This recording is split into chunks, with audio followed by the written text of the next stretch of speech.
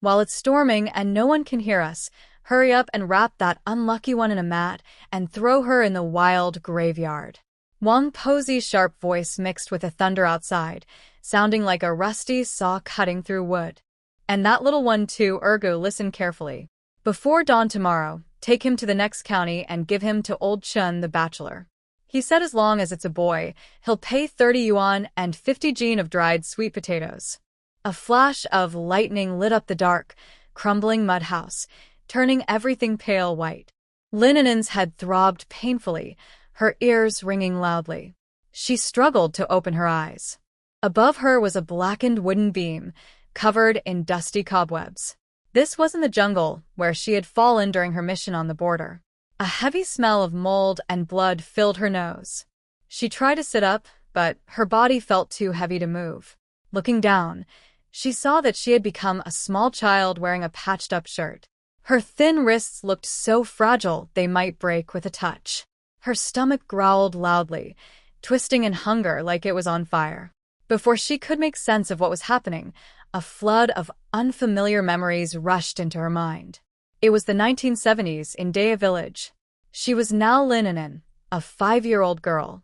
Her father, Lin Zhengwo, had been away in the army for 5 years, with no word of life or death. Her mother, Zhao Xiaoa, had been worn down by years of hard work and mistreatment from her mother-in-law. Just moments ago, she had taken her last breath. The old woman shouting with her hands on her hips was her grandmother, Wang Posi. The man beside her, with a sly look and shifty eyes, was her second uncle, Lin Ergu. Lin An'an turned her head. On the clay bed beside her lay a thin, lifeless woman.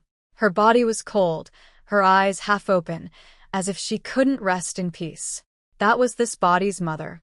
Next to her, a little boy of about 2 years old was curled up, his face streaked with tears and dirt. Too frightened to cry, he clung tightly to his mother's stiff fingers. That was her younger brother, Lin Pingping. Lin An'an's heart tightened sharply. It was the leftover emotion of the body's original owner, grief, despair, and deep hatred. Just then, Lin Ergu's careless voice broke the silence. "Ma, are we taking him away now? This little brat is only 2 years old. Can he even survive without his mother? That lame Chin fellow only wants someone who can carry on the family line. If the boy dies halfway there, he'll come asking me for a refund." Old Madam Wang spat harshly on the ground. "If he can't live, that's just his bad luck. We don't have extra food to feed useless mouths. If you don't pay off your gambling debt soon, they'll come after you. Get rid of those 2 burdens your brother left behind. The food we save can help you recover. And that useless girl, don't keep her either. Maybe I can trade her for a couple of bags of sorghum flour." The warmth in Lin An'an's eyes instantly turned to ice. In her past life as a Special Forces instructor, she had seen countless ruthless criminals. But she had never seen family members so shameless. Her mother's body was still lying nearby, not yet buried. Yet these 2 were standing right in front of the morning hall, plotting to sell her younger siblings. They were worse than animals. Lin Ergu seemed convinced. He rubbed his hands together, greed flashing in his eyes as he looked at little Lin Pingping, who was curled up in the corner. "All right, I'll listen to you. The sooner we deal with this, the better. I'm tired of seeing them." He strode toward the bed and reached out to grab Lin Pingping's arm. Terrified, Lin Pingping trembled all over and tried to hide behind his sister, but there was nowhere left to go. "Wah, sister. Sister, help me." The child's cry pierced through the heavy silence in the room. Lin An'an moved. She didn't know where the strength came from, but she suddenly sat up from the bed. Though her body was weak and shaking, she still stood firmly in front of her brother. Her once dull eyes now shone with a chilling light. She glared at Lin Ergu's outstretched hand. "Don't you dare touch him." Her voice was hoarse and rough, but filled with unshakable determination. Lin Ergu froze, startled by her sudden outburst. His hand hung stiffly in the air. He stared blankly at the little girl, who barely reached his thigh. Usually, she didn't even dare to breathe loudly. How had she changed so suddenly? Old Madam Wang saw her son being intimidated by a little girl and grew furious. She rushed forward and raised her hand to slap Lin An'an. How dare you? You unlucky brat. Who gave you the right to speak here? Get out of my way. Lin An'an instinctively wanted to dodge and fight back using her combat skills. But this body was far too weak. Severe malnutrition made her vision blur, and her movements slowed. Slap. A sharp sound echoed. Lin An'an was struck and fell onto her mother's cold body. Blood appeared at the corner of her mouth, and one side of her face swelled instantly. Lin Pingping screamed and threw herself onto her sister, crying in despair. Seeing this, Lin Ergo grew bolder. He sneered mockingly. You scared me for a second. I thought you were tougher than that. I was going to sell you tomorrow, but since you don't know your place, I'll tie you up tonight. Old Madame Wang shouted angrily. Take the little one away, tie the older one up and lock her in the woodshed. A couple of days without food will teach her a lesson. Lin An'an lay on her mother's body, gasping for breath. Her hands clutched the straw mat beneath her mother. Anger burned inside her like molten fire. But this body was too weak. If she fought now, both she and her brother would be doomed. She needed a weapon. She needed a chance. Just then, her fingers brushed against something hard under her mother's pillow. It was the object her mother had kept there until her last breath. Cold and solid, a small iron box. A faint memory flashed through Lin An'an's mind. Her mother had treasured this box more than her own life, never letting anyone touch it. Even when old Madame Wang searched the house, her mother had protected it with all her strength. What was inside? As lightning flashed outside the window, while Lin Ergu went to grab her brother and old Madame Wang fetched a rope, Lin An'an quickly pulled the box out, hidden by her body. The box was rusty and hard to open. She dug her nails into the edge and forced it open. Click. The lid lifted. In the brief flash of lightning, Lin An'an saw what was inside. A heavy second-class military medal and a dark red certificate. On its cover were 5 golden words, Certificate of Martyrdom. When she opened the inner page, her father Lin Zhengwo's name was written clearly on it. Beside it was a patch of dark brown, dried blood. Lin An'an's pupils shrank sharply. A martyr? So the father who was said to have gone missing had already been declared dead?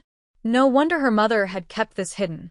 In this time, it was not only an honor but also a protection, the only thing these 2 children could rely on in this cruel household. But why hadn't her mother taken it out? Was she afraid that Madame Wang would steal the compensation money? Or did she still believe her husband was alive and refuse to accept the truth? Lin An'an had no time to think further. She only knew one thing. This must never fall into Madame Wang's hands. If they found it, losing the money would be the least of her worries. Those 2 would surely silence her and her brother to keep it all for themselves. What's that in the girl's hand? Madame Wang's cloudy, yet sharp eyes swept over like a radar. That brief flash of metal hadn't escaped her greedy gaze.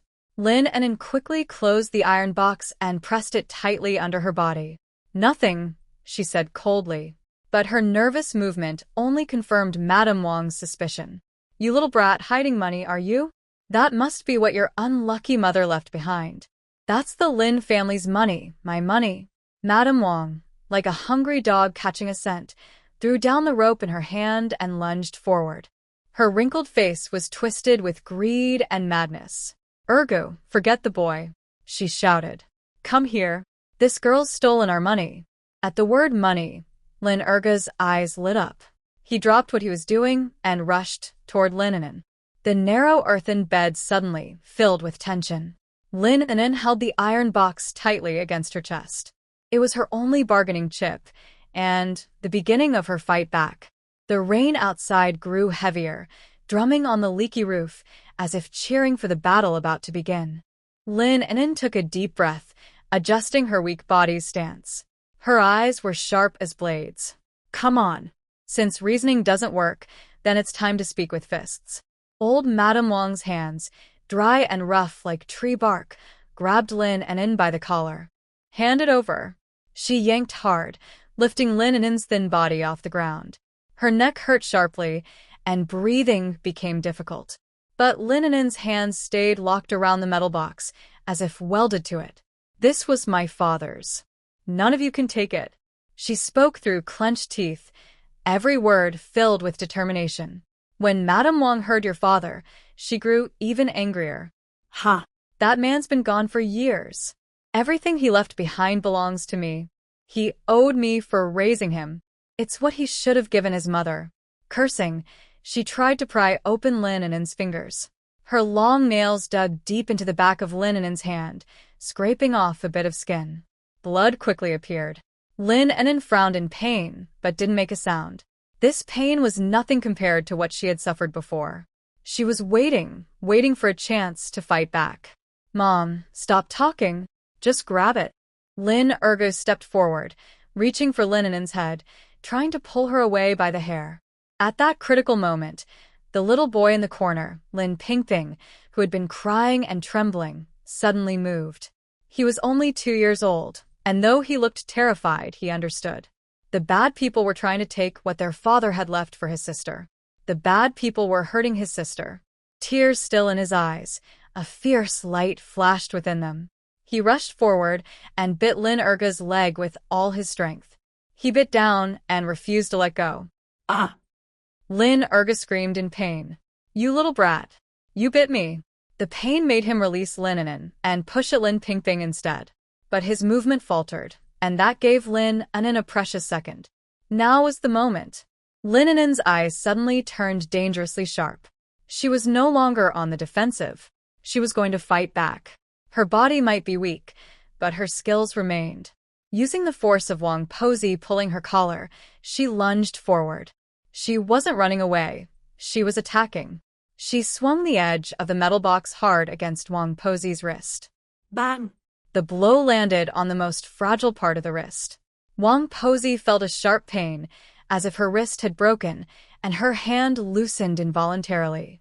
Lin An'an landed, rolled across the bed, and quickly pulled away to create distance.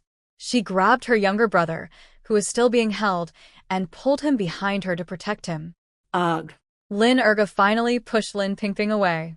Covering his bleeding leg, his face twisted with anger. Well, you two ungrateful brats.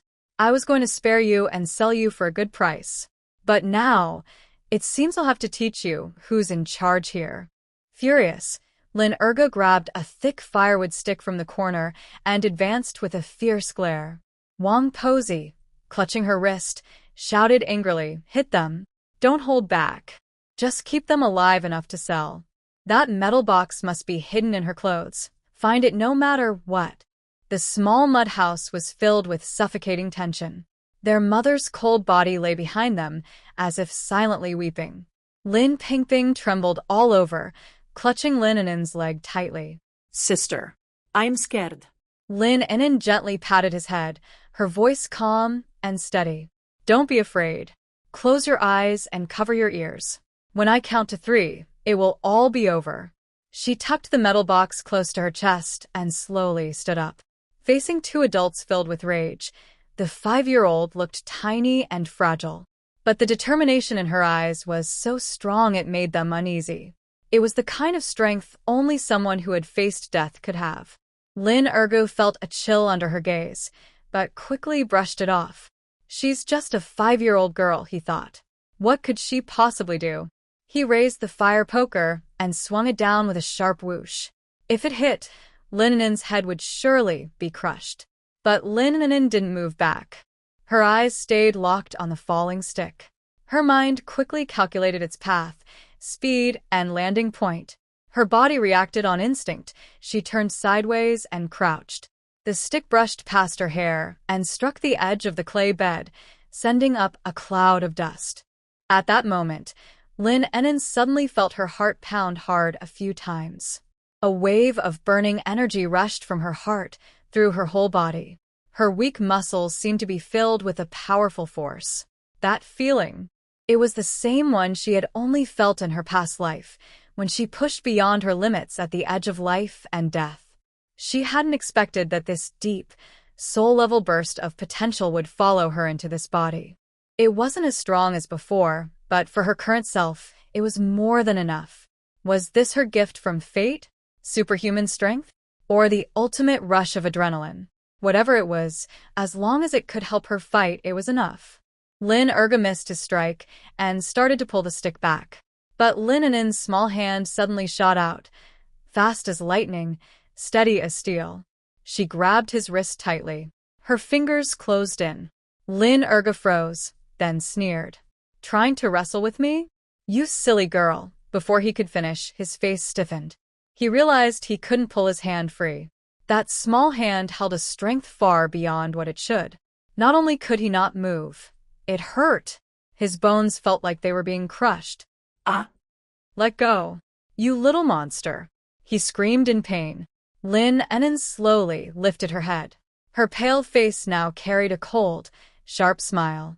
"Uncle, since you want to play," she said softly, "then let's play properly." The next second, before Lin An'an could react, Lin An'an twisted her wrist sharply, unleashing a terrifying strength no child should have. She twisted in the opposite direction, following Lin An'an's movement. A sharp cracking sound echoed clearly through the stormy night, the sound of a bone breaking. "Ah!" Lin An'an let out a terrible scream. His right wrist bent at a strange angle, clearly broken. The fire stick in his hand clattered to the ground. But it wasn't over yet. Lin An'an didn't pause for a second.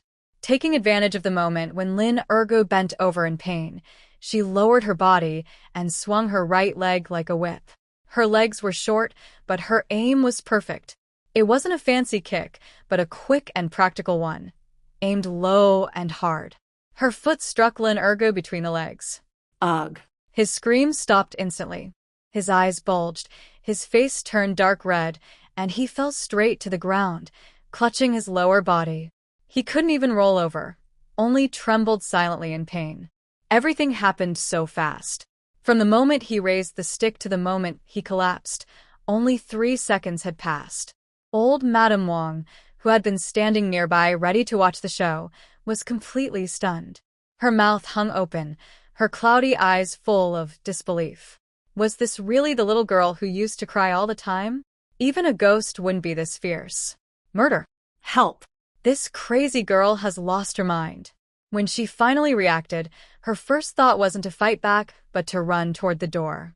She was loud and bossy, but deep down, she was a coward.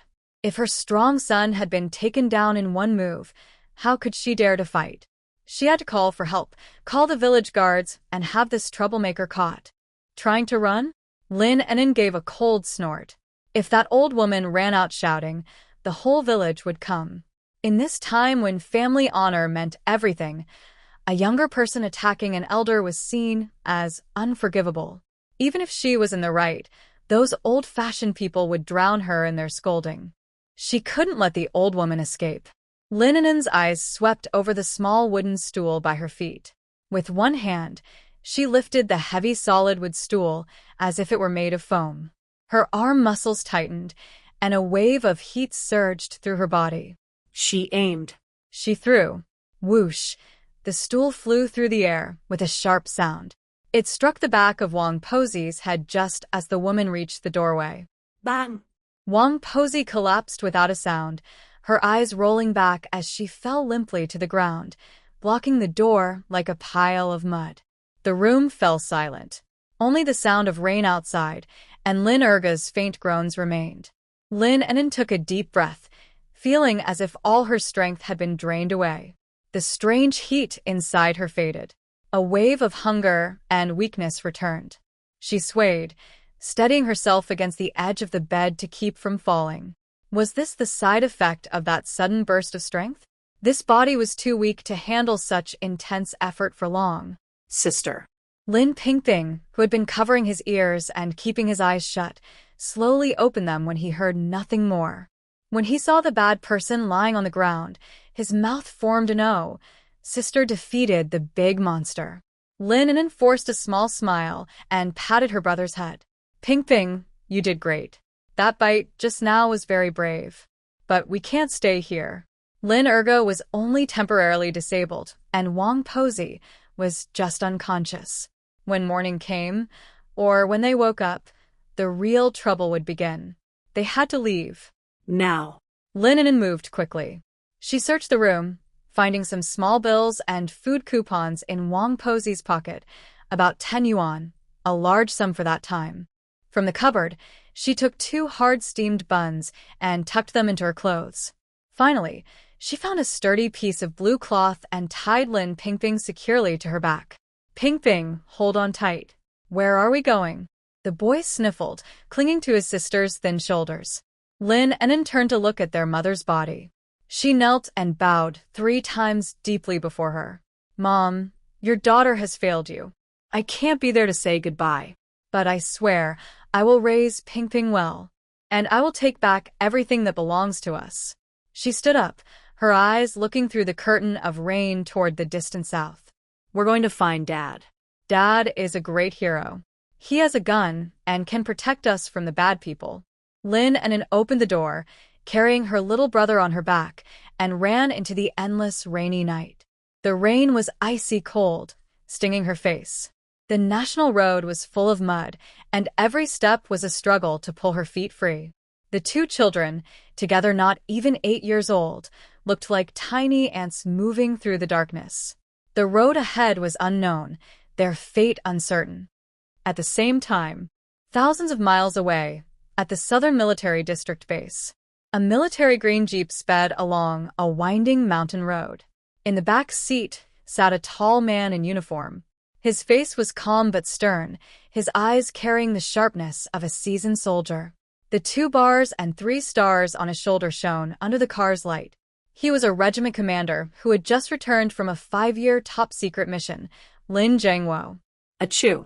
Lin Jiangwo suddenly sneezed loudly.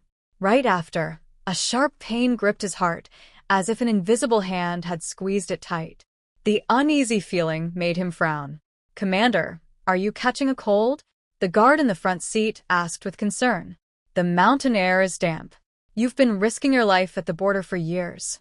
You should rest well when you get back." Lin Jiangwo waved his hand, pressing his chest, his eyes deep as he looked out into the night. I'm fine. "It's just, I suddenly feel uneasy." He took out a slightly faded photo from his pocket. In the picture, a gentle woman was holding a baby girl, about 6 months old. It was taken 5 years ago, before he left home. 5 years. "Xiaoa, An'an and the little one I haven't met yet. I'm back. This time, I've earned a special honor. The organization approved a family relocation. Once I finish the paperwork, I'll bring you all here to live a good life. All these years, you've all suffered so much." Lin Jiangwo gently rubbed the photo, and for once, the hardness in his expression softened. He didn't know yet. The wife he missed so deeply had already become a lifeless body. The children he thought were being well cared for back home were, at that very moment, carrying his martyr's certificate as they fled through a storm, barely surviving. The jeep sped toward the military district, and a story of revenge and reunion was just beginning. Cold rain poured down, drenching Lin An'an as she carried her younger brother on her back, struggling through the muddy road. Each step sank deep into the wet earth, and it took great effort to pull her feet free. Though Lin Pingping was small and thin, he was still a heavy burden for a 5-year-old girl. Worse still, after the burst of strength faded, every part of her body screamed with hunger and exhaustion. Her muscles ached, and the chills seeped into her bones. She knew that Wang Pozi and Lin Ergu would not give up easily. When morning came, the villagers would track them down like hunting dogs. They had to disappear before dawn. "Cease. It's cold," Lin Pingping whispered weakly near her ear, his small body trembling in the rain. "Be good, Pingping. Hold on a little longer. We'll find a dry place to rest soon," Lin An'an said between gasps, her voice broken by the sound of the rain. She avoided the main road, choosing instead the narrow, rough paths between the fields.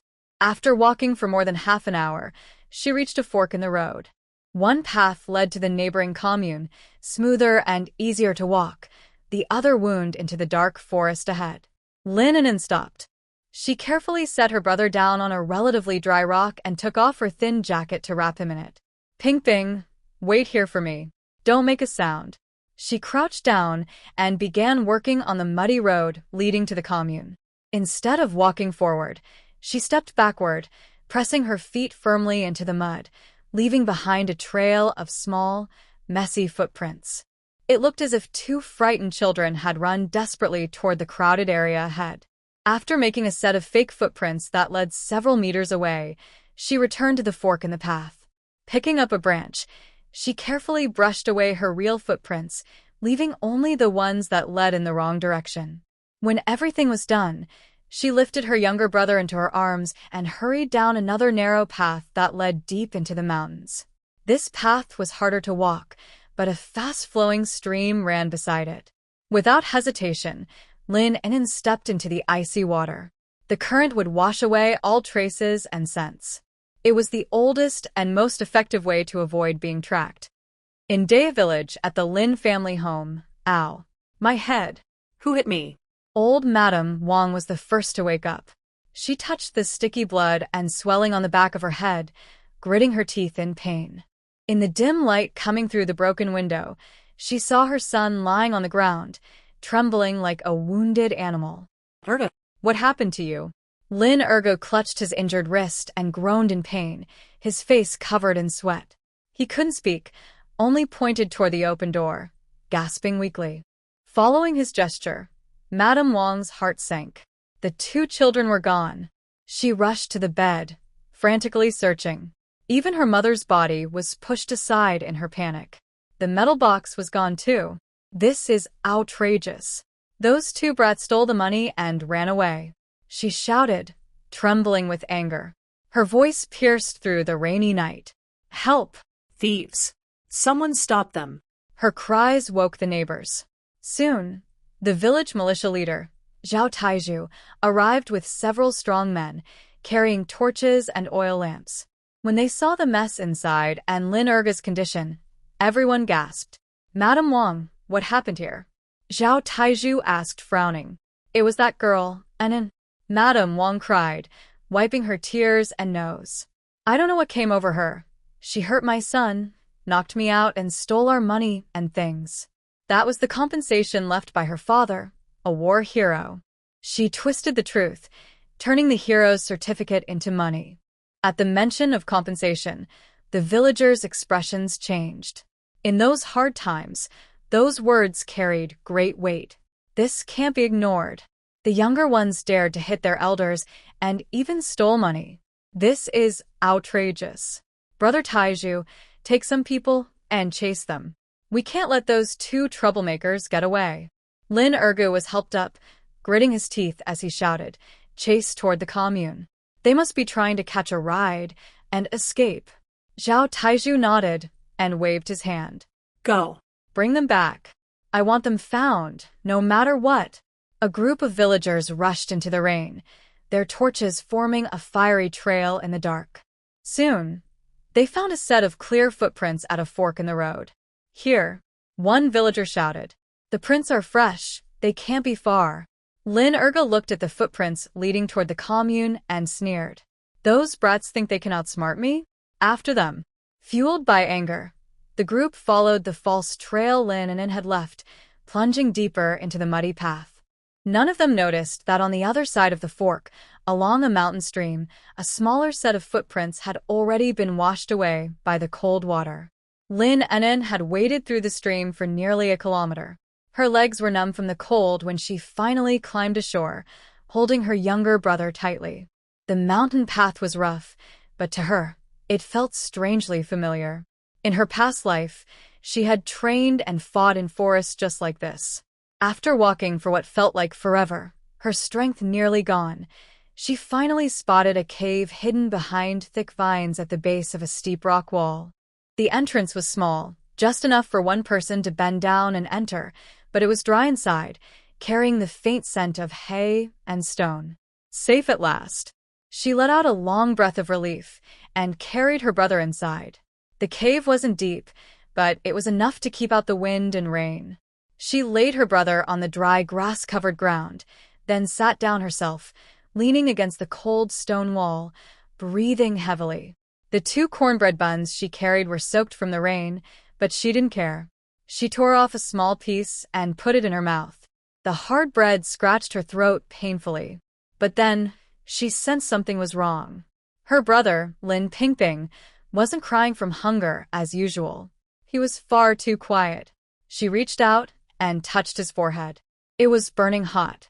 Lin An'an's heart sank. By the faint light from the cave entrance, she looked at her brother's face. Her small face was burning red, her lips were dry and cracked, and her breathing was fast and weak. Ping-ping? She called softly. The child in her arms didn't respond, only let out faint sounds of discomfort. His small body began to tremble uncontrollably. A high fever, followed by convulsions.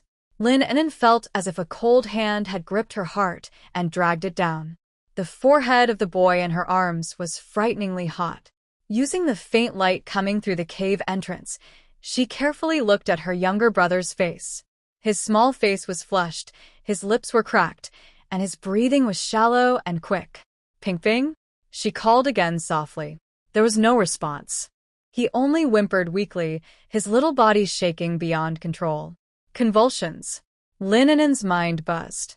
In her previous life as a Special Forces instructor, she had handled gunshot wounds, knife injuries, even snake bites in the wild, but she had never cared for a child suffering from a high fever and convulsions. A wave of panic seized her, but only for a moment. She forced herself to stay calm. Stay calm. The more dangerous it is, the calmer you must be. She took a deep breath and quickly recalled all the first aid knowledge she could use. He must not bite his tongue. She groped around on the ground, found a smooth little branch, tore a strip of cloth from her worn clothes, wrapped the branch tightly, and carefully placed it between Lin Pingping's teeth. Then she quickly took off the wet outer clothes from both herself and her brother. The cold, damp fabric would only make things worse. The air in the cave was chilly and damp. Her brother's body was burning hot, but his hands and feet were turning cold. Physical cooling, that was the only way. She held his thin body tightly against her, pressing her own slightly warm skin to his burning one. She tucked his cold little feet into her arms. Time passed slowly. Her brother still trembled slightly, and his temperature showed no sign of dropping. Lin An'an's own body was reaching its limit. The burst of strength had faded, leaving her weak. Her muscles ached as if crushed, and the chills seeped deep into her bones. Worse still, she was starving. Her stomach felt as if it were burning, as though countless hands were scratching inside, making her dizzy. She forced herself to stay awake and took out 2 steamed corn buns that had turned soft from the rain. Tearing off a small piece, she put it into her mouth and chewed hard until the coarse grains turned into a smooth paste. Then she lowered her head and carefully fed the food, bit by bit, into her younger brother's mouth. Lin Pingping was unconscious and couldn't swallow. Most of the food dribbled out from the corner of his lips. Lin An'an didn't give up and tried again. This time, she felt his throat move slightly. He had swallowed a little. It worked. A faint hope rose in her heart. She fed him a few more bites, and when she was sure he had swallowed a small amount, she finally stopped. She tore off another small piece for herself and ate it mechanically. The bun was cold and hard, scratching her throat painfully, but she had to eat. If she died, her brother wouldn't survive either. Holding her feverish brother tightly, Lin An'an began to steady her breathing. 1 long breath, 2 short ones, 1 slow, 3 quick. It was a breathing method her instructor had taught her in her past life, used to keep warm and save energy while hiding in the snow. In this state, her heartbeat slowed, her body's metabolism dropped, and she could resist exhaustion and hunger for longer. The night grew endlessly long. Outside the cave, the rain gradually weakened. Inside, only the faint sound of their breathing could be heard. After an unknown time, Lin Pingping's trembling finally stopped. He lay quietly in his sister's arms, his body soft and weak. His breathing was still fast but much steadier. Lin An'an didn't dare relax. She reached out to feel his forehead again. It seemed not as hot as before. She wasn't sure, so she kept holding him close, using her own warmth to protect him, not daring to rest for even a moment. Exhaustion made her eyelids heavy, and she almost fell asleep several times. But each time she felt her brother move, she woke up instantly. She couldn't sleep. She was afraid that if she did, her brother might never wake again. To stay awake, she reached into her clothes and touched a cold metal box. She didn't open it, only ran her fingers over its icy edges. A martyr's certificate. Lin Jiangwo. Dad. That unfamiliar word had become her only source of strength. She had promised her mother that she would survive with her little brother. She still had to uncover the truth and reclaim everything that belonged to them. At the edge of the sky, a faint light began to appear. The rain had finally stopped. The damp morning air, mixed with the smell of wet earth, drifted into the cave. Lin An'an reached out again to touch her brother's forehead. The fever was gone. Although he was still a little warm, it was no longer dangerously hot. After a long night of tension, Lin An'an finally relaxed. She let out a deep breath, her whole body softening as she leaned against the cold stone wall, too tired to move even a finger. Grr. Her stomach and her brother's growled loudly at the same time. They had survived. But what now? Lin An'an looked at the half-piece of cornbread in her hand, then at her brother's pale face. That little bit of food wouldn't last until noon. Slowly, she moved to the cave entrance and looked outside. The forest after the rain was bright green, washed clean. The air was so fresh it almost made her cry. Birds she didn't know were singing in the trees. Everything was full of life. That also meant there was food. Her eyes changed. It was the look of someone ready to hunt. She glanced at her thin arms and small hands, then looked at the wet ground outside, covered with fallen branches and vines. Holding onto the stone wall, she stood up unsteadily. She walked to her sleeping brother, gently touched his face, and whispered in a hoarse but firm voice, "Ping Ping, wait for me. Big sister will find something good for you to eat. Ping Ping, wait for me. Big sister will find something good for you to eat." Lin An'an leaned on the cold stone wall and slowly stood up. After a sleepless night, and with hunger gnawing at her, every step felt like walking on clouds. But when she thought of her little brother still lying weakly in the cave, her eyes grew firm again. She had to find food, and high-protein meat was the best choice. After the rain, the mountain forest was filled with the fresh scent of soil and plants, and the ground was slippery and muddy. Lin An'an didn't go far. She carefully observed the area near the cave. The survival training from her past life had now become her greatest support. Soon, she found some small claw prints in the muddy ground beneath a few large trees. A wild pheasant. Her eyes lit up. She crouched down, studying the direction and freshness of the tracks. They were new, which meant the pheasant was still nearby. Instead of rushing after it, she began searching for suitable materials around her. A few rain-soaked but still strong vines, and a forked dry branch. That was enough. She went to a narrow path through the grass where the pheasant might pass, and began setting a trap. Her hands were small and not very strong, but her movements were quick and skillful. Using the forked branch as a trigger, she tied the tough vine into a loop and cleverly fixed it to a bent sapling beside the path. Once something stepped into the loop and touched the trigger, the sapling's force would instantly tighten and lift the loop. It was a simple but very effective snare trap. After finishing, Lin An'an climbed onto a high rock, crouched like a patient leopard, and waited quietly. Time passed slowly. The forest was silent except for the sounds of birds and insects. Her stomach growled louder, and her vision began to blur. She bit her lip, forcing herself to stay awake. Just as she was about to faint, she heard a soft clucking sound and the rustle of movement from the nearby grass. It was coming. A colorful pheasant walked out, pecking at the ground as it slowly approached the trap. Lin An'an's heartbeat slowed. She held her breath, eyes fixed on the spot. Closer. Even closer. The pheasant stepped into the grass, paused as if sensing something, and tilted its head to look around cautiously. Lin An'an's heart leapt to her throat. Please don't run. Perhaps sensing no danger, the pheasant relaxed and took another step forward. At that very moment, whoosh! The bent sapling snapped upright, and the vine loop tightened like lightning. Cluck, cluck, cluck. The pheasant let out a frightened cry as it was pulled upside down into the air, flapping its wings wildly. It worked. Lin An'an's heart leapt with joy. She slid down from the rock and stumbled toward it. The trapped pheasant was still struggling, its sharp claws kicking in the air. Lin An'an knew she had to act quickly. If the noise continued, it might attract trouble. She stood beneath the bird and took a deep breath. That familiar warmth surged from her heart again, spreading through her body in an instant. Her tired muscles filled with sudden strength. With a small jump, she caught the pheasant's wings firmly in her hands. The bird fought hard, stronger than she expected, but her grip was like iron. She had no tools, so she used the simplest way. Her eyes turned cold. She held the pheasant tightly and twisted. A sharp crack sounded.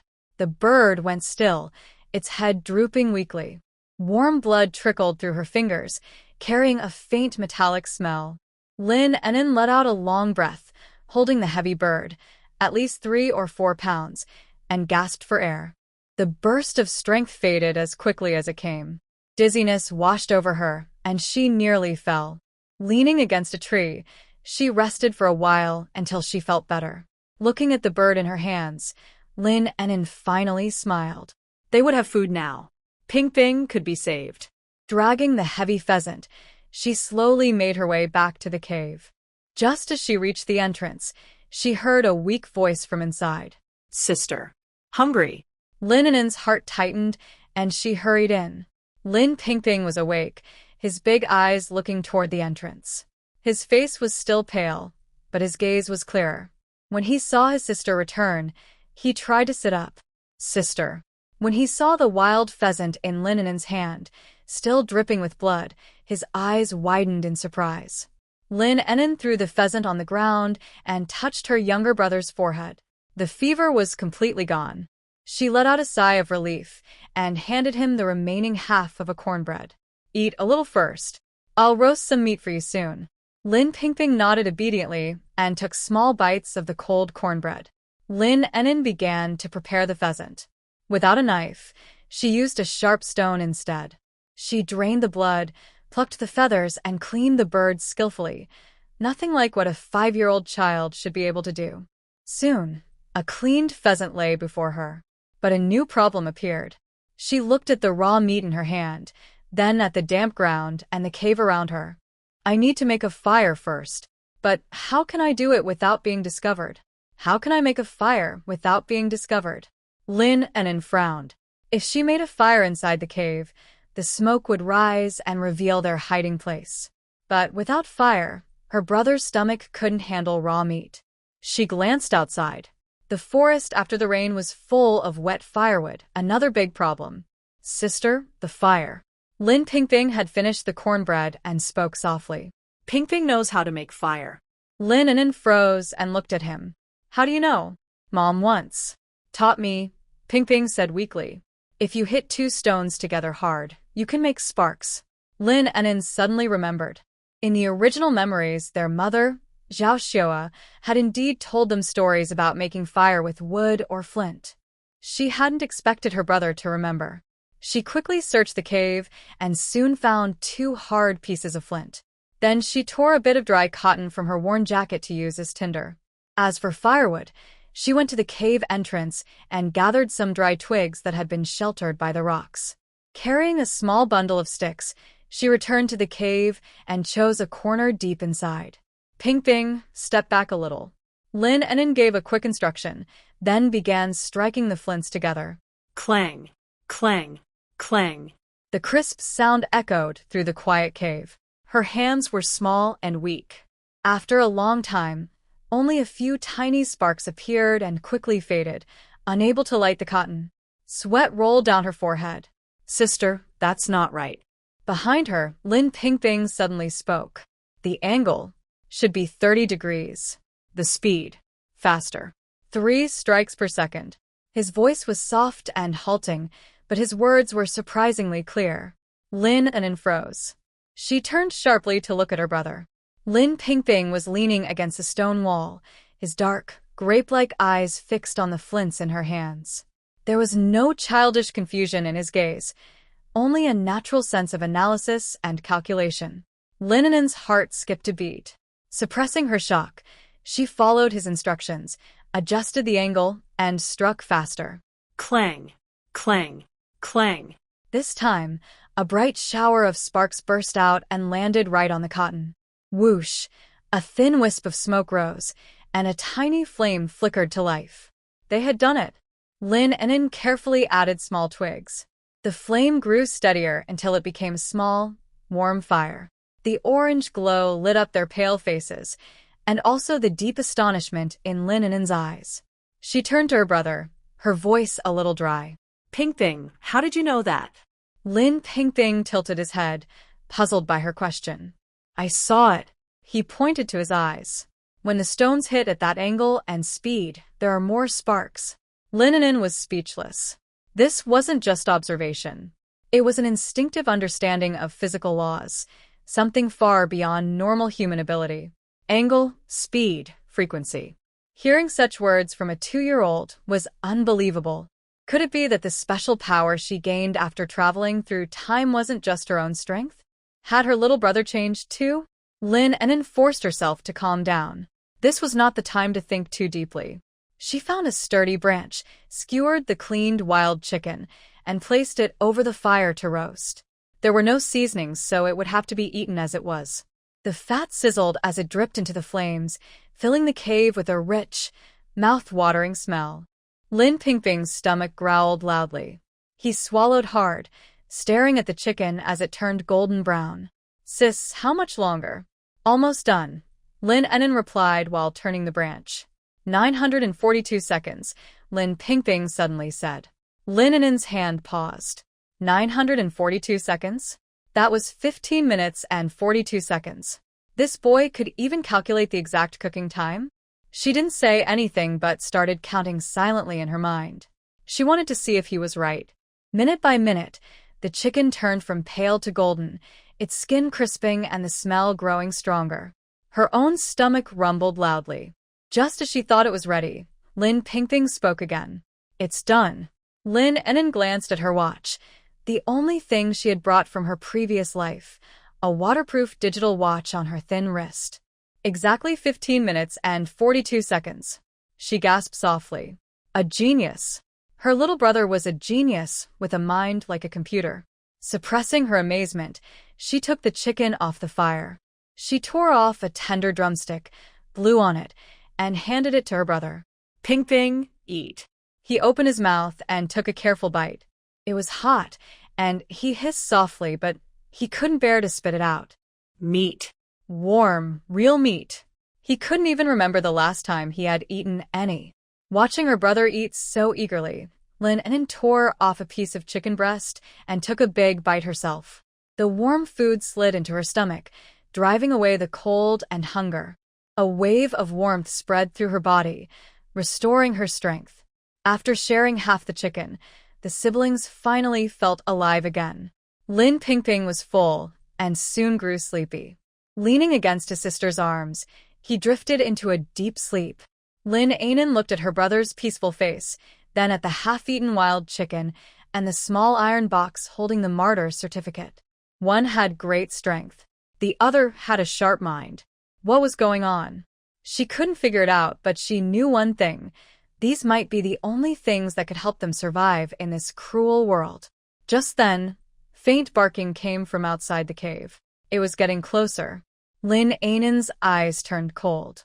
The pursuers were here, and they had dogs. She quickly covered her brother's mouth and used her other hand to smother the fire with wet soil. So fast? Already here? Old Madam Wang. You really won't stop until we're gone, will you? Woof. Woof. Woof. The barking grew louder, mixed with shouts from people. Search carefully. Check every cave and crack in the rocks. It was the voice of Zhao Taizhu, the militia captain. Lin An'an's heart sank. She hadn't expected them to catch up so quickly, and with hunting dogs, no less. A dog's nose was far keener than a human's eyes. The traces of blood and the smell of roasted meat at the cave entrance would surely give them away.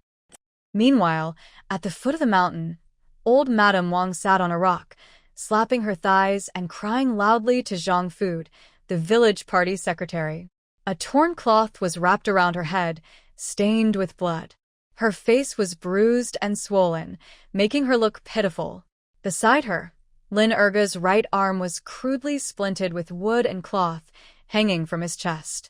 He grimaced in pain, his face pale.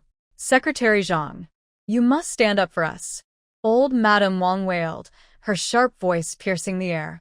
"My ungrateful granddaughter, Lin An'an, stole all our money and ran away." Zhang Fu, a man in his 50s with a stern, honest face, frowned deeply. "Madame Wang, calm down and tell me what happened. Wasn't An'an always a quiet, well-behaved girl?" "Quiet? That was all an act," old Madame Wang shouted, her voice rising as she spat out her words angrily. The moment her mother passed away, she completely changed. She said we mistreated her and that she was going to find some man from outside the village. As soon as the words "some man" were spoken, the villagers watching nearby began to murmur in surprise. A 5-year-old girl? How could she possibly have a man outside? That was clearly nonsense.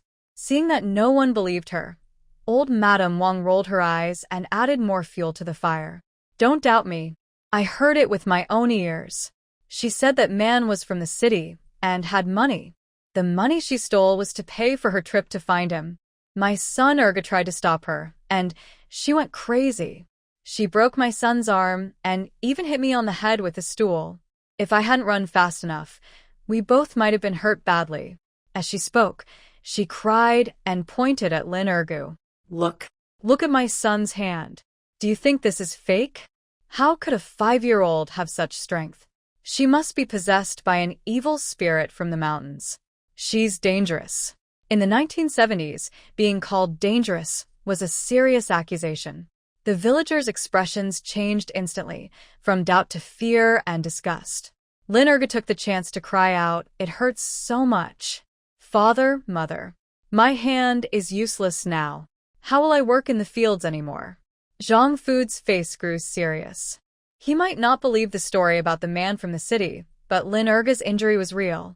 A 5-year-old girl injuring a grown man like that was indeed strange. "How much money did she steal?" Zhang Fu asked in a deep voice. That was the key question. A glint of greed flashed in old Madame Wang's eyes.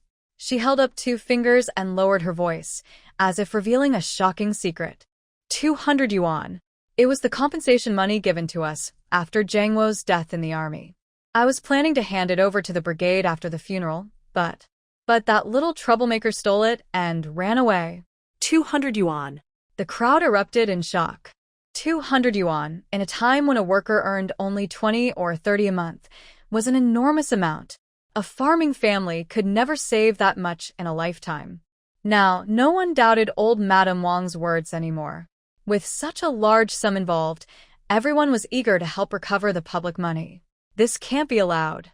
Stealing the martyrs' pension money is like cutting off the roots of our Dea village. We must catch the thief. Even the harshest punishment wouldn't be too much. "Secretary Zhang, give the order. Our whole village will go out if we have to. We'll catch that troublemaker." The villagers were furious, shouting with anger as if the 200 yuan had been stolen from them personally.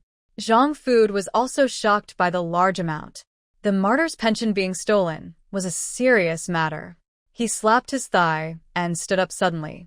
"Zhao Taizhu, here." The militia captain, Zhao Taizhu, stepped forward. "Take the militia team right now, bring to Huang and Heizi, and search the mountain. Be careful, she's tricky. Make sure everyone stays safe. We must find her, no matter what." "Yes, sir."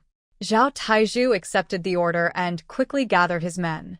A dozen strong young militiamen, carrying machetes and ropes, led the 2 fiercest hunting dogs in the village and marched into the mountains.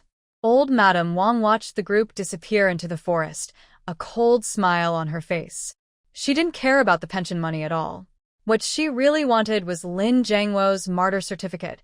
That was the real treasure. As for those 2 children, she hoped they would never come back. That would solve everything. Then she could simply say the money was taken by a stranger and the children ran away. Who could prove otherwise? While she was lost in her scheming, she didn't notice a man covered in mud, just back from work, standing nearby. When he heard the words Zhang Wo's sacrifice and pension money, his expression changed again and again. Finally, he quietly slipped away from the crowd and ran toward the commune's post and telegraph office. Inside a mountain cave, Lin An'an had already hidden her younger brother deep inside a crack in the rocks, covering him with dry grass. She held a wooden stick, its tip blackened and hardened from fire, and pressed herself against the cave wall, holding her breath. The barking of dogs and the sound of voices grew closer. "De Huang, do you smell it? It's nearby. There's a scent of blood and roasted meat. Hurry, search." A yellow hunting dog sniffed wildly at the ground, then charged straight toward the cave where Lin An'an was hiding. Behind it came Zhao Taizhu and several militiamen, machetes in hand. Lin An'an's hands, gripping the wooden stick, were covered in tiny beads of sweat. She knew she had been discovered. Running was no longer an option. Then there was only one choice: fight. The hunting dog had already reached the entrance of the cave and was about to crawl inside. An'an's eyes suddenly turned sharp. Now. She darted out from behind the rock wall, thrusting the sharpened stick straight at the dog's glowing green eyes. A sharp, painful howl echoed through the forest. The dog's cry tore through the quiet forest. The yellow dog in the lead was struck right in the eye by An'an's stick and rolled on the ground in pain. Big Yellow, Zhao Taizhu and the others, who were following behind, were shocked and rushed forward. Taking advantage of the moment, An'an's small figure slipped out from the other side of the cave and disappeared into the deeper forest without looking back. There, after her, Zhao Taizhu glanced at the trembling dog on the ground, his eyes burning with anger. "That little brat hurt my dog. Catch her. Don't let her get away." The group immediately gave up searching the cave and ran in the direction An'an had fled. An'an ran as fast as she could. She didn't choose the easy path, but instead went through areas tangled with vines and thick bushes. Her small body moved more easily through the rough terrain than the tall adults behind her.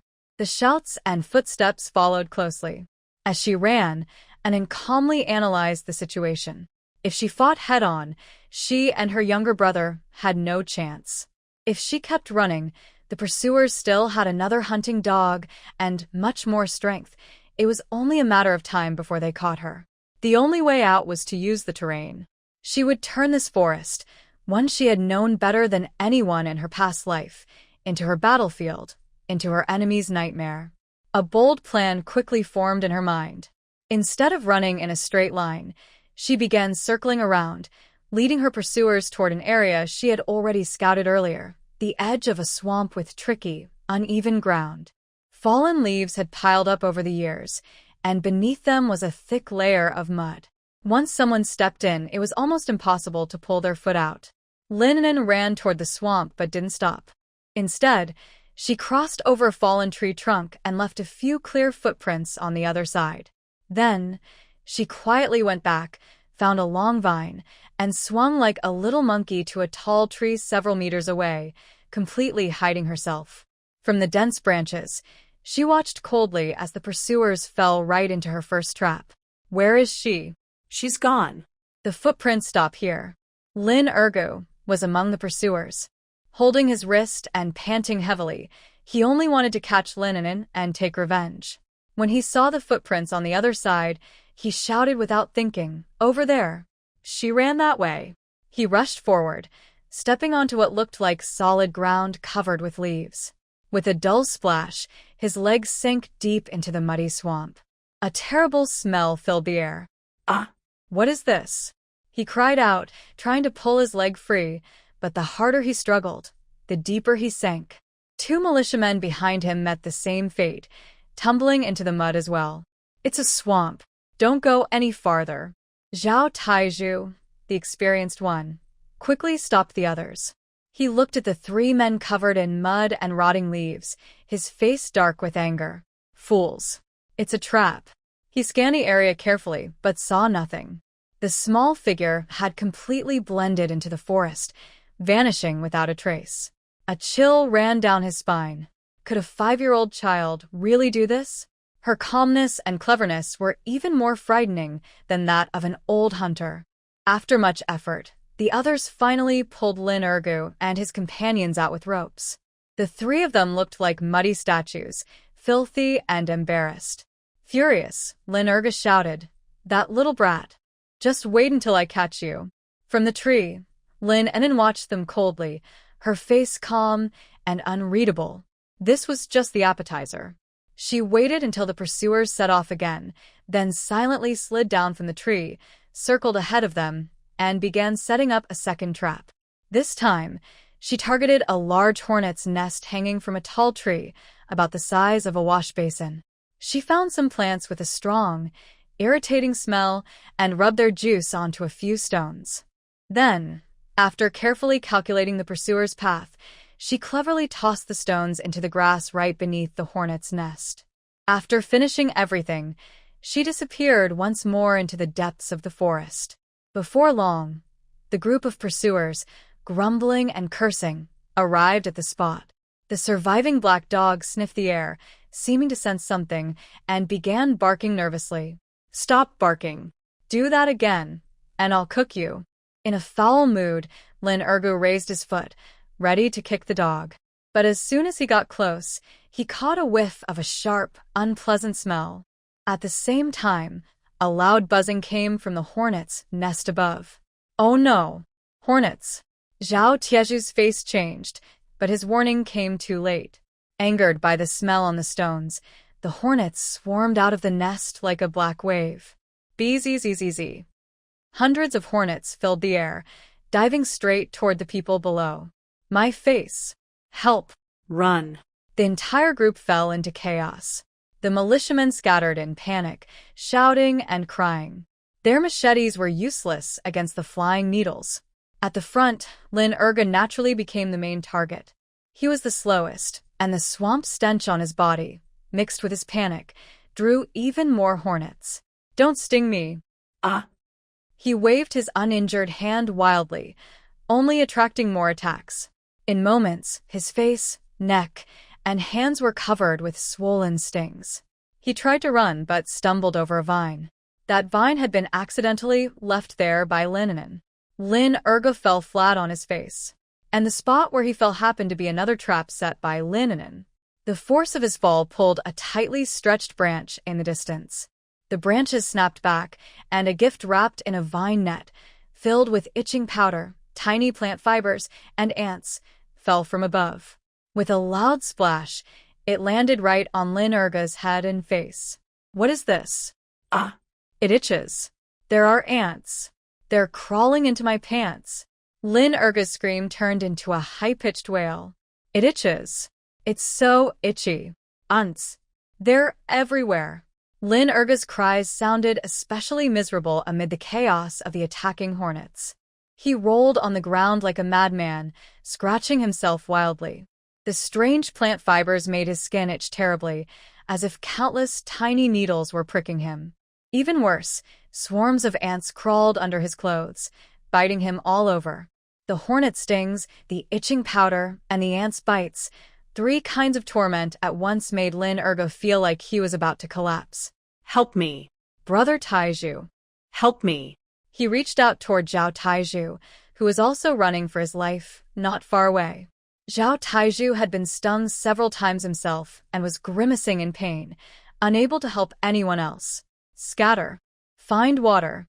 Jump into the stream," he shouted, leading the few remaining clear-headed militiamen as they stumbled toward a small creek they had passed earlier. Splash! Splash! They jumped into the water one after another, finally escaping the hornets' pursuit for the moment. Lin An'an, however, was already swollen beyond recognition from the stings, his face puffed up like a pig's head, his eyes barely open. He tried to crawl toward the creek, but after just a few steps, something tightened around his ankle. A vine snare hidden under the fallen leaves suddenly pulled tight. Ah! He barely had time to scream before he was yanked upside down into the air, hanging by his feet. This was the final part of Lin An'an's carefully planned trap. She had predicted that Lin An'an would panic and run this way, so she set up this classic hanging snare. Dangling helplessly in midair, Lin An'an became the perfect target for the hornets. The remaining swarm of bees buzzed loudly and surrounded him. His screams no longer sounded human. From the tall treetop in the distance, Lin An'an held her younger brother, Lin Pingping, and watched the scene below with a calm face. Lin Pingping clutched his sister's clothes tightly. His big eyes showed no fear, only a trace of curiosity. "Sister, why are they dancing?" "They're not dancing," Lin An'an replied quietly. "They're paying the price for what they've done." Her voice was cold and without emotion. In her past life, she had seen far worse. This small conflict was nothing to her, just a one-sided game. By the stream, Zhao Taizhu and his men peeked out, staring at Lin Ergu, who hung from a tree and was barely recognizable. Their faces were pale with fear. "Tabua, what's going on?" A young militiaman stammered. "It's that girl. It must be her. This is too strange. We can't stay in this mountain. She's not human, she's a ghost." Fear spread among them like a plague. They had come to capture someone, but instead, most of their group was lost, and they had been completely outwitted. Zhao Tieju's face was dark with anger. He looked up, his sharp eyes scanning the dense forest around them. He could feel it. Someone was watching them from the shadows. The thought made his skin crawl. "Retreat." Zhao Taizhu gritted his teeth and forced out the word. "Get Erga down first. We're leaving the mountain. We'll deal with this later." No one knew what other traps might be waiting if they stayed. The militiamen, relieved, scrambled ashore and hurried to cut the vine that held Lin Ergu, ignoring the few bees still buzzing around. Seeing their actions, Lin An'an knew her plan had worked. Delay them. Frighten them. She had succeeded. Without hesitation, she held her brother tightly, slid down the tree, and moved swiftly toward the opposite side of the mountain, away from the pursuers. She had to cross the mountain while she still could. On the other side lay the dirt road leading to the county town. That was their true path to survival. The siblings' figures quickly disappeared into the vast forest. More than half an hour later, Lin An'an, carrying her younger brother on her back, finally climbed over the last ridge, breathing heavily. The view suddenly opened up before her. At the foot of the mountain lay a winding dirt road. Occasionally, a few travelers carrying loads passed by. They were saved. Lin An'an let out a long breath of relief. Her legs went weak, and she almost fell to the ground. The long run and constant tension had drained all her strength. "Sis, where are we going?" Lin Pingping asked softly from her back. "To the county," Lin An'an replied between breaths. "We'll find someone who can take us south." To find their father. She didn't say that part out loud. She held onto a tree, ready to go down the mountain, when her eyes suddenly froze. On the narrow path below sat a few rough-looking men in torn clothes. They held sticks in their hands and watched every passerby with unfriendly eyes. They didn't look like good people, more like robbers. Lin An'an's heart tightened again. Out of one danger, only to meet another? She instinctively wanted to retreat into the forest, but one of the men had already spotted them. "Hey, there are 2 kids over there." A man with a scarred face stood up, showing yellow teeth as he walked toward them. "Little girl, where are you going with your brother? You look hungry. Haven't eaten, have you? Come with us. We'll give you something sweet, all right? Little girl, where are you going with your brother?"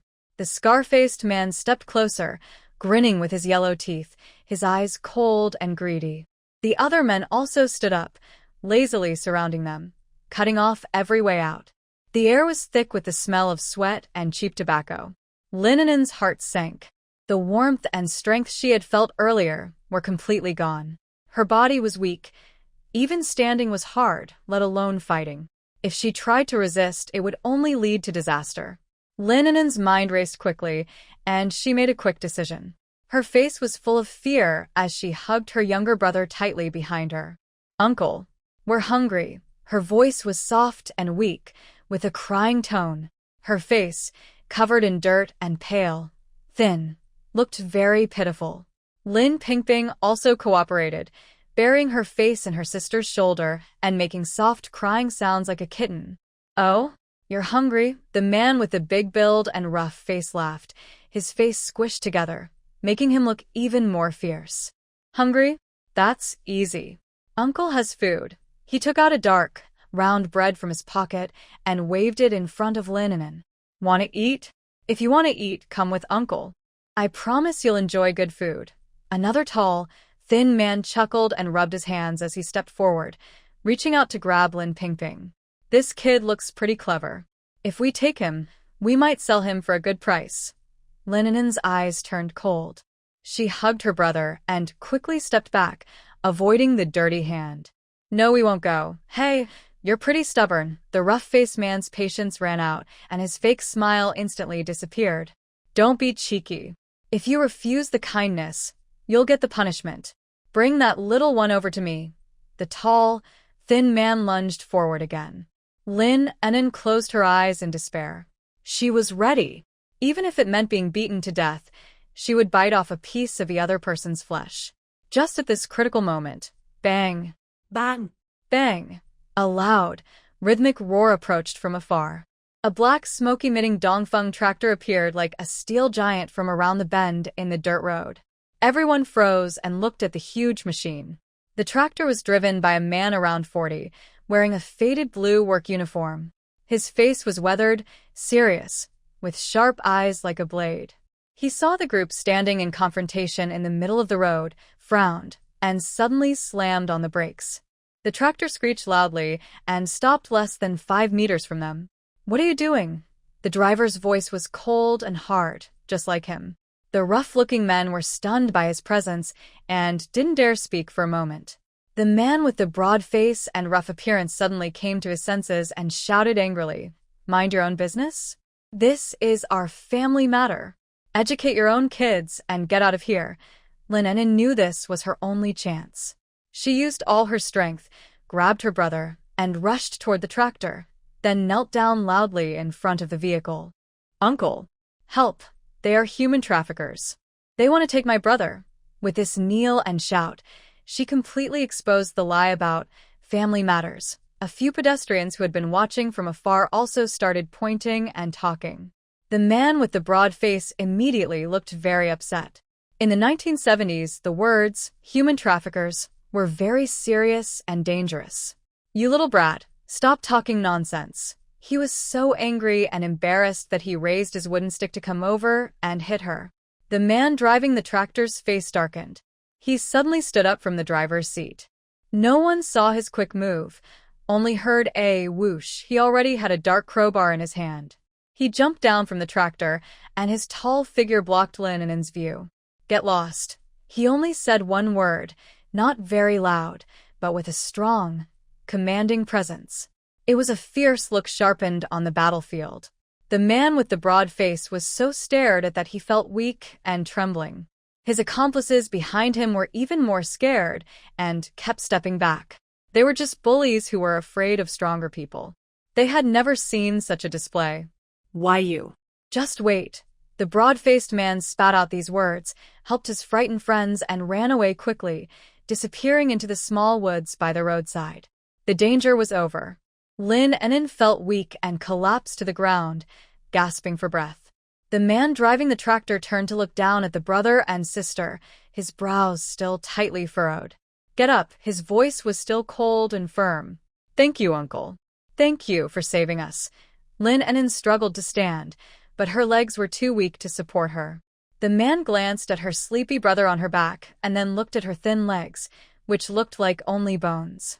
He paused for a moment, then bent down, lifting the two siblings as if they were small chicks, one in each hand, and threw them into the back of the tractor's cargo bed. The bed was filled with several sacks of grain and smelled strongly of engine oil.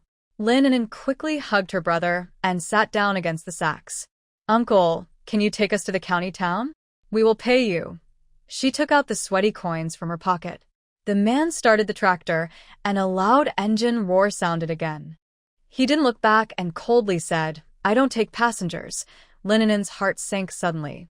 She looked at the determined side of the man's face, almost crying with worry. "Uncle, please. We really have an urgent matter. We need to go to the county town to find someone." The man ignored her and focused on driving. The tractor slowly started moving, heading in a direction that seemed like he was planning to drop them by the roadside and leave. Could it be that after escaping danger, they were about to be abandoned again? Lin An'an clenched her teeth, thinking quickly for a solution. Money didn't work, begging didn't work. This man was clearly stubborn and tough. How could she make him change his mind? Uncle, Please. I beg you. Lin An'an's voice carried a hint of desperation. The tractor rumbled forward, not very fast, but with each meter it moved, her heart sank lower. This man truly didn't intend to help them. She couldn't be left behind. On this remote dirt road, with no village in sight and no town nearby, she and her brother couldn't walk to the county town. Even if they didn't starve, they might encounter other bad people. Lin An'an was sweating nervously, her small hands rummaging through her pockets, trying to find anything valuable. Coins, food coupons. Suddenly, her fingers touched a cold, hard object. It was the metal box. The box containing her father's martyr certificate. A sudden thought flashed through her mind like lightning. This man, just now when facing the thug, had a commanding presence. So much like the soldiers she had seen in her past life. Like the veterans who had come out of gunfire and explosions. She decided to take a gamble. Lin An'an seemed to grasp her last hope. She deliberately pretended to be anxious, searching for something with big movements. "Oh no," she exclaimed and accidentally slipped. The metal box fell from her arms with a loud clatter onto the wooden floor of the truck bed. The lid was shaken open by the bumping. A neatly folded certificate with a red cover slipped out of the box and landed right at the edge of the driver's seat. "My things," Lin An'an anxiously shouted, reaching out to grab it. Uncle Zhao, who was driving, was startled by the noise and instinctively looked down. In just a moment his gaze froze.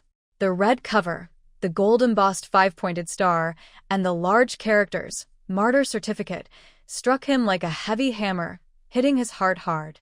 His hand trembled suddenly, causing the tractor to shake slightly. He slowly stopped the vehicle and turned off the engine. The surroundings instantly became quiet. Only the sound of the wind and the faint breathing of the siblings could be heard. Uncle Zhao's body was a bit stiff. He didn't turn around immediately, but remained silent for more than 10 seconds. Lin An'an's heart was in her throat, afraid to breathe. She didn't know if her guess was correct. If she was wrong, their situation could become even worse. Finally, Uncle Zhao slowly turned around.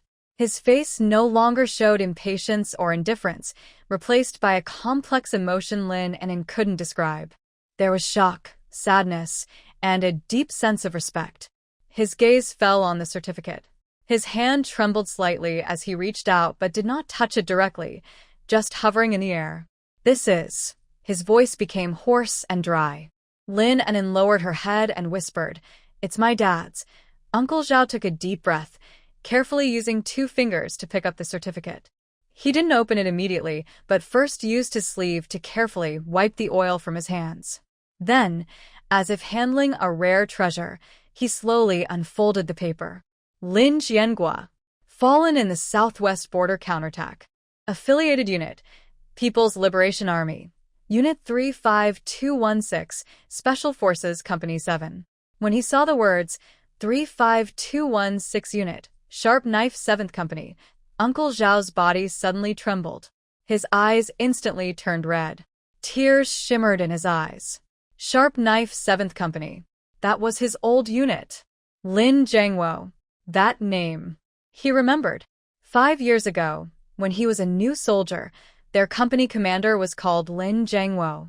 That man who was the strictest during training and always the first to charge forward on the battlefield. That brave company commander who sacrificed himself to cover their retreat, fighting off an enemy squad alone, and disappeared into the fire. Everyone thought he had died, but it turned out he really did. Uncle Zhao's lips trembled, and his hand holding the certificate shook more and more. He suddenly looked up, gazing at Lin An'an, then at Lin Pingping in her arms, who looked somewhat like Lin Jiangwo. You are related to Commander Lin." His voice was thick with tears. Seeing his reaction, Lin An'an knew she had guessed right. She nodded, tears falling down her face. This time, she was not pretending. She was moved by the sincere and deep emotion in this man's eyes. "My dad. He sacrificed himself. My mom also died from illness. Bad people in the village want to take what my dad left behind and sell us. We could only run away, trying to find the army in the south. Uncle Zhao listened to Lin An'an's tearful story, and tears finally burst from his eyes, falling heavily. A tough man in his 40s was crying like a child. He carefully folded the martyr certificate, placed it back in the metal box, and personally handed it back to Lin An'an. Then he did something that shocked Lin An'an. He suddenly straightened up, took a step back, and in the bumpy tractor bed, facing Lin An'an and Lin Pingping and the small metal box, he raised his hand and performed a perfect, solemn military salute. Old Company Commander. Soldier Zhao Weigua from the Guard Company reporting for duty. Rest assured, from now on, your children are my children. Even the King of Heaven comes. Don't think about touching a single hair on their heads. His voice echoed loudly and clearly across the empty dirt road, strong and firm. Lin An'an looked at the man in front of her, who suddenly seemed as tall and strong as a mountain. The heavy weight in her heart finally lifted. She knew they were saved. Uncle Zhao wiped away his tears and sat back in the driver's seat. He started the tractor again, and this time it moved much faster. Hold on tight, he shouted back loudly, his voice still loud but full of care. We're going to the city. Uncle will take you to eat meat. The tractor chugged forward, spewing darker smoke, heading straight toward the county town. Lin An'an tightly hugged the metal box in her arms, watching Uncle Zhao's broad back.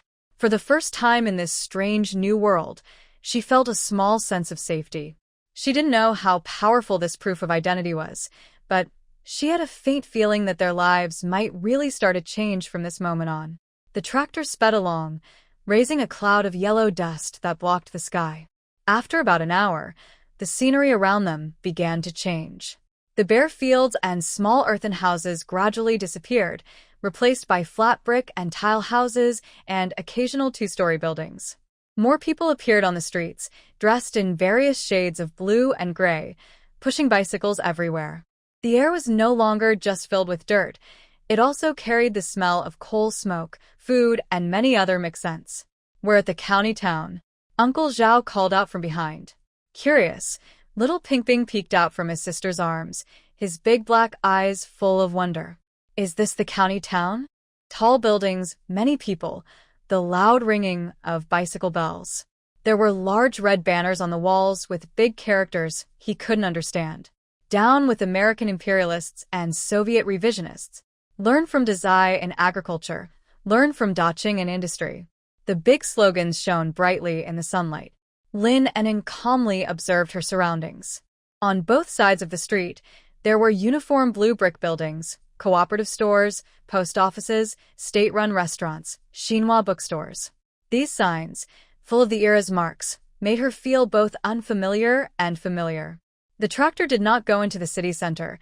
Instead, it stopped at the entrance of a large yard that looked like a warehouse. Wait here for me. I'll first deliver the grain, Uncle Zhao said. He jumped off the tractor, greeted the guard at the gate, and then drove the tractor into the yard. Lin An'an held her brother and got off the car.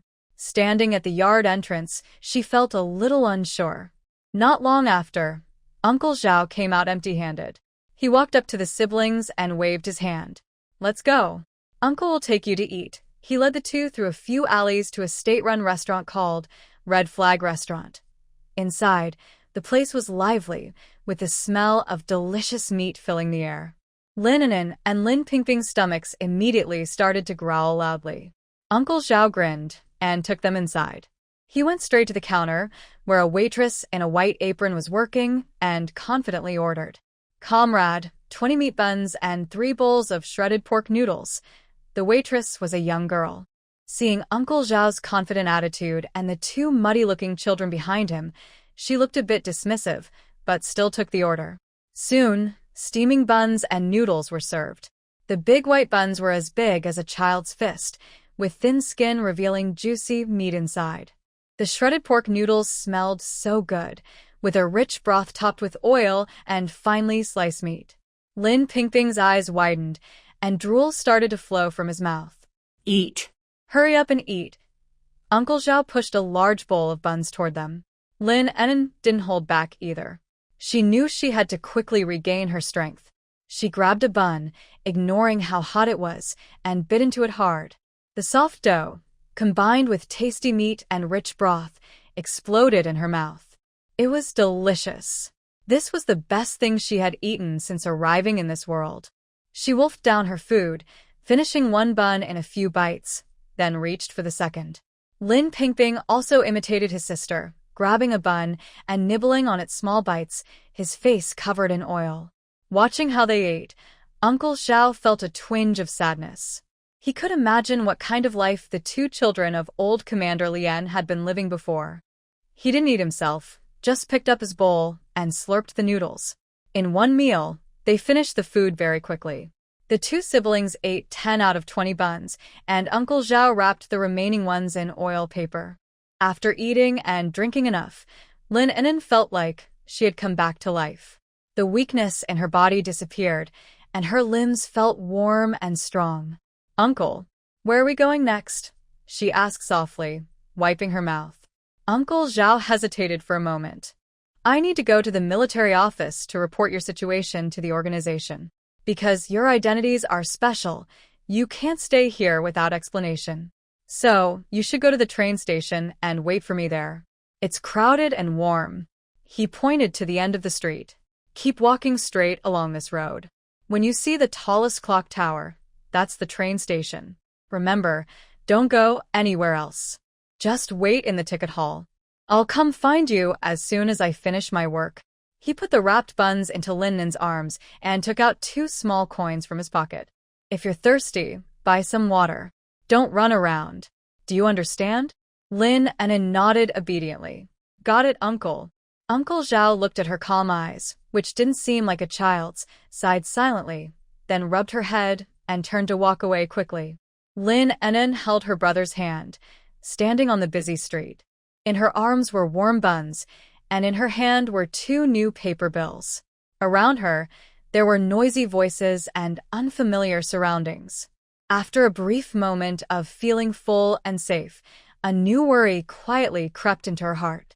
Leaving the 2 children alone at the crowded train station in this unfamiliar city, was it really safe? She looked at her brother's innocent face and silently tightened her grip on his hand. "Pingping, stay close to sister. We're going to the train station."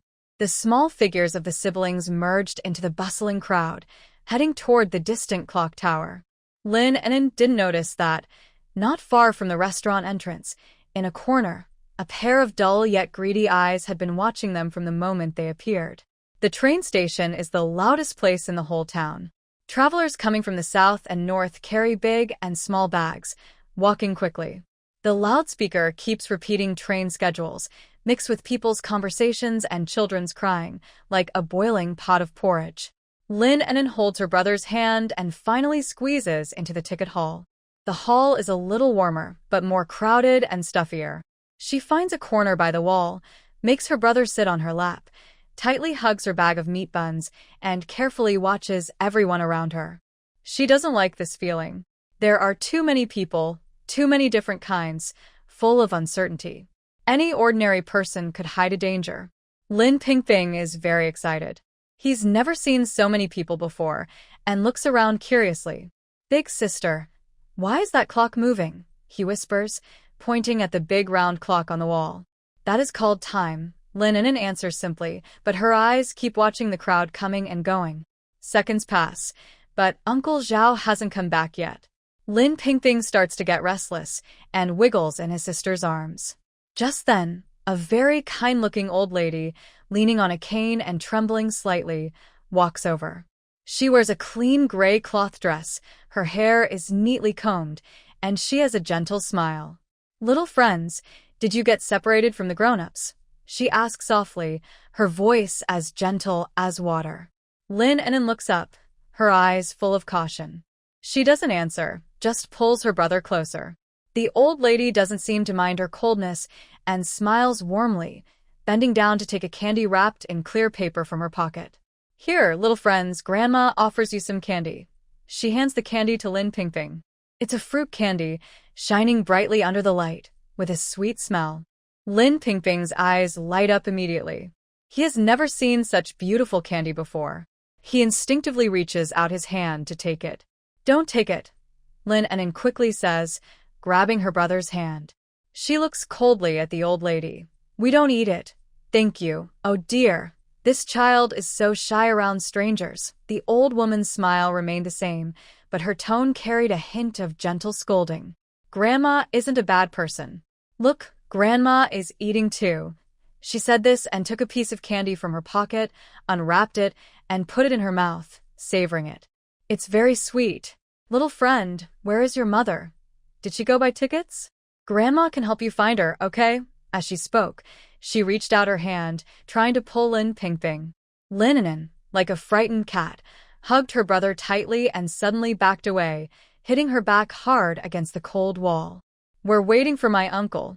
You go away. Her voice was cold and firm, not at all like a 5-year-old's.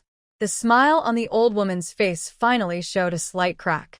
In her cloudy eyes, a faint, hard-to-notice sneer flickered. But she quickly hid it and returned to her kind appearance. Okay. Grandma won't bother you. Grandma won't touch you. She straightened up, sighed, and turned to leave as if she was about to go away. Lin An'an just relaxed, thinking she was leaving. But at that moment, Lin Pingping, who had been quiet, suddenly struggled hard in his sister's arms. He looked up at the old woman's back, his small brows furrowing tightly. Then he leaned close to Lin An'an's ear and whispered a quick, secret message that only the two of them could hear. Big sister, she's not right. Her heart is beating very fast, thump, thump, thump. 120 times a minute. Her breathing when she talks, 1-2 times. More than before. The sound of her feet on the ground is very heavy. Not the sound of a cane, but her own footsteps. Lin An'an's pupils suddenly shrank. 120 beats per minute?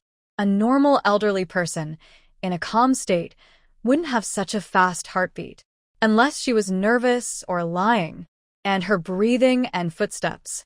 Pingping could tell from these tiny sounds that something was wrong with her.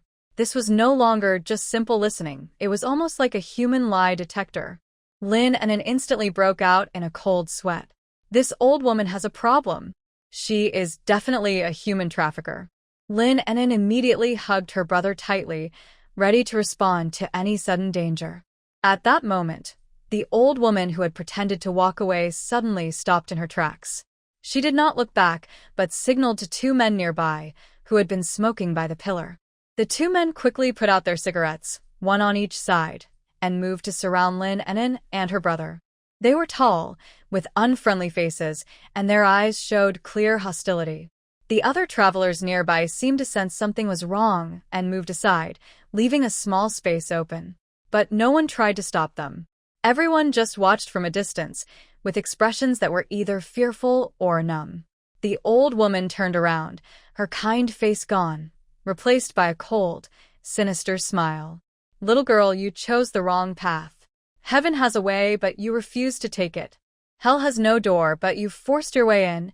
If you don't accept our offer, don't blame us for being rude. A strong man stepped in front of Lin An'an, grinning wickedly as he stretched out his large, rough hand, reaching straight for Lin Pingping. Little brat, come here and listen to me. The rough, calloused, dirty hand, carrying a wicked wind, reached directly toward Lin Pingping. The surrounding travelers gasped softly, some women turning their heads away in discomfort. To everyone, these 2 weak children seemed like fish on a chopping block, waiting to be slaughtered. In that moment, Lin An'an's eyes turned icy cold. She didn't scream or back away. Just as the big hand was about to touch her brother, a familiar warm rush suddenly exploded from her heart, flooding through her limbs and body. Power. It's back. Trying to die, Lin An'an's voice was as cold as ice. Her body moved, as fast as a black lightning bolt. She didn't choose to fight head-on but hugged her brother and suddenly crouched down. The big hand that the strong man aimed to grab missed completely. Then Lin An'an did something that made everyone's eyes nearly pop out. She hugged her little brother, and her small body shot forward like a cannonball, slipping between the legs of the tall man. The tall man was stunned and hadn't reacted yet. Lin An'an was already standing behind him. Without stopping, she lifted her right foot and, using all her strength, kicked the most vulnerable part, his knee, hard. Crack! A clear sound of a bone breaking echoed. Ah, the tall man let out a pained, almost animal-like cry. His body went limp, one leg bent at an odd angle, and he knelt forward uncontrollably. Everything happened so quickly, in the blink of an eye. Another tall man and the old woman both stared in shock. They couldn't understand how a 5-year-old girl managed to take down a grown man weighing around 180 pounds in an instant. Ow. My leg. It's broken. The kneeling man clutched his knee, rolling on the ground in pain. Stop standing there. Catch her. Get that little brat. The old woman was the first to react, shouting angrily and swinging her cane at Lin An'an. The other tall man also snapped out of his shock, roaring like an angry bull, charging at Lin An'an. Lin An'an carefully placed her brother in the corner. Ping, close your eyes and cover your ears. Ping obediently did as told, curling into a small ball. Lin An'an turned around, facing a cane swinging toward her head and a tall man rushing at her with open arms. She showed no fear on her face. In her eyes, there was only cold bloodlust and excitement. She moved forward instead of back, meeting the swinging cane, and lowered her body again. The cane whistled past her head, narrowly missing. Her small hand lightning fast, she grabbed the wrist of the old woman holding the cane. Old thing, you don't want your hand anymore, Lin An'an sneered and suddenly applied force to her wrist. Snap! Another sharp sound of a bone breaking. Ah! The old woman's scream was even more piercing than the tall man's earlier. Her cane clattered to the ground with a loud noise. She twisted her face in pain, clutching her broken wrist, and knelt down. The remaining strong man was completely shocked by the bloody and strange scene before him. His feet froze in place, and his face was full of fear and disbelief. What kind of monster is this? He wanted to run. As soon as the thought appeared, Lin An'an moved. She picked up the wooden cane from the ground. Despite being heavy for her, she swung it with determination and rushed toward the man. The man was so scared he turned to run. But his speed was no match for Lin An'an, who was in a burst of energy. Lin An'an caught up with him, jumped high, and swung the cane in a cruel arc, hitting him hard on the back of the head. Bang! A dull, loud sound. The man didn't even grunt. His eyes rolled back, and he collapsed forward like a lump of mud, completely still. The entire ticket hall was silent, as if dead. Everyone seemed frozen, with their mouths open, staring blankly at the small figure standing among 3 fallen adults. She still held the blood-stained cane, her chest rising and falling slightly. Her eyes were cold as she looked around. Everyone she looked at shivered and took a step back instinctively. This was no 5-year-old child. She was clearly a warrior from hell. From the moment the traffickers attacked to when all 3 fell, the whole process took less than 30 seconds. Quick, clean, and bloody. Lin An'an took a deep breath. The burst of strength slowly faded, and weakness returned. She threw away the cane, walked to the corner of the wall, and hugged her brother tightly, who was covering his ears. Ping, it's okay now. Just then, a sharp whistle sounded from outside the train station. Beep, beep. Police. Don't move. What's happening inside? 2 police officers in blue uniforms, with guns at their waists, pushed through the crowd and hurried inside. When they saw the 3 people lying in the center of the hall and the small girl holding her brother, covered in blood, they were all stunned. The elderly woman kneeling on the ground, crying loudly, and the strong man with a broken leg looked like they had found a savior. Police officer. Help us. The elderly woman, tears and snot running down her face, pointed at Lin An'an, accusing her first. It's her. That little troublemaker hit us. She's trying to hurt us. Yes, it's her. We gave her candy out of kindness, and she started hitting us. She's like a little monster. The police officer looked at this absurd scene and then at Lin An'an, who was shorter than his waist and as thin as a bean sprout. He frowned deeply. He stepped forward, squatted down, and tried to speak gently. Little girl, can you tell me what happened? Did they start it? Little girl, can you tell me what happened? The police officer's voice was gentle, like someone used to solving neighborhood disputes. He looked at the small girl, who was as thin as a reed, covered in mud and blood. She was holding a smaller boy tightly in her arms. Around her, an elderly woman was crying and holding her wrist, a strong man was crying while holding his knee, and another person was face down, motionless. This scene looked very strange. Lin An'an looked up, her cold eyes meeting the officer's curious gaze. She didn't speak. The hot feeling from her heart was quickly fading. Her limbs felt weak and tired again. She knew she couldn't fall now. "Police officer, help us." The elderly woman with a broken arm struggled to crawl over, crying loudly. "It's her, that little troublemaker. We felt sorry for her and gave her candy, but she started hitting us without a word. She's not human. She's a little monster. She wants to hurt us all." Another strong man with a broken leg echoed. "Yes. We were kind, and she attacked us. She kicked my leg and broke it." The surrounding travelers whispered nervously, looking at Lin An'an with fear.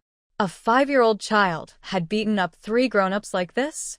Who would believe such words? But the facts are right in front of us. Officer Gao's brow furrowed even deeper. He stood up and waved to the young officer behind him. "Take everyone back. Call an ambulance too, and take the fainted person to the hospital first. All the others, come with me to the station." There was a lot of chaos. Lin An'an didn't resist. She let a female officer hold her cold little hand. She only looked back, deeply at the direction of the train station entrance. "Uncle Zhao, why haven't you come back yet?" At the county police station, interrogation room. A cold white light from above cast long shadows. Lin An'an and Lin Pingping sat on a long bench. Opposite them was the old police officer, with a young officer taking notes beside him. In the next room, faintly, the cries of the human trafficking gang, twisting the truth, could be heard. Dewey just felt sorry for those 2 children, really. "My wife is kind-hearted and can't stand to see kids suffer. Who knew that girl would rush at us like a mad dog and bite? Comrade police, you have to help us. We are the victims." The young officer taking notes frowned and whispered to Officer Wang. "Chief Wang, these people are lying. No victims would be beaten like this.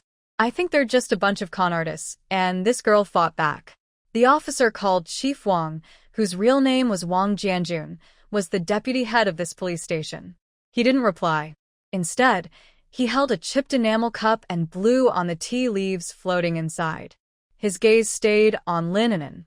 This girl, from start to finish, said nothing. Her eyes didn't look like a child's. They looked more like a veteran who had lived through hardships, cold and frightening. He had seen many vicious criminals and many oppressed civilians, but he had never seen such eyes. Wang Jianjun put down the teacup, leaned slightly forward, trying to soften his voice. "Little girl, don't be afraid. This is the police station. No one here can hurt you. What's your name? Where is your home?" Lin An'an remained silent. She did not trust the police. She just didn't believe that, before Uncle Zhao returned, her 5-year-old child's words alone could carry much weight. People's hearts are hard to read.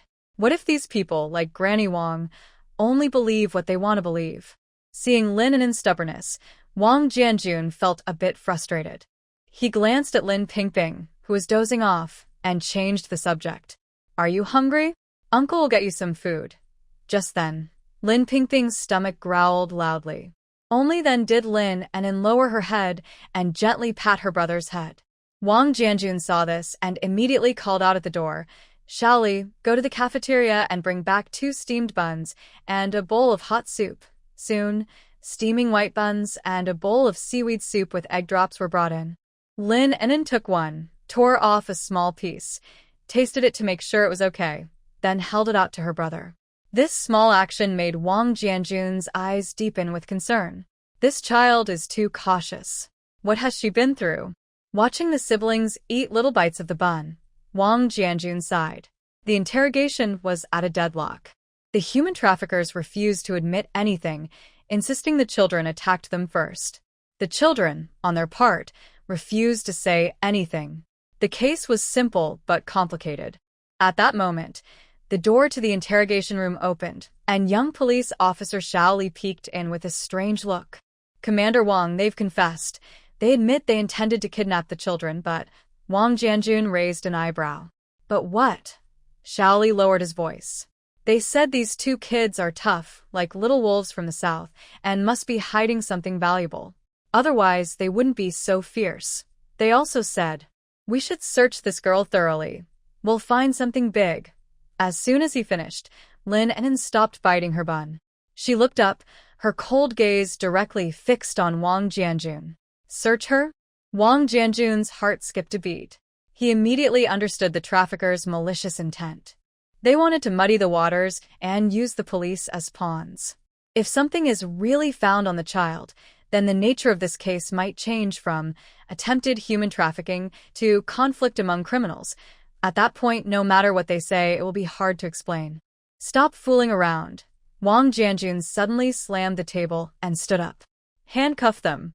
Interrogate them strictly. I want to see how stubborn they are. After shouting, he turned to look at Lin An'an, who was alert, and softened his tone. Little friend, don't worry. Uncle is not a bad person. We won't search your body, but you also have to trust us. Tell us what happened, so we can help you. Lin An'an looked at him and remained silent for a long time. She knew she couldn't wait any longer. The words of the human traffickers had already planted a seed of suspicion in the police officers' minds. If Uncle Zhao doesn't come back soon, things will only get more complicated. She had to come up with something that could convince everyone. Lin An'an took a deep breath, as if she had made a firm decision. She carefully placed the half-eaten bun on the table. Then, in front of Wang Jianjun, slowly and carefully, she took out an object from her inner pocket. It was a square iron box, tightly wrapped in cloth. Wang Jianjun's pupils instantly contracted. He stared fixedly at the iron box, his voice a little hoarse. What is this? What is this? Wang Jianjun's voice carried a faint hint of nervousness. Having worked as a police officer for many years and seen many different cases, he knew this iron box, carefully kept and protected by the little girl, could not be an ordinary item. Lin An'an did not answer. Her small hand trembled, not out of fear, but from exhaustion. She placed the iron box on the table and, with all her strength, pushed it toward Wang Jianjun. It's my dad's. Her voice was very soft, but like a stone thrown into a quiet interrogation room, it caused ripples. Wang Jianjun's gaze shifted from Lin An'an's calm eyes to the plain iron box. The edges of the box were worn, with some rust showing, clearly rubbed by someone over many years. He reached out his hand, but then paused. He looked at his rough palm and instinctively rubbed his pants. Then, he carefully lifted the metal box. It was heavy, carrying the warmth of the girl. He slowly opened the lid. A soft click sounded, and everyone's heart skipped a beat. Inside the box, there was no treasure of gold or silver as expected. Only two items lay quietly on red velvet. One was a shiny military medal engraved with second-class merit. The other was a dark red certificate with a cover. In the center of the cover was a gold-embossed national emblem and a 5-pointed star, below which were 5 large gold characters. Martyr's Certificate. Bang! Wang Jianjun's mind felt struck by a thunderbolt. He froze completely. His hand holding the box started to tremble uncontrollably. He was also a former soldier and knew exactly what this certificate meant. It was earned with sacrifice. It represented a soldier, a family, and the highest honor. He suddenly looked up, his eyes fixed on Lin An'an and her brother, and his expression changed completely. Shock, grief, disbelief, all transformed into deep, heartfelt respect. This is. His lips trembled, unable to finish his words. Next to him, young police officer Xiao Li also moved closer. When he saw the certificate, he gasped and instinctively straightened up, his face becoming very serious. Wang Jianjun took a deep breath, forcing himself to stay calm. With 2 fingers, he carefully took the martyr's certificate out of the box. He slowly opened it. On the first page was a black-and-white photo of a young, heroic soldier. The man in the photo had sharp eyebrows, bright eyes, a determined look, and a faint smile.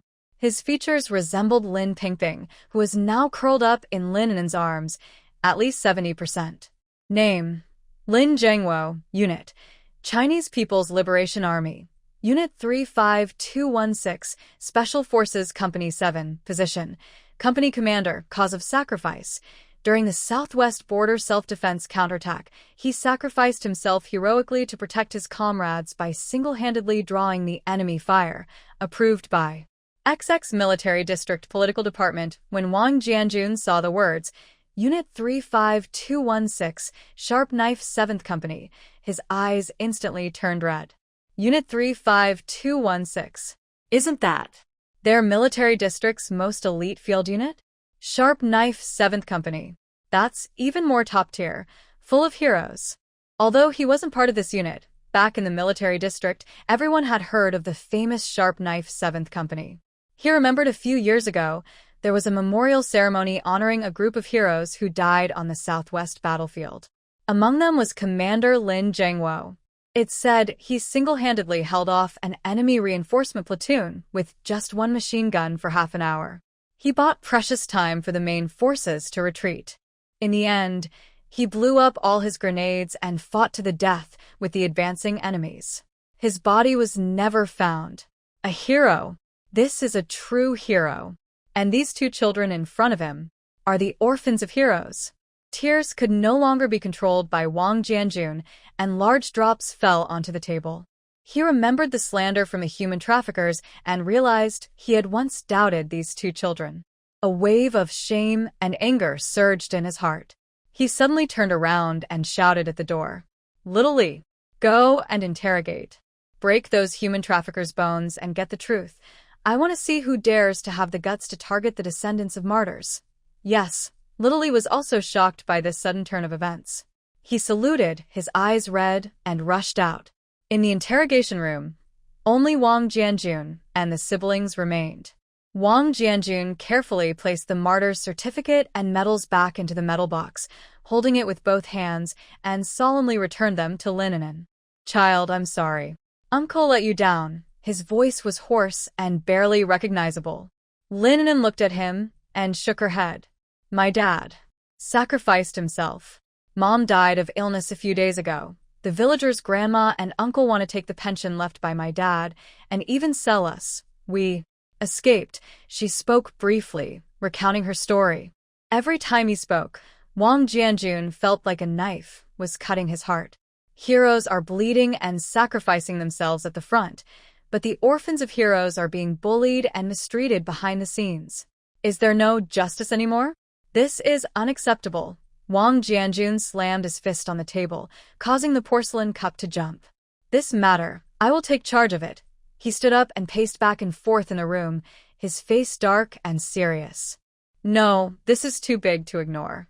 The orphans of martyrs being abused or kidnapped. If this gets out, it will shame the entire county, even the whole region. He must report this immediately. Wang Jianjun quickly walked to the door and shouted outside, Communicator, connect me to the director's office now. Immediately. The call was answered quickly. Hello? This is Wang Jianjun. I have an urgent matter to report to the director. Yes. I'm in my office. You'd better come here in person. The matter involves Martyr Lin An'an from Unit 35216. After hanging up, Wang Jianjun let out a long breath. He looked back at Lin Pingping, who was sleeping peacefully in his sister's arms, and at Lin An'an, who still looked alert and cautious. His heart was full of mixed feelings. In less than 10 minutes, hurried footsteps sounded from the corridor. Chen Gang, the director of the police station, a man in his 50s with a commanding presence, entered briskly with his secretary. Wang Jianjun, what's going on? What happened to Martyr Lin An'an? Chen Gang clearly knew about Lin An'an's deeds. As soon as he entered, he went straight to the point. Wang Jianjun didn't say much. He simply pushed the metal box on the table toward Chen Gang. When Chen Gang saw what was inside and listened to Wang Jianjun's brief report, his reaction was even more intense than Wang Jianjun's. He slammed the table hard, his eyes almost shooting fire. This is outrageous. Something like this happened right under our noses. Chen Gang pointed at the brother and sister, Lin An'an and Lin Pingping, then gave a series of unquestionable commands to his secretary and Wang Jianjun. First, immediately contact the county guest house and arrange the best rooms for the hero's family with the highest standards. Second, Have Sister Lou from logistics come right away, take the 2 children to wash and change into new clothes, and prepare the most nutritious meals. Third, Janjun, personally lead the team and thoroughly interrogate those human traffickers. Find out everything they know about their contacts, both online and offline. Do not let any of them escape. Fourth, Immediately send a letter to the commune where Dahu village is located.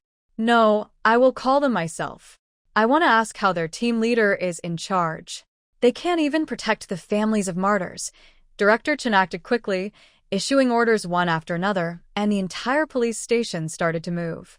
Lin An'an watched the man, who was working hard for them. The heavy worry in her heart finally eased. She knew that from this moment, they were safe. But just then, a young police officer rushed in hurriedly, forgetting to knock on the door.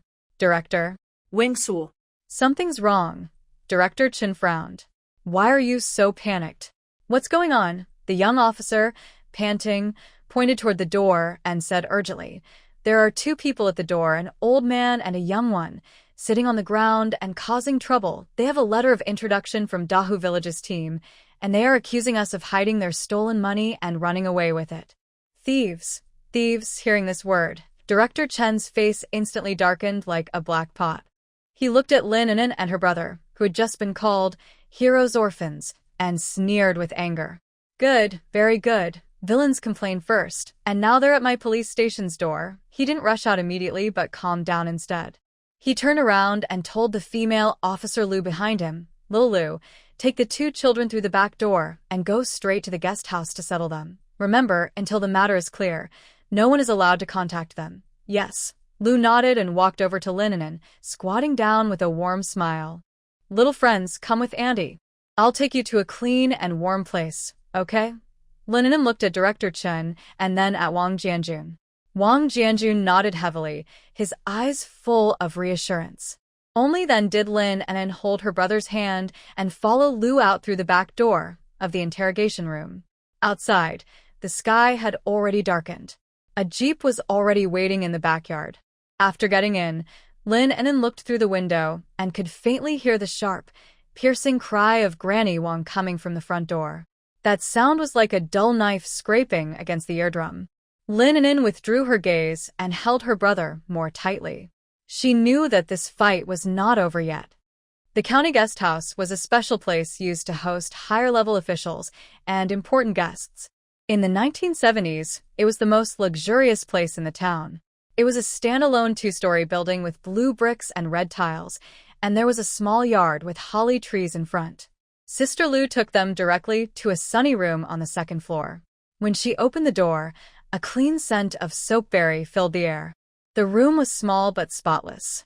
The floor was shiny red terrazzo, and against the wall were 2 wooden beds with white sheets. The sheets were smooth and tight, with corners neatly tucked in, like military blankets. Little Ping Ping let out a small gasp. He had never seen such a white, soft bed before. Auntie will bring hot water for your baths. You can sit and wait for a while. Sister Lou settled them in, carefully closed the door, and then left.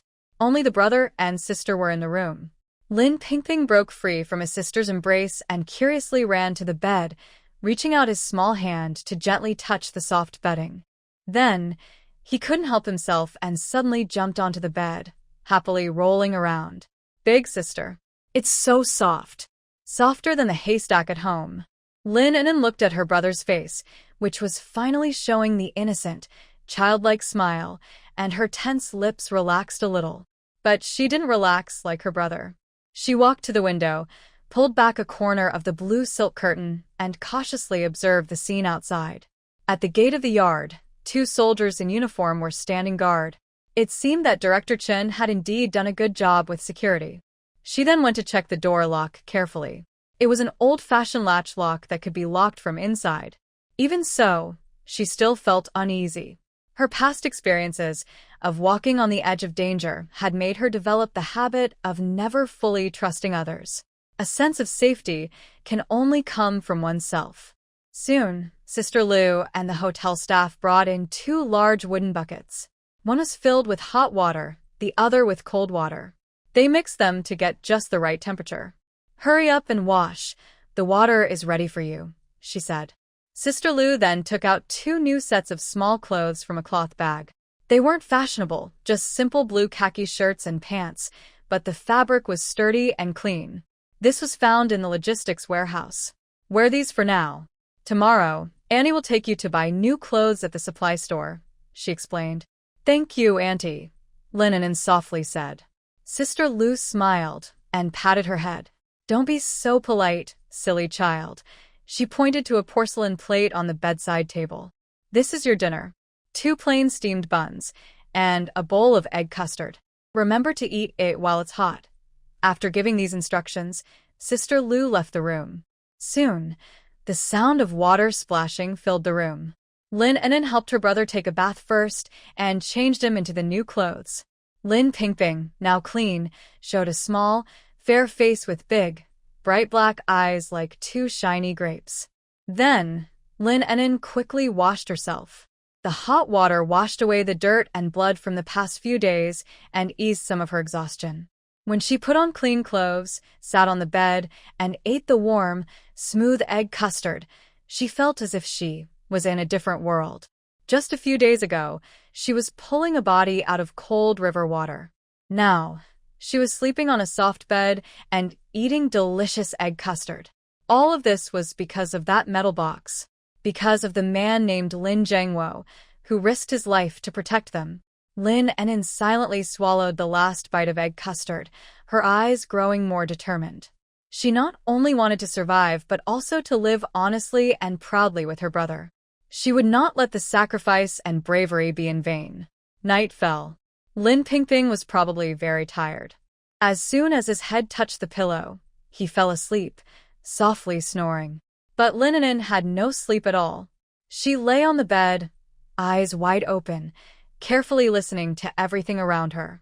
The sound of footsteps in the corridor, barking dogs downstairs, and distant tractor noises from the street. All these sounds were clearly captured by her and analyzed in her mind. After confirming there was nothing unusual, she quietly got out of bed. She picked up a glass of water from the table and gently placed it on the inside of the door handle. If anyone tried to open the door from outside, even with a light touch, the cup would fall and break on the ground. That sharp sound was enough to wake her immediately and let her react. After doing all this, she returned to bed. She didn't take off her clothes, just lay in her clothes, clutching the small iron box containing her martyr's certificate tightly. Her body could rest, but her mind had to stay alert at all times. She didn't know how long had passed when her consciousness started to blur. A faint, sharp shouting and scolding sound drifted over with the wind from afar. The sound was distant and unclear, but that familiar, unruly tone told her exactly who it was. It was Granny Wang. She was still causing trouble at the police station entrance. Her heart immediately tightened again. This old woman was like a stubborn rash that wouldn't go away, haunting her relentlessly. As long as she was there, she and her brother could never truly find peace. No, she couldn't stay passive like this. She had to think of a way to completely get rid of this trouble. A bold plan began to form in her mind. But before she could think it through, a commotion suddenly came from downstairs. There was the sound of a car engine and hurried conversations among several people. Startled, Lin An'an quickly turned over, crawled to the window, and carefully looked down. She saw a jeep parked at the gate of the yard. Wang Jianjun jumped out and was seriously talking to the militia at the door. He seemed to notice the gaze from upstairs, suddenly looked up, and met Lin An'an's eyes. Wang Jianjun paused for a moment, then made a don't worry gesture. But his furrowed brows and serious expression revealed that things were far from simple. Lin An'an's heart sank. She had a feeling that Granny Wang and the others were probably involved in more than just causing trouble at the door. They're about to come in. You can't go in. This is the police station, not your family's market. Let us in. We want to find my child. Why are you hiding him? Where's justice? The police have taken someone, and now the family can't see him.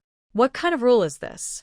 At the front gate of the county police station, Granny Wang sat heavily on the cold concrete ground, kicking her legs wildly, clapping her hands on her thighs, crying loudly. Her gray hair was messy, and her face was streaked with tears and snot, looking very miserable. Next to her, Lin had his arm wrapped in bandages, hanging in front of his chest. He was holding his face, which was swollen like a pig's head from a bee sting, and was groaning ouch, ouch, in perfect cooperation. A large crowd had gathered around, pointing and talking about what was happening at the police station. What's going on? Why is this old lady crying so sadly? I heard her granddaughter stole some money and ran away. The police found her, but now they won't let her go back home. Oh, that's not right. If a kid makes a mistake, the family should take responsibility and teach her. Why keep her at the police station? Exactly. Look at her son. Beaten so badly. That girl is really cruel. Public opinion was starting to turn in favor of Granny Wong, thanks to her excellent acting. The two young police officers trying to hold them back were overwhelmed by the scene. They wanted to pull Granny Wong up, but she was like a lump of mud, fighting and shouting, making her impossible to handle. Don't touch me. The police are hitting people. Help! Granny Wong shouted loudly, and the crowd's chatter grew even louder. The two young officers were furious, but helpless. Just then, the police station's door opened from inside. Chief Chun Gang, with a stern face, came out with Wang Jianjun. Chun Gang's gaze was sharp like a knife, sweeping over Granny Wong and Lin sitting on the ground, then over the crowd. Everyone who was looked at by him shrank back instinctively. Why are you all gathered here? No work today? Disperse. Disperse. Chun Gang's voice was not loud, but it carried a clear sense of authority. The onlookers saw that the director had come out, so they dared not stay any longer. They whispered among themselves and gradually dispersed. Wang Posey saw the main person had appeared and cried even more loudly. Oh, great judge in the sky, please help us. My unkind granddaughter stole money from our family and hurt her uncle. We finally found her, but you all have hidden her. If you don't hand her over now, I will run and crash into your gate. She said this and shakily tried to run toward the doorpost. Lin An'an quickly wailed nearby. My hand. It hurts so much. How can I work and earn points now? How will our family survive?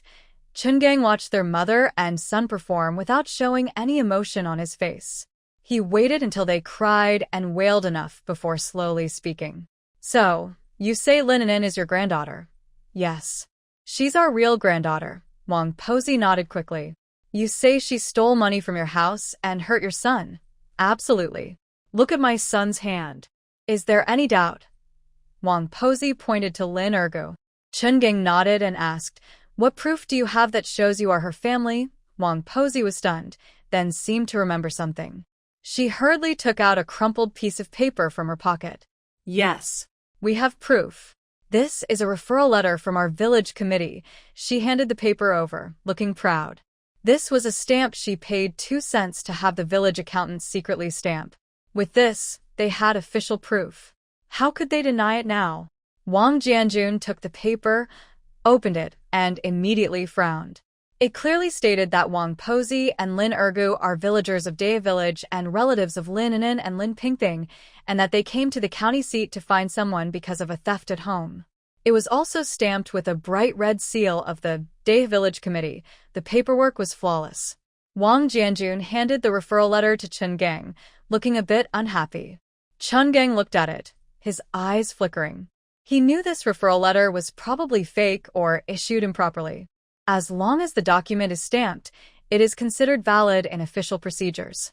He cannot openly deny a certificate from the local organization in front of so many people. That would cause too much trouble. Okay. Chun Gang put away the letter of introduction. Since you are relatives of the child and have official proof, we need to ask clearly face to face. He turned sideways and opened the door. Come in with me. Wang Posey and Lin An'an exchanged a quick look, both seeing a look of satisfaction in each other's eyes. They knew this trick would work. Once inside the police station and seeing the two kids, they believed they could make those little ones spit out everything they ate in front of the officers. Wang Posey quickly got up from the ground, brushed the dirt off her bottom, and her face showed no sadness, only pride and resentment. Lin Ergo also stood up with help from someone else, looking at the imposing gate of the police station, planning how to deal with that troublesome girl, Lin An'an. Jianjun Wang watched their backs and whispered to Chen Gang, "Director, should we really let them in? If they cause trouble on the spot, it might not be good for the children." Chen Gang sneered. "Let them in. If we don't, how can we let their ugly faces be fully exposed in the sunlight? I want everyone to see how some people bully the children of heroes." And Chen Gang paused, his eyes deepening. "I have a feeling that those two kids, especially that girl named Lin An'an, are not so simple. This confrontation might have an unexpected outcome." He turned around and strode after them. "Let's go to the meeting room. Gather everyone involved. Today, right here in the police station, we will hold a special public trial. I want to see whether filial piety is greater or our country's law is greater." At the police station, second-floor conference room. The long rectangular table was filled with a tense atmosphere. On one end were Lin An'an and Lin Pingping, just brought in from the guest house. Lin An'an sat expressionless, holding the metal box in her arms, with a cold look like ice. Lin Pingping sat next to her sister, her small face tense, and her big, dark eyes carefully watching the two people across from them. At the other end, Granny Wang and Lin Erga sat with their legs crossed, looking confident and in control. In their view, as long as they entered this door and faced the police, those two kids would be at their mercy. Director Chen and Wang Jianjun sat in the main seats, with a few police officers taking notes nearby, including young officer Xiao Zhao, who is somewhat doubtful about Granny Wang's story. "All the people are here." Chen cleared his throat and looked around the room. "Granny Wang, you can now repeat what you just said at the door. Make it clear in front of everyone why you are looking for these two children." When Granny Wang heard this, she immediately acted dramatic. Before she spoke, tears started to fall. She suddenly stood up, pointed at Lin An'an, and shouted sharply, "I will speak. I want to accuse this ungrateful granddaughter. Her mother just died, her body still warm in the grave, and she stole 200 yuan of funeral money meant for her father, then ran out to find a man. My son Ergu tried to stop her, to prevent her from going astray. Look at my son's hand. She actually broke it." She pulled Lin Ergu up and showed everyone his hanging arm. "That's not all. She also hit me on the head with a stool. If I hadn't run fast, I might have lost my life. Director Chen, officers, please judge. Is there such a granddaughter? She harms her own uncle and grandmother like this. She's a beast." Granny Wang's words were full of tears and emotion, touching and sincere. Lin Ergo also played along, groaning painfully with a sad face. In the meeting room, young officer Xiao Zhao, who didn't know the full story, looked visibly changed. He glanced at Lin Erga's injury, which seemed real, then at Granny Wang's tearful face, and finally at Lin An'an, who remained silent and expressionless. His sense of justice started to tilt. He couldn't help but lean toward Wang Jianjun and whisper, "Wang, could it be that what this old lady is saying is somewhat true? A 5-year-old child, no matter how strong, wouldn't normally beat up a big man like that. Could there be some misunderstanding here?" Wang Jianjun glared at him but said nothing. His face looked serious. He believed Lin An'an, but he also had to admit that Granny Wang's story was very confusing, especially the idea of filial piety. In this time period, that could be a heavy burden. Chun Gang's face was calm. He knocked on the table. "Granny Wang, you say Lin An'an hurt your son and hit your head. But from what we know, your son, Lin Ergo, was injured by a wasp sting and a wild animal trap in the mountains. That doesn't match your story." Granny Wang's eyelids twitched, but she quickly thought of a reply. "That was her trap. She's just a little girl, but she's very mean. She wants to hurt us. As for the money, 200 yuan. Not a penny less. That's our old Lin family's money. It was meant for my son, Zhengwo, to bury his father. If she stole the money, she should be arrested and go to jail." She clung tightly to the point about stealing money, because injuries could be debated, but stealing, especially 200 yuan in this time, was a serious crime. Chun Gang's gaze finally shifted to Lin An'an, who had been quiet and distant the whole time. "Lin An'an," his voice was deep. She says you stole 200 yuan from the family. What do you have to say about that? Everyone's eyes immediately focused on this small girl. Granny Wang and Lin An'an looked at her with smug smiles. Let's see how this little girl defends herself. Whether she admits or denies, they have a backup plan. Finally, Lin An'an lifted her eyes. She didn't look at Chen Gang or Granny Wang. Instead, she quietly looked at her reflection on the table. She didn't answer the question. Instead, with a calm, emotionless tone, she asked another question.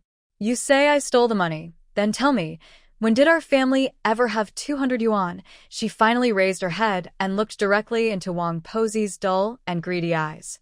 My father sacrificed himself. The army gave a total of 300 yuan in condolence money, along with some food stamps and cloth vouchers. My mother was sick.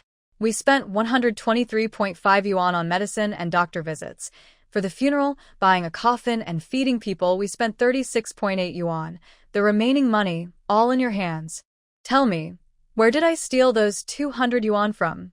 Lin An'an's voice was soft, but each number was spoken clearly, like precise knives carving into everyone's hearts in the meeting room. Wang Posey was completely stunned. She didn't expect Lin An'an to remember the accounts so clearly. Not a single detail was off. Her face turned pale and then flushed as she desperately argued. You're lying. No way we spent that much. You stole the money. You hid it. Am I lying? Lin An'an sneered coldly. She hadn't finished speaking when suddenly, a clear, innocent, but very distinct voice rang out in the quiet meeting room. She is lying. Everyone was stunned and looked toward the source of the voice. They saw Lin Pingping, who had been sitting quietly beside Lin An'an, standing up unexpectedly. He was small but stood straight, with big, clear black and white eyes, staring coldly at Wang Posey. All eyes shifted from Lin An'an to this child, who was only as tall as the table leg. Wang Posey looked at Lin Pingping's eyes, which didn't seem like a child's, and felt a strange panic. Chen Gang and Wang Jianjun exchanged glances, both surprised by what they saw. What was this little boy about to say? Lin Pingping ignored everyone's gaze. He took a small step forward, spoke clearly and firmly, his voice not loud but very convincing. You are not telling the truth. You said my sister stole the money and went to the county town to find a man. Then tell me, from our home to the county town, it takes a day on foot or 2 miles by car. We had no money. How did we get to the county town overnight? Lin Pingping's clear voice was like a small stone thrown into a calm lake, creating ripples across the large meeting room. Everyone's eyes shifted from Lin An'an to the small boy who had just arrived at the table, barely reaching the height of the table leg. Wang Posey looked at Lin Pingping's eyes, which didn't seem like a child's, and suddenly felt uneasy. But then she became angry and embarrassed. You little brat, adults are talking. Do you have a say here? She scolded, pointing at Lin Pingping's nose. You're disrespectful. Just like your sister, you're ungrateful, Wang Posey. Chen Gang suddenly slammed the table, his gaze cold as ice. Let him speak. Startled by the shout, Wang Posey shrank back and reluctantly shut her mouth, muttering under her breath, a family of little pests. Lin Pingping ignored her curses. He took a small step forward, fully exposing himself to everyone's gaze. He looked at Wang Posey and spoke clearly, one word at a time. You said we ran away. From our home to the county town, it takes a whole day on foot. By car, it costs 2 miles per person. We have no money and didn't walk all day. Last night, we took a tractor that Uncle Lee from the village lent us to go to the county town. The tractor left at 8 p.m., and by midnight, we arrived at the vegetable market on the east side of the town. The whole trip took 4 hours. How did we go from a village dozens of miles away to the county town overnight? Didn't you say we stole money? Why didn't we take the car and instead stood in the cold wind for 4 hours? Lin Pingping's speech was not fast, but each word was like a nail, sharply piercing Wang Posey's lies. The meeting room was silent. The young police officer Xiao Zhao, who had previously shown some sympathy for Wang Posey, now had his mouth slightly open, his face full of disbelief. How could a 5-year-old remember such details so clearly? No, it wasn't just memory, he was logically reasoning. Wang Posey's face turned pale, her lips trembling. unable to say a word. She never expected that her casual lie would be dismantled so thoroughly by a little kid. Lin Pingping didn't stop. His gaze shifted to Lin Ergo, who had been pretending to be dead since earlier. Second uncle. When Lin Ergo heard him call, he shivered all over. You said my sister broke your hand. Lin Pingping's small face showed no emotion. But the night before last, under the big locust tree at the village entrance, you told second uncle Lai that you still owed him 30 yuan and 50 cents from a bet. You said that if he gave you 3 more days, you could gather a large sum of money, including interest, and pay him back. Second uncle Lai said that if you didn't pay him back in 3 days, he would break one of your hands. From the night before last until today is exactly 3 days. So, was your hand broken by my sister? Or did you stick your hand into a wild boar trap because you couldn't pay your gambling debt, trying to cheat us out of money to settle your debt? Bang. If what he just said was a nail, now this is a heavy hammer. It struck everyone's hearts hard. Lin Ergo let out a loud cry, almost jumping out of his chair. He looked at Lin Pingping as if he had seen a ghost. Her face, swollen from bee stings, twitched violently with fear and shock. You're talking nonsense. I never said that. He never imagined that the quiet conversation he had with second uncle Lai in the hidden corner of the village entrance would be overheard by this little girl. And she remembers everything clearly. You did. Lin Pingping's tone was firm and unquestionable. At that time, you said a total of 342 words. Your heartbeat was 110 beats per minute, which is 30 beats faster than usual. When you lied, you instinctively touched your nose, doing it 5 times. And now you're touching your nose again. Lin Pingping raised her small finger and pointed at the hand that was instinctively touching her nose.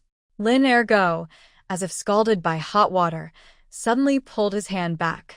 The meeting room was dead silent. Everyone looked at Lin Pingping as if she were a monster. Especially Wang Jianjun. He stared at the child intensely, his hand holding a porcelain cup turning white from gripping too hard. Heartbeat? Number of words? Touching the nose? This is no longer a child prodigy. This is a living human lie detector. Chun Gang's face showed no emotion anymore. He slowly turned his head and looked at the pale-faced old woman. He no longer asked about the money or the hand. With a calm but powerful tone, he asked his final question. Mrs. Wang, I'll ask you one more time. What exactly have you done to these 2 children? What exactly have you done to these 2 children? Chin Gang's voice was quiet but heavy, like a huge stone pressing down on Mrs. Wang and Ergo Lin. Mrs. Wang trembled all over, opened her mouth, but couldn't say a word. All her excuses and lies became jokes in front of Lin Pingping's terrifying logic and memory. Her mind went blank, filled only with fear. Ergo Lin slumped in his chair, too scared to lift his head, afraid to meet Lin Pingping's piercing eyes. At that moment, Lin An'an, who had been silent, moved. She didn't speak or cry. She simply stood up quietly, in front of everyone, and slowly rolled up the sleeve of her new khaki shirt. Her movement was slow, as if she was showing something unrelated to herself. When her thin, almost skeletal arm was fully exposed under the bright light, everyone in the room gasped. Her arm was covered with bruises, scars, and old wounds layered over new ones. There were bruises of different colors and scars that looked like burns, ugly marks on her fair skin. That wasn't all. Lin An'an, expressionless, rolled up her pant leg again. Her lower leg was also full of scars. Even at her ankle, there was a dark red mark from long-term rope burns. At that moment, everyone froze. The room was silent except for heavy breathing. Lu Dajia, a female police officer sitting nearby, couldn't hold back and suddenly cried out, "Wow!" She covered her mouth, tears falling like beads.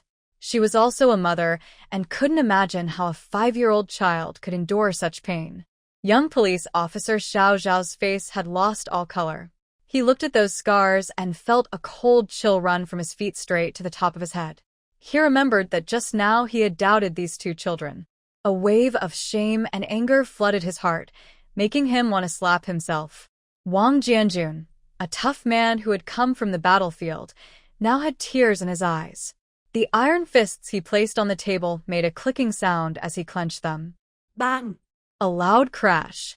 Chen Gang suddenly slammed the table and stood up quickly. He pointed at the shocking scars and at the pale-faced Granny Wang and ergo Lin. His voice trembled with intense anger. "Open your eyes and see. Is this what you call your beloved granddaughter? Is this what you call loving care? Is this what you mean when you say, we are part of the Lin family?" Chen Gang's chest rose and fell heavily. He pointed at the national emblem hanging on the wall, and every word came out like it was forced from his teeth. Comrade Lin Jiangwo shed blood for the country and sacrificed bravely. You are here, abusing his orphan children, burning them with cigarette butts, tying them up with ropes. What is your heart made of? Stone? No. Chen Gang's eyes became sharp, like a sword drawn from its sheath. This is not abuse. It's an insult to our national hero. It's a challenge to our entire military veteran policy. This is a crime against the state. The words crime against the state hit Wang Granny and ergo Lin like a death sentence. They both went limp and collapsed to the ground. In this era, any crime linked to those words meant the sky was falling. At best, 10 years in prison, at worst. Just a tiny pebble. No, it's not true. I didn't. Wang Granny finally found her voice again, but only denied everything incoherently. She crawled toward Chen Gang, trying to hold onto his leg. Director Chen. I was wrong. I didn't mean to. It was her disobedience. She accidentally burned herself. She's a troublemaker. She caused her father's death, then her mother's, and now she's trying to cause trouble for us too. Even now, she was still falsely accusing Lin An'an. Chen Gang looked at her ugly face, and only deep disgust remained in his eyes. Take her away. He was too tired to say another word. 2 police officers immediately stepped forward, one on each side, lifting the limp Lin Ergu. Seeing this, Granny Wang knew everything was over. A wave of despair and hatred instantly swallowed her. A crazed look flashed in her eyes. She suddenly jumped up from the ground, using all her strength to fiercely hit the hardest pillar in the meeting room. I will fight you all. I will crash here. I want to see how you explain this to our team. Even in death, I won't let you, you little brats. She was trying to use her own life as her last threat. I will crash here. Granny Wang, like a mad old sow, roared and rushed toward the wall pillar. If she hit it hard enough, she might not die, but she would definitely be badly hurt. Everyone present was shocked. The closest police officers, Wang Jianjun and another officer, immediately rushed forward to stop her. But Granny Wang was all in. Her speed was very fast, and they thought they might not make it in time. In this split second, Lin An'an, who had been standing quietly, flashed a cold look in her eyes. Her toes lightly nudged the ground. A small stone, no bigger than a grain of rice and fallen from someone's shoe, was precisely kicked onto her toe. Without moving her wrist, she suddenly jerked her ankle. Whoosh! The tiny stone, making a barely audible breaking sound, shot out like a shadow, lightning fast. Its target was Granny Wang's supporting leg, specifically the weizhong point behind her right knee, which is one of the most sensitive nerve points on the body. It was one of the most sensitive nerve points. A soft, almost inaudible thud. Granny Wang, who was rushing forward with all her might, suddenly felt her right knee go numb, as if electrocuted, and she instantly lost all strength. Her momentum stopped abruptly, her leg went limp, and she lost her balance. Ouch! She let out a sound that was more like a surprised cry than a scream, as if she had twisted her ankle. She fell with a loud thud, landing face down in a very awkward position, like a dog digging in the dirt. The expected scene of her bleeding heavily from a head injury did not happen. She simply fell onto the ground, just a step away from the wall. Her front teeth might have chipped, but she was not in life danger. The whole thing happened too quickly for anyone to see exactly what happened. Only Wang Jianjun, who had been watching Lin An'an closely, caught a tiny movement of her foot out of the corner of his eye. His pupils suddenly shrank. He looked at Lin An'an in disbelief, then at the old woman on the ground, who was groaning and struggling to get up. Cold sweat broke out on his back. Was she attacking from a distance? No, it was a hidden weapon. Using a small stone, She had precisely hit a vital point on her body from such a short distance, making her instantly unable to move. What kind of magic trick was this? This was definitely not something a 5-year-old could do. He looked back at Lin An'an again. The girl had already calmed down, as if nothing had happened. Her eyes were calm and deep, like an endless, quiet lake. Wang Jianjun's heart was pounding wildly. Suddenly, he realized that from the train station to the police station, this girl had never truly used all her strength. What she showed might just be the tip of the iceberg. Why are you just standing there? Chun Gang's angry shout interrupted Wang Jianjun's thoughts. Trying to cause trouble in the police station? Handcuff her. Take her to the detention center.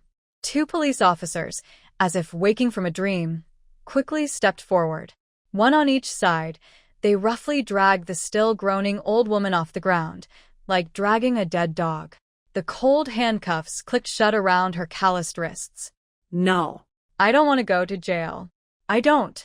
The old woman finally became afraid, struggling wildly and howling like a pig. Let me go. You bunch of corrupt cops. Lin An'an, you little brat. You won't have a good death. Even in death, I won't let you go. Second brother Lin was so scared he was trembling, kneeling on the ground and kowtowing repeatedly. Director, I was wrong. I really was wrong. It was all my mother's idea. It's not my fault. Please, let me go. I won't do it again. But it was already too late. They would face the harshest punishment under the law. Charges of abuse, false accusations, and an additional counter-revolutionary crime tag were enough to keep them locked up for a long time. Watching the 2 villains being dragged away, their voices fading into the distance, the meeting room finally became quiet again. The police officers who had doubts earlier now looked at Lin An'an and her brother with feelings of guilt and sympathy. Chun Gang took a deep breath, his angry expression slowly fading, replaced by a mix of exhaustion and concern. He walked over to Lin An'an, squatting down to look at the scars on her arm, his voice hoarse. Child, it's all over now. From now on, with us here, no one will dare to bully you again. Lin An'an looked up at the man who had stood up for them, her eyes finally showing a hint of relief. She nodded. Wang Jianjun also came over, looking at Lin An'an with a deep gaze. His eyes showed sympathy, curiosity, and respect. He hesitated for a moment, but decided to hold back his questions. Now was not the time for that. He squatted down, trying to make his smile look kind. All right, the case is closed, and you must be tired. Uncle will take you back to the guest house to rest now. He paused and added, From today, you are like family to everyone at the county police station. If anyone dares to bother you again, I, Wang Jianjun, will be the first to say no. As soon as he finished speaking, Lin An'an shook her head. She looked at Wang Jianjun and, in a firm tone that left no room for discussion, made an unexpected request. Uncle, we don't want to go back to the guest house. Wang Jianjun was surprised. Then where do you want to go? Lin An'an's gaze fell on the metal box on the table holding the martyr's certificate, her eyes full of determination. Can we stay at the police station? Chun Gang and Wang Jianjun exchanged a look, both seeing confusion in each other's eyes. The guest house had the best conditions in the whole county. Clean beds, hot meals, and dedicated care. Why did this child prefer to stay in the noisy, crowded police station? Wang Jianjun asked with some confusion. Child, the police station is busy with people coming and going, and the conditions are not as good as the guest house. It's not convenient for you to stay here. It's safe. Lin An'an replied with just 4 words. Those 4 words hit Chun Gang and Wang Jianjun like a heavy hammer. They immediately understood. For this child who had experienced too much betrayal and danger, comfort and convenience were far less important than a sense of safety that could be seen and touched. And in the whole county, is there anywhere safer than the police station? It has high walls, iron gates, 24-hour police patrols, and officers with guns at their waists. For her, this place was not just an office, but a strong fortress. Chun Gang felt a pang of sadness. He stood up, waved to Wang Jianjun, and spoke firmly, Arrange it. Clear out the empty office next to the police station's reception room. Move in 2 more beds. Have the cafeteria prepare special meals, ensuring the 2 children get 3 nutritious meals a day, with meat and eggs at every meal. Yes, Wang Jianjun immediately went to carry out the orders. The entire police station for these 2 special guests started working more efficiently than ever before. In less than half an hour, a bright, clean temporary bedroom with fresh bedding was ready. Lin An'an held her brother's hand and walked into their new home. The room was small but filled with sunlight, shining through the shiny glass window, warm and cozy. The air carried a faint smell of tobacco and ink, typical of the police station. This smell finally relaxed Lin An'an, who had been tense for many days. In the following days, the brother and sister became a unique sight in the police station. Everyone, from the director to the gatekeeper, treated them like their own daughter and grandson. Food, clothes, and supplies were sent over constantly. Lin Pingping quickly became friends with the uncles and aunts at the police station. His excellent memory, which allowed him to remember everything he saw, became a wonder to everyone. He could recall any phone number or case file number after hearing it once, and he was more useful than a living dictionary. An'an, on the other hand, was much quieter. She mostly stayed in her room or jogged slowly in the backyard of the police station, doing simple stretches to regain her weak body. But her eyes were always busy. She absorbed all the information around her like a sponge. She watched the police officers' routines, listened in on their discussions about cases, and even casually passed by the archives room to look at the file classifications and numbers. She wasn't interested in criminal cases. Her only goal was the military district. That afternoon, she saw the door to Director Chen's office open. She carried a metal box and went inside. Chen Gang was reviewing documents. When he saw her, he put down his pen and smiled kindly. "And is there something you need, dear? Director Chen," she said, placing the metal box on his desk and pushing it toward him. "I want to know where my father's unit is now." Chen was surprised. He opened the box and looked at the service number on the martyr's certificate, Unit 35216. He sighed and said gently, "An'an, I've told you before, your father has sacrificed himself. That unit might have finished the war, been moved elsewhere, or disbanded." "No," An'an shook her head firmly. "My father is not dead." Chen looked at her stubborn eyes, which didn't seem like those of a child, and didn't know what to say. He understood that for a child who had lost all her family, this belief might be her only reason to keep going. He didn't want to break her hope. After a long pause, he finally spoke softly, and in Unit 35216 is part of the elite field army under the Southern Military District. It's a high-level military secret. Our county police can't access that information, and Anne's eyes immediately dimmed. Then, "What about the phone?" She looked up, her eyes filled with a hint of pleading. "Can I call my dad's unit? Just to ask if Lin Jiangwo is there." Seeing her like this, Chen Gang's heart softened. He knew this request was against the rules, and a bit unreasonable. But facing those eyes, he couldn't refuse. He picked up the black rotary phone on his desk, hesitated for a moment, and then connected the main line. "Hello, main line? Connect me to the County Armed Forces Department." "Yes, I am Chen Gang from the Public Security Bureau." The call was quickly answered. Chen Gang spoke into the receiver, briefly explaining Lin An'an's situation and request. There was a long silence on the other end, so long that Lin An'an's heart was in her throat. Finally, a serious and formal voice came through the line. After hearing it, Chen Gang's face grew serious. He hung up the phone, looked at Lin An'an with her hopeful face, and shook his head hard. "An'an, the comrades from the Armed Forces Department said that military line calls are strictly confidential. To find out about active soldiers, you need an official letter from the military district's political department, and it has to go through layers of approval. We, as a county police station, can't contact them directly." The last bit of hope in Lin An'an's eyes went out. Seeing her disappointed look, Chen Gang felt sorry but added, "Unless." Lin An'an suddenly looked up. Chen Gang looked at her and slowly said, "Unless someone from the military district comes to verify the situation in person.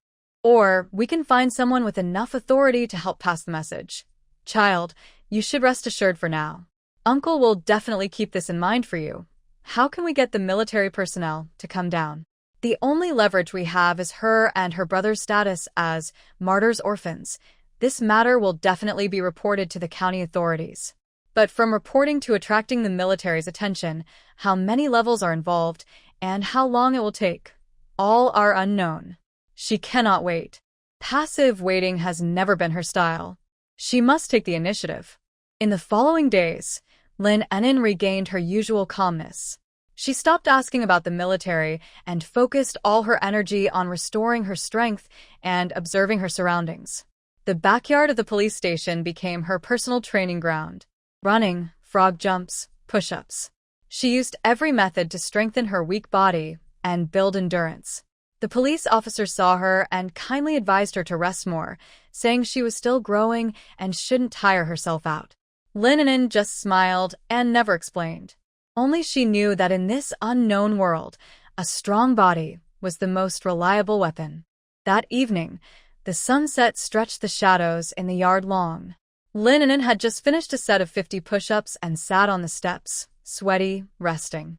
She adjusted her breathing and habitually glanced around with the corner of her eye. High walls, barbed wire, the closed back door, the distant smell of food from the cafeteria. Everything was as usual, peaceful and calm. But suddenly, Lin An'an's body stiffened. A faint, almost imperceptible feeling of being watched, like a cold snake silently crawling up her back. It's here. Her pupils shrank sharply, like the tip of a dangerous needle. She was very familiar with this feeling. This wasn't the jealous stare of the old woman Wang, nor the naked greed of human traffickers at the train station. That kind of gaze was full of emotion, full of flaws, like a wild dog's barking, loud but not frightening. But now, this gaze had no emotion. It was like a venomous snake lurking in the water plants, cold, patient, calm, waiting for the right moment to strike deadly. This was the gaze of a professional, a hunter observing its prey. Lin An'an did not turn around immediately, nor did she make any unusual movements. She kept her resting posture, but her breathing became slower and more hidden. Her mind was racing, analyzing quickly. Where was the gaze coming from? She pretended to casually turn her neck, using the corner of her eye to quickly scan all possible high points. The roof of the 2-story small building across the backyard? The lush canopy of the large locust tree in the distance? Or some hidden corner outside the wall? No. There was nothing. Nothing at all. The watcher was hiding very well. Lin An'an's heart sank little by little. The other person's skill level exceeded her expectations. This was definitely not a leftover from the Wang family or a gang of human traffickers. They didn't have this ability nor the patience. Who could it be? Why was she being watched? Was it because of that martyr certificate? Countless thoughts flashed through Lin An'an's mind. She knew that from this moment on, her brief peace was over. A new, more dangerous enemy had appeared in the shadows. She stood up, brushed the dirt off her clothes, and walked towards her and her brother's room as usual. She didn't look back, but she could feel that cold gaze, like a leech, following her back until she entered the corridor and disappeared completely. She pushed open the door. Lin Pingping was lying on the table, carefully drawing something on a piece of discarded newspaper with a small charcoal stick. When he saw his sister return, he immediately looked up and smiled happily. "Big sister." Lin An'an walked over, closed the door, and locked it. She went to the table and looked at her brother. "Pingping, don't make a sound." Her voice was very low, carrying an unprecedented seriousness. "We are being watched." Lin Pingping's smile instantly disappeared. His big, dark eyes flashed with a warning that didn't match his age. Lin An'an looked out the window at the darkening sky and slowly said, "There's a very skilled person. I can't find him." This was the first time since she arrived in this world that she felt something was truly difficult. He simply lowered his head quietly, looking at his drawing. It wasn't a real picture. It was a simple sketch of the backyard of the police station, drawn with basic lines. The drawing marked a fake mountain, a water well, big trees, and even some areas where the wall paint was peeling. He stretched out his small finger and pointed to the corner of the yard, at the largest, most leafy camphor tree. His voice, young and clear, carried a sharp accuracy that made people feel uneasy. Big sister. Behind that tree, every day at exactly 4 o'clock, there is an extra shadow. The shadow is faint, hiding at the thickest part of the trunk. Yesterday, that shadow stood for 5 minutes. Today, it stood for 8 minutes. 3 minutes longer than yesterday. 3 minutes longer than yesterday. Lin Pingping's young voice in the quiet room sounded precise and undeniable. Lin An'an's heart sank deeply. She walked to the window and looked in the direction her brother pointed. The tall camphor tree looked like a silent giant beast in the night, its shadowy branches and leaves cutting the ground into patches of light and dark. Right now, no one was there. But Lin An'an knew her brother wouldn't be wrong. A professional hunter was nearby, observing in a nearly insulting way. He chose to appear at dusk, when the shadows were most complex. He was increasing his time there each day, testing the yard's security and getting familiar with her and her brother's routines. Even more frightening, he was testing their awareness. He was betting that they, just two ordinary children, wouldn't notice him. Big sister, isn't he a bad person? Lin Pingping looked up with big, confused eyes. In his world, the police station was the safest place, and everyone there was good. Lin An'an gently patted his head, speaking softly. Pingping, remember, in this world, only the two of us can fully trust each other. From now on, don't tell anyone about this, not even Director Chun or Uncle Wang. Lin Pingping nodded, seeming to understand but also a little confused. Although he didn't understand why, he unconditionally trusted his sister. Lin An'an's mind was racing quickly. What is the other person's goal? Is it the metal box with a martyr's certificate inside her arms? Or do they want to find more clues about their father, Lin Zhengwo? Either way, it means great danger. The police protection can only guard against petty criminals like Wang Posey. Facing a professional enemy who knows how to hide and disguise, this high wall is useless. She must find a way to catch him. The next morning, the police station was busy as usual, full of noise. People talking on the phone, the smell of ink from printing documents, and the breakfast aroma from the cafeteria. Everything seemed so normal. Wang Jianjun came in carrying 2 hot meat buns and a bowl of millet porridge. An'an, Pingping, come eat breakfast. Chef Wang specially made it for you today. He smiled cheerfully, unaware of anything unusual. Lin An'an took the buns and quietly said thank you. She ate small bites and asked casually, Uncle Wang, has anyone new joined the station recently? Wang Jianjun paused, then suddenly understood. Oh, you mean old Zhang. He just arrived yesterday afternoon. He's a distant relative of Sister Lu from logistics.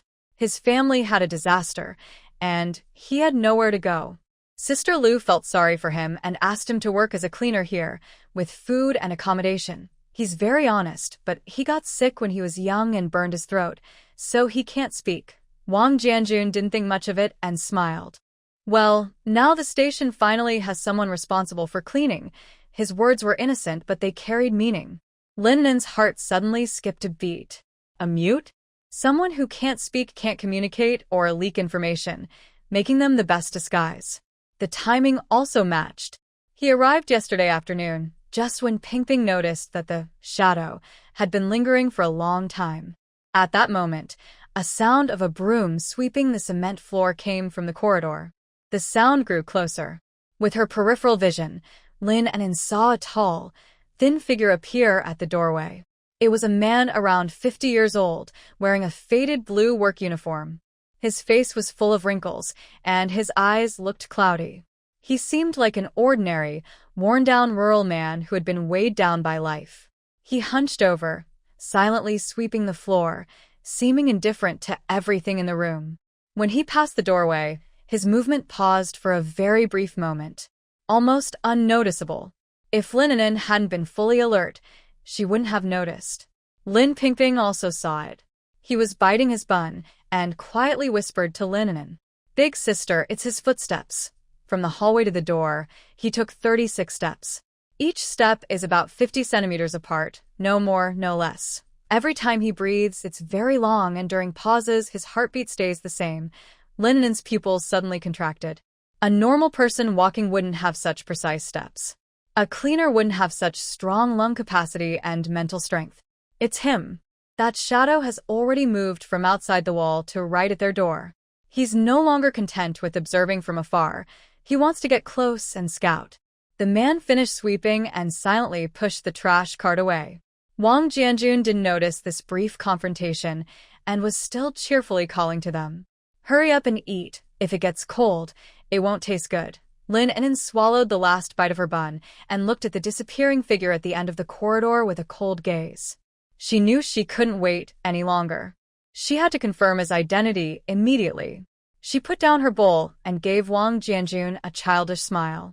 Uncle Wang, I'm full. My brother and I want to play outside in the yard for a while. Is that okay? Wang Jianjun nodded with a smile. Go ahead, just don't run too far. Lin An'an took her brother's hand and left the room. In her pocket, a small glass marble she had picked up from the corner of the evidence room had mysteriously appeared.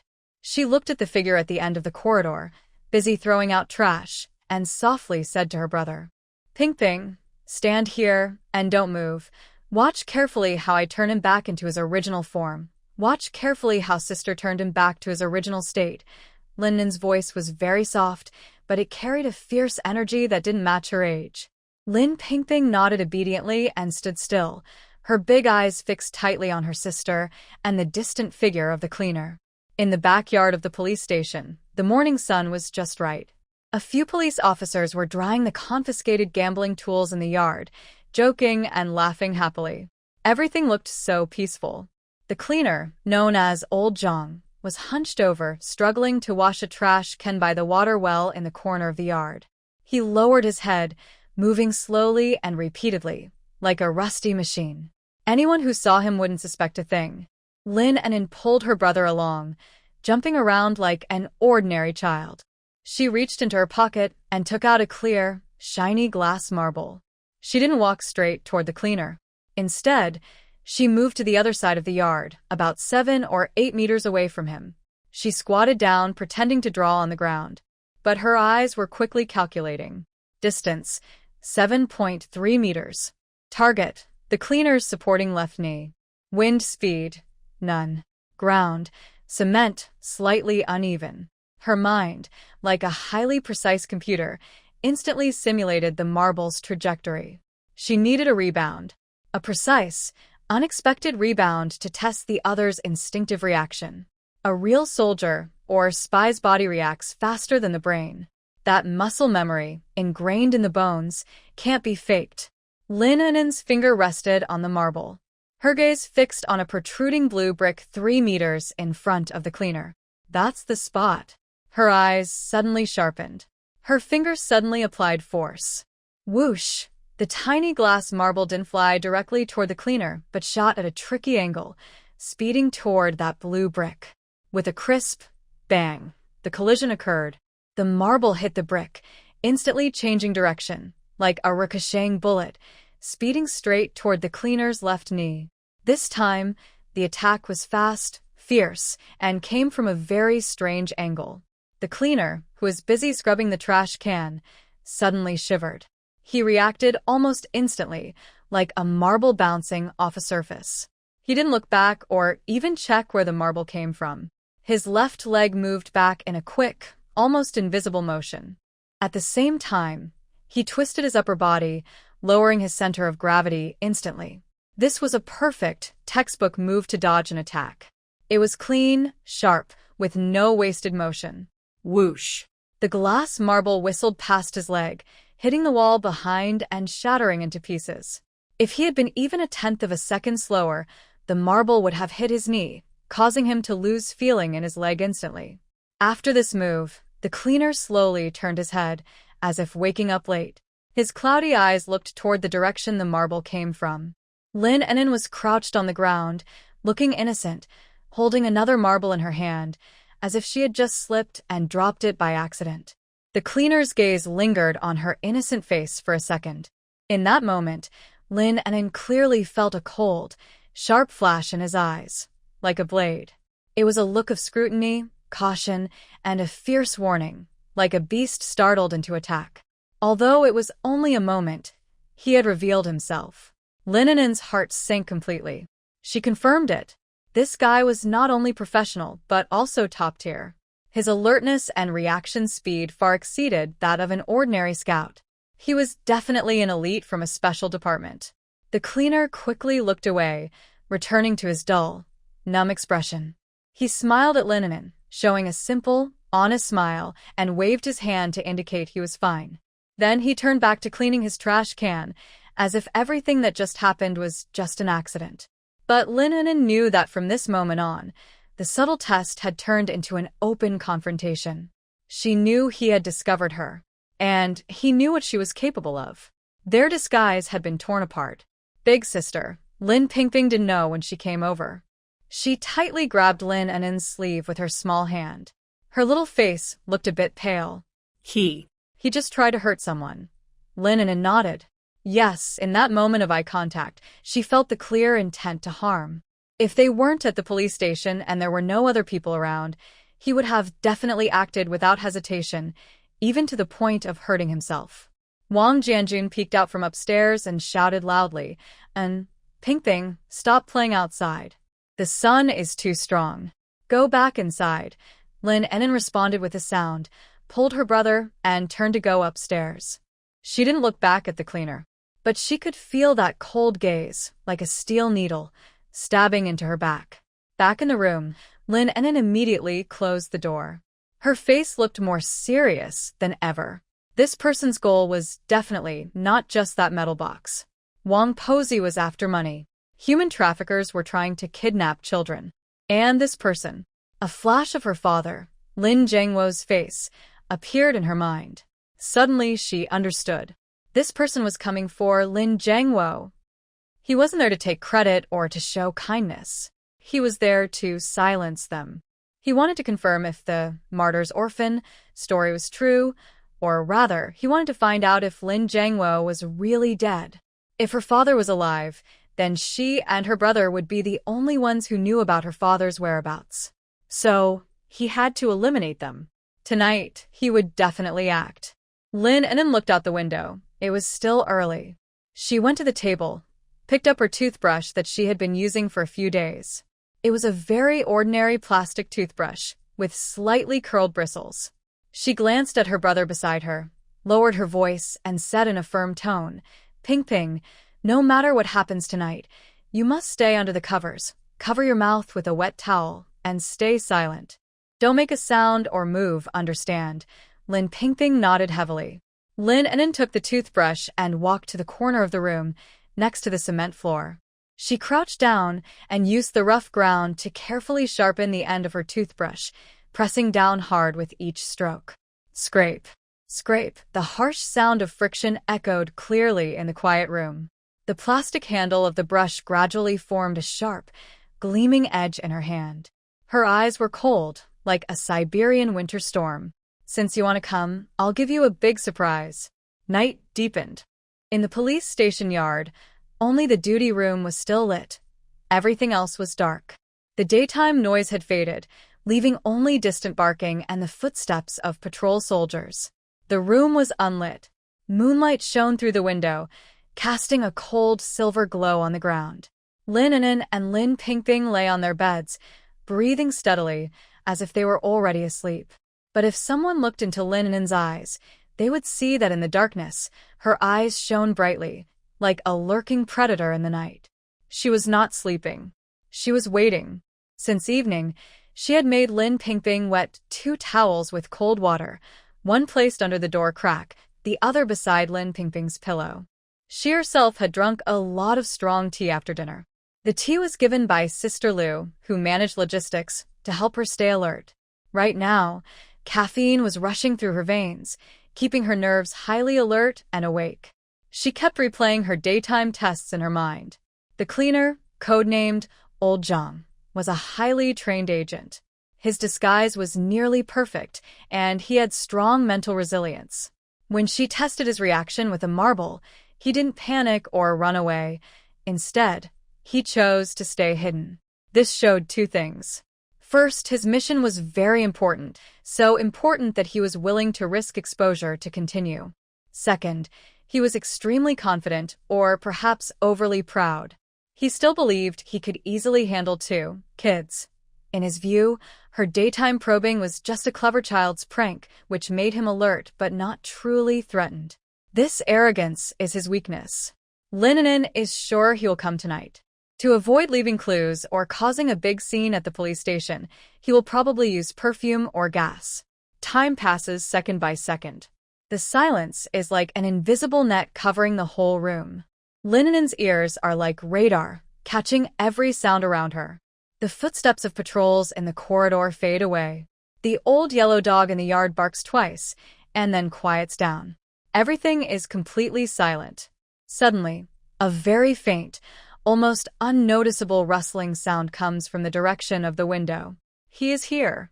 Lin An'an's body tenses instantly, but she remains lying down, her breathing unchanged. The sound seems like a mouse crawling on the window frame. Then, a soft click sounds.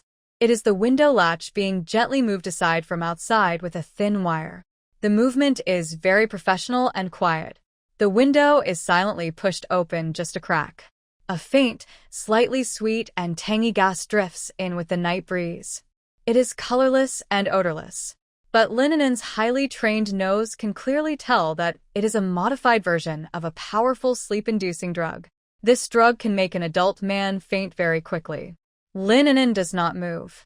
She even slows her breathing, entering a state similar to turtle breathing to minimize inhalation. At the same time, she gently taps her toe on her brother's bed beside her. This is their prearranged signal.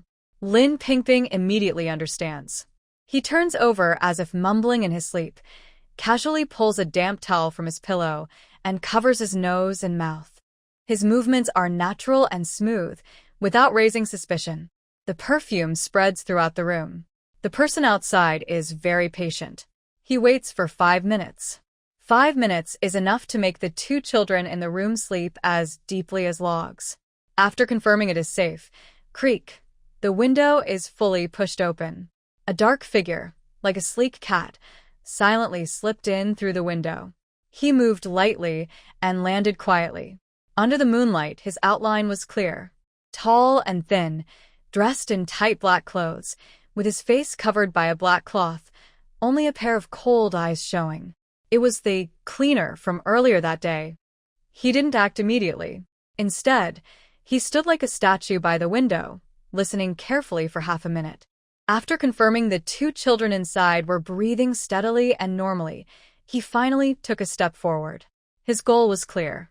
He headed straight for the small, plain metal box on Lin An'an's bedside table. His footsteps made no sound on the stone floor. Like a feather, he floated closer.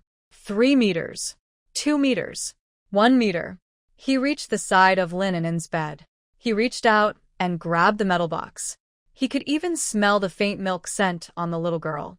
A cold, proud smile appeared at the corner of his mouth hidden under the black cloth. Everything was under his control. But just as his fingertips were about to touch the box, suddenly, something changed. The normally sleeping Lin An'an, with her eyes tightly shut, suddenly opened them wide. There was no sleepiness inside, only a cold, boiling murderous intent. Die! Lin An'an made no sound, only a silent expression with her lips. She suddenly leapt from the bed like a spring compressed to the limit. Not just standing up, she shot out like an arrow.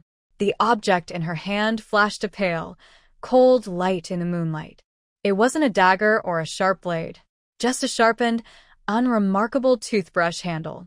Her target was not his hand or his chest. It was the most vulnerable part exposed by his lowered head, his throat. This strike was as fast as lightning and as fierce as a venomous scorpion. It carried all the anger and killing intent from Lin An'an's past and present life. The black-clad man's pupils shrank suddenly. He never imagined that a 5-year-old girl, supposed to be unconscious, would launch such a deadly attack. It was a trap. He was fooled. The shadow of death suddenly covered the black-clad man's mind. He could feel that sharp plastic piece, full of determination and a will to fight to the end, heading straight for his throat. The speed, the angle, the unwavering killing intent. This was not something a child could do. Only an experienced assassin could deliver such a deadly strike. In a flash, the black-clad man's mind went blank, leaving only his basic instincts. It was too late to dodge. He let out a muffled groan, suddenly using his waist to lean back at an incredible angle. At the same time, the hand grabbing the metal box retracted lightning fast, not to block but to meet the deadly toothbrush handle with his wrist. Thud! A muffled sound of flesh being torn. The sharpened toothbrush handle, honed to a deadly point, didn't pierce his throat but stabbed deeply into his wrist, which he used to block. The plastic tip pierced through flesh, reaching the bone. Pain shot through his body instantly. The black-clad man groaned, eyes wide with shock and disbelief. He had been hurt by a 5-year-old, and it was a serious injury. The pain in his wrist made his action of reaching for the metal box completely change. But Lin An'an had already taken advantage of her strike, giving him no chance to breathe. Her body twisted in midair, her feet like 2 iron whips, fiercely kicking the exposed chest of the man who was leaning back. Bang! A loud thud. The man was kicked hard, flying backward and crashing into the wall. The wall plaster fell off in chunks. The powerful impact made his vision go dark, and a salty, metallic taste flooded his throat. He forced himself to swallow the blood rushing to his mouth. The mission had failed. He had to retreat immediately. This girl was not a child. She was a monster. The black-clad man had no desire to fight anymore. Enduring the pain in his wrist and chest, he rolled over and rushed toward the window he came through. He wanted to escape. But how could Lin An'an let him escape so easily? Wanna leave? Leave something behind. Lin An'an let out a low shout, acting like a small predator, and lunged forward again. Her target was the toothbrush handle embedded in the black-clad person's wrist. She wanted to pull it out. It was covered in his blood and flesh tissue. This was the most direct evidence. The black-clad man sensed her intention, a hint of cruelty flashing in his eyes. He, reckless, using his injured hand, suddenly swung it toward Lin An'an's face. He would rather hurt himself more than let her get the evidence. Lin An'an's eyes turned cold, and she had to dodge sideways. In that brief moment of pause, the black-clad man had already rushed to the window. He didn't even look back, using his healthy hand to brace the window frame, and like a gecko, flipped outside. Crash! He shattered the glass and fell heavily onto the grass below. But he didn't stop. After a roll to reduce impact, he hurriedly limped toward the courtyard wall, running wildly. From Lin An'an's sudden attack to the black-clad man's escape through the window, it all happened in just 10 seconds. It was so fast it was almost breathless. The room was a mess. Broken glass, displaced furniture, and a few drops of bright red blood on the ground. Lin Pingping peeked out from under the blanket, looking at everything in front of her. Her face was pale, but her eyes showed no fear, only concern for her sister. "Big sister, are you okay?"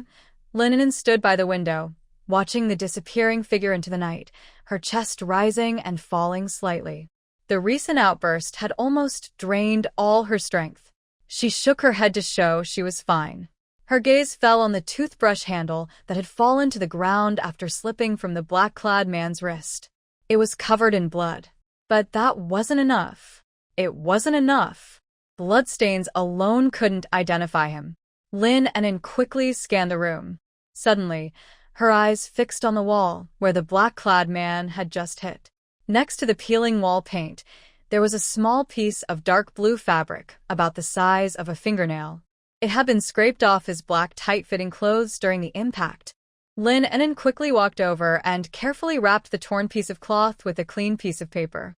After finishing, she hesitated not at all. She rushed to the door, pulled it open, and aimed at the red fire alarm with glass at the end of the corridor. She used all her strength and punched it. Bang! The glass shattered. Ring, ring, ring. In the next second, a loud, piercing alarm sounded throughout the police station yard, breaking the quiet night sky. The entire police station was instantly awakened. "What's going on? Is there a fire? Quick, get up." In the corridor, there were hurried footsteps and loud shouts. Lights turned on one after another. In just a few seconds, the whole yard was brightly lit. The first to rush over was Wang Jianjun, who lived next door. He was only wearing shorts and was holding a loaded pistol. When he saw the mess in Lin An'an's room, the broken window, and the bloodstains on the ground, His face turned pale. "An'an." Ping. "You guys." He hadn't finished speaking. Chun Gang and a few others also rushed upstairs from downstairs. What happened? Chun Gang looked at the scene in front of him, and a fierce anger surged from his heart. Someone dared to break into the police station at night, on his watch, and attack the hero's orphan. This was a slap in his face, Chun Gang's face. This was a slap in the face of the entire county police. Lin An'an didn't cry or panic. She walked up to Chun Gang and opened her small hand. In her palm, quietly lay the small, deep blue piece of cloth. Her voice was unusually calm, but carried a powerful, unsettling force. "Director Chen, the person ran north. He's injured and can't run far. Now the whole city is sealed off and there's still time." He looked at the young girl in front of him, full of killing intent, with eyes sharper than a blade. Then he saw the shocking bloodstains on the ground and the broken window. He understood immediately what had happened. An uncontrollable anger and fear swept through him in an instant. "This is outrageous." Chun Gang's loud shout echoed through the corridor. He suddenly turned around and gave a series of quick, commanding orders to Wang Jianjun and the police officers who were already stunned. "Wang Jianjun." "Yes." Immediately, Wang Jianjun grabbed his gun and rushed downstairs with his team. "Xiao Zhao." "Here," the young police officer responded quickly. "Go to the weapons department and the military station. Tell them that unidentified agents broke into our police station at night, intending to harm the orphan of the martyr. Ask for their immediate help to block all roads leading out of the city. Remember, all routes, including rural paths." "Yes," Xiao Zhao responded and ran off quickly. "Everyone else, start a fan-shaped search from the police station heading north. Check all sewers, air raid shelters, abandoned yards. No corner can be missed. Remember, the target has a serious stab wound on his left wrist and moves slowly. Dig him out from underground." "Yes." As Chun Gang issued each command, the entire county police station sprang into action like a war machine, operating at unprecedented speed. The shrill sirens pierced the quiet night sky of the town. Jeep trucks and tricycles, loaded with armed police and militia, roared toward every corner of the county. An unprecedented large-scale search and arrest operation began suddenly in the darkness before dawn. In the room, only Chun Gang, Lin An'an and her brother, and the female police officer Lu Dajia, who was comforting them, remained. Lu Dajia looked at the bloodstains on Lin An'an's pants and turned pale with fear, holding her and checking her carefully. "An'an, are you hurt? Does it hurt anywhere? Tell me quickly." Lin An'an shook her head, signaling she was fine. Chun Gang's face was dark and grim, almost dripping with anger. He knelt down, looked at Lin An'an, and his voice, tinged with anger, became hoarse. "An'an, tell Uncle what that person looks like." He knew this was the only clue to catch the suspect. An'an didn't answer right away. She walked to the table and tidied up the scattered papers and pens. Then, she picked up a pencil and opened a blank sheet of paper. "Director Chen, can I have a cup of strong tea? I need to stay alert." Chun Gang was surprised for a moment, then understood her meaning. He immediately asked Sister Lu to make some tea. Soon, a steaming cup of strong tea was placed beside An'an.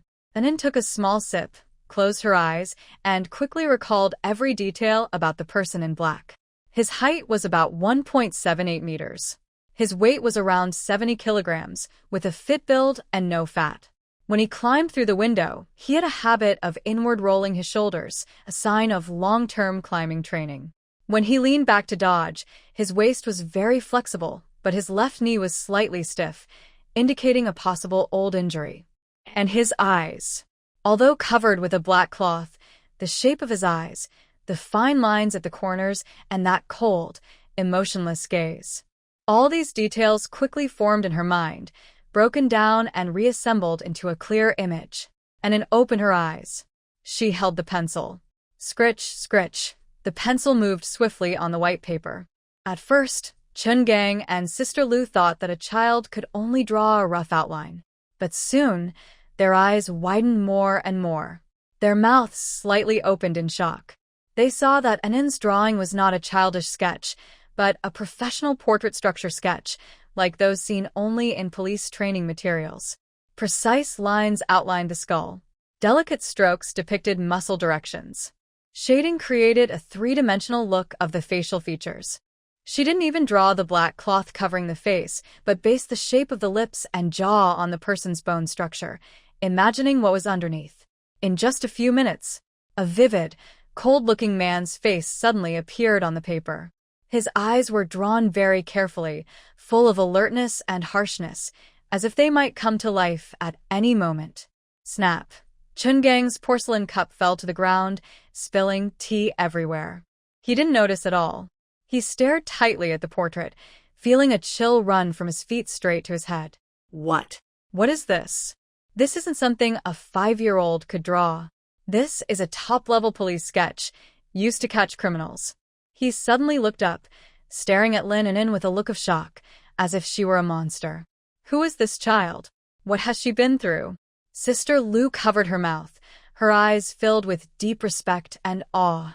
Lin An'an ignored their shock. She put down her pencil and pointed to parts of the drawing, speaking in a calm but frightening tone.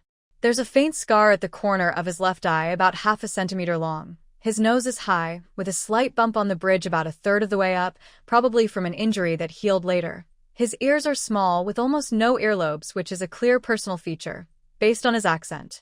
No, he doesn't have an accent. He's had professional language training, but I heard a very subtle ending tone in his muffled hum, which belongs to the Wu dialect. He should be from the south. With each word Lin An'an spoke, Chungang's heart sank lower. In the end, he looked at the portrait, his forehead covered in cold sweat. All clues, all features pointed to a chilling possibility. This person isn't an ordinary spy. He is a top agent trained in countersurveillance, combat, undercover work, and languages. Why would someone like that appear in this small town? Why would they risk everything to target a 5-year-old child? Chungang's heart was pounding wildly. He knew this matter had gone far beyond his imagination. He picked up the portrait, his hands trembling slightly. He looked at Lin An'an, took a deep breath, and asked in a very serious tone never used before. An'an, tell uncle. Did you see this person before? An'an, tell uncle. Chungang's voice trembled slightly, barely noticeable. Did you see this person before? Lin An'an looked up, meeting Chungang's curious and shocked eyes. She shook her head. No, I haven't seen him. Her answer was clear and firm, without hesitation. She wasn't lying. She truly had never seen this person. And the people she saw in her past life were 100 times more fierce than this face, like fish swimming in a river. Chungang looked into her clear yet deep eyes and felt a strong sense of helplessness. He was an experienced police chief with over 20 years in the force, but right now, he couldn't see through a 5-year-old child. He stopped asking. He knew that asking more wouldn't get any answers. This child was hiding a huge secret. But right now, the most important thing wasn't the secret. It was to catch the reckless criminal. Distribute the wanted poster immediately. Chungang held up a sketch that could serve as a textbook example and shouted at Wang Jianjun behind him. Make sure every officer involved in this search memorizes this face. Yes, Wang Jianjun took the poster and turned to run downstairs. He felt his worldview had been completely overturned tonight. The sky gradually brightened. The darkness before dawn was replaced by a faint white glow. However, the tense atmosphere over the county town grew thicker. All night long, the entire county police station, armed forces, and station troops were mobilized. Sirens blared all night. Flashlights swept every corner of the town. Starting from the north gate, they checked every household, leaving no chicken coop or firewood pile untouched. Manholes in the sewer were lifted one by one, and flashlights shone inside. Only mud and rats. Nothing else. An abandoned air raid shelter, cold and damp, echoed with the footsteps of searchers, but no hiding spots were found. However, the results were chilling. They found nothing. That secret agent codenamed Old Zhang seemed to have vanished into thin air. Apart from a few drops of blood in Lin An'an's room and a torn piece of cloth in the corner, there was no trace left. In the police department's meeting room, smoke filled the air. Chungang hadn't slept all night. His eyes were bloodshot, and the ashtray on the table was full of cigarette butts. The atmosphere was heavy and hard to breathe. Each team leader responsible for different areas entered, looking discouraged, reporting the same results. Report to the director. The North Gate area has been checked, nothing found. Report to the director. All abandoned houses in the Happiness Lane area have been searched, nothing found. Report to the director. The main exits and rural roads leading out of town have been sealed. No suspicious persons trying to escape were found. Wang Jianjun was the last to come in. He was covered in dust, looking exhausted. Director, we searched all the mass graves in the northern suburbs but still found nothing. He paused, his voice dry. He's too professional. There must be a safe house he prepared in advance somewhere in this town. Or he has accomplices ready to help. Useless. Chen Gang slammed the table hard, causing the ceramic mug to jump. A heavily injured spy ran right under our noses. Hundreds of us, armed, searched all night, and not a single shadow was caught. If this gets out, what will happen to our county police's reputation? His anger echoed in the room. But everyone kept their heads down, afraid to speak. They all knew deep down that this opponent was not like the petty thieves or thugs they usually caught. He was a professional, cold-blooded, and well-trained assassin. A young officer couldn't help but whisper, "Director, do you think he might have already escaped the town? Or maybe he doesn't even look like the picture." That picture. Before he finished, Wang Jianjun shot him a fierce glare. "Shut up," Wang Jianjun scolded. "The drawing by An'an is more accurate than the experts we hired. Are you doubting a child who saved all of us?" The young police officer immediately shrank back in fear, not daring to speak. But his words, like a stone thrown into water, caused ripples in everyone's mind. Yes. The opponent is too clever. No matter how accurate the drawing is, what good does it do? He can disguise himself and hide. In this town of tens of thousands, finding someone deliberately hiding is like searching for a needle in a haystack. A feeling of frustration spread among everyone. At that moment, the door of the meeting room was gently pushed open. An'an, holding her brother Pingping, walked in. The arguing and tense atmosphere inside instantly quieted. Everyone's eyes focused on these two children. Their gazes were complicated. Some felt guilty, some showed sympathy, and many felt a strange sense of awe. An'an ignored the looks from others. She walked to the conference table and looked at the drawing, which had been passed around and was now slightly torn at the edges. She then looked at Chen Gang, who looked exhausted and irritable. Her voice was soft but clear, reaching everyone's ears. "Director Chen, this way, we won't find him." Her words made the entire room fall silent. Chen Gang suddenly looked up, his bloodshot eyes fixed on An'an. "What do you mean?" An'an's expression was calm, as if she had just survived a life-and-death struggle. "He is a professional hunter.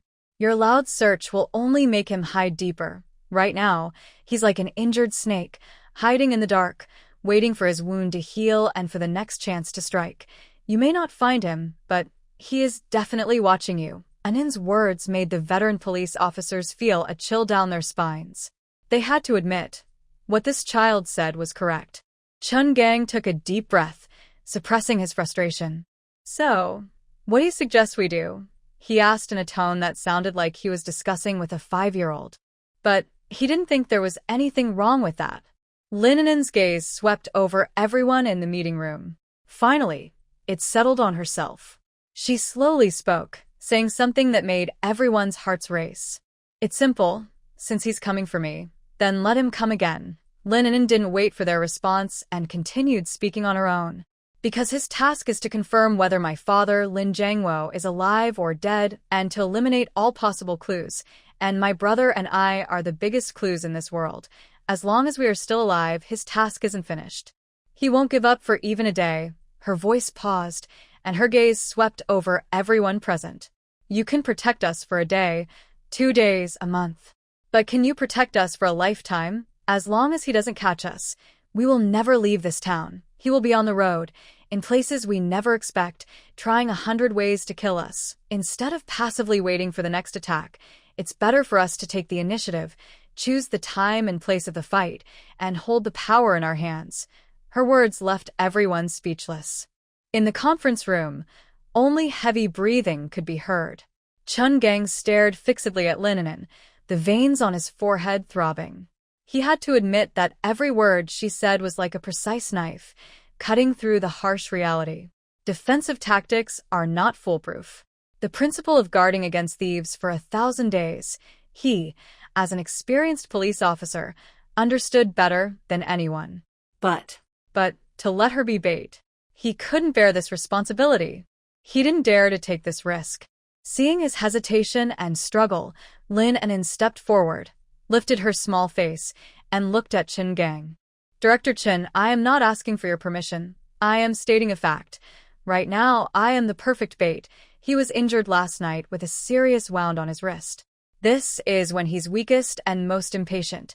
He is eager to complete his task and make up for his mistake, so he will strike again. And I, a 5-year-old girl who escaped by luck and was frightened, with my brother, appearing in the busiest, most chaotic part of the town, letting our guard down. This is an unmissable, once-in-a-lifetime opportunity for him. A cold smile appeared at the corner of Lin An'an's mouth. He will come. And what we need to do is set a trap in the very hunting ground he thinks is safe. Chun Gang's back was soaked with cold sweat. He looked at Lin An'an in front of him, feeling like he was facing not a child, but a seasoned tactical master with a sharp mind. Every one of her analyses hit the core. Every judgment she made was so accurate it surprised him. His inner balance was swinging wildly. His reason told him this was the only possible and most efficient way now. But emotionally, he simply couldn't accept it. At that moment, Lin Pingting, who had been silent, stepped forward and tightly held his sister's hand. He looked up at Chun Gang and said in a clear voice, "Uncle, I believe in my sister." This simple sentence became the last straw that broke the camel's back. Chun Gang watched the siblings' hands clasped tightly, saw the trust and understanding in their eyes that went beyond life and death. He took a long, deep breath. It was as if he had used all his strength. Okay, he squeezed out this word through his teeth. I agree, but his tone suddenly became very serious. the plan must be made by us. All the details must be checked by me personally. You only need to play your part and no one else is allowed to interfere. This was his bottom line. He would never allow this child to put himself in real danger again. Lin An'an nodded. All right. Having achieved her goal, she didn't care who led the process. The location will be the state-run shopping mall, she added. That's where there are the most people, the most chaos, with counters and shelves everywhere. It makes it easier for him to act and for us to set up an ambush. Chun Gang looked at her deeply without arguing. He turned around and shouted at his team, who had completely gone silent. Did everyone hear that? From now on, full alert. Cancel all leave. Wang Jianjun, immediately take your team to the state-run shopping mall. Find out all the terrain, all the entrances and exits, and all the blind spots in the surveillance. Draw a detailed defense plan. Everyone else, pick the most capable, least noticeable, and most unassuming comrades in our bureau. Tomorrow, they will become customers, salespeople, shoe repairers at the mall entrance, and ice cream vendors. I want to set a trap in a state-run store that makes it impossible for them to escape. Chun Gang's eyes burn with fierce determination. Shame must be washed away with victory. He points at Lin An'an and gives the final order to Wang Jianjun. Tomorrow, you lead the team in disguise as ordinary people and protect her closely. Remember, you have only one task. Even if all of us sacrifice ourselves, we must never let An'an and Pingping lose even a single hair. Wang Jianjun straightens his chest and answers loudly, his voice a little hoarse from excitement. Yes. I promise to complete the mission. Lin An'an watches the police officers, who are suddenly mobilized and full of fighting spirit. She holds her brother's hand and turns to leave the meeting room. At the door, she stops and looks back at the map hanging on the wall. Her eyes fall on the location of the state-run store. Tomorrow, she silently thinks, that will not be your hunting ground. It will be your grave. Lin An'an smiled and pulled him into the crowd. To outsiders, they were just two sad children who had recently experienced a setback, being taken out for a walk by police officers. No one knew that beneath this noisy scene, a deadly undercurrent was flowing. While comforting her brother, Lin An'an quickly glanced around the mall with the corner of her eye. Her eyes, like a fast-moving scanner, took in everything around her. At the fabric counter, a housewife was bargaining with a clerk, her hand resting in her shopping basket, clutching a hard object that looked like a gun. In the bicycle area, a young man pretending to look at bikes stood with his feet slightly apart, his stance steady, like a trained fighter preparing for action. At the staircase on the second floor, a middle-aged man leaning on the railing was smoking, his cigarette flickering, but his gaze was always fixed on the main corridor downstairs. There was also the ice cream seller, the window cleaner, and the person pretending to watch children. Chun Gang had almost deployed all the elite officers from the police station into this small mall. They were very good at disguising themselves, very professional. But in Lin An'an's eyes, the tense, law enforcer aura on their bodies was as obvious as fireflies in the dark. She quietly memorized the positions of all her allies. A net of over 30 plainclothes police had already silently spread out. They were just waiting for the prey to walk right into it. Time passed second by second. Lin An'an bought her brother a packet of candy and then took him to look at picture books. Her behavior was innocent and playful, just like any normal 5-year-old. But her nerves were stretched to the limit. Where was he? How would he appear? An hour went by. More people filled the mall, and the air grew hotter and more restless. Some undercover police officers were starting to get impatient. Their foreheads were sweating, and their eyes kept drifting around unconsciously. Lin An'an saw this and felt a slight sinking in her heart. These police officers were good at handling ordinary criminals. But when facing a top-level agent, their patience and disguises were still far from enough. If this continues, before the prey bites, the trap will be seen through first. At that moment, Lin An'an's pupils suddenly shrank. She saw it. That person was not any of the identities she expected. He was not a delivery person, nor a shopper, nor a government official. He was a repairman. A man wearing greasy blue work clothes, carrying a heavy toolbox. He looked to be in his 40s, of average build, plain-looking, with a face showing signs of being worn down by life. He was crouched in a corner of the mall, fixing a broken fan. No one paid attention to him. He was like a screw, perfectly blending into the big machine of the mall. If Lin An'an hadn't spent last night imagining the skeletal structure of that face hundreds of times in her mind, if she hadn't memorized his height, posture, and even some subtle habitual movements, she would never have noticed. It was him. He changed his face. It was a mask. Such advanced disguise tools are almost like a superpower in this era. No wonder the whole city couldn't find him. He wasn't hiding, he was right out in the open. Lin An'an's heart surged with shock, but her face remained calm. She pulled her brother and pretended to casually walk a few steps toward that corner. She needed to confirm. The repairman seemed to sense her approach. He looked up, his dull eyes glancing in her direction. Then he lowered his head again, continuing his work. But that one glance up was enough. Lin An'an saw it. The hand he used to hold the screwdriver was his right hand.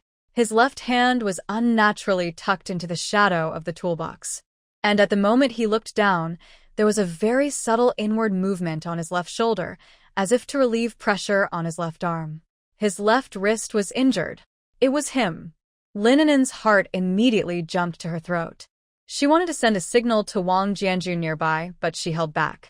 Because she saw that the repairman, after lowering his head, had a very subtle, cold smile at the corner of his mouth.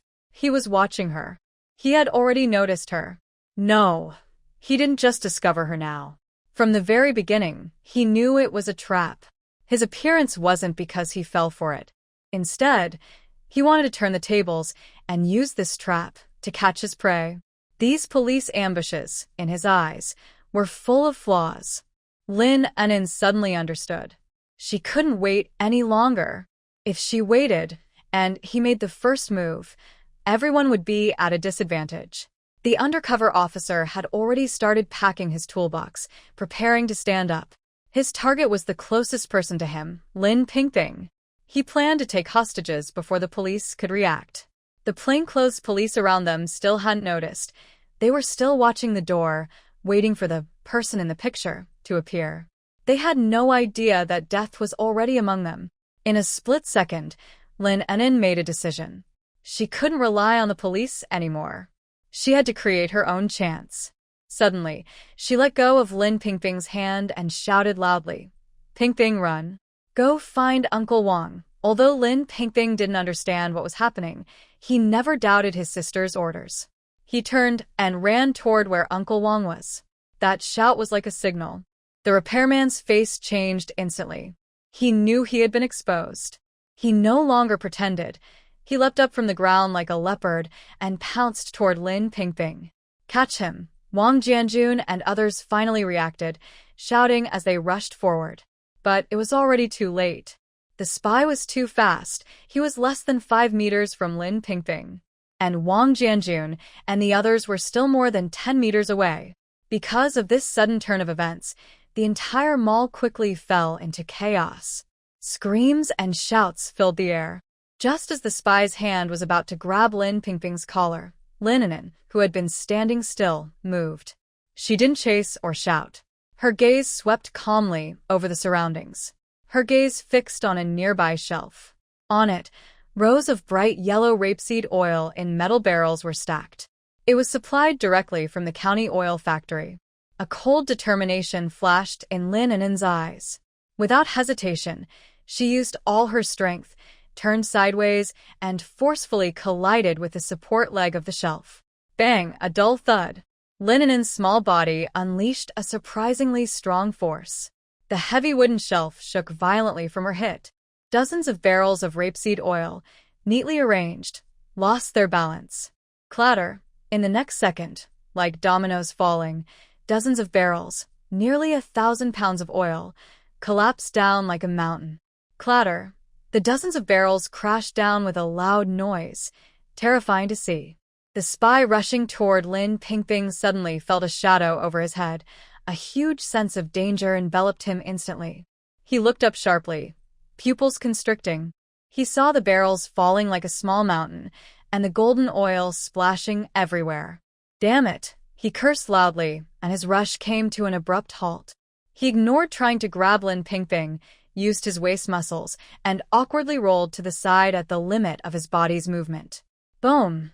The heavy barrels hit the spot where he had just been, creating shallow pits on the water-polished stone floor. The metal barrels shattered, and thick rapeseed oil flooded the ground like a flood. The entire mall was thrown into chaos. People screamed and ran in all directions, but as their feet stepped in the oil, they slipped one after another, falling to the ground. Cries and crashes filled the air. The previously orderly surrounding net was completely broken in an instant. Wang Jianjun and others rushing over were also thrown into disarray by this sudden change. They slipped and couldn't get close quickly. Chaos was the best cover. The spy rolled on the ground, avoiding the deadly rain of oil barrels. He stood up, his eyes cold and dangerous, like a venomous snake. He stared tightly at Lin and not far away. He miscalculated. He never expected that the real key to the trap was not the police, but this 5-year-old girl. It was she who saw through him. It was she who caused all this chaos. The killing intent in his heart boiled to the top. The mission could fail, but today, this girl must die. He ignored the slipping crowd and police around him. With a quick step on the greasy ground, his body shot forward like an arrow, rushing toward Lin An'an again. His speed was extremely fast. He wanted to break this little troublemaker's neck before anyone could react. "An'an, be careful." Wang Jianjun watched from afar, his face full of worry. He wanted to shoot, but the crowd around him was slipping and falling, so he dared not. He could only watch helplessly as the shadow lunged toward the small figure. It was over. Everyone's hearts sank to the bottom. The agent's face showed a fierce and cruel smile. He seemed to already see the scene, the little girl's neck being crushed in his hands in the next second. His hand turned into a claw, reaching for Lin An'an's shoulder. "Little thing, go to hell." However, when his deadly hand was about to touch her shoulder, Lin An'an did not dodge. She didn't even step back. She just stood quietly, her black eyes calm and cold, without fear, only a chilling indifference, like looking at a dead person. Just as the agent's hand was about to touch her shoulder, Lin An'an moved. Her movement was so fast it was hard to see with the naked eye. She didn't block or retreat. Instead, she moved forward, her small body rushing into his grasp. At the same time, her seemingly innocent little hand shot up like lightning, not to slap or hit, but with 5 fingers spread wide, like a steel clamp, she tightly grabbed the wrist of the agent's hand. The agent felt his wrist tighten, and a terrifying force, completely out of this world, surged from her tiny palm. That feeling was not like being grabbed by a child.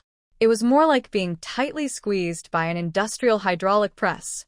His wrist bone made a cracking sound under too much pressure. The intense pain froze the fierce smile on his face instantly. For the first time, his pupils showed fear and disbelief. What kind of power is this?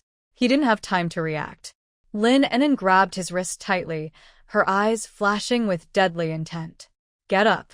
"Now," she shouted softly, her small body suddenly sinking, and her waist, back, and arm muscles exploded with incredible strength, like a volcano erupting, defying human anatomy. In the next second, an unforgettable scene happened in the entire state-run shopping mall. The tall, strong special agent, over 1.7 meters tall and weighing more than 140 pounds, was lifted off the ground by a 5-year-old girl, less than a meter tall and under 40 pounds, who held his wrist with one hand. His feet left the ground. The agent's mind went blank. He felt like a rag doll, being thrown into the air by an unstoppable force. Time seemed to slow down at that moment. He saw the stunned faces of the people around him. He saw the spinning chandelier on the ceiling. He saw the cold, deadly look in the girl's eyes. He wanted to scream, but found he couldn't make any sound. Fear, like an invisible hand, squeezed his heart. Suddenly, a loud bang broke everyone's thoughts. The agent's body, after a brief and terrifying arc through the air, was slammed mercilessly into a wooden display counter selling pastries nearby. The sturdy counter shattered into pieces. Wood shavings and pastries flew everywhere. The agent, like a lump of rotten mud, slid from the broken counter to the ground, blood mixed with fragments of internal organs spurting from his mouth. His body twitched twice and then went completely still. His eyes were still wide open. Inside, he was frozen in a state of extreme terror, unable to understand what had just happened. The entire mall fell into a deathly silence. The noisy crowd, screams, and cries disappeared in an instant. All the people, whether they were the crowd falling to the ground or the police rushing over, froze as if under a spell, unable to move. Their mouths were open wide, as if they could fit a chicken egg inside. Their eyes were fixed tightly on the small figure standing in the middle of the chaos. That girl still kept her hand raised in a smashing pose. Her small floral dress remained clean amid the mess. Her red bow on her head was perfectly straight, not even slightly crooked. She slowly raised her head, brushed imaginary dust off her hands, then turned around to face Wang Jianjun, who had rushed forward but was frozen in shock. Her voice was clear, young, with a hint of confusion. "Uncle Wang, why are you so late?" Wang Jianjun's throat moved as he swallowed hard. He looked at the disfigured spy on the ground, then at the innocent-looking little girl in front of him. Only one thought remained in his mind. This is a 5-year-old girl? This must be a human-sized robot. The boss. He's still alive, but it seems like all his bones are broken. As long as he's alive, Wang Jianjun clenched his teeth and stepped forward personally, pulling out handcuffs. He looked at the wrist of the spy that Lin An'an had grabbed before. There was a clear, small finger-shaped mark deeply embedded in the skin, and the surrounding bones had completely deformed, showing a strange shattered fracture. Wang Jianjun felt a tingling sensation on his scalp. He didn't dare to look further and roughly twisted the spy's hands behind his back. With a loud crack, he locked the handcuffs tightly. At that moment, the unconscious spy suddenly trembled. A trace of black blood oozed from the corner of his mouth. "Oh. He's trying to bite himself to end his life," an observant old police officer shouted in alarm. Wang Jianjun reacted quickly. Without hesitation, he used the butt of his gun to smash down hard on the spy's chin. Crack! A clear sound of a bone breaking. The spy's jaw was directly dislocated, and a wax pill with poison inside rolled out from his mouth. The crisis was over. Wang Jianjun finally relaxed, beads of cold sweat on his forehead. He looked back at Lin An'an, and his eyes showed not only shock but also deep respect. This child had clearly held back just now. She only disabled his ability to move, but didn't kill him outright. She wanted to keep him alive. Clear the scene. Everyone take him back to the bureau for questioning. Ambulance. Call an ambulance. Chen Gang finally arrived with his team from outside. Seeing the terrible scene and the barely conscious spy, his face darkened like water could drip from it. When his gaze fell on the smashed counter, his pupils shrank sharply. He quickly walked over to Wang Jianjun and asked in a low voice, "What happened?" Wang Jianjun's lips trembled for a long time, finally managing to say, "Director, you'd better see for yourself." I can't explain," he pointed at Lin An'an. Chen Gang's eyes fell on Lin An'an, who was being tightly held in Liu Dajia's arms, her face pale as if she had been greatly frightened. If he hadn't seen that suspect's wanted poster with his own eyes. If he didn't know about the fight last night, he would have been fooled by the helpless look in front of him. Chen Gang took a deep breath and didn't ask further. He knew now wasn't the time to talk about that. He walked over to the injured agent without a jaw and squatted down. "Search him." "Yes." Two police officers immediately stepped forward and began a full-body search of the agent. Soon, they found a small object wrapped in oil paper inside the shoe sole. Carefully, the police opened the oil paper. Inside was a small, precisely made metal box about the size of a matchbox.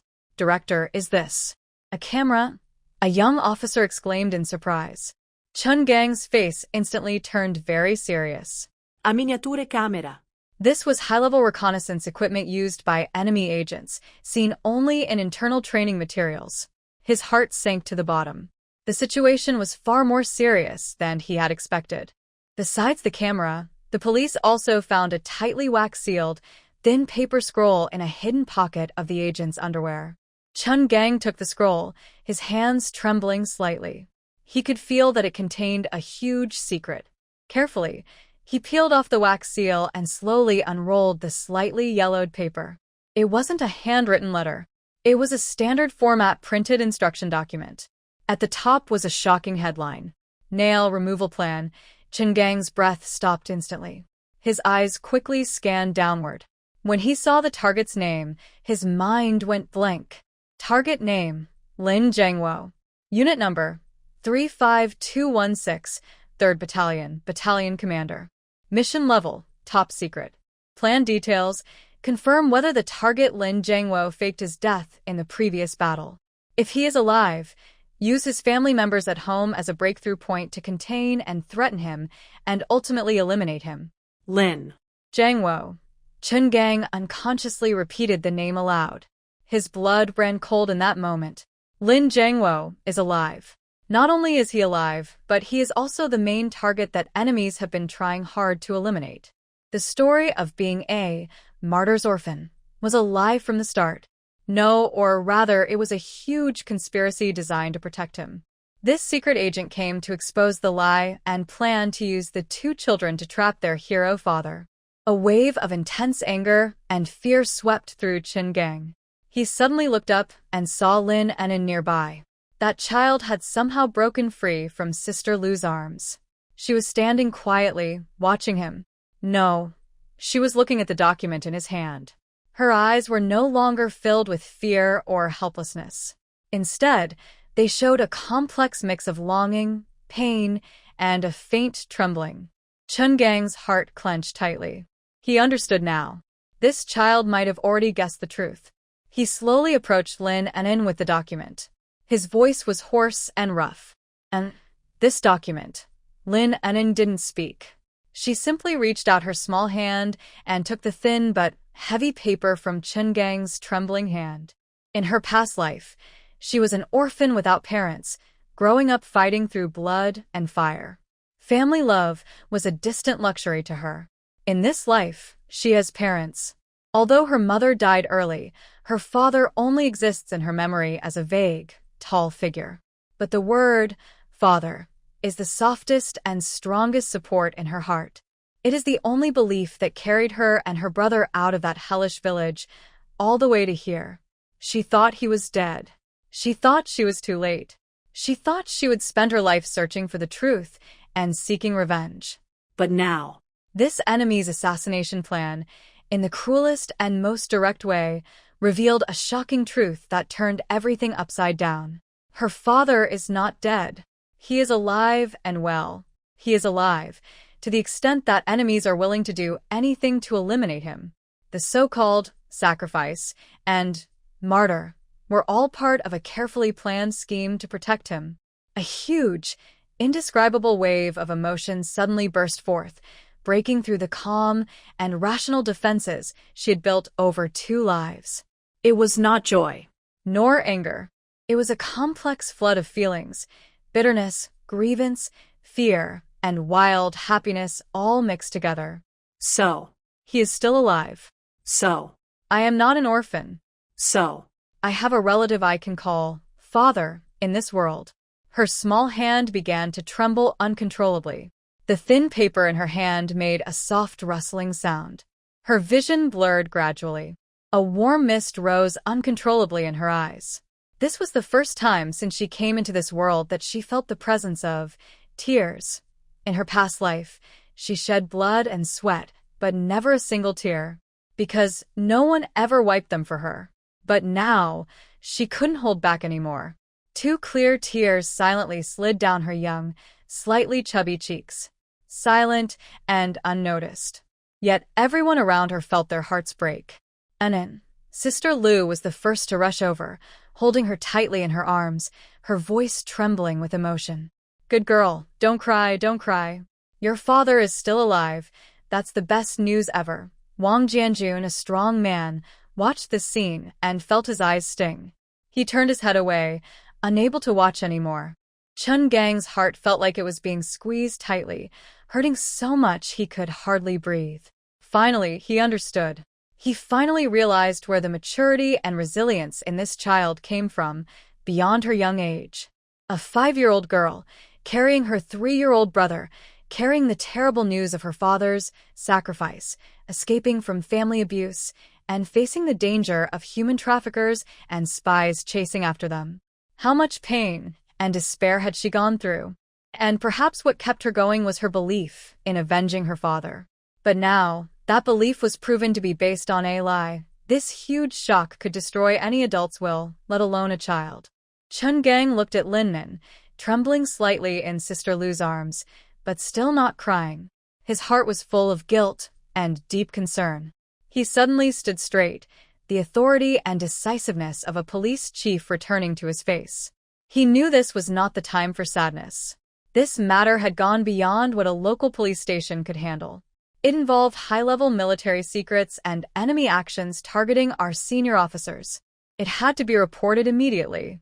Wang Jianjun. Chun Gang's voice was clear and firm. Yes, clear the area immediately. Lock down the entire shopping mall. All involved personnel and witnesses. Bring them back to the station for questioning and identification. Remember, nothing that happens here today can be leaked out. Yes. Send the spy back to the station right away. Keep him in solitary confinement, with the highest level of protection. Assign our most reliable officers to watch him in shifts 24 hours a day. No one is allowed to contact him without my orders. Yes, Sister Lu. Take An'an and Pingping back to the station to rest. Chun Gang's gaze finally settled on Lin An'an, and his expression softened with great tenderness. "Child, don't worry. I'll handle the next steps," Chun Gang said confidently. After giving his instructions, he turned to a security officer nearby and issued a firm command. "Little Li, come with me. Go immediately to the secure room. Use our highest-level red encrypted line to connect to the Southern Military District Security Department. Tell them that Chun Gang, the police chief of Ningyuan County, has an urgent military matter to report directly to their top leaders. Say that we have caught enemies planning to assassinate Comrade Lin Jiangwo and seize their operation plan. Ask them to send someone here immediately." After completing these orders, Chun Gang felt a small relief in his heart.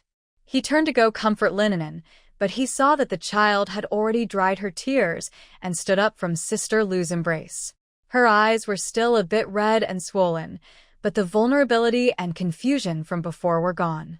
Instead, there was a bright, astonishing light in her eyes. She walked up to Chen Gang, looked up at him, and spoke. Her voice was hoarse from crying, but every word was firm and unwavering. "Director Chen, can I call him now? Right now, immediately." Lin An'an's eyes were red, and her voice was soft but carried a strong, undeniable force. Chen Gang looked at her, feeling as if something was gripping his heart. Call whom? To the top leader of the Southern Military District? How could that be possible? An'an, listen to me. This matter. Chen Gang wanted to explain how complicated the process was, but Lin An'an interrupted him. It's not to the top leader. She shook her head, clutching tightly the paper with the name, Lin Jiangwo, written on it. I want to call the 35216 unit. I want to talk to my dad. Chen Gang was stunned. He looked into her bright, startling eyes and suddenly understood. This child is not here to report military news. She just wants to hear her father's voice. This simple and humble wish makes Chen Gang feel very sad inside.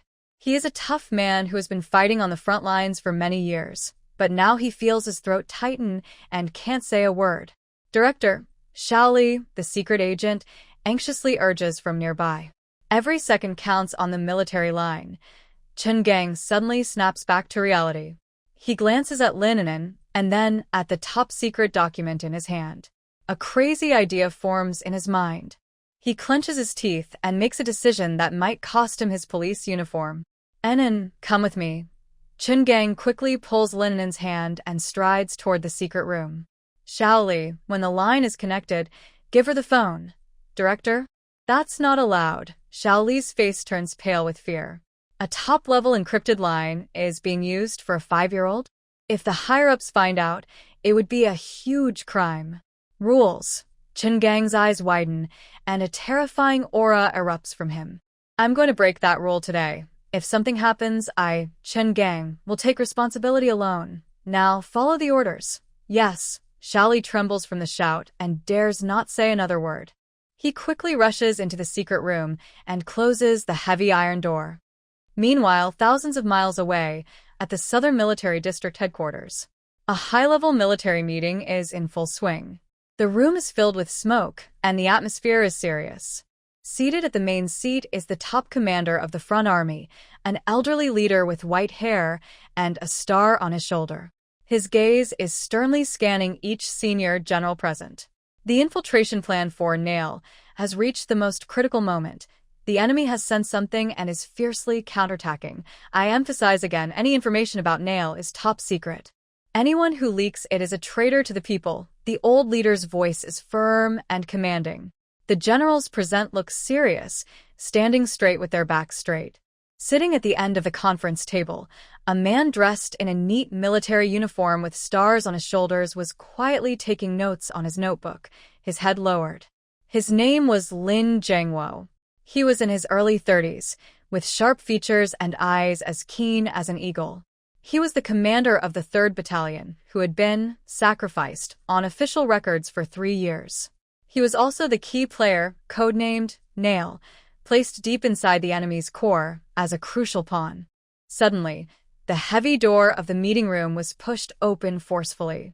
A young intelligence officer, sweating profusely and looking extremely shocked and a little panicked, held up a freshly translated telegram. Report to the leader. Urgent from Ning'yuan County Public Security Bureau. Encrypted in red. The senior officer's eyebrows immediately furrowed. Ning'yuan County? Isn't that Lin Jiangwo's hometown? A bad feeling suddenly rose in his heart. Nian. Here. The intelligence officer cleared his throat, trembling as he read aloud the telegram that could shake the entire military district. Report to the head of the Southern Military District Security Department. This morning around 10 o'clock, our bureau successfully captured an enemy agent who had infiltrated our county. After interrogation, the agent is confirmed to be part of the enemy's clearance plan operation team, tasked with confirming Lin Jiangwo's life or death and using his family to threaten and eliminate him. During the operation, Lin Jiangwo's 5-year-old daughter, Lin An'an, independently subdued the trained enemy agent at a critical moment, seizing a miniature camera and an original copy of the operation plan. Now requesting the military district to send personnel immediately to handle the situation. Urgent. From Chun Gang, director of Ningyuan County Public Security Bureau. The telegram was read aloud. The entire conference room fell into a deathly silence. Not a sound could be heard. All the senior generals froze as if under a spell. They wore the same expression: shock, confusion, disbelief. Lin Jiangwo's daughter, 5 years old, able to subdue a trained spy alone. A professional agent? Is this some kind of joke? Suddenly, Lin Jiangwo's pen slipped from his hand and fell to the ground. His body was trembling uncontrollably. His mind was blank. He understood every word in the telegram, but when put together, he couldn't understand it at all. And An'an, wasn't she at home, being well cared for by her older brother and sister-in-law? How could she be involved with spies? And The clearance plan? The enemy has already found my family. A cold, bone-chilling chill shot from the soles of Lin Jiangwo's feet straight to the top of his head. He suddenly lifted his head, his eagle-like eyes bloodshot. Commander, his voice was hoarse, like sandpaper rubbing. Does the telegram say, "My wife and my son"? The old commander looked at his face, which had turned pale instantly. He opened his mouth, but didn't know what to say. We just learned about Lin Jiangwo's wife passing away and his 2 children being mistreated by relatives, then fleeing their hometown through a recent local police report. To avoid affecting the nail plan, this news was temporarily kept secret. but now, Seeing Lin Jiangwo's hopeful and fearful eyes, the old commander felt like a knife was stabbing his heart. He was silent, and that silence was the cruelest answer. Lin Jiangwo's heart sank into an endless abyss in an instant. He understood. He understood everything. His wife was gone. His children were suffering. And he, as a husband and father, was thousands of miles away, unaware of everything for the so-called big picture. What kind of hero was he?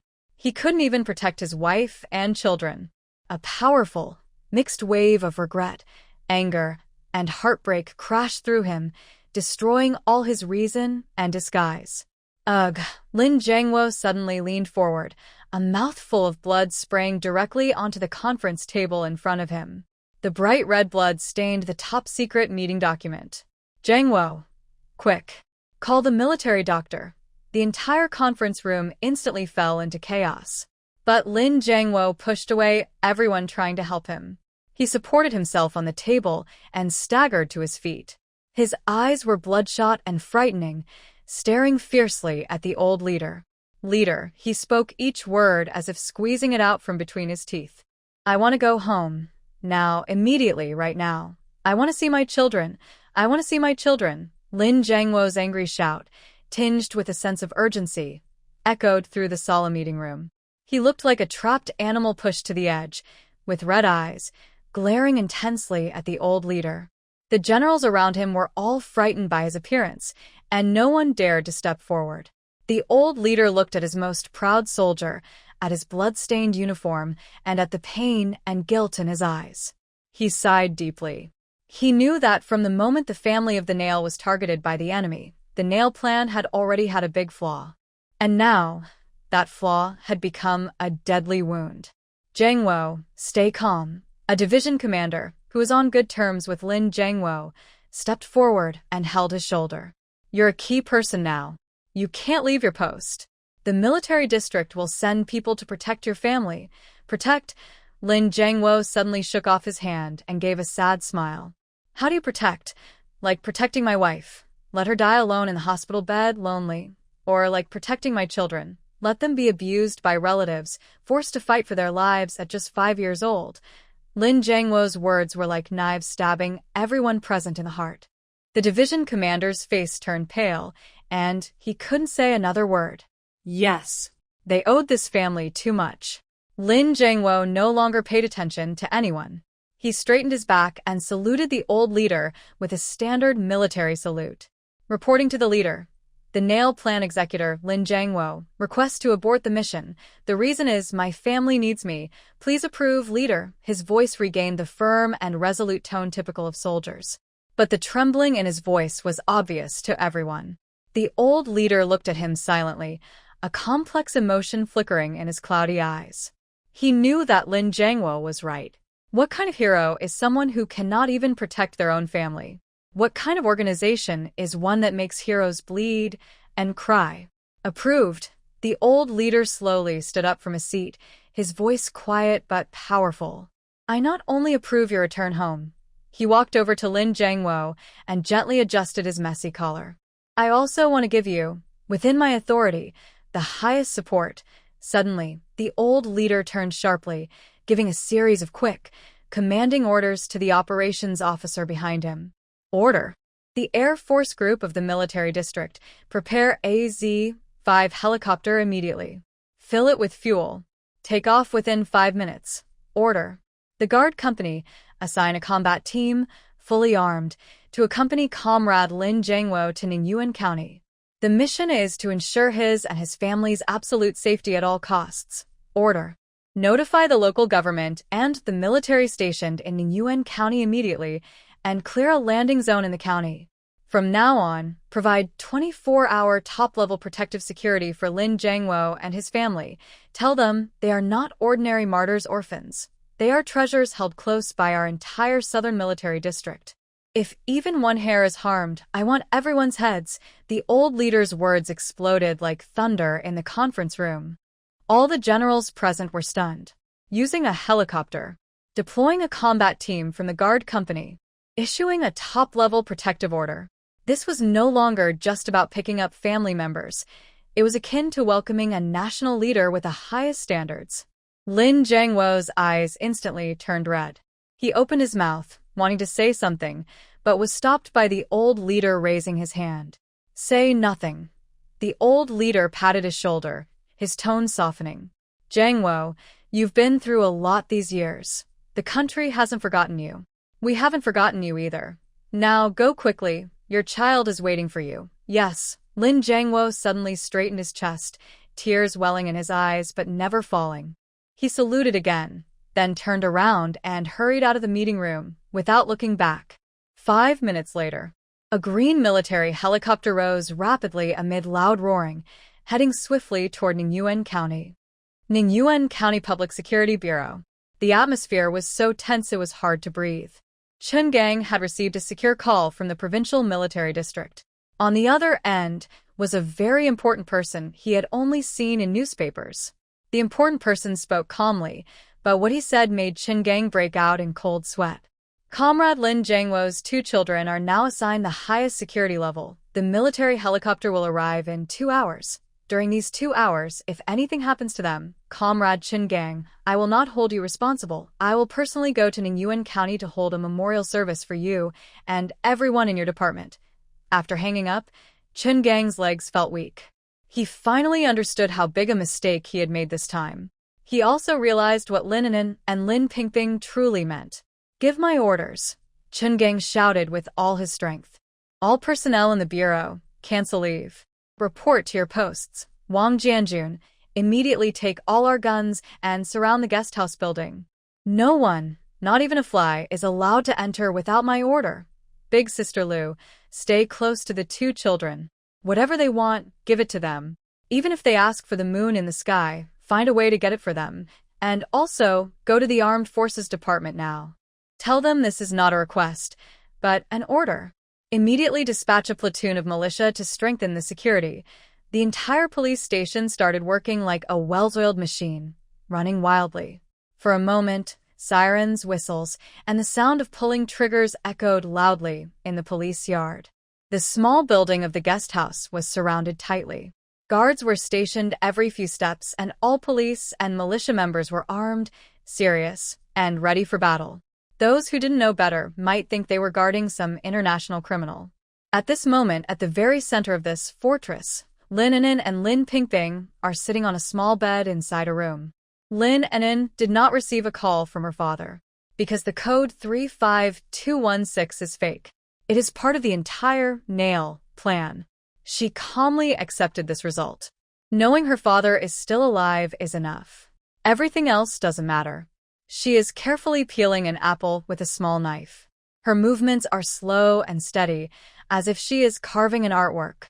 Lin Pingping sits nearby, swinging his short legs and curiously watching the soldiers outside with guns, walking back and forth. Big sister, Pingping whispers, "What are those soldiers doing? Are they playing a war game?" Lin An'an smiles and hands him the peeled apple. "No," she says. "They are protecting us." "Oh." Pingping nods as if he understands but isn't quite sure, then takes a big bite of the apple. The room falls silent for a moment. Waiting feels long and tense. Even the air seems to freeze. Suddenly, Wang Jianjun runs in from outside, sweating heavily. He looks at the safe and sound siblings and breathes a sigh of relief. Then he turns to Chen Gang, with a very strange expression on his face, speaking in a low voice. "Director." "That." Loudly from the finance department, "He's going crazy." Chen Gang frowns. "What's going on? Why is the finance department causing trouble now?" Wang Jianjun's expression becomes even stranger. He scratches his head, unsure how to explain. "It's not trouble. It's that. Haven't we been investigating the corruption case at the county food factory? Lao Li and a few accountants have been studying those fake ledgers for 3 days and nights, their eyes red, but they can't find any loopholes. He just got angry in his office and said that anyone who helps him solve the case, he will give half of his salary to." Chen Gang waves impatiently. "Enough, don't bother me with such small matters right now." His mind is full of the helicopter arriving in 2 hours, and he has no time to care about corruption cases. However, he doesn't notice that while he and Wang Jianjun are talking, the 3-year-old boy, Lin Pingping, was biting into an apple. Suddenly, he stopped chewing.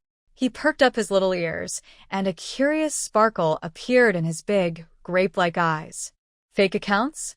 I can't find any mistakes?" Lin Pingping tilted his small head and tugged at Lin An'an's sleeve. "Sister, what is a fake account?" "A fake account is a pretend ledger," Lin An'an explained casually. "Oh." Lin Pingping nodded thoughtfully, then suddenly slid off the bed, took small steps, and ran toward the door where Wang Jianjun was. He raised his little face and asked in a pure, innocent voice, "Uncle, can I see your ledger? Uncle, can I see your ledger?" Lin Pingping's sweet, childish voice stunned Wang Jianjun and Chen Gang. They looked at each other in surprise. Wang Jianjun squatted down, forcing a smile that looked worse than crying. "Pingping, This isn't a storybook. It's not something for kids to see." He was worried inside. It was one thing that his sister was like a human-sized robot, but why was her little brother also so unusual? A 3-year-old wanting to see police case files? Even the most complicated financial crime reports? Chen Gang also looked helpless and amused.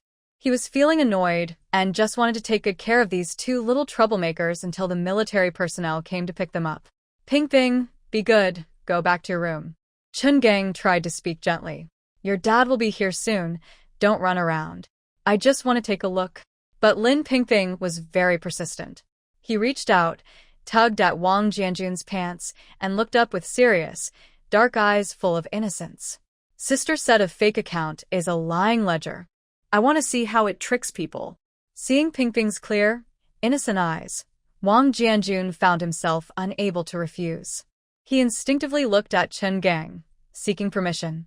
Chen Gang rubbed his temples, feeling a headache coming on. Just let him look. He didn't understand it anyway. Might as well play along with the kid. Let him see. Chen Gang waved his hand, speaking with a tone full of helplessness. Just don't let him break anything. "Got it." Wang Jianjun felt greatly relieved. He quickly picked up Lin Pingping and strode toward the finance office at the other end of the corridor. "Come on, Pingping, Uncle will show you the heavenly book." Inside the finance office, it was currently filled with worry and gloom. Several thick ledgers were spread out on the table. A few elderly accountants wearing glasses were sighing as they looked at the ledgers. The ashtray on the table was already full of cigarette butts. Leading the group was a man in his 50s with half-white hair, known as Lee Abacus. He was the top expert in the County Police Bureau's finance department. His abacus clicked loudly as he worked. With decades of experience, he could spot problems in old accounts at a glance. But today he was stumped. The factory director of the county food factory was very skilled at making fake accounts. All the receipts, documents, and inventory records matched perfectly. Each individual account looked flawless. But everyone knew the factory's money had to have been embezzled by the director. Because the factory was about to fail to pay wages, yet the director's house had a 2-story small building. Damn it! That bastard! Lee Abacus slammed the table hard, causing the teacup to shake. He must have 2 sets of books. One for us, and one he keeps hidden. But we can't find the other set of books, so we can't charge him. Another young accountant looked worried. Chief Lee, we've been investigating for 3 days. We even checked his mouse holes at home, but there's no second set of books. Could it be that we're wrong? Nonsense. Lee Abacus glarat. My instincts are never wrong. The problem is definitely in these ledgers. We just haven't found the evidence yet. At that moment, the office door was pushed open. Wang Jianjun entered carrying Lin Pingping. Oldly busy? Lee Abacus looked at Wang Jianjun and snorted irritably. Busy? Fighting with ghosts. His gaze fell on Lin Pingping in Wang Jianjun's arms, and he frowned.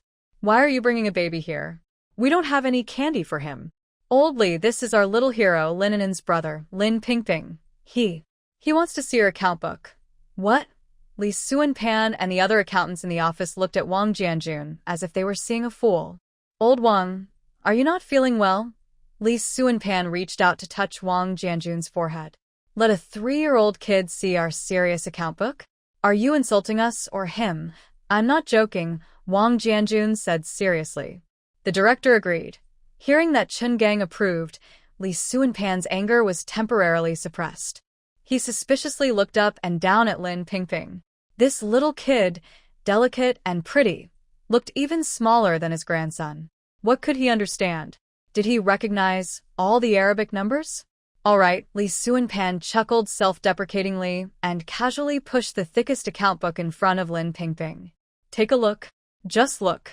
If you can understand it, Old Li, will eat this abacus today. He didn't take it seriously, thinking it was just the director's way of amusing the child. The other accountants around also looked on eagerly, expecting a show. But Lin Pingping was not at all nervous. His small body leaned on the tall chair, and with his tiny, tender hand, he started flipping through the pages of the thick account book that was taller than him. At first he was slow. In the office, only the sound of pages flipping could be heard. Li Suanpan crossed his legs, picked up his teacup, took a sip of strong tea, and couldn't be bothered to watch anymore. But gradually, he noticed something was wrong. The child's reading speed was getting faster and faster, from reading 1 page at a time to almost 10 lines at once. His big, dark eyes, like black grapes, quickly scanned over the dense numbers and tables like a high-speed scanner. The others in the office also noticed the unusual. Everyone stopped their work and focused their eyes on the small figure. The office became so quiet that you could hear breathing. Li Suanpan snae slowly disappeared. Instead, there was a serious look on his face. He is an expert at reviewing accounts. He knows that this way of checking accounts is not something an outsider could do. It requires an extraordinary sensitivity to numbers and deep experience in understanding account structures. Could it be this child really? The thought just appeared, but Li Suanpan immediately dismissed it. Impossible. Absolutely impossible.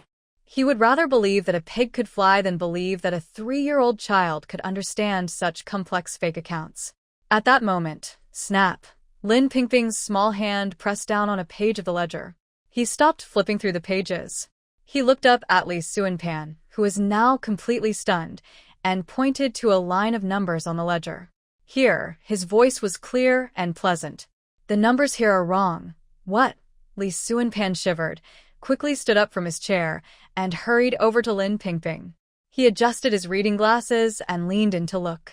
That line said, August procurement of raw materials, burlap sacks, 235 yuan in total. How can this be wrong? Li Suanpan's brow furrowed.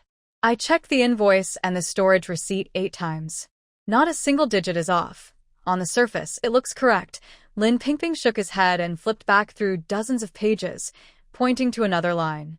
That line said, May procurement of equipment parts, lubricating oil, 30 yuan in total. But, on his young face, a look of deep understanding appeared, one that didn't match his age.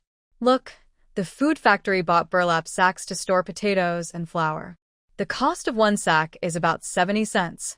235 yuan can buy over 300 sacks. Over 300 sacks can hold nearly 15,000 pounds of grain. Based on your production reports from the past few months, the factory's monthly grain consumption is far less than 10,000 pounds. Why would they buy so many sacks at once? Are they waiting for mold to grow? Lin Pingping's words made Li Suanpan's mind explode. He had never thought about the problem from this angle before. He only knew how to check numbers and verify receipts. I had never thought about connecting these isolated numbers to actual production. There's more here, Lin Pingping said. Before he finished, she pointed again to the record of the lubricant purchase. In the food factory, only that old dough mixer needs lubricant. I saw that dough mixer the day before yesterday when I passed by the factory with my sister. It uses the cheapest butter, which costs 10 yuan for a big bucket and lasts a year. Why would he spend 30 yuan on high-quality machine lubricant for that? Is he giving it to his bicycle? Lin Pingping's tone was full of innocent mockery. But to Li Suanpan and the other accountants, it was like a thunderbolt. They followed her reasoning and looked at the ledger. Those seemingly perfect numbers now appeared full of holes. I understand now. Li Suanpan suddenly slapped his thigh, his face turning bright red with excitement. This bastard. He didn't keep 2 sets of books at all. He just used these seemingly reasonable but easily questioned purchases in one ledger to embezzle money. He didn't buy those sacks or that lubricant. The receipts were all fake. Brilliant. Truly brilliant. Li Suanpan trembled with excitement, looking at Lin Pingping not with shock but with awe, deep admiration. Unbelievable. Truly unbelievable. Our decades of experience as accountants, fooled by a factory director, and it turns out, a 3-year-old child saw through it all at a glance. In the office, there was a gasp of shock. All the accountants looked at Lin Pingping as if she were a monster. Wang Jianjun stood at the door, mouth open, completely stunned. Is the sister a divine being descended from the Wenchu star? Is this younger brother the reincarnation of the Wenchu star? What kind of divine genes does the Lin family have? Lin Pingping ignored everyone's shock. He yawned slightly, seeming a bit bored. He slid off his chair and added one last comment, delivering the final blow. Follow this line of thinking to investigate. All the items labeled maintenance, purchasing, and travel on his ledger are small amounts, but they occur very often. About 90% of the time, they are fake. The money he stole is probably around 5,000 yuan. Also, check on his brother-in-law, the truck driver. He must have helped forge the transportation documents. After speaking, Lin Pingping quickly ran out of the office, back to her sister. She left everyone inside the room feeling confused and unsettled. After a while, Li Suanpan finally found his voice again. He looked at Wang Jianjun, trembling his lips. Old Wang. Pinch me, he said. Do I feel like I am dreaming? This dream soon spread throughout the county police station, then quickly reached the entire county committee compound. Everyone learned one thing.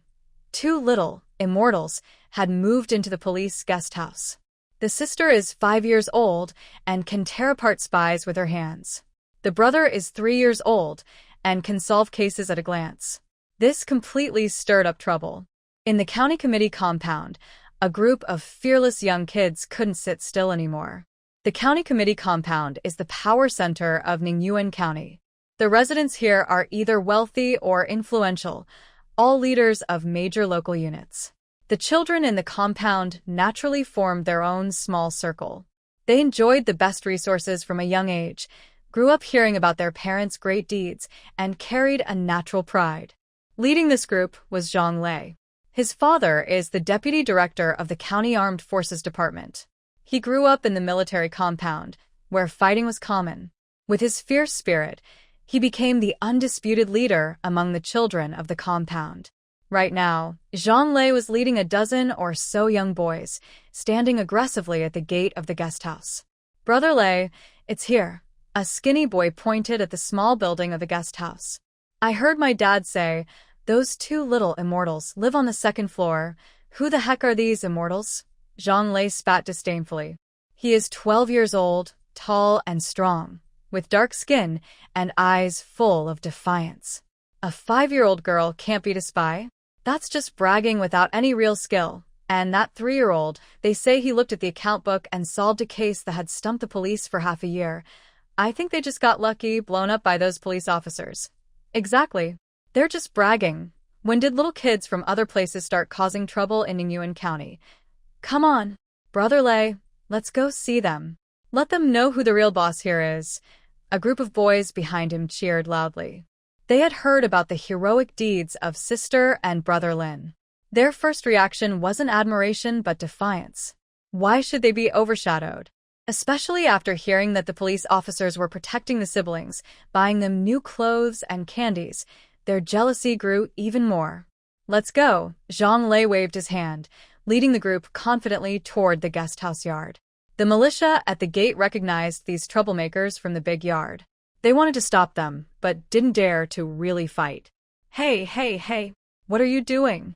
This is a restricted area. You can't come in. Get out of here. Zhang Lei pushed aside a young militia member roughly. We're here to find someone. Those two little geniuses. The militia members staggered back, unsure what to do. They had orders to prevent outsiders from entering but weren't told that even the children of county leaders couldn't come in. Just then, at this chaotic moment, Lin An'an pulled Lin Pingping and just came out of the building. She wanted to let her brother get some fresh air in the yard. As soon as they stepped out, they saw this tense scene. Big sister, who are they? Lin Pingping hid behind Lin An'an, looking scared at the rowdy older kids. Lin An'an looked calmly at them. The boy in front, with dark hair, looked arrogant and defiant. The others behind him looked like they were just watching the show. She quickly understood what was happening. They came to pick a fight. In her past life, she had seen this kind of thing many times. When arriving somewhere new, there are always some local bullies who think they are the boss and want to show off their power. The only way to deal with these people is simple. Fight. Fight until they give up, are afraid, or see you and decide to stay away. Are you the girl named Lin An'an? Zhang Lei also saw Lin An'an. He looked her up and down, and his contempt in his eyes grew stronger. She was wearing a floral dress with a bow, looking clean and delicate, like a porcelain doll. Is that all? Tearing apart spies? That's nonsense. I heard you're pretty good at fighting. Zhang Lei crossed his arms and asked in a condescending tone. Lin An'an didn't answer. She just looked at him quietly, as if she was watching a clown. This ignoring made Zhang Lei angrier than any words could. Little girl, you're quite bold. Zhang Lei's face darkened. Today, I'll show you what it means to be overconfident. I won't bully you. Let's just have a little fight. If you can get past me in 3 moves, I'll call you sister from now on. If you lose, you and your brother will obediently leave our neighborhood. The group of boys behind him immediately started shouting. Yeah, get out of here. Don't think catching a spy makes you special. Lin An'an. Brother Lei, teach her a good lesson. The militia and police nearby were getting anxious. Zhang Lei. Don't be reckless. Quickly take your people away. This isn't a place for you to cause trouble. Wang Jianjun also rushed out from the building. Seeing the scene, his face darkened. Zhang Lei. Is this how your father taught you? Causing trouble on police territory? Do you believe I'll take you back to your father right now? Seeing Wang Jianjun, Zhang Lei's bravado slightly faded, but he still held his head high. Uncle Wang, this isn't your business. This is a matter between us kids. We can handle it ourselves. I just don't accept it. Why is she, an outsider, already a hero just because she arrived? Wang Jianjun was so angry he almost fainted. These kids are really out of control. He was about to step forward to stop them. Lin An'an suddenly spoke. Her voice was soft and calm. Okay, these 2 words stunned everyone present. Wang Jianjun looked at Lin An'an in disbelief. An'an, you. Lin An'an shook her head at him, signaling him not to interfere. Then, she took a step forward, one hand in the pocket of her small dress, and the other holding her younger brother Lin Pingping's hand. She looked at Zhang Lei, who was 2 heads taller than her, and said calmly, No need for 3 moves. One move is enough. You. Lin An'an slightly raised her chin and pointed at Zhonglei. And you guys. Her gaze swept over the dozen or so older children behind Zhonglei. Come at me together. I'm in a hurry. What? Zhonglei's eyes widened instantly. He thought he had heard wrong. This little girl was not just wild. She was crazy. She was actually planning to fight all of them alone? Ha ha. Zhonglei burst into angry laughter, feeling like he had been insulted the most in his life. Fine. Very good. Little girl, you asked for this. Brothers, attack. Show her why flowers are so red. At his command, the dozen or so boys behind him howled and charged at Lin An'an and Lin Pingping like a pack of little wolves. Wang Jianjun and the nearby militia were so scared they almost fainted. Stop, they wanted to rush forward to stop them, but it was too late. The dozen or so boys quickly overwhelmed Lin An'an's small figure. Lin Pingping was so frightened, he closed his eyes. Zhonglei stood outside the circle, a cruel smile on his face.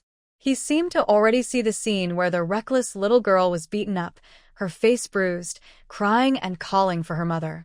However, what happened next almost made everyone's eyes pop out of their sockets. The expected crying did not happen. Instead, there was a series of muffled thuds and screams of pain. The boy who rushed to the front didn't see Lin An'an's move clearly. Suddenly, everything blurred, and he felt as if a wild bull had hit his stomach. He was knocked backward and crashed into the person behind him, tumbling into a heap. Smack! The second boy swung a punch from the side. Lin An'an didn't even turn her head. She quickly slapped him across the face with her hand. The boy spun around 3 times, seeing stars, and sat down hard on the ground, unable to get up for a while. Thud! The third and fourth boys. Lin An'an never let go of her little brother's hand. She used one hand to put her hands in her pockets. With the other hand, she sometimes opened her palm, sometimes clenched her fist, and sometimes pointed with her finger. Her movements looked random, but they were so fast they dazzled people. Every strike was simple, quick, and full of a kind of beautiful power. She moved like a graceful butterfly, weaving between a group of clumsy bears. Those bigger, stronger kids looked like paper dolls next to her. They fell with just a touch or flew away with a poke. In less than 30 seconds, the fight was over. The yard was a mess. A dozen or so older kids lay scattered on the ground, holding their stomachs, rubbing their faces, groaning in pain. None of them could stand up, and Lin An'an still stood where she was. Her little dress was spotless. Her bow was perfectly in place. She hadn't even taken a breath. She released her little brother's hand and walked over to Zhonglei, who was staring blankly, looking terrified as if he'd seen a ghost. His mouth was wide open, big enough to fit a light bulb, and his face showed pure fear. His legs trembled uncontrollably. You. He stammered for a long time but couldn't say a complete sentence. Lin An'an reached out her soft, delicate hand and gently patted Zhonglei's stiff cheek. A pure, angelic smile appeared on her face. Now, are you convinced? Lin An'an's voice was sweet and soft, like a simple question asking, "Have you eaten?" But to Zhonglei, it sounded like the whisper of a devil. He looked at his brothers lying on the ground, still whimpering. Then he looked at the girl in front of him, smiling with an innocent face, but making him feel cold from his feet to his head. Zhonglei's throat moved hard. Is this a child? Not just a child, he felt like he was regretting everything. Is this a 5-year-old girl? It's like a T-Rex in disguise. Those 30 seconds felt like a nightmare to him. He didn't even see how Lin An'an made her move. He only saw his brothers flying out like bowling pins hit by a ball. The impact, the power, more terrifying than his dad lifting him up and hitting him with a belt. Zhonglei's lips trembled. He wanted to say something polite, but he couldn't say a word. His proud strength was fragile like paper in front of this human-sized robot. Just then, Lin Pingping, who had been hiding behind his sister, stepped forward. He went to a chubby boy crying and hugging his legs. That boy was the son of the County Finance Bureau director. He usually liked puzzles like 9-link chains and Lubon locks, calling himself the smartest person in the yard. Don't cry. Lin Pingping took out a big white rabbit candy from his pocket and offered it to the boy. Here, Have some candy. The boy paused, looked at the candy, then at Lin Pingping, and forgot to cry. Seeing he didn't take it, Lin Pingping peeled the wrapper and put the candy in his mouth. Then, he pointed to the 9-link chain peeking out of the boy's pocket. Have you been trying to solve this for 3 days? The boy, still holding the candy, nodded instinctively. The 9-link chain was bought by his father from the provincial city. He had been working on it for 3 days, almost going crazy, but still couldn't open it. Lin Pingping reached out and took the complicated 9-link chain. His small hands quickly fiddled with it a few times. A clear, crisp sound of ding ding dang dang was heard. In less than 10 seconds, the 9 linked rings that had troubled little Fatty for 3 days and nights were untangled. The 9 iron rings were completely separated. Lin Pingping handed the untangled rings and the bare iron rod back to little Fatty. It's actually very simple. Its solution is the reverse sequence of a gray code. You just need to remember, first move the first ring, second move the second ring, third move the first ring again. Lin Pingping explained the complex math principles in a soft, childlike voice. Little Fatty was completely stunned. The other children around, still groaning from pain, forgot their discomfort and stared at Lin Pingping with wide eyes. Gray code? Reverse sequence? Is he really speaking Chinese? If what Lin An'an just showed them was physical strength and brute force, then what Lin Pingping just demonstrated was a mental challenge, a clever way of thinking. One can fight. The other can calculate. Are these siblings? Some kind of genius? Zhang Lei stood still, feeling as if his worldview had been repeatedly shattered, rebuilt, and shattered again in just a few minutes. He finally understood why the police had praised them so highly. It's not just praise. It's humility. He looked at Lin An'an and then at Lin Pingping. His pride and arrogance had been crushed completely. In their place was a deep, genuine admiration. This is the real leader. Following someone like this, who would dare to mess around in the yard. Zhang Lei took a deep breath and made a decision that would change his life. He suddenly straightened up, tidied his messy clothes. Then, he bowed deeply to Lin An'an at 90 degrees. His voice was loud, sincere, and full of excitement. Big sister. This sudden call of big sister made Lin An'an momentarily stunned. She hadn't expected it. The kids lying on the ground also reacted quickly. The boy who was slapped unconscious crawled over, holding Lin An'an's little leg. Big sister. I was wrong. I won't dare do it again. The boy who was kicked away also scrambled over, rolling and crawling. Big sister. Please accept me. From now on, I will be your person. The chubby boy, whose intelligence was overshadowed by Lin Pingping, was even more excited, his face turning red. Big sister. And Big brother. From now on, you are my real brother and sister. Suddenly the title, Big Sister, was shouted repeatedly. More than a dozen older children gathered around, their faces no longer showing arrogance, but instead full of admiration and excitement. The scene looked just like a big fan meeting. Standing far away, Wang Jianjun and the militia were completely stunned. They gawked, watching this magical scene, feeling like their brains couldn't keep up. Just a second ago, it was a tense fight scene. And now it had turned into a family reunion? These unruly troublemakers had been so easily tamed? Or was it willingly, happily accepting? Wang Jianjun rubbed his eyes hard, feeling like all his 20-plus years of life had been wasted. Lin An'an looked at this group of suddenly very enthusiastic little brothers and felt speechless. She just wanted to establish authority so they wouldn't bother her. How did it turn out like this? Big sister? In her past life, she was called the Blood Queen, but this Big Sister sounds a lot like a bandit leader. Everyone get up. Lin An'an frowned slightly, her voice tinged with impatience. That's enough. Just don't bother me anymore. We won't bother you. Zhang Lei immediately straightened his chest, looking serious. Big sister. From now on, we will be your personal guards. Anyone who dares to bother you will have to deal with our entire group. He pointed to his brothers around him. From now on, we will stand guard outside this yard for you, making sure not even a single mosquito gets in. After saying that, he really waved his hand and, with the group of young boys who had just been lying on the ground making noises, ran to the gate of the yard. They stood straight and looked like proper guards. Their seriousness was even better than the militia standing at the gate. Lin An'an looked at this lively group of children and, for the first time, felt a little headache. Forget it. Let them do as they like. She held Lin Pingping's hand and turned to go back inside. Quietness was the most important thing to her. However, she had only taken a few steps.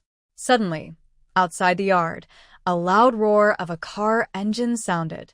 The noise grew louder and more aggressive, unlike the slow-moving jeeps from the county. Then, there was a sharp screech of brakes. Screech. A muddy, army green jeep, like a wild beast out of control, sped straight to the gate of the guest house, spun around, and stopped sideways. The car door was suddenly pushed open. "Big sister, there's a situation." The newly appointed guard, Zhang Lei, ran over quickly, stumbling and crawling, with a look of shock and excitement on his face. "It's a military vehicle." Coming from the provincial city, Lin An'an's steps suddenly stopped. Her body tensed instantly. She slowly, carefully turned around and looked at the still slightly shaking army green jeep. Her heart was pounding fast at that moment. A tall figure got out of the car. A man in military uniform, with a full beard and red eyes. His gaze, like a radar, wildly swept over the crowd. Finally, it fixed on the small figure in a floral dress. Their eyes met. It was as if time had completely stopped at that moment. Lin An'an looked at the man who was both unfamiliar and incredibly familiar. She saw the pain, regret, and joy almost overflowing from his eyes. All the grievances she had forcibly suppressed deep in her heart, born from her bloodline and 2 lives, burst out like a flood at that instant. Her nose felt sour.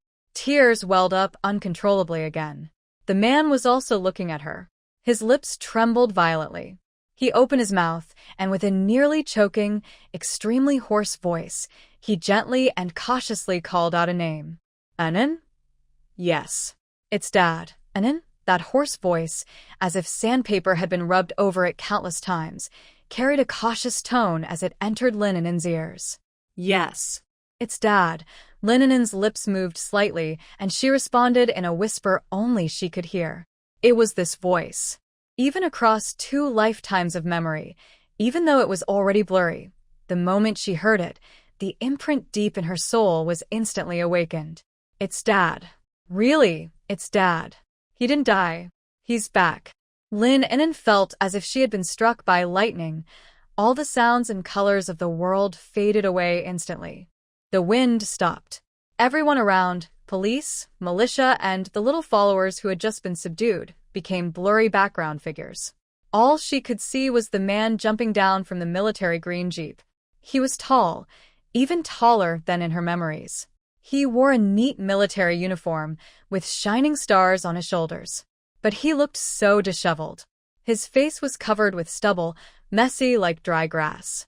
His eyes were full of terrifying bloodshot veins, red as if they might bleed. There was a dark mark on his chest like blood. This was not the father she remembered, the one who always smiled and lifted her high above his head. This was a stranger crawling out of hell, soaked in pain and regret. But in those bright red eyes, overflowing with love, joy, and pain so intense it seemed almost real, there was a familiarity. So familiar that Lin An'an's heart was squeezed tightly by an invisible hand, making her feel so much pain she couldn't breathe. Lin Jiangwo jumped out of the car, swayed, and almost fell. From the military district headquarters to Ningyuan County, he drove the jeep to the limit, running through many red lights and almost crashing through everything. 2 hours of reckless driving had drained all his strength. When he saw that small figure wearing a floral dress, an unknown force suddenly filled his entire body. It was An'an, his An'an. The little girl who, when he left home, would only cry while holding onto his leg. 3 years had passed. She had grown taller. Her hair had also grown longer. But why? Why does she look so thin? That small face, still with baby fat, was now so thin that her chin was sharp. Her big eyes, which should have been full of innocence and happiness like black grapes, were now calm and aged beyond her years. Lin Jiangwo's heart felt like it was pierced by countless steel needles. He took a step forward, wanting to rush over, but his legs felt as heavy as lead. He was afraid. He feared this was just a dream. He was afraid that with a blink, the small figure before him would disappear like it did 3 years ago on that early morning. He could only stand there, staring at her, greedily looking at her, as if he wanted to remember her current look forever, engraved into his bones. "Papa," An'an finally called out. Her voice was soft, hoarse from crying, but it was like a key, opening the door labeled sorrow. In this moment, all her strength and disguise from 2 lives collapsed. She was no longer the Blood Queen who could fight spies and control life and death. She was just a 5-year-old girl who had lost her mother, been mistreated by relatives, and struggled in despair, finally waiting for her father. Tears fell uncontrollably from her eyes like broken beads. She wanted to run over and throw herself into his arms, but she couldn't move her legs either. The huge feeling of being abandoned and forgotten, like a mountain, pressed heavily on her heart. "Why did you only come back now? Don't you know that Mom is no longer here? Don't you know that my brother and I almost got beaten to death? Don't you know that we almost got sold?" Countless questions and tears blocked her throat, making her unable to speak, only silently crying. The father and daughter, separated by just over 10 meters, looked at each other from afar. One standing, the other watching. A person was crying uncontrollably, while another was weeping blood from their eyes. Everyone around was so overwhelmed by the tense atmosphere that they dared not make a sound. Chun Gang and Wang Jianjun looked at Lin Jiangwo's expression, feeling uneasy inside. Zhang Lei and his newly appointed followers didn't even dare to breathe loudly. They finally saw the legendary hero father with their own eyes. But this hero looked much more pained than they had imagined, 100 times worse. Finally, Lin Jiangwo moved. It was as if he used all his strength to step forward. 1 step. 2 steps. His steps were unsteady, like a drunk person staggering. With each step, his body trembled more. His weathered face twisted with pain, regret, self-blame, and joy, all mixed together. He looked at the trembling little figure crying on the ground, his lips trembling as he repeated 2 words softly, only he could hear. "An'an, my An'an." He was getting closer to her. 10 meters. 5 meters. 3 meters. Lin An'an could clearly see the bloodshot eyes in his, smell the strong scent of gunpowder, dust, and blood mixed together. That was the smell of war. And the smell of a father. When Lin Jiangwo reached her, he stretched out his large, white-knuckled hand, trying to touch her cheek. But he saw it. He saw the small boy hiding behind Lin An'an, only half of his tiny head showing, with big, curious, wary eyes like black grapes, watching him. That was Ping, his son? The little baby he held in his arms when he left. Just a tiny bundle of crying sounds? He had grown this big too? And so thin. This final straw broke Lin Jiangwo's last thread of reason. This man, who had never bowed his back even in the midst of gunfire and explosions, this iron-blooded officer who never blinked at the sight of enemies' blades. His knees suddenly buckled. Thud. A dull sound echoed. In front of everyone's disbelief, he suddenly knelt down straight and firm. He knelt before his own 5-year-old daughter. An'an. Ping, Lin Jiangwo let out a wild, animal-like cry of pain. Dad. I'm late. Dad. I'm late. This cry sounded as if it was torn from his chest with blood and tears, full of endless regret and pain. He was a proud soldier, a nail, who made enemies tremble on the battlefield. But now, he looked like a child who had done something wrong, kneeling on both knees before his children. He reached out his rough, scarred hands, wanting to touch them, but in midair, they trembled violently, afraid to get close. He was scared. He was afraid that the smoke and blood on him would scare them. He was afraid that his strange, ghostly appearance would make them feel unfamiliar. And he was even more afraid. He was afraid they would hate him. Hate him for being an irresponsible father, for not protecting his family. Wow. Lin Jiangwo's earth-shaking kneel didn't scare Lin An'an. But it made Lin Pingping, hiding behind her, cry out in fear. The little boy had never seen such a scene before. He clung tightly to his sister's leg, peeking out his small head, looking at the tall man kneeling on the ground, tears and snot covering his face. His tiny eyes were full of fear and confusion. Big sister. Who is he? Why is he crying? Lin Pingping's crying felt like a hot iron burning into Lin Jiangwo's heart. He didn't even recognize his own son anymore. A huge wave of sadness, enough to drown him, suddenly overwhelmed him. I'm sorry. Lin Jiangwo couldn't hold back anymore. He lowered his proud head, like a desperate beast, gently knocking his forehead against the cold ground, over and over again. It's not your fault, Dad. I'm sorry, he muttered, hitting his chest hard with his fists. The dull sound of his pounding made everyone present feel a shiver. This wasn't acting. This was a man, a father, feeling deep regret and despair. The atmosphere around was very heavy. Chief Chingang, who was used to life and death situations, saw this scene and couldn't help but tear up. He wanted to go forward and help, but he found he couldn't move his feet. Wang Jianjun, a strong and brave man, turned his head away and secretly wiped his tears with the back of his hand. The group of young boys, including Zhang Lei, were completely stunned. Their fathers were either officials or soldiers. In their eyes, fathers were strict, strong, and never shed tears. But now, they saw a man, a soldier, kneeling on the ground, crying like a child. This scene hit them harder than Lin An'an knocking down a dozen men. They looked at Lin Jiangwo and then at Lin An'an. In their hearts, they felt even more respect for this new, big sister. To make such a heroic father kneel, he must have suffered a lot of unfairness. Lin An'an looked at her father, who was kneeling and almost breaking down, and her heart felt like it was being torn apart. She didn't blame him. Really? In her past life, she took a long time to understand. Some choices are not about right or wrong, but about faith. He has his country, his mission. But understanding doesn't mean he isn't feeling wronged. She reached out her small hand and gently placed it on Lin Jiangwo's dusty, bowed head. Dad, her voice, tinged with a stuffy nose, was still very clear. I'm not blaming you. Lin Jiangwo's body suddenly stiffened. He slowly raised his head. His eyes, red and swollen, looked fixedly at Lin An'an. An'an. You? I said, I don't blame you. Lin An'an looked into his eyes and spoke carefully, word by word. But Mom is gone, my brother, and I almost died too. These simple words were like a sharp knife, stabbing again into Lin Jiangwo's heart. He opened his mouth, making a choking sound, but couldn't say a single word. Yes.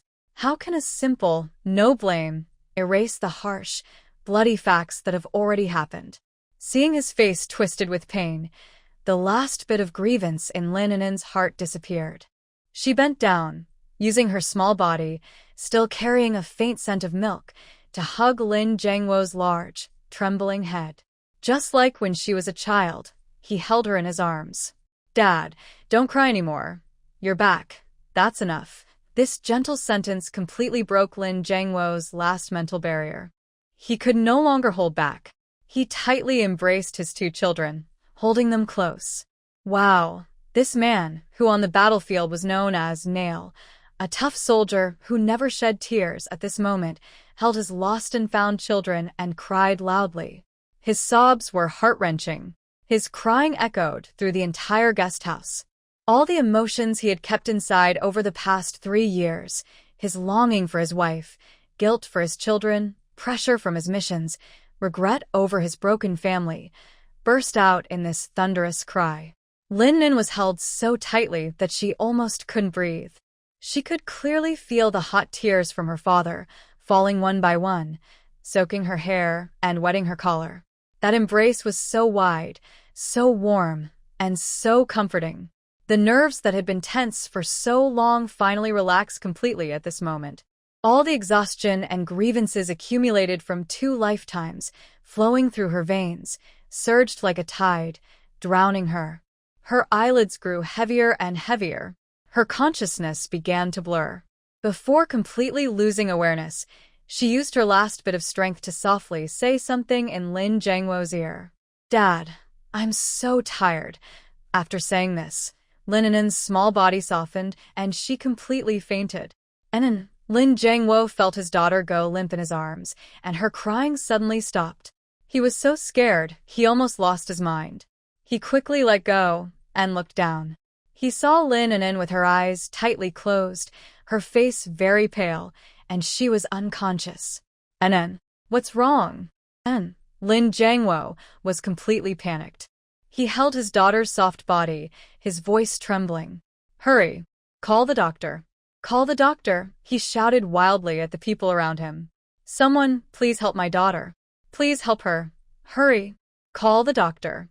Someone, please help my daughter." Lin Jiangwo's shout was full of despair and fear, like an injured lion. He held his unconscious daughter, whose face was just recently covered in tears, now turned very pale. The huge fear of losing her again, after just getting her back, almost made him go crazy. "Don't panic. Comrade Lin, don't panic." Chen Gang was the first to react. He quickly stepped forward and shouted loudly, "Ambulance! The ambulance is on the way."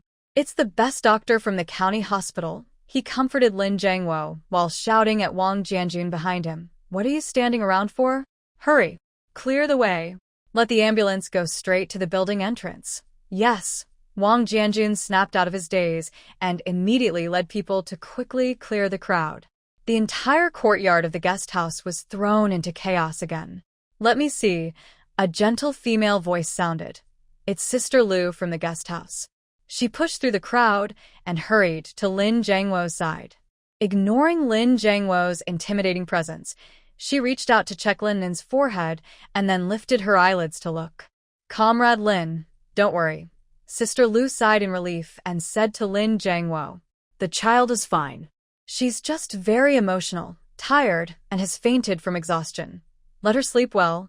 That's the best thing for her." Hearing this, the worry that had been hanging in Lin Jiangwo's heart finally eased a little. He looked down at his daughter's pale face, noticing the tears still on her cheeks. His heart felt like it was being cut with a knife. Yes, a 5-year-old child. How much has she been through to be so exhausted? Lin Jiangwo carefully picked up Lin An'an, holding her gently as if she were a precious treasure. His gaze then shifted to Lin Pingping, who was still clutching his leg with wide, frightened eyes, having forgotten to cry. He reached out with trembling hand and gently touched his son's small head. "Pingping, don't be afraid." His voice was still hoarse but no longer frantic, filled with gentle warmth and guilt.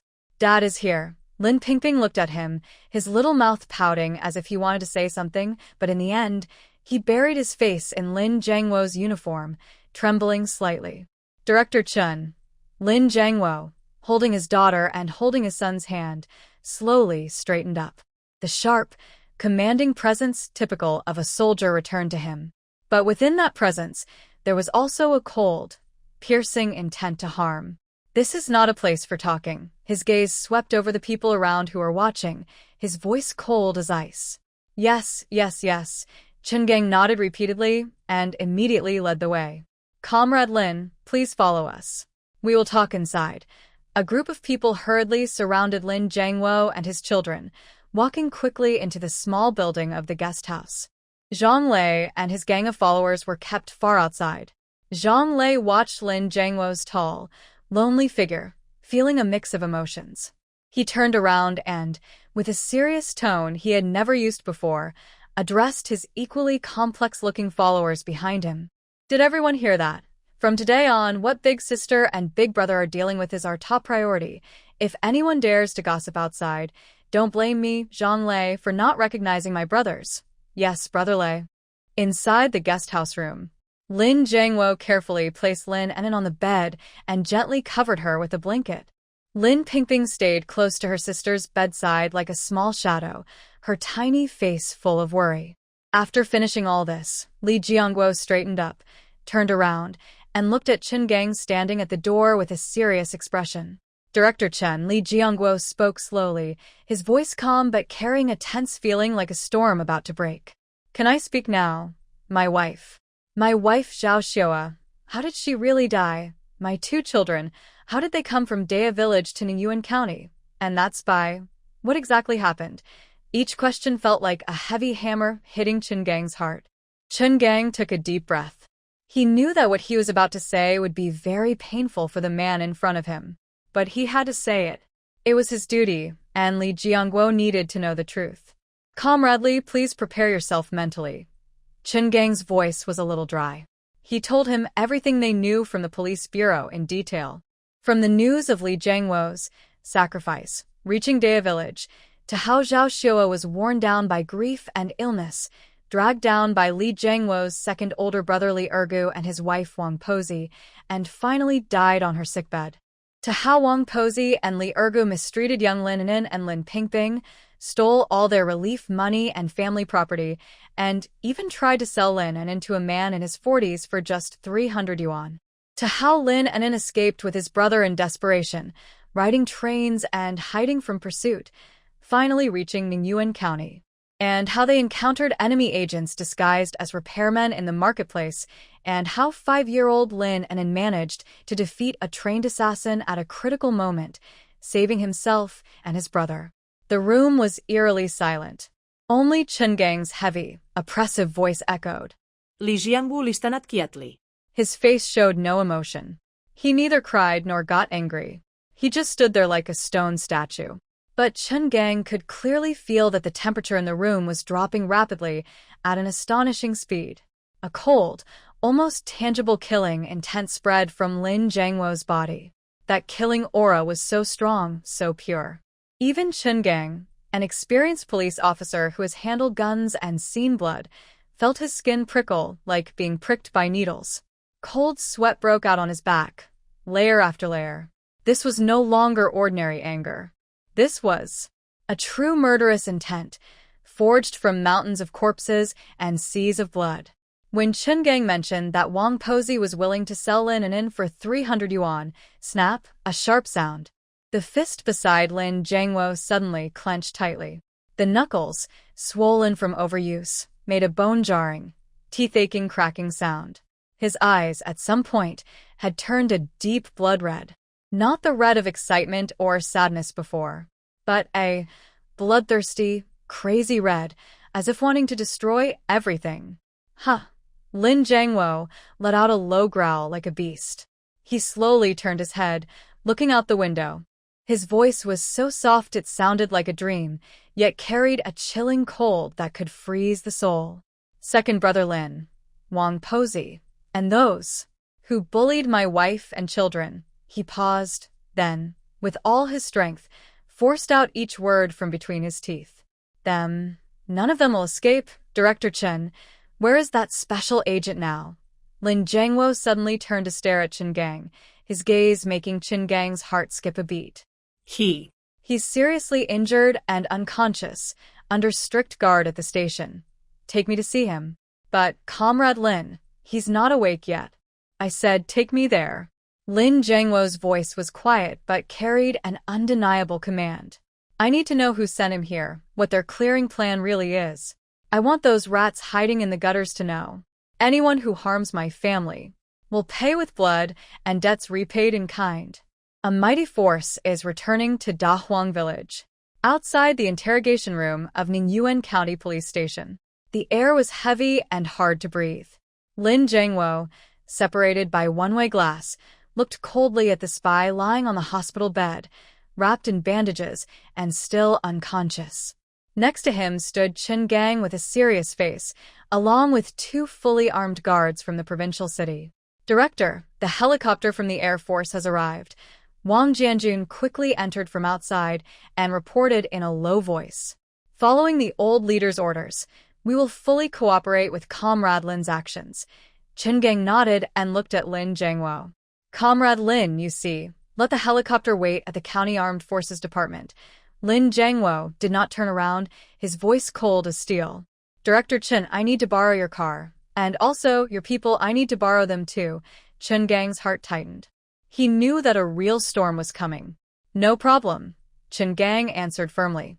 "Our department, except for the necessary duty personnel, everyone else can be assigned freely. Also, I've already informed the County Armed Forces Department. They will send a squad of militia to listen to your orders." Finally, Lin Jiangwo turned around.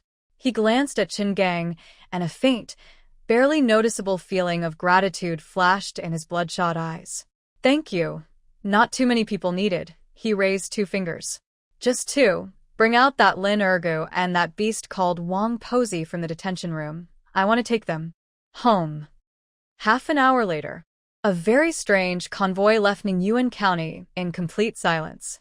Leading the way was the military green jeep driven by Lin Jiangwo himself, covered in mud.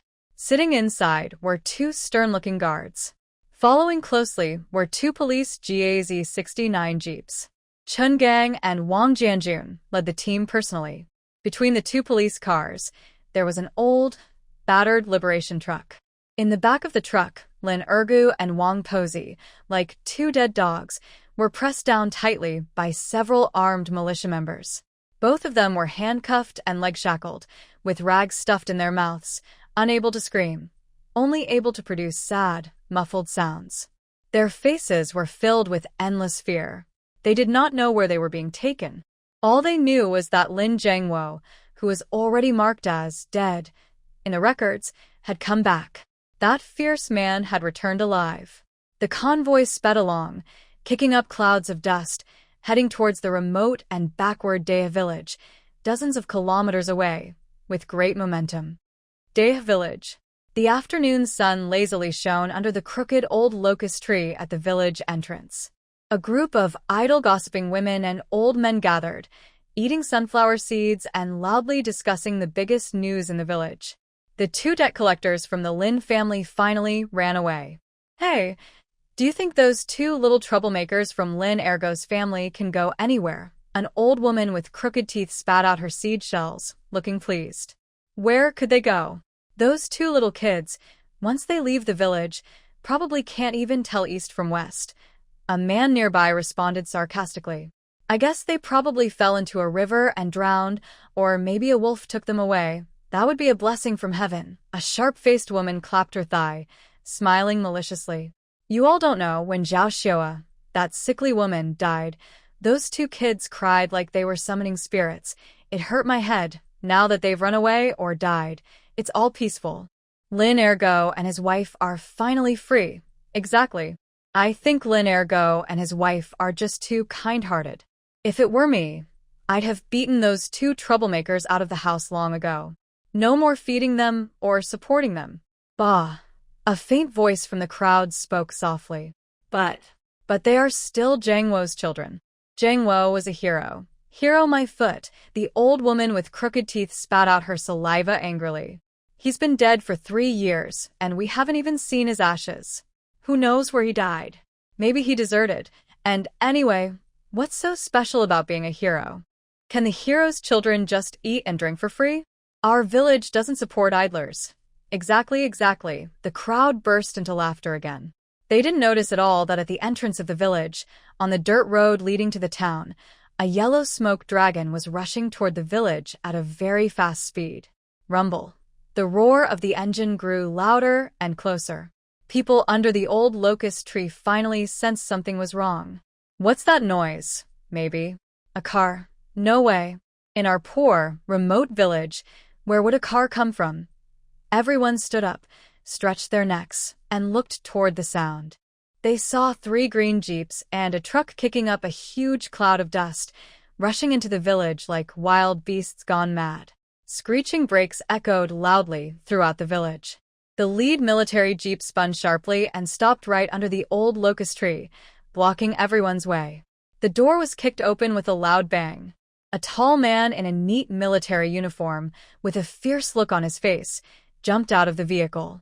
He held a semi-automatic rifle with a bayonet attached. Under the sunlight, the shiny bayonet gleamed with a chilling light. The scene under the old locust tree instantly fell into deadly silence. Everyone's laughter caught in their throats. They all opened their mouths wide, faces showing shock, as if they had seen a ghost. Lin. Lin Jiangwo, the old woman with crooked teeth, dropped her sunflower seeds all over the ground, her eyes nearly popping out.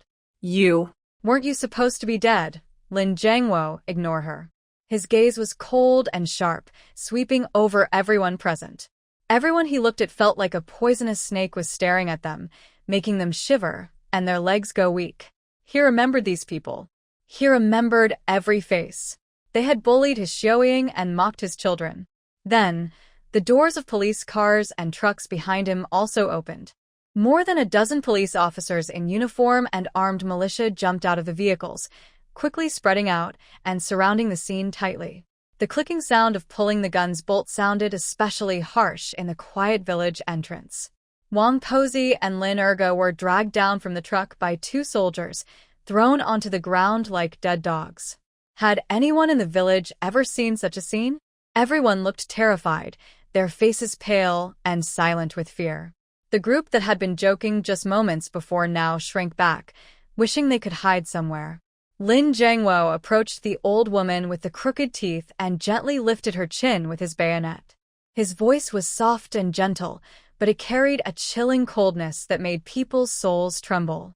You just said that when my wife died, her crying gave you a headache. Now, do you want to hear your own crying? Lin Jiangwo's words were like a sharp ice pick stabbing into the old woman's heart.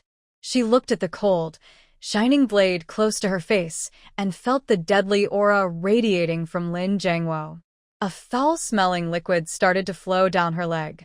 She was so frightened she lost control and wet herself.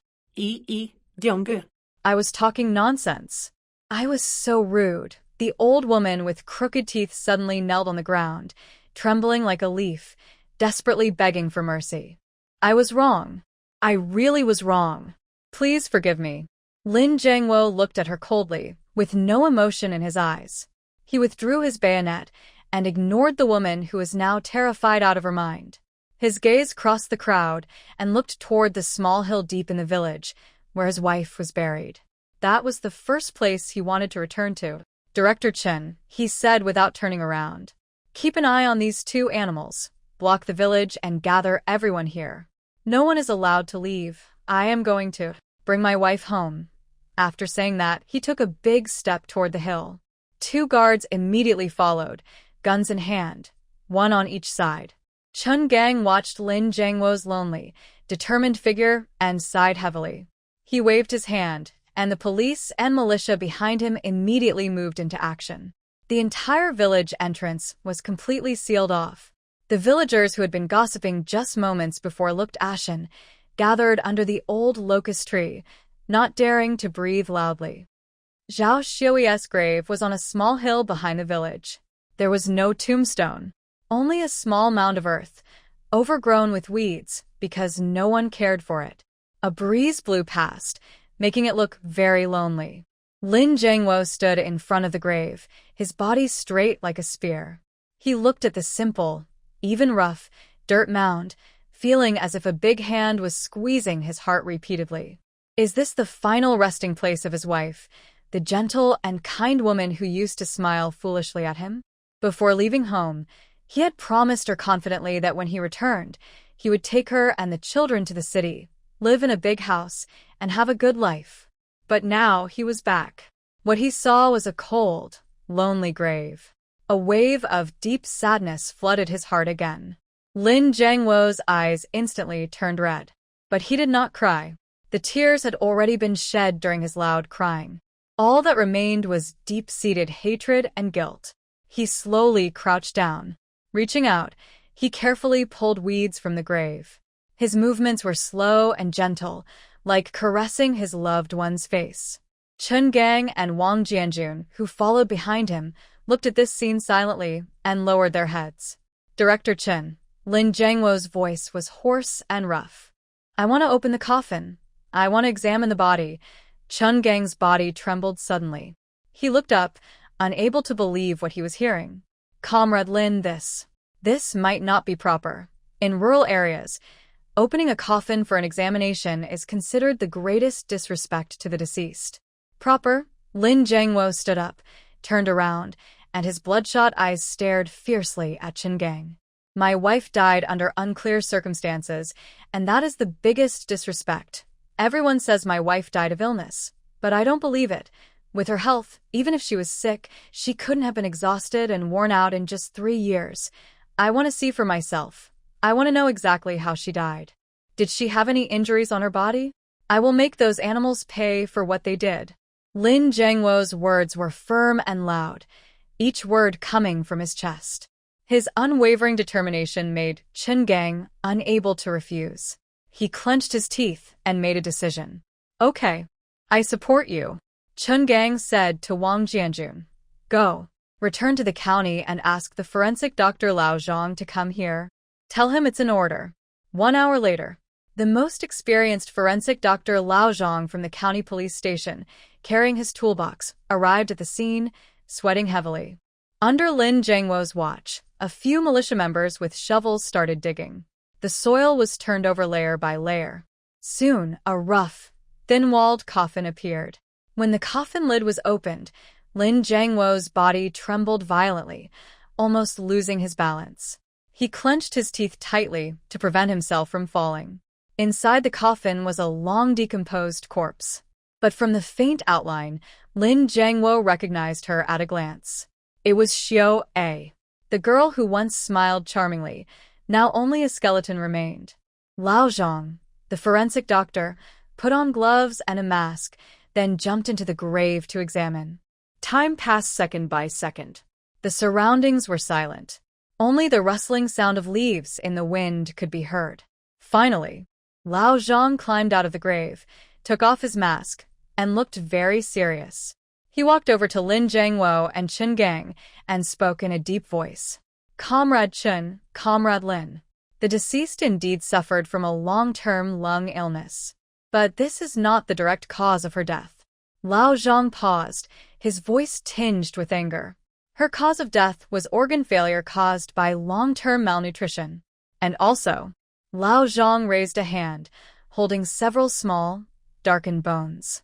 I found multiple old fractures and cracks on her ribs and limb bones. These wounds were not caused all at once, but resulted from years of repeated blows with a blunt object.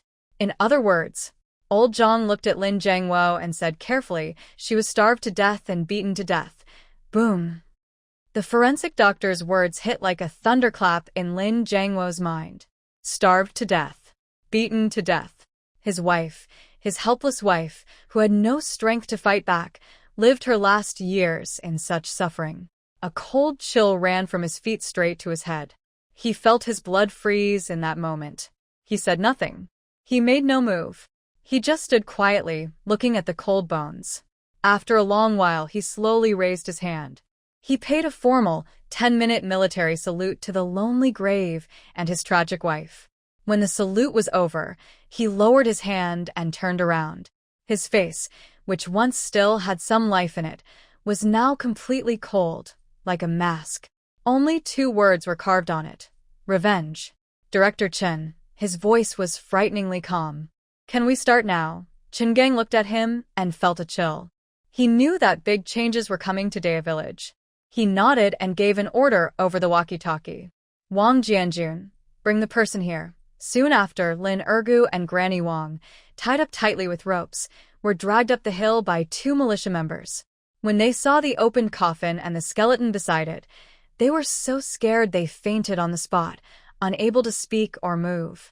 Lin Jiangwo walked over step by step, looking down at them as if they were already dead objects. My wife, Zhao Xiaoa. Did you kill her? Every word Lin Jiangwo spoke felt like a hot iron burning into the ears of Ergo Lin and Granny Wang. The hillside was eerily silent. As the wind blew, it carried the smell of decayed coffins and the stench of earth, filling everyone's nostrils. Granny Wang looked at the stark white bones and then at the terrifying figure before her, like a vengeful spirit from hell. Her last thread of sanity snapped with a loud crack. It's not me. It's not me. She screamed like a hen with its tail stepped on, sharp and piercing. It's Lin Ergo. He's the one who did it. Tears and snot streamed down Granny Wang's face as she pointed at her husband, who was slumped nearby. Her voice was twisted with fear. It's because he thought Zhao Xiaoa was sickly and ate our food. He beats her every day. He doesn't give her enough to eat. Zhang Wo. Third brother. Don't look at me. I was forced to. I'm just a woman. What could I do? She desperately tried to crawl toward Lin Jiangwo, wanting to hold his leg, but she was frozen in place by the dark gun barrels of the guards nearby. She could only wriggle uselessly on the ground, like a maggot salted alive. Lin er gudtramplet af Granny Wanges accusations. He suddenly looked up, his face pale with fear, now twisted with hatred and resentment. You damn woman. You're talking nonsense. If it weren't for you constantly nagging in my ear about Zhao Xiaoa being a bad omen, causing Zhang Wo's death, and bringing 2 kids to eat our food, would I have done it? And selling an An'an to old Wang at the village entrance. Was that your idea? Did you say a girl could be exchanged for 300 yuan, enough for us to marry off our son? In order to survive, this once united couple now viciously threw the dirtiest mud at each other. They bit and pulled at each other, exposing the most disgusting and unforgivable crimes in front of everyone. Below the hill, the villagers gathered under the old locust tree, listening to the screams from the hillside. Their faces turned pale, and their legs grew weak. So the truth was like this. They had thought Zhao Xiaoa had simply died of illness, and that Lin An'an and his wife were just a bit mean. Who would have guessed that behind it all were brutal beatings, insults, and hunger? That toothless woman was so scared, she collapsed on the ground. The foul smell from her pants made everyone nearby instinctively keep their distance. She remembered she had just been making sarcastic remarks, saying Zhao Xiaoyi deserved her peaceful death. If Lin Jiangwo asked her the same thing, she dared not think further, feeling a cold rush from her feet to her head, as if her whole body was freezing. Lin Jiangwo listened quietly. He listened to those 2 animals biting each other, attacking each other like trophies over how they had tortured his wife. His face remained expressionless. But standing next to him, Chen Gang could clearly feel that Lin Jiangwo's hand gripping the rifle stock was trembling slightly, the knuckles making a clicking sound from the force. A colder, pure killing intent spread from him.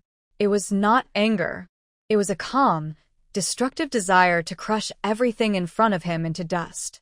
Finally, Lin An'an and Granny Wang were tired of cursing and crying. They gasped for breath, like 2 dying dogs, looking at Lin Jiangwo with pleading and fearful eyes. Lin Jiangwo moved. He slowly raised his rifle. The bayonet-tipped gun reflected a deadly glint in the afternoon sun. He first aimed the gun at Lin An'an's forehead. I left home entrusting Xiaoyi and the children to you. The allowance I send back each month is enough for them to eat well and stay warm. Tell me, where is the money? Lin An'an's body trembled like a sieve, his teeth chattering, unable to speak a word. Lin Jiangwo didn't wait for his answer. He slightly shifted the gun and aimed it at Granny Wang's forehead. My son Pingping, I held him when he was born. He's very healthy. Tell me, why does he look so thin now? Granny Wang opened her mouth, making strange sounds like haha, as if an invisible hand was choking her. Lin Jiangwo's gaze moved away from them and slowly swept down to the villagers on the hillside, who were silent as if frozen. His voice was quiet but heavy, like a hammer hitting everyone's heart. And you all. I, Lin Jiangwo, grew up in Day Village. I believe I have never wronged anyone. I went to the battlefield to protect my country. You call me a hero, but my wife and children were tortured for 3 years right under your noses by these 2 beasts. During those 3 years, did anyone stand up and say a word for her? Did anyone feed my children even a single bite? No one. Not a single person. You all just watched like spectators, saw her die, saw my children suffer. Some even gossiped behind our backs, speaking cold words. Lin Jiangwo's voice suddenly rose sharply, like a thunderclap. Now I am back. Tell me, how should I settle this account? The entire Day village fell silent. Everyone he looked at lowered their heads in shame and fear. Lin Jiangwo withdrew his gaze and looked again at the 2 dead dogs on the ground. His face was calm to the point of frightening. He turned to Chen Gang beside him and said in a firm voice, Director Chen, I want them to kneel and kowtow to my wife here, until I am satisfied. Chun Gang looked into Lin Jiangwo's eyes, which were completely filled with blood, and his heart suddenly clenched. He knew this was just the beginning. The real reckoning was just about to start. He coldly waved to the militia behind him. Do as he says. 2 militia members immediately stepped forward, roughly grabbing Lin Ergo and Granny Wang, and roughly forcing their heads down to the thin coffin, knocking them hard against it. Bang! Bang! Bang! The dull sound of skulls hitting wood echoed repeatedly on the quiet hillside. Accompanying this were 2 muffled, painful groans from the victims. Lin Jiangwo stood there silently, watching coldly. He didn't say to stop. No one dared to make them stop. One after another. Soon, their foreheads were covered in blood and flesh. Lin Jiangwo seemed not to notice at all. His eyes were empty and distant, as if he could see through time and space, witnessing his wife on the hospital bed, waiting hopelessly for death. Old Madame Wang finally couldn't bear it anymore. She kowtowed and let out a muffled cry of despair. Jiangwo, 3rd brother, please spare us. We know we were wrong. We won't dare to do it again. Please, I beg you. It was as if Lin Jiangwo didn't hear her. Suddenly, he curled his lips slightly, his expression as cold as ice. He slowly spoke, his voice soft like a breeze, but everyone present felt a deep chill. Can't take it anymore. My wife's bones are broken in more than 10 places. You only kowtowed a few times. Keep going. Keep going. Lin Jiangwo's words sounded like a death curse. The 2 soldiers pressed harder on Lin Ergu and old Madame Wang's heads, smashing them down onto the coffin lid like crushing garlic. Blood flowed down their foreheads, blurring their eyes and staining the ground in front of them. The loud bang-bang sounds made all the villagers on the hill feel their hearts tighten with each strike. They watched that man standing coldly in front of the grave like a demon god. Besides fear, they felt no other emotion. This was a soldier returning from the battlefield. This was a nail crawling out of a pile of corpses. They finally understood why the police and armed forces had come in such force. This was not a proud homecoming. It was clearly a blood debt demanding blood repayment. After a while, Lin Ergu and old Madame Wang's cries of pain grew faint and weak. They became as soft as a pile of rotten mud, only barely able to stay kneeling with the help of the soldiers. Lin Jiangwo finally slowly raised his hand. Stop. The 2 soldiers immediately loosened their grip, as if granted a great mercy. Lin Ergu and old Madame Wang collapsed to the ground, gasping for breath. Lin Jiangwo didn't look at them. He turned to Chun Gang and said, Director Chun, I'll leave this matter to you for now. Bind these 2 animals to the crooked neck tree at the village entrance, so everyone can see clearly. Yes. Chun Gang immediately nodded and ordered his men to drag the 2 half-dead people down the hillside. Lin Jiangwo then stepped forward toward the group of villagers who were confined. With each step he took, the crowd instinctively backed away, as if they saw a plague god. Everyone kept their heads down, afraid to look at him. Lin Jiangwo stopped in front of the crowd. His gaze swept over the people and finally settled on an old man with white hair, deep wrinkles, and wearing a faded blue cloth jacket. That was the village elder of Daya Village, the highest-ranking person in the Lin clan, Lin Yukai. Elder Lin Jiangwo spoke calmly and evenly. Lin Yukai trembled suddenly. He looked up, his cloudy old eyes filled with mixed feelings. Guilt, fear, and a stubborn pride as an elder. Jiangwo, you're back. Yes, I am back. Lin Jiangwo looked at him sharply. I'm here to do 3 things. First, pay respects to my late wife. Second, punish the murderer. And third, I need your help. Lin Yotsai's throat moved hard as he struggled to speak. What?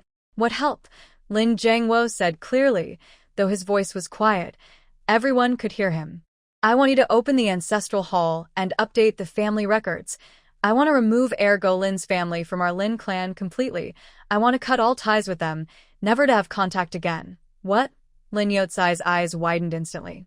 Not only him, but all the other Lin clan members around gasped in shock. Opening the ancestral hall and removing a family name is the harshest punishment in rural areas. It means from now on, Lin Ergo's family, whether alive or dead, will not be part of the Lin ancestral grave or clan records. They will be abandoned completely, like floating weeds, and everyone will look down on them wherever they go. No. That's absolutely impossible. Lin Yukai shook his head like a rattle. He tilted his head and spoke in a trembling, forceful voice, full of anger, but with a hint of fear. Zhang Wo, I know you're upset. Lin Ergo and the others did wrong. They are animals. But he is still your real second brother. Breaking bones, but keeping tendons attached. Our Lin family's old rules say we shouldn't cast out living family members. That would bring divine punishment. An older villager also gathered his courage and agreed. Yes, Zhang Wo, people can't come back to life after they die. Look. Things have gotten so bad. Maybe we should just let it go. Let it go, Lin Zhang Wo smiled. That smile had no warmth, only mockery and coldness. Old clan elder, I ask you, does the old family rule say it's okay to mistreat a sister-in-law or sell a niece? Lin Yotsai's face instantly turned pale, lips trembling, unable to speak a word. I ask you again. Lin Zhang Wo stepped forward, his imposing presence forcing Lin Yukai to step back repeatedly. Lin Zhang Wo, fought for the country outside, risking my life. The medals I earned with my blood, do they not also honor our family? But what about you? Is this how you treat a hero's family? You watched my family be bullied and killed without doing anything. Now you come to talk to me about old family rules? About breaking bones but keeping tendons? Do you even deserve to talk? Lin Yukai was speechless after his words, his face flushing and paling alternately. Lin Zhang Wo ignored him. He turned around and faced all the Lin clan members, raising his voice sharply, like a loud bell. Today, I make this clear. Lin Ergo and Wang Pozi are criminals. They broke the law. They will face justice. Those who deserve to be executed will be executed. Those who need reform will be sent for reform. And I, Lin Zhang Wo, as the husband of the victim and father of 2 children, today, in front of the whole village, I will cut all ties with these animals and their family. He suddenly turned back, staring fiercely at Lin Yukai. Today, this ancestral hall, you must open it whether you want to or not. If you don't write this family separation letter, I will write it myself. I, Lin Zhang Wo, today, not only want them to face legal punishment, but also to be despised by our clan. To be remembered with shame forever. I want to see who dares to stop me today. After saying this, he turned and headed toward the ancestral hall deep in the village. His determined, unstoppable attitude made everyone feel terrified. Chun Gang gave Wang Jianjun a signal. Wang Jianjun immediately took 2 police officers and followed Lin Zhang Wo at a close distance. This was both protection and silent pressure. Lin Yukai looked at Lin Zhang Wo's back, then at the armed militia and police nearby. Finally, his gaze fell on Lin Ergo and Granny Wang, who were tied to the crooked tree and barely breathing. He knew he couldn't stop him. Today, no one could stop this man who had gone mad. He sighed deeply, as if he had aged 10 years in an instant. He hunched his back and, in a very hoarse voice, said to the villagers around him, "Go. Open the door of the ancestral hall. Bring ink, paper, and brushes." Half an hour later, in the ancient and solemn Lin family ancestral hall, Lin Yukai trembled as he used a brush to write a family separation letter on rice paper. Every word was written with great difficulty. When finished, he used his old, dry voice to loudly read it aloud in front of all the Lin clan members present. This family member, Lin Ergo, and his wife, Wang, have corrupt hearts, lost virtue, murdered their sister-in-law, and sold their niece. Their actions are condemned by all gods and humans and cannot be tolerated by heaven and earth. From today, their family is expelled from the Lin clan, their names removed from the family tree, and their land reclaimed. From now on, there will be no more ties in marriage or funerals. This is the official notice. After reading, Lin Yukai seemed drained of all strength and sat down heavily on the ground. Lin Zhang Wo, expressionless, walked forward, took the family separation letter still smelling of ink, and then approached Lin Ergo and Granny Wang, who had been dragged into the ancestral hall. He grabbed Lin Erga's hand, dipped it in ink, and pressed it firmly onto the letter. Then he took Granny Wang's hand and did the same. 2 bright red, blood-stained fingerprints were pressed onto the paper. They were also engraved into everyone's hearts. After finishing everything, Lin Jiangwo handed the severance letter to Qin Gang behind him. Director Qin. His voice finally carried a hint of warmth, but still sounded tired and exhausted. Family matters are settled. Now, I leave the legal matters to you. Qin Gang solemnly took the heavy severance letter and nodded firmly. Comrade Lin, you can rest assured. Our police will not let any criminal go. Those who break the law will face the fairest and strictest punishment. Lin Jiangwo nodded without saying more. He turned around and slowly walked out of the ancestral hall. The sunlight outside was a bit blinding. He looked up at the hill where his wife was buried and softly spoke in a voice only he could hear. Xiaowei, did you see that? The bad person has been caught. Next, I will go to pick up our child.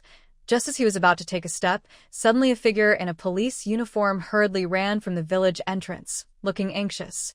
It was Wang Jianjun. Director Chen. Comrade Lin. Something's wrong.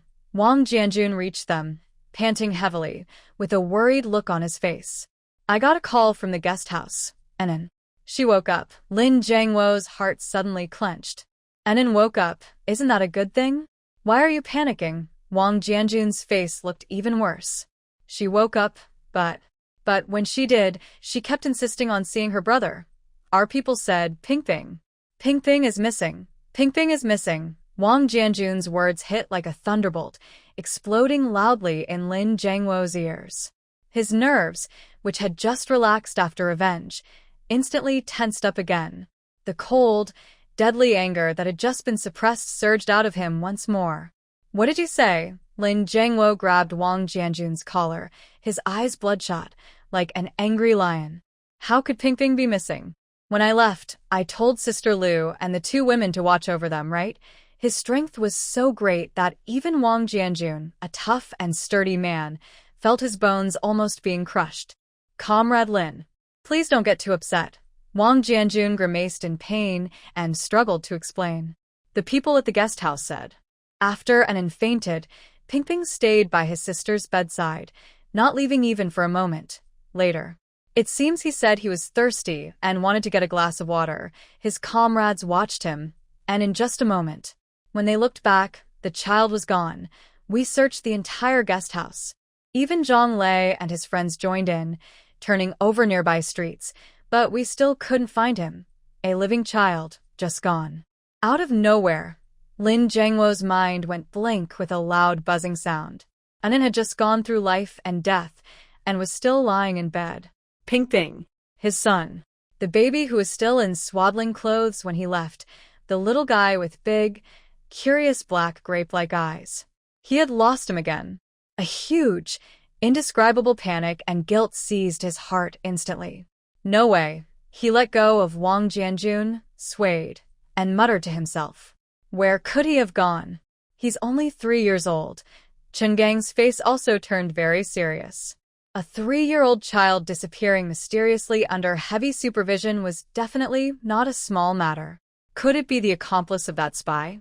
Returned to the county town, Qin Gang made a quick decision, shouting at the police and militia behind him.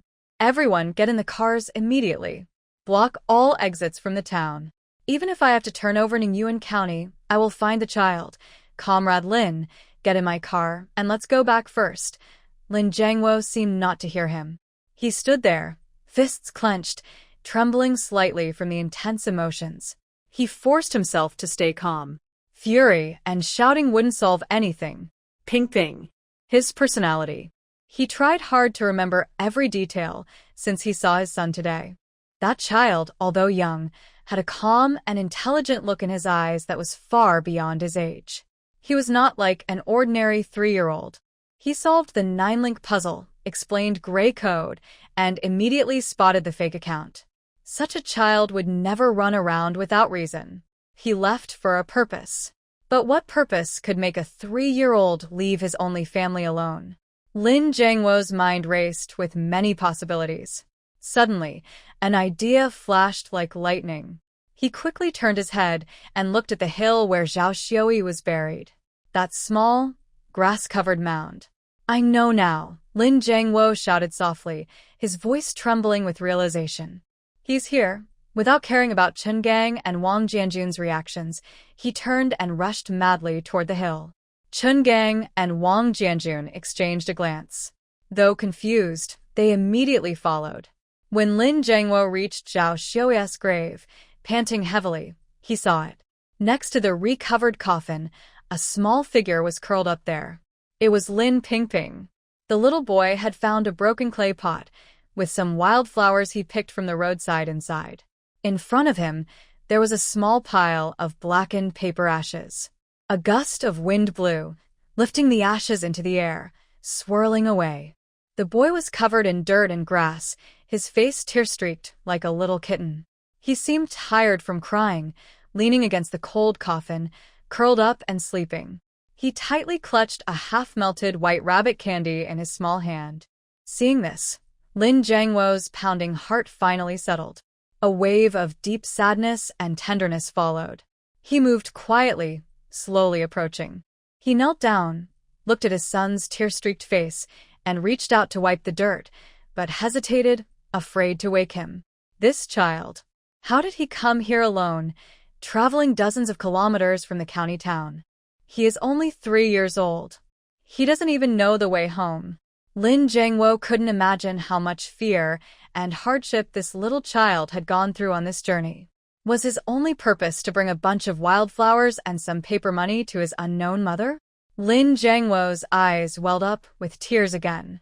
Carefully, he gently held his sleeping son in his arms. The little boy seemed to sense the familiar warmth of his father's embrace. In his dreams, he mumbled softly, nuzzled his small head against his father's chest, and slept even more peacefully. Chen Gang and Wang Jianjun, who followed behind, saw this scene and remained silent. They looked at the small child in Lin Jiangwo's arms, and then at the lonely grave. Their hearts felt heavy. What kind of brother and sister were they? One, a 5-year-old who could tear apart spies and scare away villains. The other, a 3-year-old who could walk dozens of miles alone just to honor his mother. What had they been through? Lin Jiangwo stood up, holding his son, and bowed deeply to Zhao Xiui's grave. This time he didn't speak, but everyone understood how he felt at that moment. After finishing, he turned around, carried his son, and strode down the mountain. Back to the county town, his voice was calm but firm, full of unwavering resolve. An'an is still waiting for us. When Lin Jiangwo returned to the guest house carrying Lin Pingping, Lin An'an was already awake. She sat on the bed, her small face tense and tight, lips pressed together, silent. Sister Lu and a few other women sat anxiously around her, worried but afraid to speak loudly. The room was filled with a heavy, oppressive atmosphere. Seeing Lin Jiangwo walk in with Lin Pingping, everyone let out a sigh of relief. An'an, look. Dad found your brother, Sister Lu quickly said. Lin An'an looked up and saw her safe and sound brother. Her previously tense, alert eyes, like a small wild animal, finally relaxed a little. Lin Jiangwo gently placed Lin Pingping beside her. Lin An'an immediately reached out her small hand and tightly grasped her brother's hand, refusing to let go. Seeing his daughter like this, Lin Jiangwo felt a sharp pain in his heart. He knew that this incident had scared her again. She was afraid of losing again. He bent down and gently touched his daughter's head with his rough, calloused hand. An'an, I'm sorry. His voice was hoarse but gentle. It's my fault. I didn't watch my little brother carefully. I promise I won't let it happen again. Lin An'an looked up at him. In her deep eyes, which didn't match her age, there was a mix of emotions. After a long moment, she nodded softly. Then, she pulled back the blanket, got out of bed, and took her little brother by the hand to the window. Outside, the sunset painted the sky in a beautiful, bright red. She looked into the distance, toward the hillside where her mother was buried, and silently said in her heart, Mom, revenge is done. Dad, he's really back. My brother and I will be good from now on. Rest in peace. After saying this, she turned around and looked at Lin Jiangwo. In a calm voice, she asked a question. A question that made Lin Jiangwo and everyone present freeze. Did they recruit that special agent? Did they recruit that special agent? Lin An'an's question was like a stone thrown into a calm lake, instantly causing ripples in the room. Big Sister Liu and several women were stunned. They couldn't understand why a 5-year-old girl would care about such things. This shouldn't be a question a child her age would ask. Even Qin Gang, who just came in, paused in his steps and looked surprised when he heard her words. Only Lin Jiangwo, after a brief moment of shock, looked deeply at his daughter. He didn't see her as an ordinary child. He knew this daughter was special. Not yet. Lin Jiangwo shook his head, his voice steady. She was badly injured and is still unconscious. But I've arranged for the best interrogation experts from the military district to come tonight. Don't worry, as long as he's alive, I have ways to make him tell us everything he knows. His words carried a reassuring, strong confidence. Lin An'an nodded without asking further. She knew that leaving this matter to her father made her feel more at ease than giving it to anyone else. Then, when will we leave? She asked again. Leave. Lin Jiangwo was surprised. Go where? Back to your unit. Lin An'an's answer was clear and firm. The things here are settled now. Day Village, we won't go back there. Ningyuan County is just a temporary place for us. She looked up at her father's eyes, which sparkled with unwavering confidence. You're a soldier. Your home is in the military district. We are your children. Wherever your home is, that's where ours is. Lin Jiangwo's heart was deeply touched by his daughter's words. Yes, his home is in the military district, and he has owed these 2 children too much.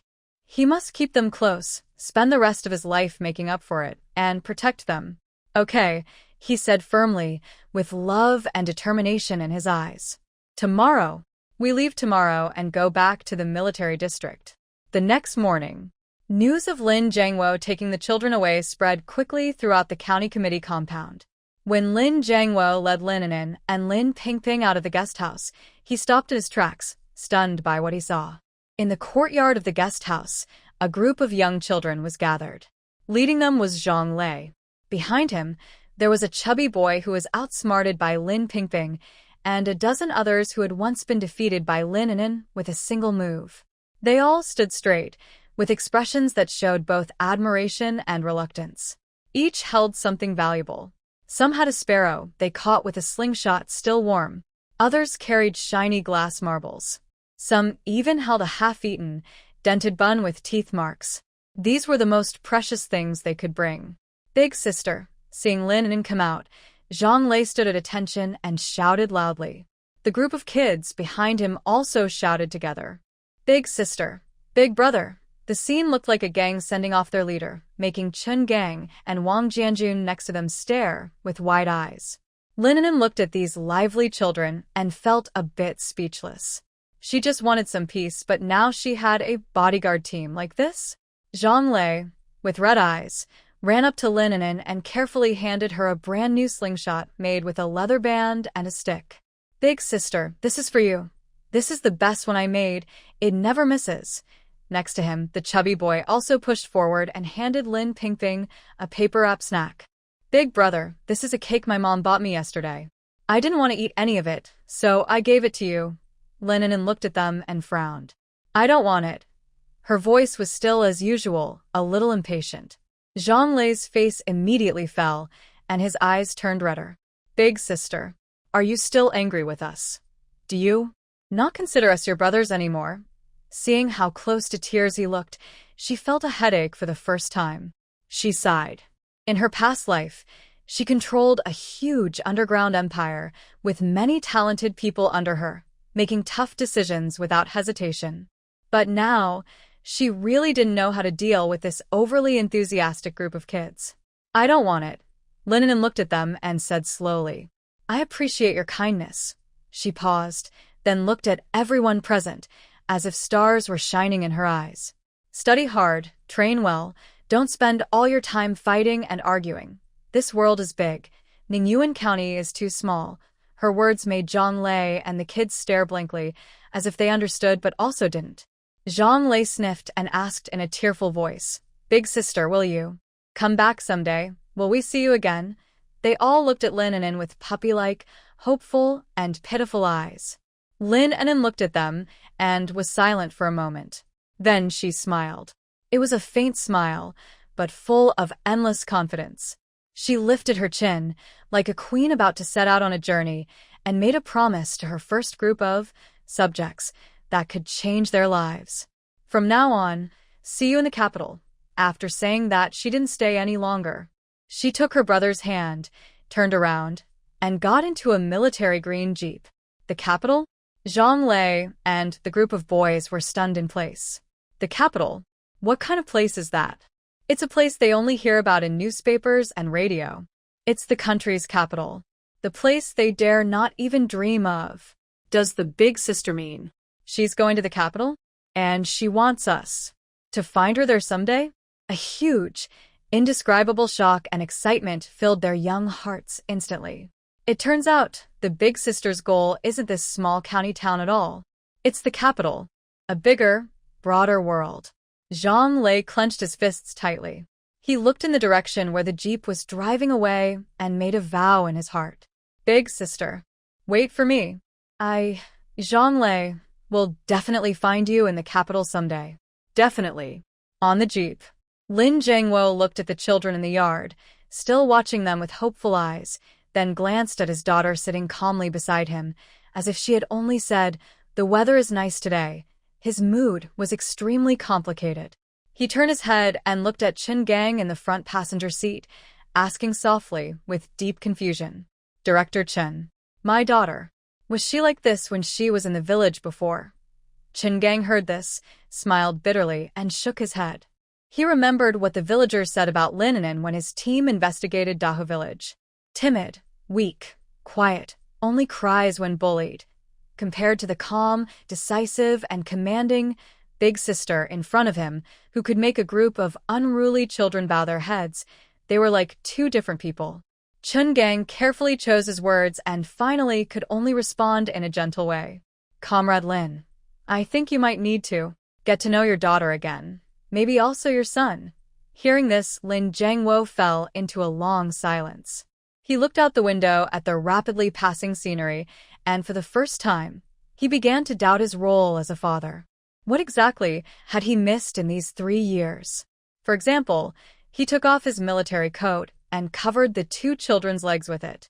Lin An'an's lips curled into a nearly invisible smile that she couldn't control. A father like this is a little adorable. Sitting on the other side, Lin Pingping had already unwrapped his candy and put the sweet, milky treat into his mouth. His small face looked satisfied, like a hamster that had successfully stolen a snack. After finishing the candy, the little boy seemed a bit sleepy. He slowly leaned his small head on Lin An'an's shoulder and started to doze off. Lin Jiangwo saw this through the rearview mirror and immediately slowed down the car. He was driving while clumsily trying to lift the heavy, thick military coat that was covering the children's legs to make them more comfortable. The coat was heavy and hard to handle in the narrow car space. He tugged at it for a long time, but not only did he fail to pull it up, he also accidentally flung one corner of the coat outside the window due to his big movements. Whoosh! The cold wind rushed in instantly. Sleepy Lin Pingping shivered from the cold and woke up suddenly. Lin Jiangwo's face turned red in an instant. He hurriedly tried to pull the coat back inside, but the coat seemed to fight against him, blown tightly against the car door by the wind, making it impossible to pull back in. The scene became quite awkward. In the police car behind, Wang Jianjun looked through the windshield at the coat wildly fluttering in the wind and Lin Jiangwo's stiff hand hanging in midair, with his mouth twitching uncontrollably. He thought to himself that he had gained a new understanding of this legendary nail. This hero, who made enemies tremble on the battlefield, seemed completely inexperienced when it came to taking care of children. Lin An'an watched her father's awkwardness and finally couldn't help but let out a soft sigh. She reached out her small hand, grabbed the other corner of the coat, and pulled hard. Then, she skillfully folded the coat and placed it back over herself and her brother, even carefully wrapping her brother's ankles. After finishing, she looked up at her still somewhat helpless father. In her black and white eyes, there was a kind of clear, calm acceptance, as if she saw through everything. Lin Jiangwo felt more uncomfortable being watched by his daughter. He cleared his throat twice, trying to hide his embarrassment. Then. Dad is... He wanted to explain, but realized he didn't know how to start. An'an didn't wait for him to finish. She spoke in a very calm, even mature tone. Dad. Lin Jiangwo immediately sat up straight, like a soldier waiting for a command. Yes, An'an looked at him seriously and said, "Please focus on driving." Lin Jiangwo. Sitting beside him, Lin Pingping saw his dad's face turn red with embarrassment and his sister's confident expression. His big eyes sparkled with a little smile. He quickly added, "Dad, sister is right. While driving, you need to watch the road, otherwise you might hit a tree." Lin Jiangwo froze completely. He looked out the window at the white poplar trees rushing past. He felt that all his pride and confidence built over more than 30 years were being crushed by his children at that moment. He, a proud hero of the military district, codenamed Nail, a tough soldier, was being taught by a 5-year-old girl and a 3-year-old boy? How could he face his colleagues back at the military district after this? For the first time, Lin Jiangwo felt a huge, uncertain feeling about the future. He glanced at the rearview mirror. In the mirror, his daughter was skillfully wiping the drool from her brother's mouth, a move she was much more practiced at than he was as a father. The boy looked at his sister with admiration, as if she was his everything. This family. It seemed different from what he had imagined. Holding the steering wheel, Lin Jiangwo suddenly felt that what he would face next might be more difficult than the fiercest enemies on the battlefield. He couldn't help but ask a silly question. An'an, Pingping, are you hungry? Dad still has some candy here. Lin Jiangwo held the steering wheel, feeling more nervous than when he first went to the battlefield. Are you hungry? Dad, I still have some candy. His voice carried a gentle, cautious tone, with a hint of humility he didn't even realize himself. An'an leaned against the back seat, looking out the window at the rows of white poplar trees rushing past. She didn't turn around. She simply responded with a soft, Next to her, Pingping carefully folded the wrapper of the candy he had just finished eating into a small square and put it into his pocket. Then he looked up, gazing at his father's back with big, dark eyes like grapes. Dad, eating too much candy can hurt your teeth. His voice was sweet and childish, but serious. The book says that's called cavities, Lin Jiangwo. He felt like he was hit with an arrow in his chest. He just wanted to care for his children. Why did it turn into a lesson about health? Looking in the rearview mirror, he saw his daughter's calm face and his son's serious expression. A wave of helplessness and sadness filled his heart. What had he missed in these 3 years? He missed his daughter learning to speak and becoming clever. He missed his son growing from a newborn into someone who could quote stories. He thought coming back would give them a safe and happy life. But now he saw that his children had already grown into small trees that could block the wind and rain on their own. And he, as a father, was like a guest who arrived too late, standing clumsily at the door, not even knowing how to go inside. The Jeep moved smoothly along the bumpy national road. Inside the car, silence fell again. Lin Jiangwo felt the silence was more suffocating than enemy gunfire. He knew he had to do something. A good father should be able to talk a lot with his children. He cleared his throat and tried to make his voice sound more relaxed and cheerful. An'an, Pingping, when we get to the military area, Dad will take you to see tanks and armored vehicles. They are much bigger and cooler than this Jeep. He thought boys would like these things. However, Lin Pingping just blinked and asked curiously, Dad, are tank tracks and conveyor belts based on the same principle? When a tank turns, how is the difference in speed between the two sides calculated? Is it done with a mechanical differential or hydraulic control? Lin Jiangwo froze again. He is just an infantry battalion commander. He knows how to command soldiers to destroy tanks, but he has no idea how the differential in a tank is calculated. This question is beyond his knowledge. He opened his mouth, his face turning red, and after a long pause, he managed to say, When we get to the unit, I'll find someone who knows about this to explain it to you. Oh, Lin Pingping nodded, seemingly not surprised by this answer, then lowered his head to study his candy wrapper. Lin Jiangwo felt like he was hit a second time. He looked at his daughter in the rearview mirror, seeking help. Lin An'an finally turned around and looked at him. That look was very complicated. It showed sympathy, helplessness, and maybe a bit of disdain. Lin Jiangwo's heart was pierced by that look. "Dad," Lin An'an spoke. "Yes." Lin Jiangwo immediately perked up. "Have you been on leave for a long time?" Lin Jiangwo was stunned, not understanding why his daughter asked this, but he honestly answered, "Yes, since before you were born, I've been in the army and haven't been home much." "Oh," Lin An'an nodded, a look of understanding on her face. "No wonder." "Wonder what?" Lin Jiangwo asked. Lin An'an sighed and, in a tone like teaching a slow student, said slowly, "No wonder you seem a bit out of touch with the world. Kids nowadays are not like you were back then. We have our own ideas. You don't need to treat us like clueless kids or try so hard to find topics to please us." She paused, looked at her father's face full of confusion, like he didn't know who he was or where he was, and finally softened her tone. "As long as you drive well now and get us home safely, as long as you can find us something to eat when we're hungry and give us a piece of clothing when we're cold, that's enough." Lin An'an's voice was soft, but like a small hammer, gently tapping on the most tender part of Lin Jiangwo's heart. He stared blankly at his daughter's clear and deep eyes reflected in the rearview mirror. "So, is that how it is?" He had always thought he needed to do many things to make up for the 3 years lost. But his daughter told him that he only needed to do the basic things of being a good father, and that would be enough. A warm feeling slowly rose from his heart, instantly easing all awkwardness and unease. His eyes felt a little moist. "Okay." He nodded heavily, his voice carrying a barely noticeable choked sound. "Dad understands now." He tightened his grip on the steering wheel, sitting straighter. The car's speed seemed to become steadier than before. The atmosphere inside the car was finally less tense. Lin Pingping, unaware of when, leaned on her sister's shoulder and fell asleep again.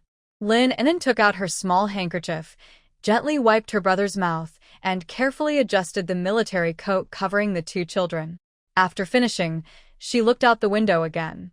In the distance, farmers dressed in blue and gray cloth clothes were working in the fields.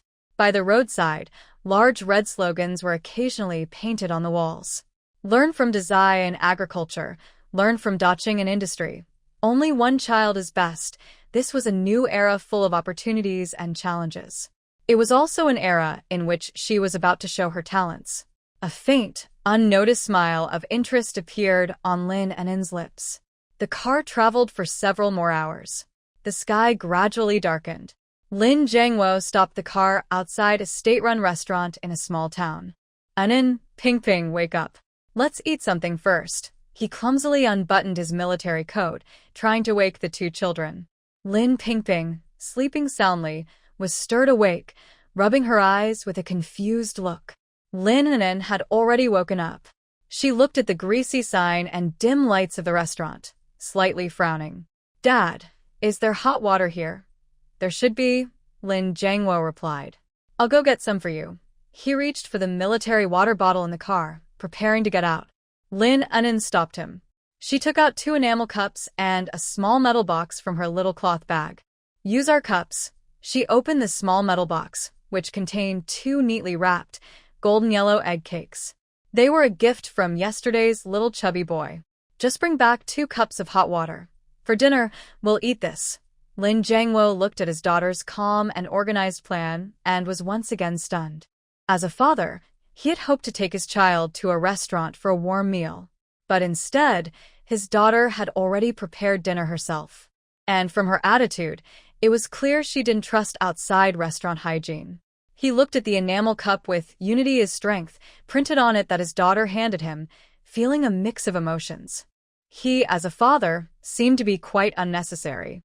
He took the cup, about to get out of the car, when Lin An'an called him again. "Dad." "Yes?" "Did you bring money?" Lin Jiangwo instinctively felt his pocket. It was empty. Part of his allowance had been sent home, and the rest was stored in his military locker.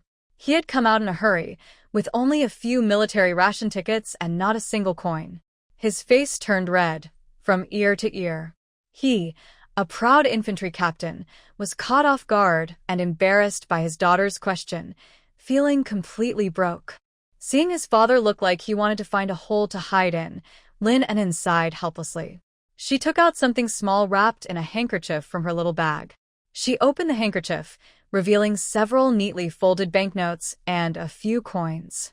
They were the tribute she received when she won over Zhang Lei's group of boys.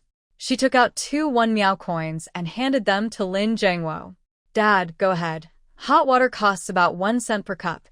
Keep the rest and buy 2 steamed buns for yourself." Lin Jiangwo looked at the 2 coins his daughter handed him, feeling as if the money weighed 1,000 pounds. He froze in place, unsure whether to take it or not. Just then, Lin Pingping, who had just woken up, watched this scene and blinked. Very thoughtfully, he said something to his father, who was about to explode with frustration. Dad, are you? Not going to be a dad. Dad, are you? Not going to be a dad. Lin Pingping's innocent yet sharp words, like the last straw, completely broke Lin Jiangwo's already fragile dignity. He felt his ears buzzing, and all the sounds of the world seemed to disappear. Only his son's clear voice echoed endlessly in his mind. Not going to be a dad. Not going to be a dad. Lin Jiangwo, a hero on the battlefield and a respected figure in the army, was suddenly given such a precise and harsh label by his 3-year-old son. He looked at the 2 coins handed to him and then at his daughter's calm eyes in the rearview mirror, as if she already expected this. For the first time, Lin Jiangwo truly understood what social death means.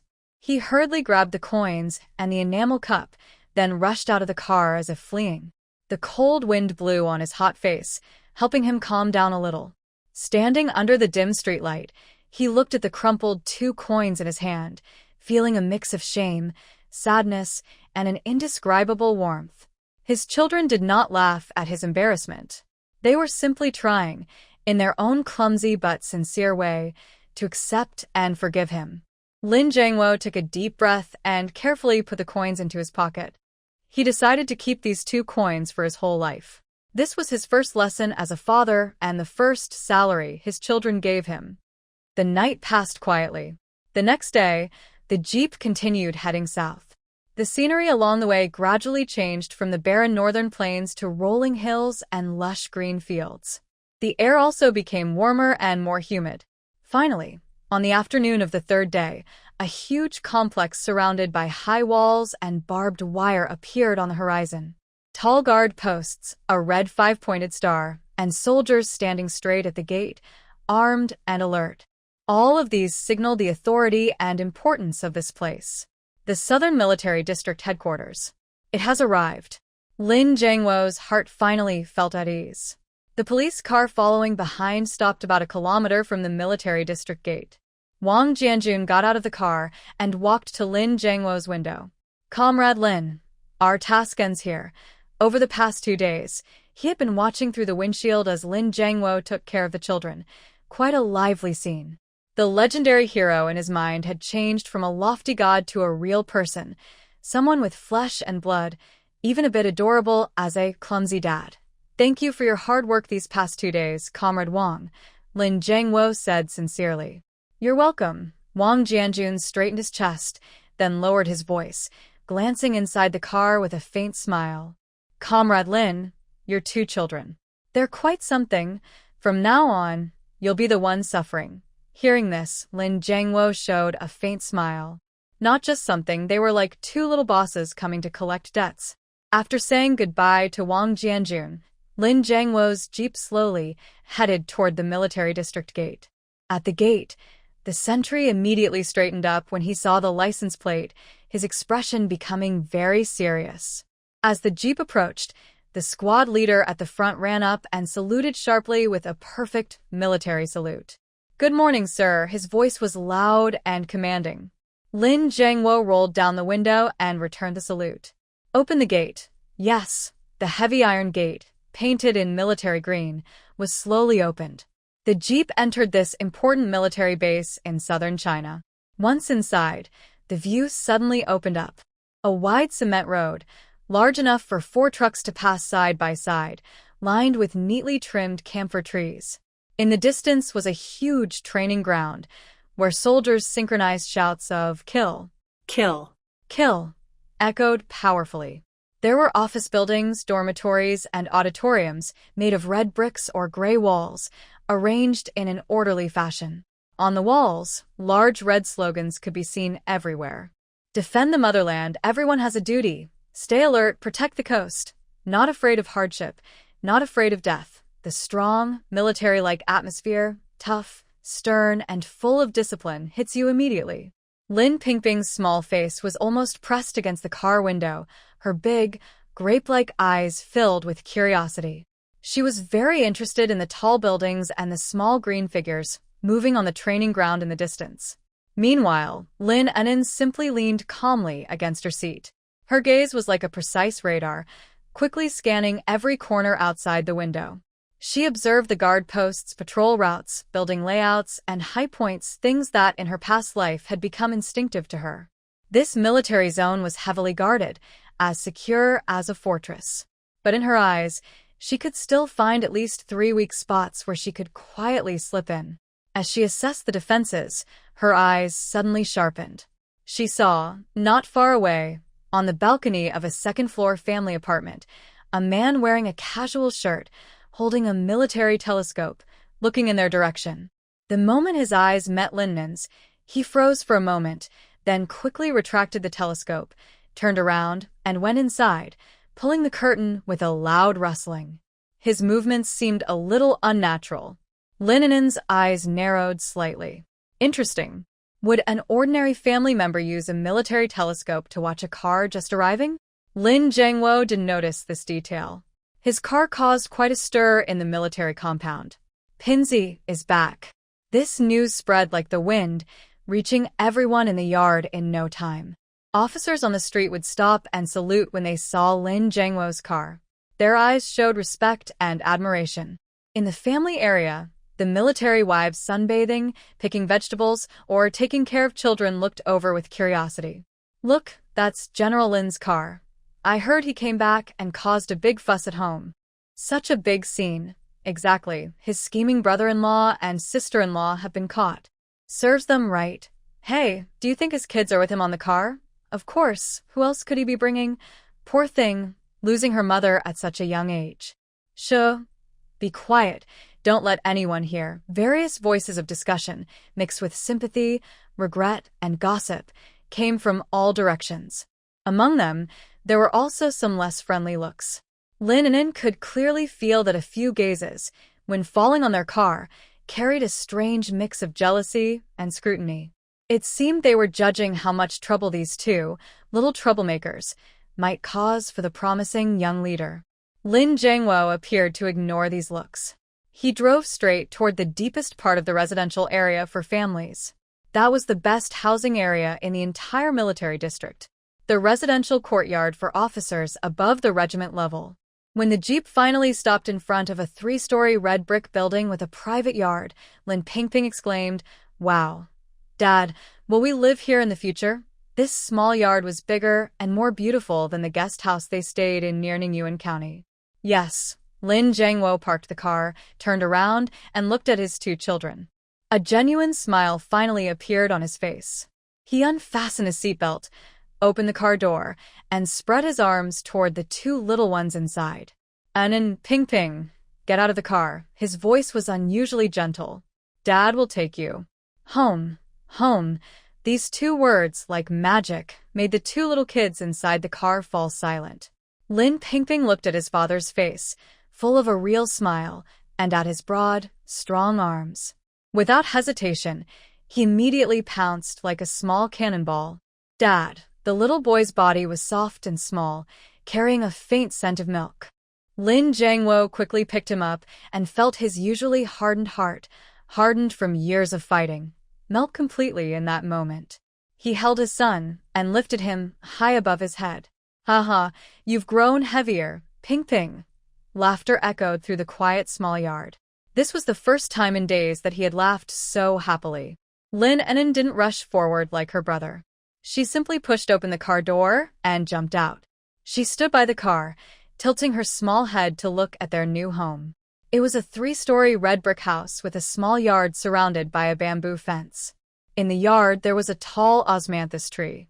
Although the yard had some weeds and moss growing in the corners because no one had lived there for a long time, it was clear that someone had once taken good care of it.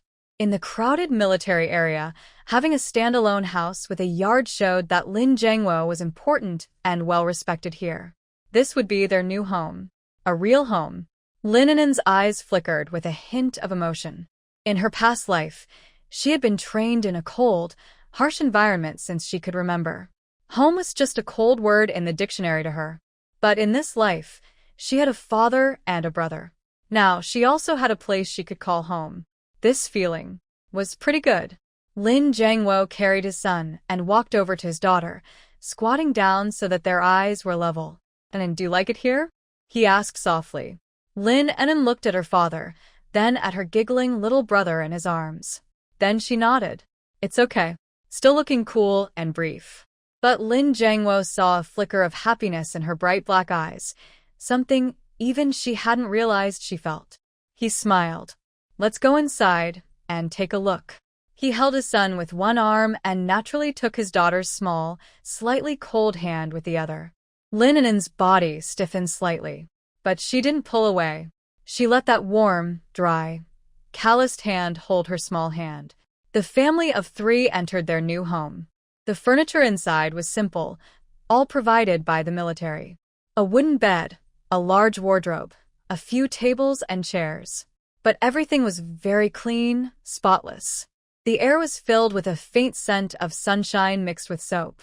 Clearly, someone had come here before their return and cleaned thoroughly. Lin Jiangwo placed Lin Pingping on the ground, gazing at this home that felt both familiar and strange, filled with deep feelings. He used to think he would bring Xiaoyi here to live together. He had imagined countless times the happy smile on Xiaoyi's face when she saw this house. But now, everything has changed. He is back, but she has forever stayed in that cold, lonely grave. Lin Jiangwo's eyes dimmed again. Lin An'an noticed her father's changing mood. She let go of his hand and walked to the window, opening the dusty window. Fresh air, carrying the scent of grass and trees, flowed in. It also dispersed the lingering sadness in the room. "Dad." Lin An'an's voice pulled Lin Jiangwo out of his memories. She didn't turn around but looked outside at the unfamiliar sky of the military compound, speaking casually. "Is this place safe?" Lin Jiangwo was surprised for a moment, then straightened his chest, showing the pride of a soldier. "Of course it's safe. This is the headquarters of the Southern Military District, one of the most secure places in the country. Not even a fly without a permit can get in." He thought his daughter was worried about their safety. But then, Lin An'an's next question completely confused him.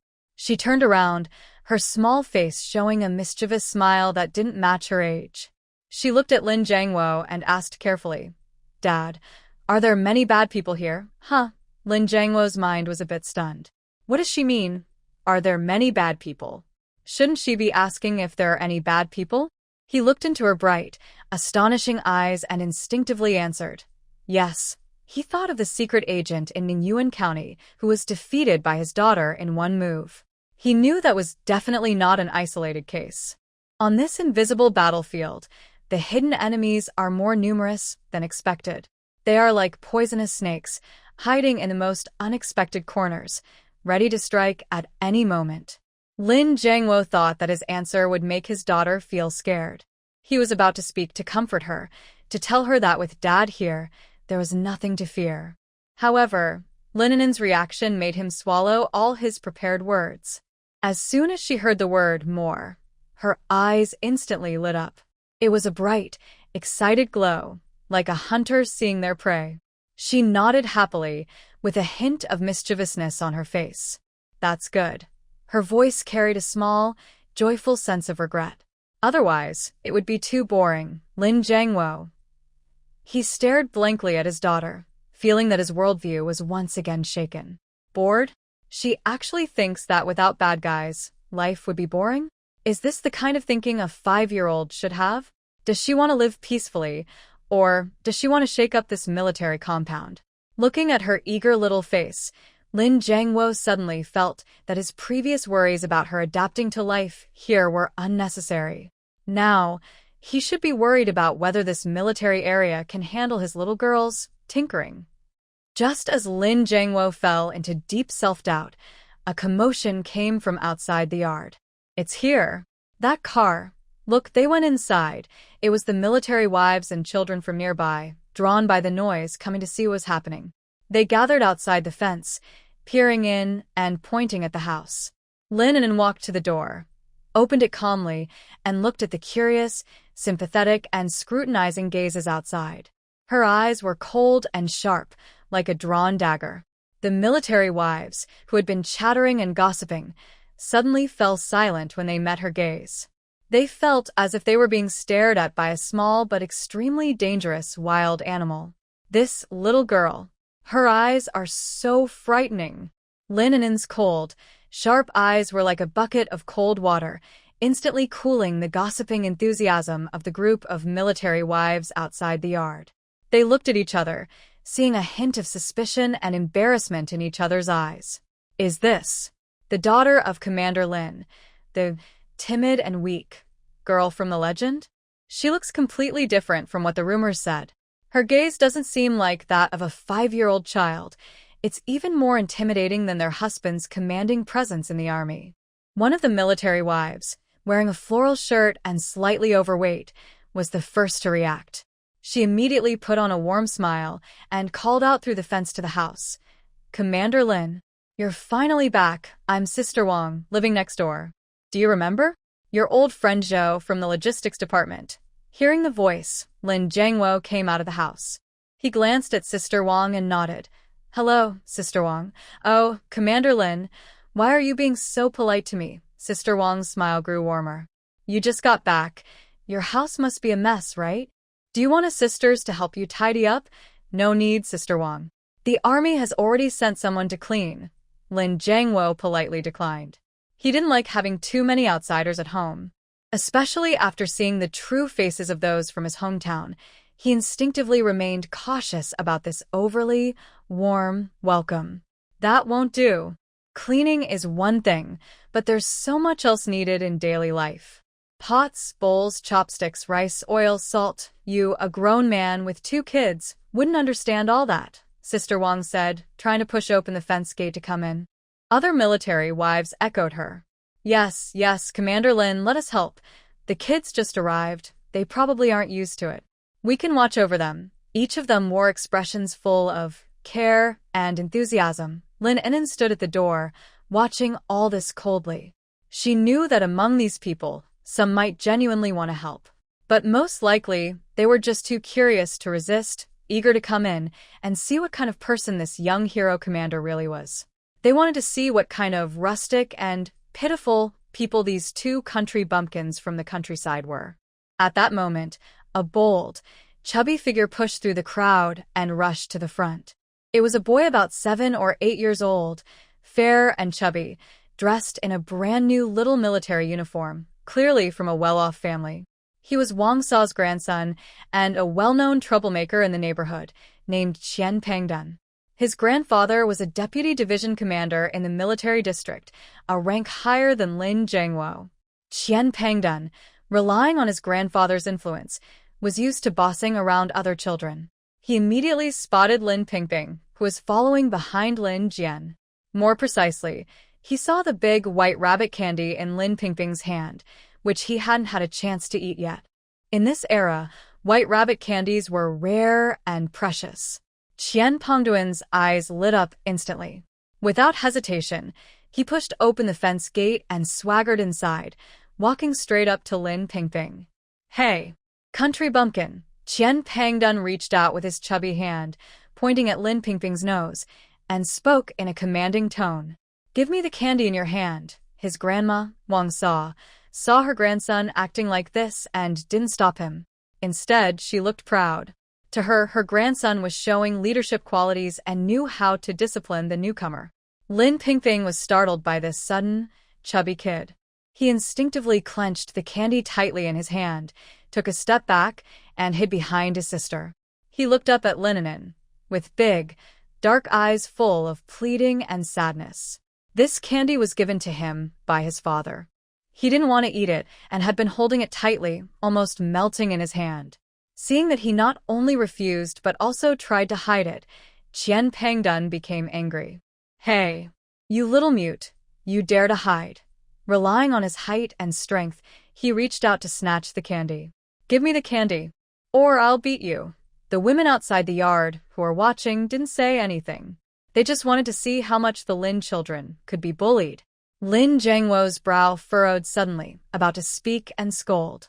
A small hand shot out like lightning, precisely grabbing the chubby wrist of Qian Pengdun, who was reaching out. It was Lin An'an. She still stood in the same place, not moving at all. With just a simple gesture, she easily held back Qian Pengdun, who was taller and stronger than her. Qian Pengdun felt as if his wrist was clamped tightly in a pair of iron pliers. He used all his strength but couldn't break free at all. "Let me go." Qian Pengdun's face turned a dark purple from effort and pain. Lin An'an said nothing. She simply looked up, her dark, emotionless eyes quietly fixed on him. No anger, no threats. Only a cold, silent emptiness. It was like watching a lifeless object. The arrogance of Qian Pengdun vanished instantly, like a popped balloon deflating. A deep chill shot from his tailbone straight to his forehead. He felt as if a hungry beast, crawling out of hell, was staring at him. That beast could open its mouth wide at any moment and tear him apart. Wow! A wave of fear overwhelmed this little bully's mind. He pouted and burst into loud, heartbreaking tears that echoed through the yard. Nasal mucus and tears covered his face instantly. Lin An'an finally released her grip. Qian Pengdun, as if escaping from hell, scrambled back to his Grandma Wang's side, clutching her leg and crying so hard he could hardly breathe. "Grandma, she bullied me. She wants to hurt me." Wah! Suddenly, the entire yard fell into a deathly silence. Everyone stared in shock at what they saw. No one expected that this quiet, delicate-looking girl could make the little bully cry with just a look. "What is going on?" Wang Sa looked at her crying, heartbroken grandson, then at the clear red mark on his wrist, her face twisting with pain. Her face, which was full of smiles moments ago, instantly turned fierce. She looked like a hen whose tail had been stepped on, with her hands on her hips, pointing at Lin An'an and shouting sharply, "Goodness, you little troublemaker. You just arrived and already dared to hit someone. Unruly girl who wasn't taught properly. How did your parents raise you? Lin Zhengwo, look at your good daughter. We came to help kindly, and this is how she treats our little one. Today, if you don't give me an explanation, this won't be over." Lin Zhengwo looked at the shouting sister-in-law, then at his son hiding behind him, who, although not crying, looked a bit pale. His face immediately darkened. He stepped forward, shielding both children behind him. He looked at his sister-in-law with a cold, sharp gaze, like he was on a battlefield. "Sister-in-law." His voice was quiet but carried a firm authority. "It's your grandson who started it by grabbing my son's things, and you allowed him to do it first. Now you're asking me how I raised my daughter. Well, I want to ask you, is that how your deputy commander teaches your family to bully a child of a martyr's family?" Lin Zhengwo's words were firm and clear. Especially the words, "child of a martyr," which hit everyone like a heavy stone. The sister-in-law's face turned pale instantly. She could make a fuss and be unreasonable, but she couldn't bear the shame of being accused of bullying a child of a martyr's family. If this news reached the military leaders, her husband's future could be at risk. She opened her mouth, wanting to argue or deny. At that moment, Lin An'an peeked out from behind her father. She looked at her crying brother, Qian Pengdun, and suddenly asked in a clear voice, "Do you still want my brother's candy?" This simple question was like a switch, instantly choking Qian Pengdun's sobs in his throat. He sniffled, lifting his chubby face covered with tears and snot, and looked at Lin An'an in horror, shaking his head like a rattle. "No. I don't want it anymore. I never want it again." He looked at the big white rabbit candy as if it were a hot iron, and he dared not have any more thoughts of taking it. That little girl was too scary. She was 100 times more frightening than his grandfather, who was a deputy battalion commander. When he got angry, Lin An'an nodded happily. Then she turned around and looked at Madame Wang, who was still holding her chubby son, her face changing from red to white. You heard that? Her voice was calm and steady. He didn't want it himself. So, this matter is over. Her tone, as if announcing the final judgment, made all the adults present feel a bit ridiculous. Whose child is this? With her presence and aura, she didn't look like a 5-year-old girl from the countryside at all. Madame Wang was speechless for a long time.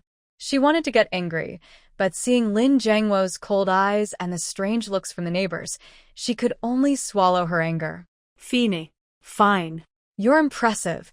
Madame Wang spat out these harsh words, hugged her still sniffling grandson, and left in a huff. The fuss was over. The other military wives outside the yard also felt embarrassed and found various excuses to leave, scattering in different directions. The lively scene at the yard gate suddenly became quiet and deserted. Lin Jiangwo looked at the departing figures and sighed heavily. He knew this was just the beginning. Life in the military compound was much more complicated than he had imagined. He lowered his head and looked at his daughter. An'an, did that scare you just now? Lin An'an shook her head. She took the half-melted candy from her brother's hand, peeled off the wrapper, and put it into her brother's mouth. Eat it. Lin Pingping obediently opened his mouth, feeling the sweet milk flavor melt in his mouth, and the little scare he had just experienced disappeared instantly. He looked at his sister with bright, admiring eyes. Wow, sister is so amazing. Lin Jiangwo watched the close interaction between the two children, feeling both happy and a little sad inside. The father, who should have been strong, just now relied on his daughter to protect his son. He rubbed his forehead, feeling as if his authority as a father had been shattered. All right, everyone go inside. Father will help you make the beds. He led the two children into the house, closed the yard gate, and shut out the outside world. But peace didn't last long. Just as Lin Jiangwo finished making the two new, sunlit-smelling quilts, there was a knock on the fence gate. Knock, knock, knock. Lin Jiangwo went outside and saw two young women standing at the door. They were both dressed in beautiful military uniforms. One had 2 long braids, a lively smile, and bright eyes. The other had short hair, delicate features, and a calm demeanor. Excuse me, is this the home of Commander Lin Jiangwo? Asked the girl with short hair softly. I am, Lin Jiangwo replied, looking at them with some confusion. Hello, Commander Lin, the girl with braids said happily, smiling brightly. We are from the military arts troupe. My name is Li Wen, and hers is Zhonglan. We heard you and the children just came back. We thought your family might need some help, so we came to see if we could assist. Li Wen spoke warmly as she looked around the house. When her eyes landed on Lin Jiangwo's handsome face and tall figure, her eyes lit up a little. Zhonglan was much calmer. She just smiled and looked at the two children behind Lin Jiangwo, her eyes full of love and sympathy. What adorable children, she whispered. So young. It really makes people feel sad. Lin Jiangwo felt a bit uncomfortable with this scene. But as the leader, he couldn't just turn people away. Thank you, but there's nothing much to do at home now. Oh, Commander Lin, don't be so formal with us, Li Wen said casually, pushing open the door and stepping inside. You're a grown man. You wouldn't be taking care of the kids yourself. Tasks like washing, cooking, mending, they're better left to us women. She rolled up her sleeves, ready to get to work. Zhonglan also stepped inside. She crouched down and tried to gently touch Lin Pingping's head. Little friend, what's your name? Annie has some candy for you. Her voice was so gentle it seemed to melt like water. Lin Pingping instinctively hid a little behind her sister. Lin An'an stood in the middle of the room, silent. Her small hands were in her pockets, coldly watching these two uninvited guests. Her gaze, like X-ray vision, scanned the two women from head to toe. The woman named Li Wen had a lively look in her eyes and a strong purpose, like a fox eager to find prey. Her skill level was too low. The other woman, Zhonglan, looked gentle and kind, with just the right amount of care and pity in her eyes. But Lin An'an saw a flash of calculation and impatience deep in her eyes. She was a hunter much more clever than Li Wen. She knew how to hide her true intentions and use gentleness as a weapon. A cold smile appeared at the corner of Lin An'an's mouth. A group of flies attracted by the smell of blood. Do they also want to fly into her home? Really, they don't know when to stop. Lin Jiangwo was overwhelmed by these enthusiastic women and could only stand awkwardly to the side. Comrade Li, Comrade Zhang, you really don't need to trouble yourselves. No trouble at all, Li Wen said quickly, pretending to wipe the table with a cloth, but her eyes kept glancing at Lin Jiangwo. Zhang Lan continued her gentle anti-act. She took out a piece of fruit candy from her pocket and handed it to Lin An'an. An'an, right? Auntie heard about you. You're a brave little girl. Her voice was soothing. Here, have a piece of candy. From now on, think of Annie as family. If you have anything, you can tell her. As she spoke, she reached out her hand, trying to touch Lin An'an's face. Lin An'an looked at the beautifully wrapped candy and then at Zhang Lan's kind-looking face. She didn't take the candy, nor did she dodge. Just as Zhang Lan's hand was about to touch her cheek, Lin An'an suddenly looked up and, with a pure, innocent, and slightly curious tone, asked, Andy, are you going to marry my dad? Andy, are you going to marry my dad? Lin An'an's voice was clear and loud, like a small stone thrown into a calm lake, instantly causing ripples. The room suddenly became terrifyingly quiet, with even the sound of breathing clearly heard. Lin Jiangwo's face, which had just relaxed, stiffened again. He looked at his daughter, then at the two red-faced female soldiers. His throat moved up and down, but he couldn't say a word. The woman named Li Wen, who had been pretending to wipe the table, suddenly dropped her cloth with a snap, her face turning as red as pig liver. She pointed at Lin An'an and stammered, unable to say a complete sentence. Instead, Zhang Lan, who seemed calmer, reacted quickly after the initial shock. Her blush faded quickly, replaced by a hurt and sad smile. She squatted down, forcing her gaze to be level with Lin An'an's, and spoke softly, almost like water dripping. An'an, you misunderstood. Andy and Li Wen just think that Captain Lin is taking care of you alone and is very tired, so we wanted to help.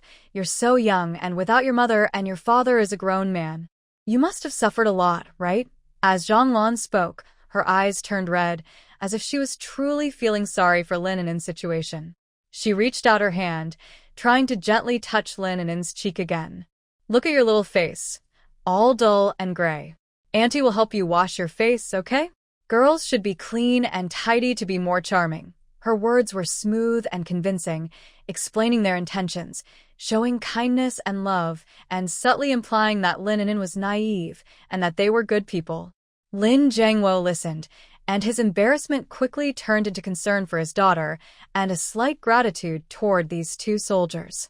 Yes, as a grown man, how could he take care of a child?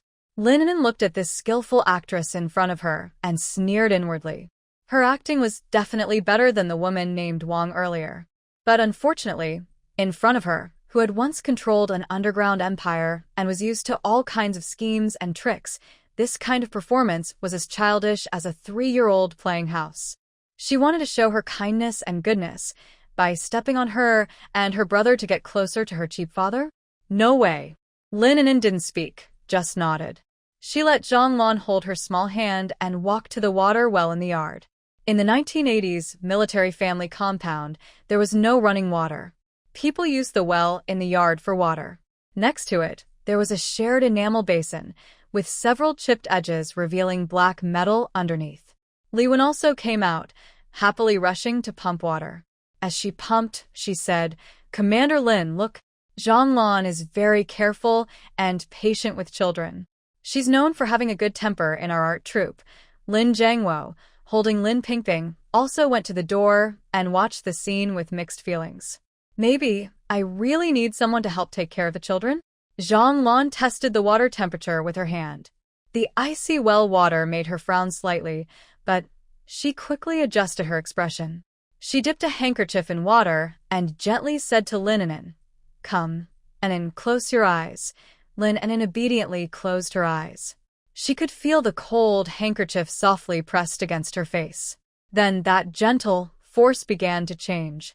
Zhang Lan's fingers, through the thin handkerchief, seemed to be wiping, but in fact, she was forcefully rubbing her cheeks. Again and again. The force didn't seem like washing a 5-year-old's face, but more like scrubbing stubborn dirt from a dirty cloth. Her delicate skin quickly felt a burning pain. Lin An'an's eyebrows furrowed slightly, almost invisible. She could clearly sense Zhang Lan's breath, carrying a suppressed, excited, hurried feeling. This woman was intentionally trying to make her hurt and cry.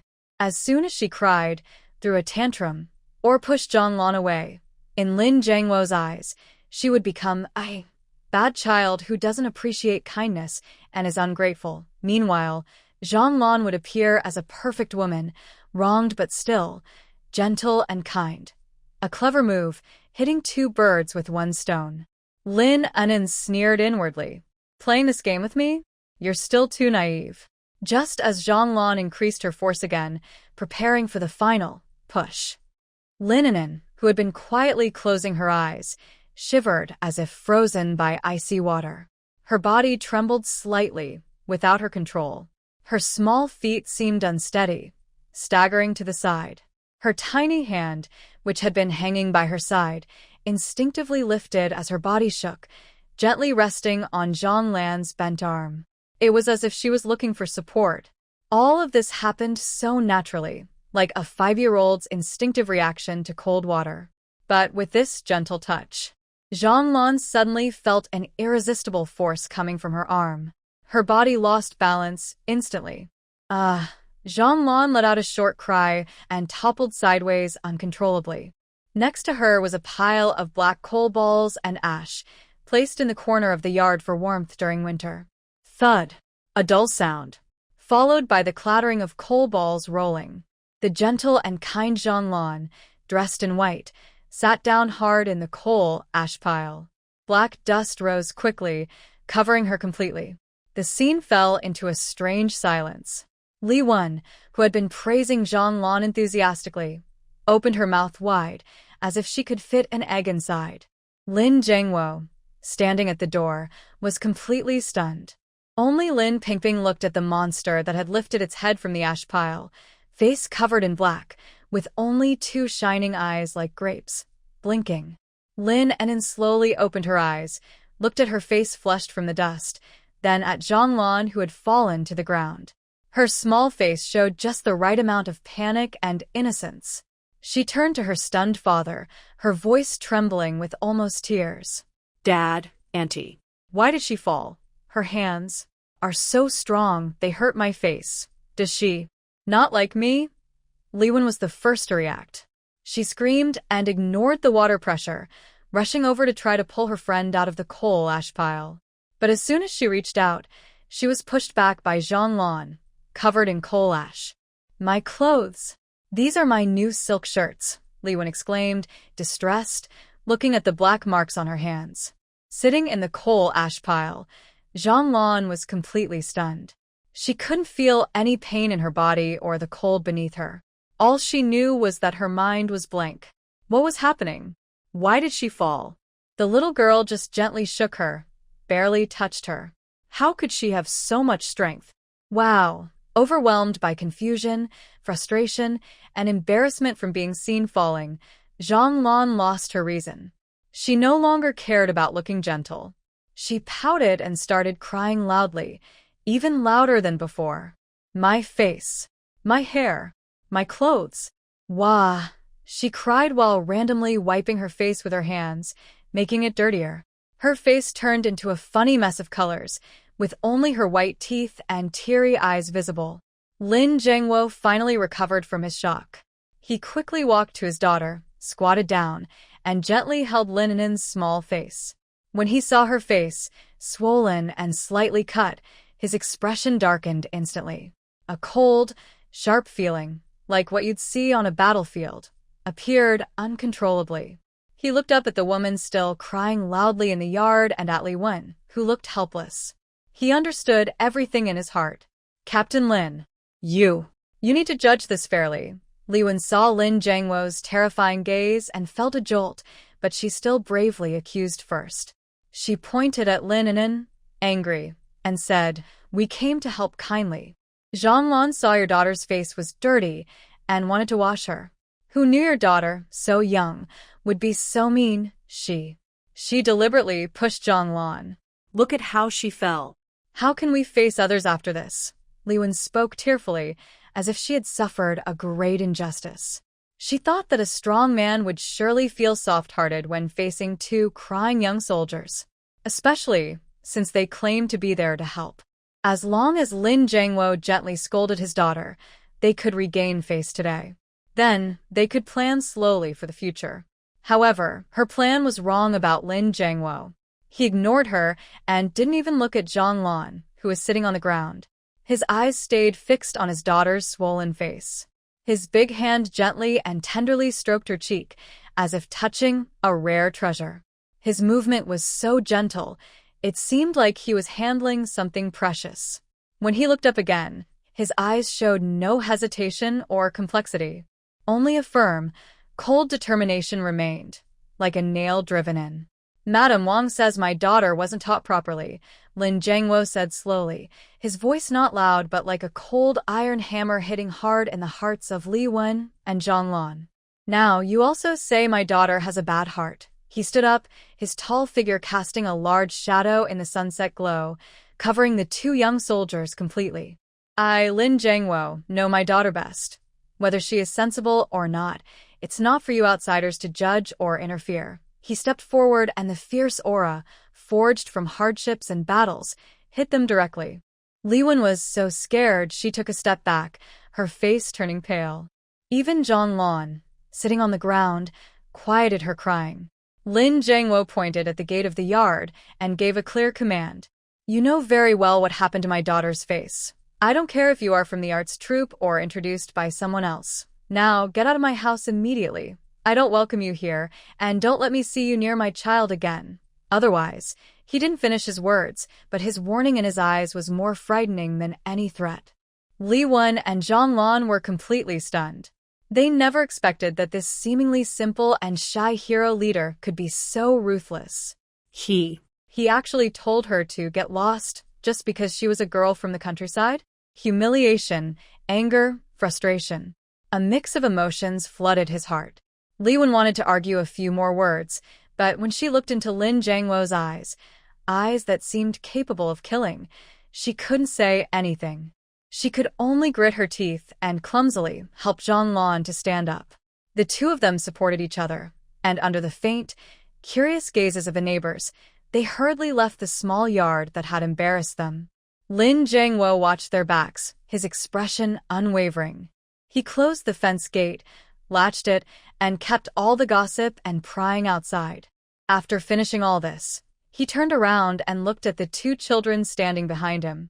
Lin Pingping was looking at him with admiration, her big eyes full of stars. Lin An'an was also looking up at him with her small face. In her usually distant and calm eyes, it seemed like a frozen ice block was quietly melting. Lin Jiangwo's heart softened completely. He squatted down and hugged the two children tightly, one on each side. An'an, Pingping, I'm sorry. It's Dad's fault. I didn't protect you well. Lin An'an leaned against her father's broad, warm chest, listening to his steady, strong heartbeat.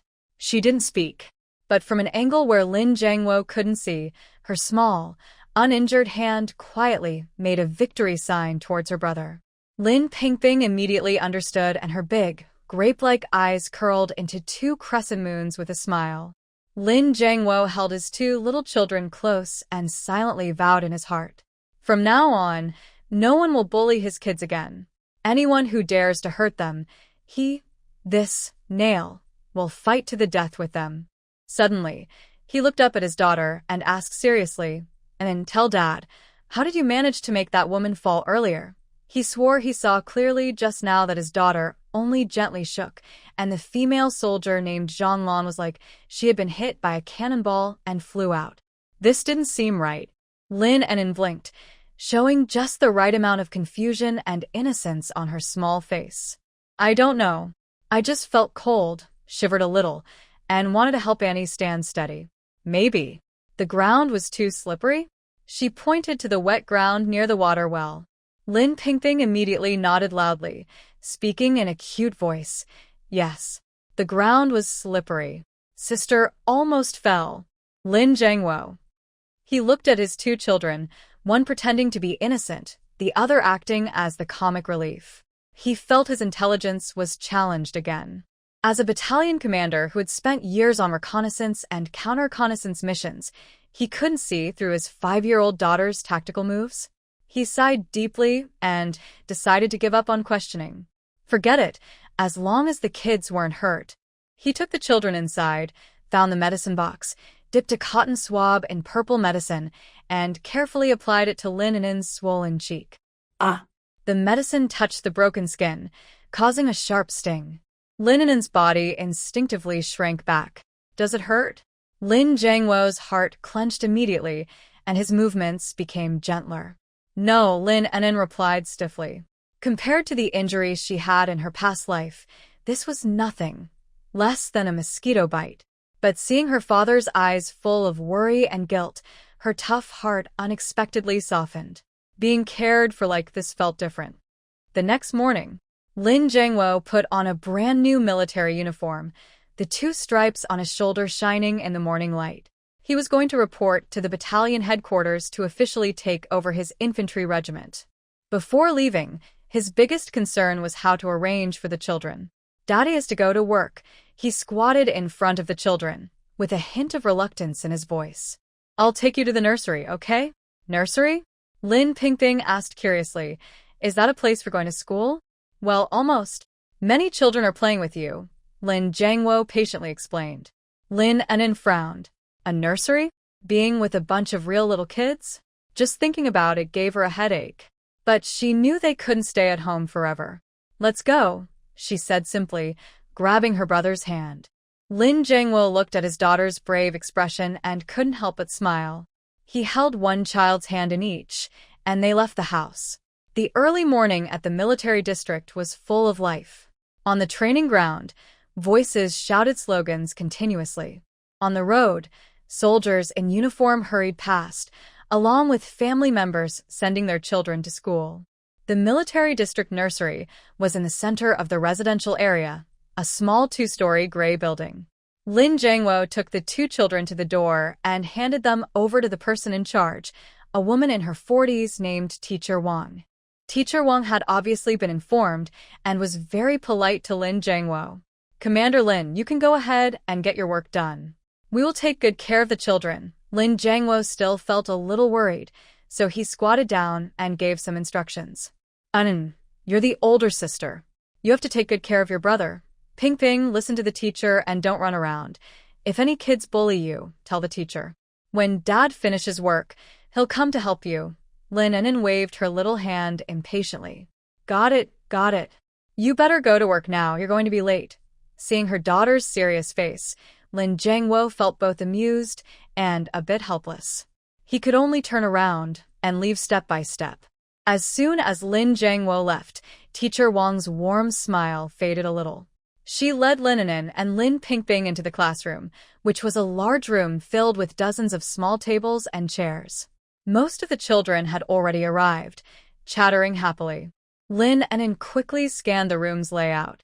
This nursery was just as she imagined, a tiny showcase of fame and fortune. At the front, in the middle, sat a chubby boy, the little troublemaker who had made her cry yesterday, Qian Pengdun. He was surrounded by a few children, like a star among the crowd. Clearly, his grandfather's position as a deputy commander made him the undisputed leader among the children here.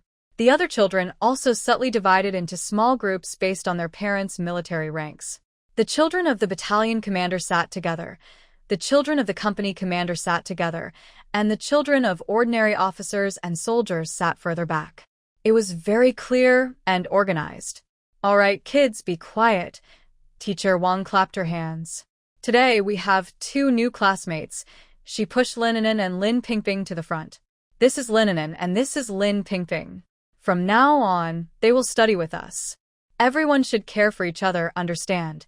The classroom instantly became quiet. Dozens of pairs of eyes focused on the brother and sister. There was curiosity, observation, but mostly scrutiny and some unfriendliness. I know them. They're the children of that Nail squad leader. My mom said they came from the countryside, and they are so rough. They don't have a mom. Look at that girl. Her face is all purple and ugly. Although the children's whispers were quiet, in the silent classroom, they sounded very clear. Lin Pingping's face turned a little pale, and he instinctively leaned behind his sister. Lin An'an's expression remained calm and peaceful. She had expected this to happen. These words didn't hurt her at all. Teacher Wang also seemed to not hear the gossip. She pointed to 2 empty seats at the back corner of the classroom. Lin and Lin Pingping, you can sit there. That seat was the worst in the classroom, dark, tucked away, right next to a corner filled with clutter. Lin An'an didn't object. She took her brother's hand and walked straight over. She didn't care where she sat.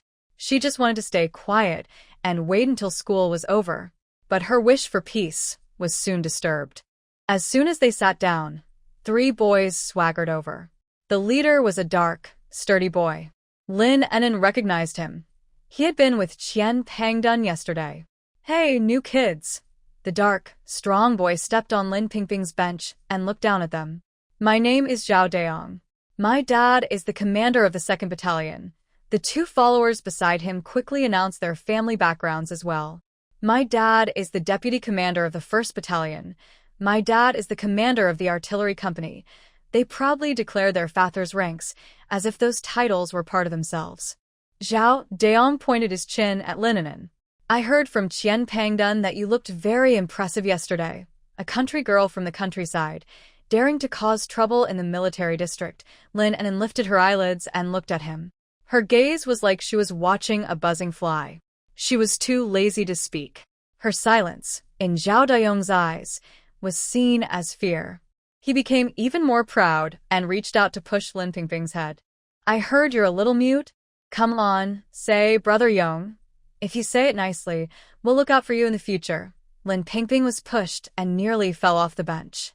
Lin An'an's eyes instantly narrowed. Beneath her calm surface, cold currents began to swirl. She still didn't move. She was giving them one last chance. Seeing that she still didn't react, Zhao Deong grew bolder. He saw the small iron box wrapped in a handkerchief on the table. Inside were 2 pieces of egg cake that Lin An'an had given him that morning. What's this? Nice stuff. Zhao Deong chuckled mischievously and reached out to grab it. Hand it over. Just as his hand was about to touch the box, a small hand reached over from the side, gently pressing down on his hand. Zhao Deong was stunned, turned his head, and met Lin An'an's deep, dark eyes. She looked at him and finally spoke for the first time. Her voice was soft, faint, even tinged with a sigh of helplessness. Little friend, stealing is wrong. Your dad is the battalion commander. Didn't he teach you the 3 main rules and 8 points of attention? What are the 3 main rules and 8 points for attention? I've heard of them, but I don't know the details. A 7-year-old child wouldn't understand such things. All he knew was that he had been scolded by a small girl from the countryside who was shorter than him and had yellow hair. A feeling of shame suddenly overwhelmed him. Mind your own business. Zhao Deong's face turned a dark purple, and he quickly tried to pull his hand back. But he was shocked to see that the small hand pressed on his, which looked thin and weak, was like a steel clamp, holding firm and unmoving. Let go of me, Zhao Deong shouted, panicked. He reached out with his other hand, trying to pry the girl's fingers apart. Behind him, 2 followers immediately rushed forward to help. 3 people, 6 hands, pulling and tugging at the small girl's hand. But no matter how hard they pulled, her hand seemed to be growing out of Zhao Deong's, steady as a rock. In the classroom, the other children noticed what was happening. They stopped playing and all stretched their necks to look toward the corner. Even Qian Pangdun, sitting in the front row, turned around with a look of both schadenfreude and hidden fear. He wanted to see Zhao Deong teach the girl from the countryside a lesson. But he was also afraid that she might suddenly unleash her powerful strength, just like yesterday. Teacher Wang on the podium saw it too. But she only frowned slightly and didn't step forward to stop them. In her view, small fights among children are normal. Moreover, Zhao Deong's father is a battalion commander, and Lin An'an's father is a regiment commander. Higher officials have more authority. Letting Lin's children suffer a little setback and learn some discipline isn't a bad thing. Lin An'an looked at the three little kids, all blushing and still struggling with her hand, feeling a bit bored. They were too weak. Even the 5-year-old reserve members in her previous life space were stronger than them. Dealing with them was a waste of energy. She sighed. It seemed peaceful solutions were impossible. Then, she decided to use the simplest, most direct way to solve all the problems at once. She pressed Zhao Dayong's hand and slowly stood up. As she stood up, Zhao Dayong's sturdy body, weighing about 100 jin, was effortlessly lifted off the ground by her. Zhao Dayong let out a surprised cry, his feet kicking wildly in midair. His two followers behind him, frightened, let go at the same time and backed away. All the students in the class gasped and stood up, staring in shock. Teacher Wang also jumped up from her chair in surprise, dropping her lesson plan onto the floor. What is happening?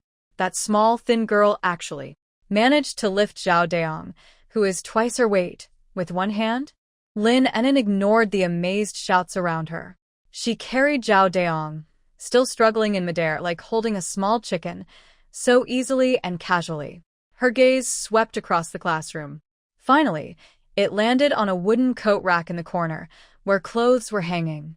The coat rack was tall, about 1.5 meters, with a few curved hooks at the top. Yes, that's the one. Lin An'an took a few short steps, holding Zhao Dayong, and walked over. Zhao Dayong was already stunned with fear. He felt like a toy, caught in the hands of a powerful monster, with no way to resist. He wanted to cry, wanted to shout, but it was as if something was blocking his throat, and no sound came out. Under the stunned gaze of all the students and the teacher, Lin An'an reached the coat rack. She weighed Zhao Dayong in her hand, as if estimating the weight and angle. Then, she gently swung her arm. Whoosh! Zhao Dayong's chubby body traced a short parabola through the air. Then, precisely, it hung on the top hook of the coat rack. His brand-new little military uniform's collar was caught securely by the hook. He was like a piece of clothing waiting to dry, hanging in midair, limbs swinging weakly. The entire classroom fell into complete silence. Everyone looked up at the human hanger, swaying slightly in the breeze on the coat rack, their minds blank. The classroom was utterly quiet. Even the sound of a pin dropping could be heard. How much time passed, no one knew. Wow. A loud, shocking cry finally broke the silence. It was Zhao Dayong. He had finally found his voice.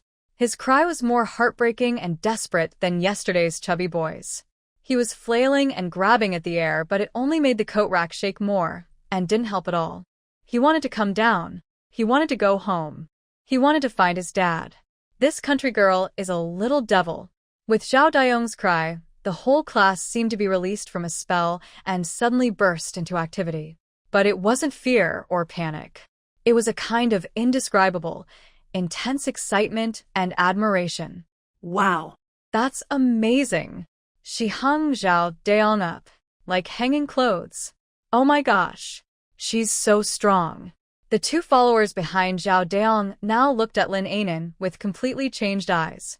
It was a kind of primitive, pure respect and admiration from a weaker person for a stronger one. Even the chubby boy in the front row forgot about being happy that Zhao was upset.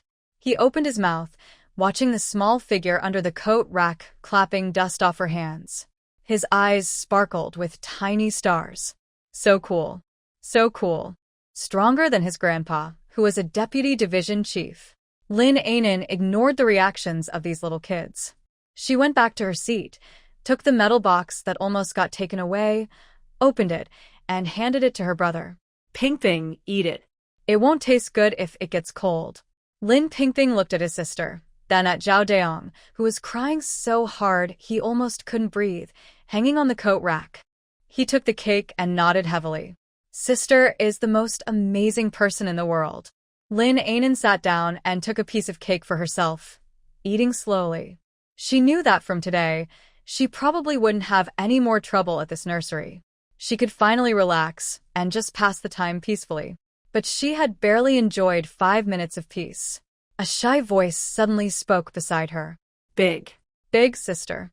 When Lin An'an turned around, She saw that chubby boy had somehow run from the front row to her side. He was holding a brand new, unopened 9-link puzzle.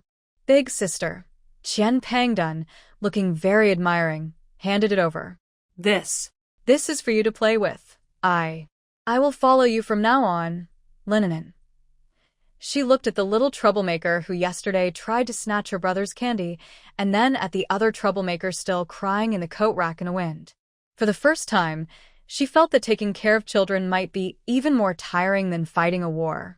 Just then, Teacher Wang finally reacted and ran over, crawling quickly. She looked at Zhao Daong hanging on the coat rack, almost crying with worry. Oh no! My little ancestor. Come down quickly, Lin An'an. You need to get him down. Lin An'an glanced at her and said calmly, Teacher, he will come down by himself. How can he come down? It's so high. Teacher Wang was almost frantic. Lin An'an pointed to the hook on the coat rack and Zhao Daong's small military uniform, which was clearly of good quality. He's tired from crying and has no strength to move. If he doesn't move, the collar of his clothes will tear because it can't hold his weight. Then he will fall. Don't worry, teacher. There are old quilts underneath, so he won't get hurt. Her tone was calm, like analyzing a simple physics problem. Teacher Wang listened to her clear, logical explanation and the phrase, won't get hurt, and felt her worldview shattered once again. Is this really a 5-year-old child? In the end, Teacher Wang didn't dare wait for Zhao Daong's clothes to tear apart. She found the only male teacher in the nursery, and the two of them worked hard to rescue the almost exhausted Zhao Daong from the coat rack. After this incident, Lin An'an's status in the nursery changed dramatically. No one dared to call her country girl anymore, nor did anyone dare to speak loudly in front of her. All the children, including the former Kid King, Qian Pangdun, and the captain's son, Zhao Daong, would instinctively lower their heads and respectfully call out, Big sister. Lin An'an did not express any opinion about this. She just wanted to quietly stay with her younger brother until school was over. The second class in the morning was math. Teacher Wang looked back nervously at Lin An'an sitting quietly in the corner, then cleared her throat and began teaching. Children, today we will learn how to count. She picked up a piece of chalk and drew a crooked apple on the blackboard. Look, this is an apple. We say 1. Then she drew a second apple nearby. This is 2 apples. We say 2. The children in the class followed her, softly counting. 1, 2, 3. Lin Pingping sat on a small stool, swinging his short legs, with a bored look on his face. Counting apples? This is easier than the puzzles he played when he was 3. He turned his head, wanting to talk to his sister, but saw that Lin An'an was leaning against the wall, eyes closed, as if she was sleeping. Lin Pingping sighed. So boring. His eyes wandered around the classroom, finally resting on the box of chalk beside the podium. Inside, there were colorful chalks.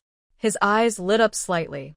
While Teacher Wang turned around to draw the 4th apple on the blackboard, Lin Pingping quietly slipped off his seat, like a little cat, silently ran to the side of the podium. He tiptoed, pinched a piece of white chalk from the box. Then he quietly returned to his seat. All of this was done so quietly that no one noticed. Even Lin An'an, pretending to sleep, didn't realize. Teacher Wang was still enthusiastically teaching. Children, look, 1 + 1 = what? 2, the children answered in unison. Lin Pingping was not interested in such childish questions. He lowered his head, looked at the piece of chalk in his hand, then at the empty small wooden desk in front of him. He hesitated. If he drew on the desk, would his sister scold him? His gaze shifted to the classroom wall. The wall was newly painted, white and very clean. No, he shouldn't draw on the wall, or Dad would be angry. The little boy's eyes scanned the classroom, finally settling on the lower half of the blackboard.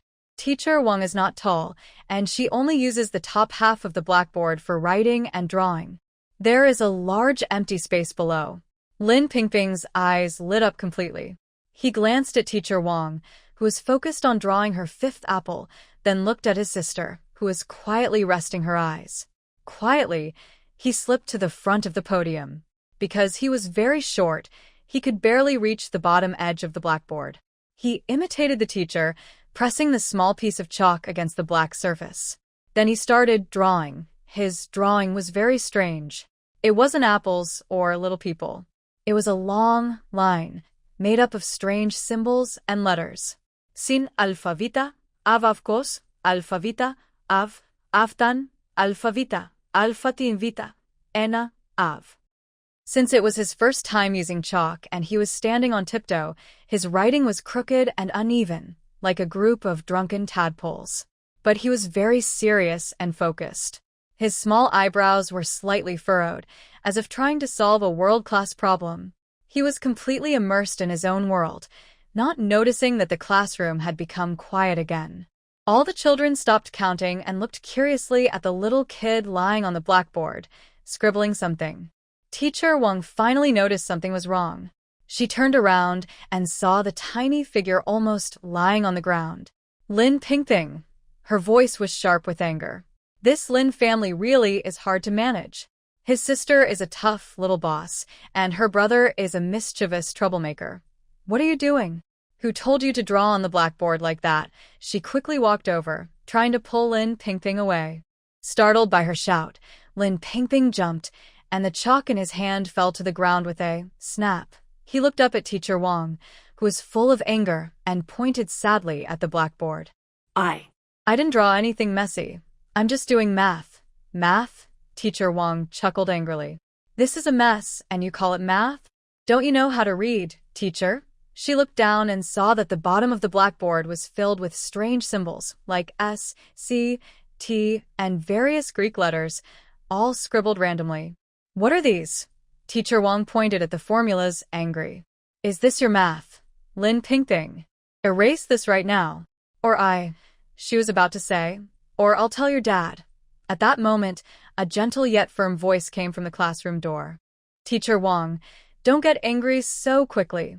Everyone turned to look and saw a well-dressed middle-aged officer in a neat military uniform, wearing black-rimmed glasses, standing at the door. It was Commissar Liu from the military district. Teacher Wang was surprised and quickly went to greet him. Commissar Liu, why are you here? Commissar Liu was known as a cultured person in the military district. Before joining the army, he was a top student at a famous university in the capital. He was honest and serious. I was passing by and heard some noise here, so I came to see. He adjusted his glasses and looked at the blackboard. When he saw the top half of the blackboard with 5 apples and 1 is equal to 2, he nodded kindly. Yes, basic education is very important. Then his gaze moved downward. When he saw the bottom of the blackboard, with the crooked but clearly structured, strange symbols, his smile suddenly froze. His eyes widened, and the pupils behind his glasses shrank sharply. He hurried over in a few steps, squatted in front of the blackboard, almost pressing his face close to the chalk writing. His lips started to tremble slightly. This is the sum and difference formula. The sum and difference of angles in trigonometry. His voice was filled with disbelief and intense shock. He quickly turned around and looked at the small, innocent Lin Pingping standing nearby with a sad face, then at Teacher Wang, who looked stunned. His voice, because of extreme excitement, became a little shaky. Teacher Wang. Whose work is this? Commander Liu's voice was excited and raised, with undeniable clarity, making Teacher Wang feel nervous. Teacher Wang was completely stunned by this sudden question. She looked at Commander Liu's face, which was flushed with shock, and then at the strange symbols on the blackboard that she couldn't understand at all. Her mind was blank. Commander. It's him. Teacher Wang seemed to grasp a lifeline and quickly pulled out Lin Pingping, who was hiding behind her. It's this Lin Pingping. He didn't listen in class and secretly drew on the blackboard. I was about to criticize him and tell him to erase it. She thought she was reporting the situation, but little did she know, her words sounded like a thunderclap to Commander Liu. Draw on the blackboard. Commander Liu adjusted his glasses, but his sharp eyes couldn't be hidden behind the lenses. He stared at Teacher Wang intensely and asked slowly, Teacher Wang, you also graduated from a normal school. Take a closer look. Does this look like just doodles? Teacher Wang felt nervous under his gaze and could only muster her courage to lean in closer to examine the strange symbols. Sine, cosine, tangent. She seemed to have seen these symbols in her high school textbooks, but she had long forgotten what they meant. These, aren't they just English letters and messy symbols? Teacher Wang whispered in her defense. Commander Lu shook his head disappointedly and didn't say anything more. He turned around and, with an unusually gentle look, squatted down to face Lin Pingping directly. "Little friend, is your name Lin Pingping?" Lin Pingping looked at the serious-looking soldier uncle in front of him. Although he seemed stern, there was no malice in his eyes. The little boy nodded. "Did you write these?" Commander Lu pointed at the trigonometric formulas on the blackboard, his voice cautious as he asked for confirmation. Lin Pingping nodded again, with a look of slight grievance. The teacher's explanation was too simple. I just did some calculations myself. Let's do the math myself." Commissioner Lu repeated this phrase, feeling his heart pounding. A 3-year-old child, because he thought 1 + 1 = 2, was too simple, was secretly writing advanced math formulas on the blackboard? This is no longer genius. This is extraordinary. Then tell me, what is sine of alpha minus beta? Commissioner Lu almost held his breath as he asked. Lin Pingping tilted his little head and answered without hesitation in a sweet voice. Sine alpha times cosine beta minus cosine alpha times sine beta. He answered clearly and confidently, without a hint of doubt. Commissioner Lu's breath suddenly caught. He felt his scalp go numb. This isn't just memorization. This is a 3-year-old's genuine understanding and memory of knowledge. Good. Good. Good. Commissioner Lu stood up excitedly, pacing back and forth, muttering non-stop. Everyone in the classroom, including Lin An'an, who was pretending to sleep in the corner, was completely awakened by the commotion. Lin An'an opened her eyes, looked at the excited commissioner who was almost dancing, then glanced at her innocent little brother and probably understood what was happening. This kid, again, didn't hide it.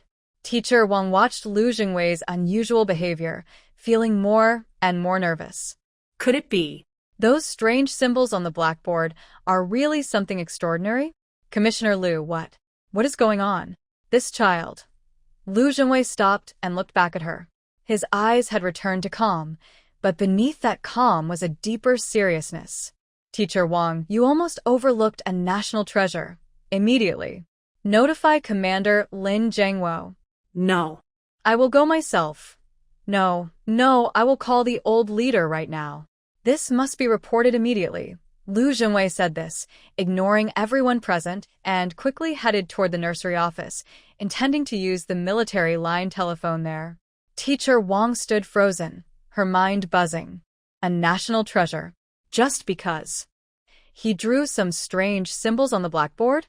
She looked at the little boy Lin Pingping, still standing there, rubbing his eyes in confusion, and felt her worldview completely collapse.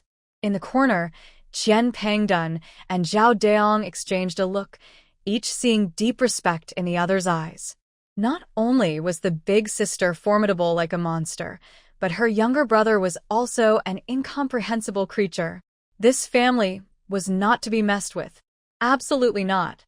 In less than half an hour, it seemed as if the entire military district was shaken. Outside the nursery, an unprecedented black Hongqi car with a license plate reading Military A0001 stopped. The car door opened, revealing an elderly leader with white hair and a commanding presence, accompanied by Lu Commissar and several guards. The nursery director and teachers all stood at the door, too scared to breathe. The old leader, a veteran of many battles, carried an aura of authority that made it hard to breathe. But as he entered the classroom, he wore a kind smile. His gaze fixed directly on the small child holding Lu Commissar's hand. Are you Lin Pingping? The old leader's voice was loud and gentle. Lin Pingping was not shy and nodded. I heard you're very good at math. Lin Pingping nodded again. Good, the old leader smiled loudly. Li Suanpan. As soon as he finished speaking, a man in his 50s, with half-white hair and holding a black wooden abacus, stepped out from behind him. He was the finance officer of the logistics department, known as the Li Suanpan math expert. Leader, Li Suanpan saluted. You compare with him. The old leader pointed at Lin Pingping. I'll give the problem. Li Suanpan looked at the small child, not much taller than an abacus, and a trace of disdain crossed his face. Comparing math skills with a 3-year-old? Was this a joke? But he dared not disobey the order. He adjusted the beads on his abacus. Ready. Listen carefully. The old leader cleared his throat. 387 times 549 plus 1283 divided by 7. What's the answer? As soon as he finished speaking, clack, clack, Li Suanpan's fingers moved swiftly on the abacus, making a flurry of crisp, dense clicking sounds. This was his special skill, flying beads, unmatched in the entire military district. However, just as his beads were halfway through moving, a clear, childlike voice rang out throughout the classroom. Equals 30,522. Li Suanpan's hand suddenly froze on the abacus. The two assistants behind him, holding paper and pens, had just finished writing down the problem. All the adults in the classroom looked at Lin Pingping with a look of disbelief. The old leader's sharp eyes, usually as keen as an eagle's, widened slightly in shock. He was silent for 10 seconds before turning to look at Li Suanpan, who was still sweating and calculating. Is the result correct? Beads of sweat appeared on Li Suanpan's forehead. He swallowed and his hand trembled as he finished the last calculation. He looked at the final number on the abacus, and his face turned pale instantly. He raised his head, his voice dry and trembling, and reported to the old leader. Leader, the result is exactly right. This child, he's not human. He's like a living calculator. Hearing this, the old leader suddenly turned around, eyes blazing as he stared at Lin Pingping, as if he were looking at a rare gem that could change the fate of the country. He took a deep breath and made a firm decision. Commissioner Liu, yes, this child can't waste time in the nursery anymore. The old leader pointed at Lin Pingping and announced loudly. I approve. He doesn't need to attend classes. He can go directly to the Military District Elementary School and audit any courses he wants. No. Elementary school is too easy for him. The old leader waved his hand and made a decision that left everyone present stunned. The archives and library of the military district are fully open to him. He can read any books he wants. No one is allowed to stop him. And also, the old leader looked at Lin An'an with a curious smile. That girl, is she your sister? I hear she's quite extraordinary too. Lin An'an met his gaze calmly, neither avoiding nor flinching, and simply nodded. She knew that her actions at the nursery yesterday, hanging someone, had surely reached this old leader's ears. Ha, good. Very good. The old leader laughed loudly and patted Commissar Liu on the shoulder. Young Jianghua may seem dull normally, but he has 2 children and each one is more interesting than the last. One is like a star of talent descending from the heavens and the other, is a fierce daughter from a military family. He glanced at the coat rack in the corner, which had been repaired but still seemed to carry the lingering fear from Zhao Deong. His smile deepened. Little fights among children are normal. As long as they don't go too far, let them solve it themselves. With this meaningful remark, the old leader and his group left grandly. It was as if he came today just to witness a miracle and to support Lin's brother and sister. Teacher Wang slumped into her chair, feeling as if she had just escaped from a dangerous situation. Her gaze on Lin's siblings had changed from initial disdain to fear and respect. These were not just 2 children. They were like 2 mighty gods. Lin Pingping was a child prodigy. The news that the old leader had specially approved her to freely enter the military district library spread like wildfire within a day across the entire military compound. Suddenly, Lin's family became the hottest topic in the area. Meanwhile, Lin An'an's reputation for single-handedly hanging Zhao Deong also soared. In the nursery, she had become the undisputed big sister. Qian Pangdun and Zhao Deong followed her loyally, one responsible for serving tea and water, the other for massaging shoulders, so attentive that Lin An'an sometimes found it a bit annoying. But trouble soon followed. That afternoon, as Lin An'an stepped out of the nursery, she was blocked by a group of older boys. These children were between 10 and 12 years old, tall and strong, dressed in old, faded military uniforms, with defiant expressions. Leading them was a boy with dark skin and sharp eyes named He Ping'an. His grandfather was a division commander. Behind him were several others, all grandchildren of senior military officers, part of the true, Prince's Circle, in this area. Qian Pandan and Zhao Daong, these kids' kings, are just minor players in front of them. Are you Lin An'an? He Ping'an crossed his arms and looked at Lin An'an from head to toe with a scrutinizing gaze. He simply couldn't understand how such a small girl, not even as tall as his thigh, could make Zhao Daong and the others submit so obediently. Is there a problem? Lin An'an replied briefly and clearly. Behind her, Qian Pandan and Zhao Daong were so scared their legs went weak, but they still gathered their courage and stood in front of Lin An'an. Brother He, what are you trying to do? Big sister is our boss, Qian Pandan shouted nervously. Get out of the way. Loser, a tall boy next to He Ping'an impatiently pushed, causing Qian Pandan to stumble. Our big yard's rules. When did a girl from the countryside get to call the shots? I heard you're pretty good at fighting. He Ping'an raised his chin, eyes full of challenge. Dare to practice with us. That was their real goal. Lin An'an's popularity was too strong, already overshadowing these legitimate kids' kings. Today, they wanted to weaken her confidence and make her understand who is truly in charge of this yard. Lin An'an looked at them. A group of overly energetic teenagers, fighting mainly with brute strength, full of flaws. Okay, Lin An'an nodded calmly as if saying, nice weather today, but I have one condition. What condition? He Ping'an frowned.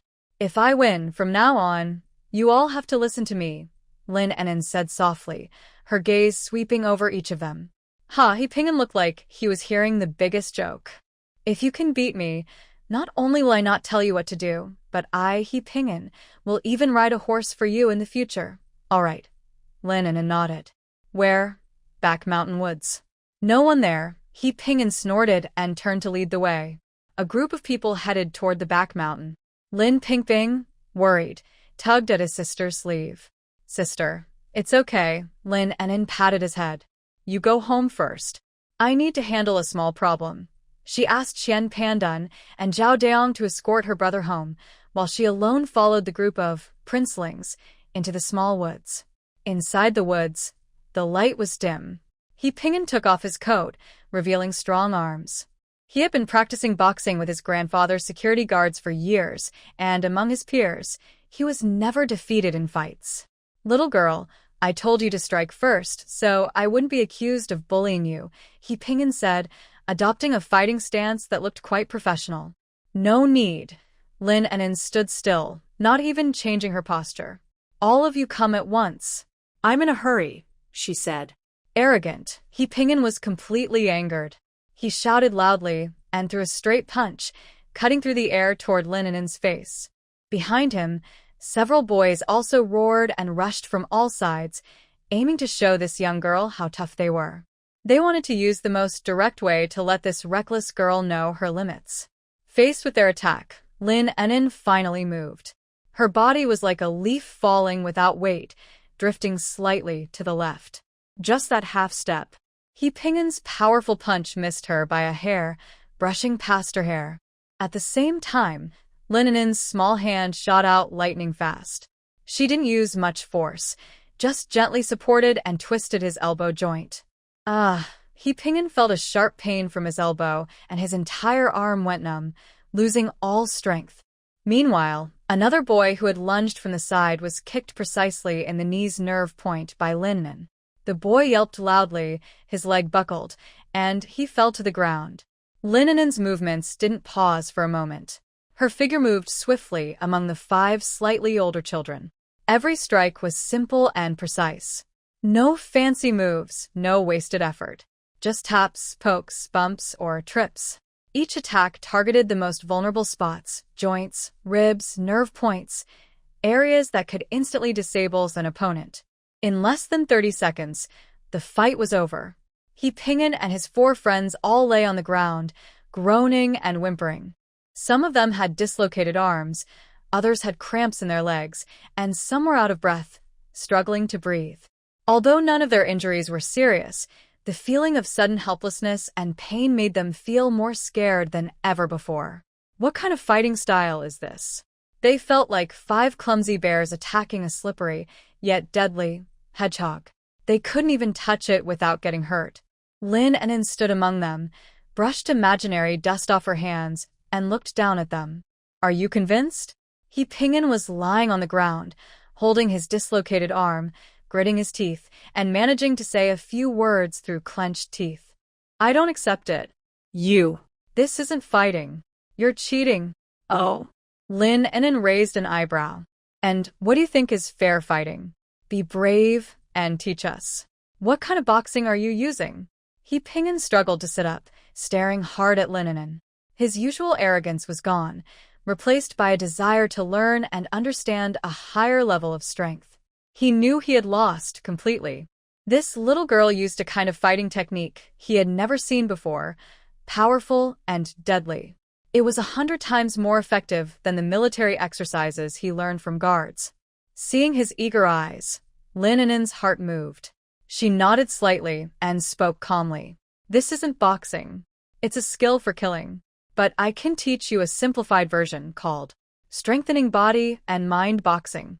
When Ping'an heard this, his eyes lit up instantly, forgetting the pain in his arm. He looked at Lin An'an, struggling to stand, filled with urgency and a faint, almost unnoticeable respect. You really will teach us? Lin An'an looked at their eager expressions and already made a plan in her mind. She needed to stand firm in this unfamiliar time, protect her brother and clumsy father, and relying on herself alone was not enough. She needed to build her own power. The group of princelings in front of her was the best foundation. They had status, background, action, and most importantly, they obeyed the strong. Fine, I can teach you. Lin An'an stepped onto a small hill nearby, standing firm. From this position, she could look down on everyone. But I have rules. Her voice was quiet but clear to everyone's ears. Starting today, you all have to listen to me. Ping'an was the first to react. Enduring the pain in his arm, he supported himself with his other hand and said loudly, as long as you're willing to teach us real skills, we won't just listen to you. Whatever you ask us to do, we will do. Yes. We all listen to you. Big sister. Big sister is on top. Please accept our bow. A quick-thinking boy had already learned from movies, kneeling on one knee and bowing with clasped fists. The others followed suit, and soon, the small forest was filled with kneeling figures. Lin An'an watched this funny scene, her lips twitching slightly. Teenagers are all the same, no matter the era. Everyone get up, she said calmly. I don't need you to kneel. My rules are simple. Lin An'an extended a finger. First, do not bully those weaker than you, especially the children in the yard who have no background and whose parents are just ordinary soldiers. Her words made Ping'an and the others pause. They had often relied on their status to bully ordinary kids before. Can't do it. Lin An'an's eyes turned cold. No. We can do it. We promise. Ping'an quickly said, if anyone dares to bully the weak in the future, I will be the first to teach him a lesson. Lin An'an nodded in satisfaction, extending her second finger. Second, do not waste food. In the military cafeteria, serve yourself what you want to eat. If anyone leaves food on their plate, and I see it, they will be punished to lick their plate clean. This rule made these privileged crown prince boys look at each other in surprise. They had never worried about food or basic needs since childhood. But seeing Lin An'an's firm gaze, they nodded their heads eagerly. We understand, big sister. Third, Lin An'an held up her third finger, which was also the last one. From now on, my orders are the highest. If I say go east, you can't go west. If I tell you to fight dogs, you can't chase chickens. Do you all understand? Yes, we understand. This time, everyone answered in unison with strong, clear voices. They looked at the small figure standing on the hill, who seemed to shine with a bright light. Their eyes were full of pure, passionate admiration. Good. Lin An'an jumped down from the hill. Now, I will help you fix your dislocated arms. She walked up to Ping'an, grabbed his dislocated arm, and before he could react, she pushed and moved it quickly. Crack, went the sound. Ah, Ping'an cried out in pain. But after the cry, he was surprised to find that his arm could move again. It still hurt a little, but the sharp, dislocated feeling was gone. Incredible. Big sister. You can do bone setting too? A boy exclaimed happily. Lin An'an didn't answer. She carefully helped each injured person, fixing them one by one. Her technique was precise and quick. Every crack was followed by a short scream and then cheers of joy. Soon, everyone was back on their feet. Though their faces were swollen and bruised, they could move freely. They looked at Lin An'an as if she were a fairy. She could fight, set bones, and knew many things they had never heard of. This big sister was amazing. Starting tomorrow, after school, every afternoon, meet here, Lin An'an gave her first order. I will teach you the first set of military exercises, a simplified version of Special Forces training. Yes, big sister. Everyone answered together, their voices echoing through the small woods. Looking at the group of second-generation soldiers, he had completely won over. Lin An'an finally showed a small smile. The future Northern Deal Makers Group. No, the future guard team of the big courtyard was officially established today. That evening, Lin Jiangwo returned home exhausted from a busy day. He had just taken over the group's affairs and was so busy he didn't even have time to drink water. As soon as he entered, he smelled the aroma of food. He saw 2 dishes and a soup on the table. One dish was scrambled eggs with tomatoes, another was stir-fried bok choy, and the soup was seaweed and egg drop. Lin Pingping was standing on a small stool, carefully arranging the bowls and chopsticks. Meanwhile, Lin An'an was wearing an ill-fitting apron, holding a spatula, standing at the stove like a little adult. Lin Jiangwo's eyes instantly turned red as he watched this scene. He, a tough man who had shed blood on the battlefield without tears, now felt his throat tighten and his nose sting. "Dad, you're back." Lin Pingping was the first to notice him, running over with short legs. "Wash your hands quickly and eat. The dishes my sister made are so delicious." Lin Jiangwo squatted down, hugged his son, and then looked at his daughter, who had peeked out from the kitchen. And in Pingping, he felt like he had 1,000 words to say, but couldn't speak a single one. Lin An'an brought the last dish to the table, took off her apron, and said calmly, "Let's eat." The food will get cold. The family of 3 sat around a small square table, sharing this simple but warm dinner. Lin Jiangwo ate quietly, secretly observing his 2 children. Today, he had heard many stories about them in the group. One was a math genius who had alarmed the senior leaders. The other was a big sister who had taken control of the entire courtyard's Prince Party with her strength. He felt like he was dreaming. They had only been in the military district for a few days, and these 2 little ones had already turned everything upside down here. After dinner, Lin Pingping, having read too many books at the library during the day, quickly fell asleep. Lin An'an finished cleaning up and was about to go to bed. "An'an, wait a moment," Lin Jiangwo called her. A father and daughter sit facing each other under a dim, warm light. This is their first time having such a formal and equal conversation. "An'an, today I heard about the fight you had with Yi Ping'an and others." Lin Jiangwo carefully chose his words and spoke gently. "Yes," Lin An'an replied simply. "Are you hurt?" "They got hurt." Lin Jiangwo was speechless. He felt like the day was being drained of all energy. He sighed and decided to change his approach. "An'an, I know you're very strong and can protect yourself and your brother. I'm proud of you, but can you tell me why? You understand so much," he asked, referring to her maturity beyond her age and her skills. Lin An'an fell silent. She couldn't tell him the truth. She thought for a moment and said in a half-true, half-fake tone, "When I was in the village before, I met a very strange old man. He taught me." This was a universal excuse. Although Lin Jiangwo found it a bit strange, it seemed like the only explanation that made sense. He nodded without asking further. "Papa won't ask your secrets." Lin Jiangwo looked at his daughter seriously. "I just want to tell you that no matter what happens, I will always support you." The warm glow of the dim light made his determined face look especially gentle. Lin An'an's heart was softly touched. She looked at her father, who was willing to stand against the world for them. She decided to give him a more concrete reminder. "Papa." Lin An'an looked up at Lin Jiangwo, her face serious beyond her years. "Be careful too." "Careful about what?" Lin Jiangwo was surprised. "Careful about those who always try to get close to you." Lin An'an's eyes sharpened. Like those 2 ladies from the dance troupe last time. Were they really here to help? "And from now on, when you bring back those papers with drawings, make sure to keep them safe and lock them up." "Why?" Lin Jiangwo's heart suddenly skipped a beat.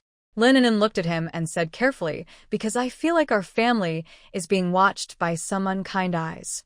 Dad, do you think there are bad people around us? Dad, do you think there are bad people around us?" This sentence from Lin An'an was like a cold needle, instantly breaking the warm family atmosphere. Lin Jiangwo's smile on his face slowly froze. He looked at his daughter's dark eyes, which didn't seem like those of a 5-year-old, and his heart started pounding uncontrollably. It's normal for a 5-year-old to say, "bad people," but when Lin An'an said it, along with her earlier words about blueprints and unfriendly eyes, Lin Jiangwo immediately realized that things were not so simple. "An'an, why do you say that?" Lin Jiangwo lowered his voice, leaning forward instinctively. His whole state shifted from a caring father to a cautious one, like a soldier on alert. "Did you see something? Or hear something?" Lin An'an shook her head. She couldn't say too much detail, as it might reveal her secrets. She had to use words a child could understand and express to send this warning. "I didn't see or hear anything, but I can feel it." Lin An'an pointed to her chest with her small hand. "Here, it feels uncomfortable. Since we moved into this house, many eyes have been secretly watching us. Mrs. Wang and that chubby man are bad, but they are openly bad. But the 2 aunties who came last time, they smiled, but their eyes didn't. They said they liked us, but when they acted, they were ruthless." As she spoke, Lin An'an touched her scarred cheek. Lin Jiangwo looked at his daughter's scar, and his expression turned cold. He remembered what Zhang Lan did that day. At first, he thought it was clumsiness or a petty revenge after being scolded by his daughter. But now, after seeing this small sign from his daughter, he sensed something deeper. It was a kind of fake friendliness with a purpose. Lin Jiangwo asked again, "And you, Dad?" Lin An'an looked at him. "You're a hero. Everyone reads about you. Many people admire you, but some might also be jealous and want to hurt you. Is there often important paper with strange lines in your bag?" she asked. Lin An'an was referring to military maps and plans. Lin Jiangwo's heart sank again. His briefcase was always with him. "An'an, those are Dad's work files. They are military secrets." "I know," Lin An'an nodded. "So, you can't let anyone see them. Especially those who smile so fake. They might sneakily steal your papers when you're not looking and give them to bad guys in exchange for candy." She used a childish comparison, but the message made Lin Jiangwo feel a cold shiver. Stealing military secrets. In the big compound, that is the highest crime. Lin Jiangwo was silent. He was not a foolish man. On the contrary, he survived on the battlefield and achieved many victories because of his sharpness and vigilance. But back home, in peaceful times, dealing with family and social matters, he seemed a bit clumsy. He always thought the military compound was the safest place in China. It was full of soldiers and their families who dedicated themselves to the country. He never thought danger might be lurking nearby.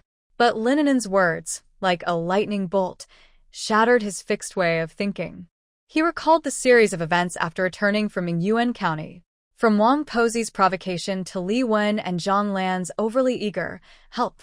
At first glance, these seemed like normal social conflicts, but behind them, was there some kind of test? Testing his character, his bottom line, or testing the weaknesses of his children. If these 2 children were just ordinary, shy kids from the countryside, then maybe the bad people could easily control them to get close to him, or even threaten him. The more Lin Jiangwo thought, the more cold sweat broke out on his back. He always believed that bringing his children close was for their protection. But he never considered that he might also be leading them into a more dangerous whirlpool. Dad knows now. Lin Jiangwo took a deep breath, reached out his large hand, and gently ruffled his daughter's hair. His eyes were filled with a seriousness and determination he had never shown before. "An'an, thank you for warning Dad. Don't worry. From now on, I will lock the doors and keep the bag safe. No bad people will have a chance to hurt us." He looked into his daughter's wise eyes and suddenly had a strange but firm thought. Maybe his 5-year-old daughter is the most reliable pillar in this family. "All right, it's late. Go to sleep now." An'an nodded, jumped off her chair, and went back to her small room. She knew her father had listened to her. That was enough.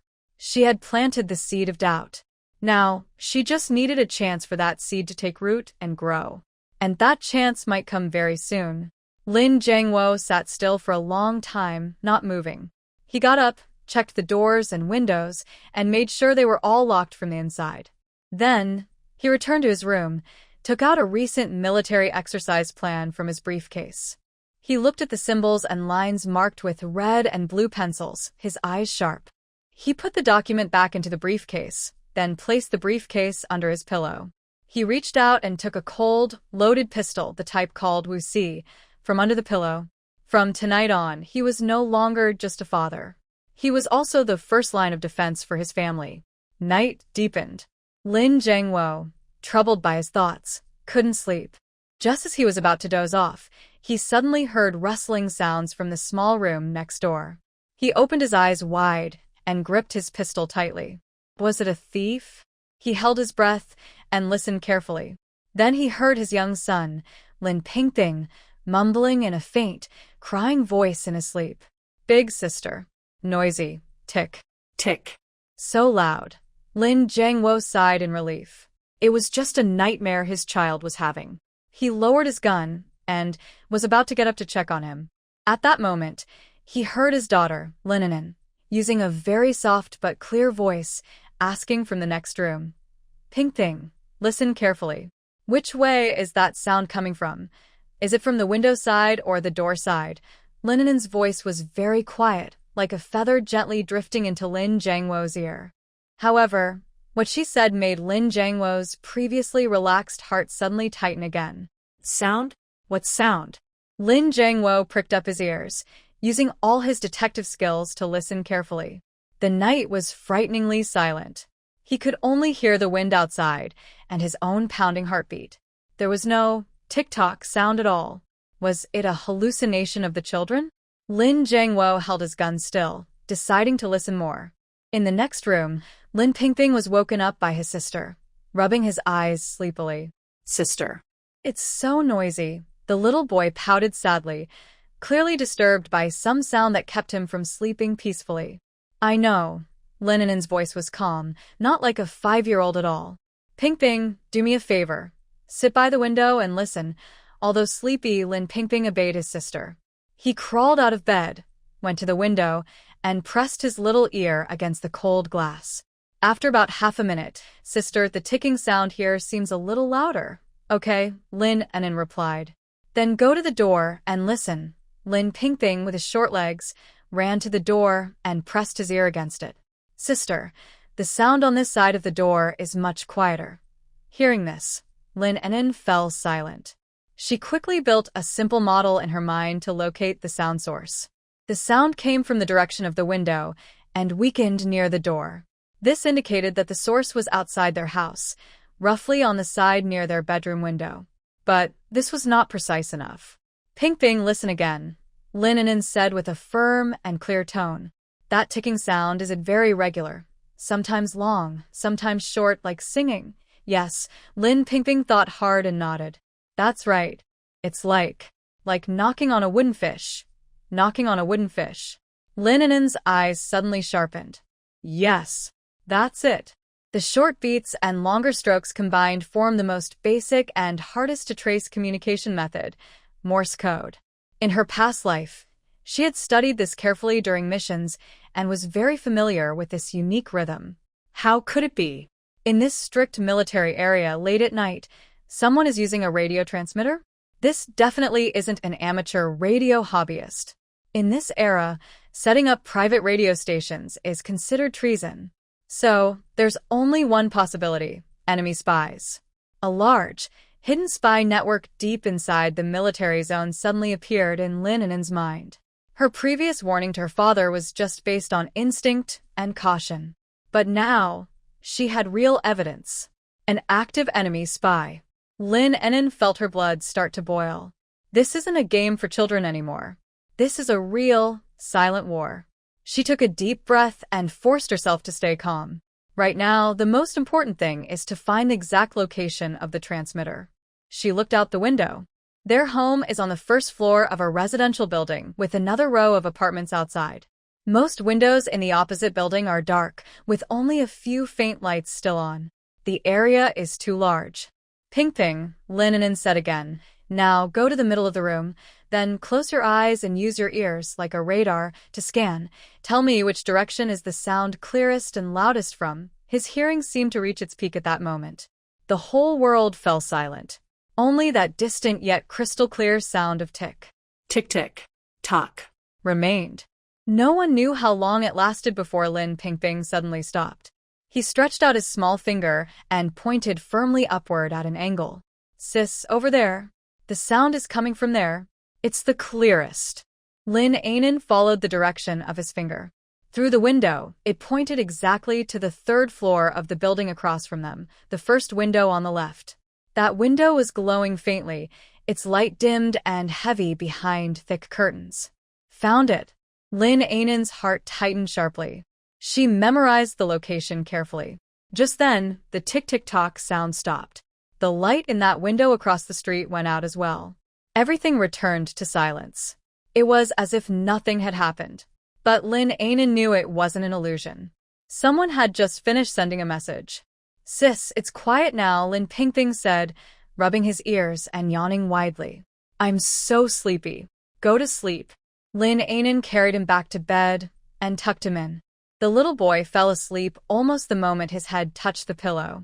But Lin An'an couldn't sleep at all.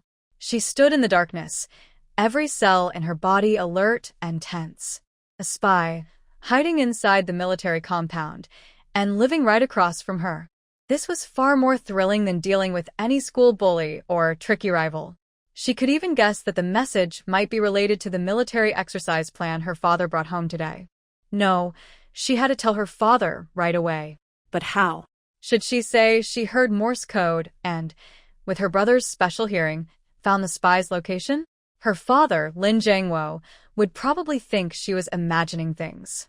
Her mind raced quickly. Got it. She quietly opened the door and walked into the living room. Almost as soon as she opened the door, Lin Jiangwo sat up quickly on the bed, holding a gun tightly in his hand. An'an? Dad, I can't sleep. Lin An'an's voice carried a hint of childhood shyness and worry. She walked to Lin Jiangwo's bed and whispered, Dad, I just had a bad dream. I dreamed that the building across from our house, the one with the lights on, had a bad person inside. She pointed quietly toward the window that had just turned off its light. That bad person was secretly talking to an old monster on the mountain using a machine that makes a tick-tock sound. He was telling the old monster that the secret in your bag's drawings. Dad, that bad person was secretly talking to an old monster on the mountain with a machine that makes a tick-tock sound. He was telling the old monster about the secret in your bag's drawings, with a young but very confident voice. An'an said this shocking thing. Lin Jiangwo felt his blood suddenly stop flowing. His hand, holding the gun, turned white at the knuckles from gripping too hard. A dream? No. This is not a dream. A 5-year-old child might dream of monsters and ghosts, but they would never dream of details like a tick-tock machine or secrets in drawings. Especially when An'an's small hand pointed precisely at the opposite building, at the window that had just turned off its light. Coincidence? There are no such coincidences in the world. Lin Jiangwo's heart pounded wildly. He forced himself to stay calm and asked in a gentle voice, An'an, are you sure? That's the window. An'an nodded heavily. Yes, that one. I saw it clearly in my dream. Lin Jiangwo was caught in a fierce mental struggle. The building across from them was the home of officials above the battalion level, who lived in that place. His mind raced, images of familiar faces flashing through. Finally, a kind and familiar figure settled in his mind. Wang Chonggui, the deputy director of the logistics department. A nearly 50-year-old veteran who fought in the Southern counterattack and was transferred to logistics after injuring his leg. Throughout the entire military compound, Wang Chonggui was known as a kind and helpful person. Whenever someone had a problem, he was happy to lend a hand. The children all liked to call him Uncle Wang because he always had some candies in his pocket. Could it be him? A spy hiding deep inside the military zone? Lin Jiangwo thought this idea was too crazy, even foolish. But his daughter's warning, his brother's sleep-talking, and that strange tick-tock sound. All of these felt like sharp needles stabbing at his heart. He couldn't just report an experienced and respected old comrade based on a dream. That would cause a big fuss, or maybe a serious mistake. But he also couldn't ignore this potentially deadly warning. Dad knows. Lin Jiangwo took a deep breath, gently carried his daughter back to her small bed, and covered her with a blanket. Sleep peacefully, An'an. Dad will catch that old troublemaker. An'an closed her eyes obediently. She knew her father believed her somewhat. But it wasn't enough. He needed one last piece of proof that would make him truly believe. That night, Lin Jiangwo couldn't sleep at all. He sat in the dark like a statue, staring fixedly at the black window across from him until dawn. Early the next morning, Lin Jiangwo, with bloodshot eyes, watched his 2 children eat breakfast. He had spent the whole night thinking about how to quietly confirm what he suspected. Just then, An'an finished her porridge and jumped down from her chair. "Dad, let's play a game." An'an took out a box of chalk from the corner and pulled her still sleepy brother, Ping. "A game?" Lin Jiangwo was surprised. "Yes." An'an's face was bright with innocence and joy. "It's called Listen and Draw." Without waiting for permission, she pulled Lin Jiangwo and Ping to an open space downstairs. In the early morning, the air in the military compound was fresh, and the faint sound of soldiers doing morning exercises could be heard. An'an pressed Lin Jiangwo against a big tree. "Dad, stand here and don't move." Then she pulled Ping to another spot about 10 meters away. "Ping, stand here." Lin An'an ran further to a third point. A perfect triangle formed quietly. Lin Jiangwo couldn't understand what his daughter was doing and looked on with confusion. Lin An'an squatted down and said to Lin Ping, "Do you remember the drip sound from last night?" Lin Ping rubbed his eyes and nodded. "Now close your eyes and listen carefully. Imagine that sound is happening again." Lin An'an's voice had a calming, hypnotic tone. "Then, use chalk to draw a line on the ground pointing toward the direction where the sound came from." Lin Ping obediently closed his eyes, his small eyebrows furrowing again. He looked like a tiny radar antenna, turning in place, then suddenly stopping. He squatted down and, with chalk, drew a crooked line on the cement ground. That line precisely pointed to the window on the 3rd floor of the building across. Lin Jiangwo's heart skipped a beat. Lin An'an didn't stop. She ran back to Lin Jiangwo. "Dad, you come too. Imagine you also hear that sound. From your perspective, where is the lit window? Draw a line toward it." Lin Jiangwo's throat went dry. He mechanically took the chalk handed to him. He squatted down, his gaze sharp as a knife, staring at the window that kept him awake all night. Then, he used all his strength to draw a straight, fierce line on the ground. Finally, it was Lin An'an herself. She stood in her spot, mimicking their actions, and drew the 3rd line. 3 crooked but clearly directed chalk lines intersected at a single point in the middle of the open space. A perfectly precise intersection. Lin An'an clapped chalk dust off her hands and pointed to the intersection, smiling at Lin Jiangwo. "Look, Dad, all 3 of us are pointing to the same place. This means the old drip monster lives right there." Lin Jiangwo looked at the 3 lines on the ground and at the exact intersection point. This wasn't a child's game. It was the most basic and effective triangulation method, using different observation points to find the exact location of a target through cross-referencing. His 5-year-old daughter surprisingly completed a textbook-style reconnaissance and positioning using just a game. He no longer had any doubts. There must be a problem behind that window. And the owner of that window. Lin Jiangwo slowly stood up and looked again at the building. Deputy Director of Logistics, Wang Changwei. A spy who has been hiding for many years, disguised as a friendly neighbor uncle, a dangerous snake. Lin Jiangwo felt cold sweat suddenly soaking his back.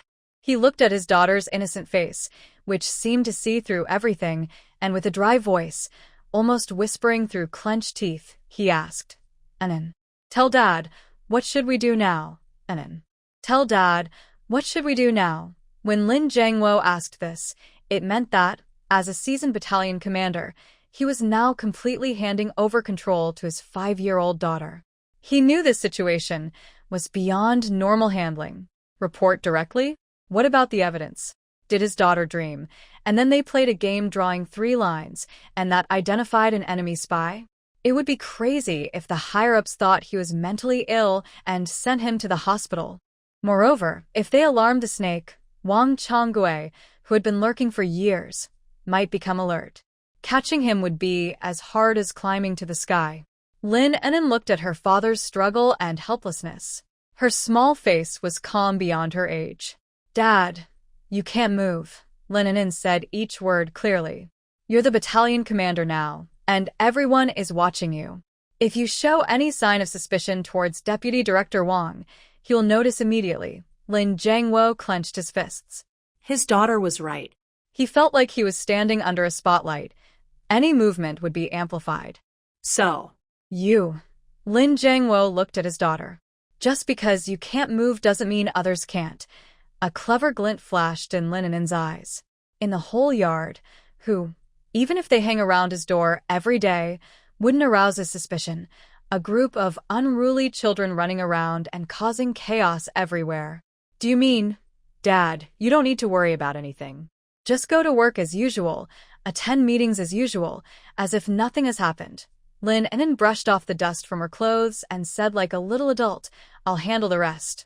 Starting today, our guard team will have its first real combat training. Looking at her small but very determined back, Lin Jiangwo felt a mix of feelings. He was proud, worried, but mostly, he trusted her more than ever. He nodded heavily. "Okay, Dad trusts you. Be careful in everything." That afternoon, after school, in the small woods behind the mountain, He Ping'an, Qian Pao Dun, Zhao Deong. All members of the guard team were present. They stood straight, eyes shining with excitement, watching Lin An'an on the hill, eager to learn some new killing skills today. But today, Lin An'an looked very serious. "Starting today, we will pause the strengthening body fist training." Her first words made everyone stop in surprise. Huh? "Why, big sister. Yeah, I practiced all night yesterday and feel like I could even hit a cow." The children started talking excitedly. "Quiet." Lin An'an's voice was not loud but carried a firm authority that everyone obeyed instantly. "In fact, we have a more important task." Her eyes swept over everyone. "A real Special Forces combat exercise. Code name, Foxtail. Combat exercise, Foxtail." These words instantly ignited the hormones of all the older kids. They were all children of soldiers, with a deep desire for battle and honor flowing in their veins. "Big sister, what's the mission?" "Just give the order." He Ping'an was the first to step forward, his face flushed with excitement.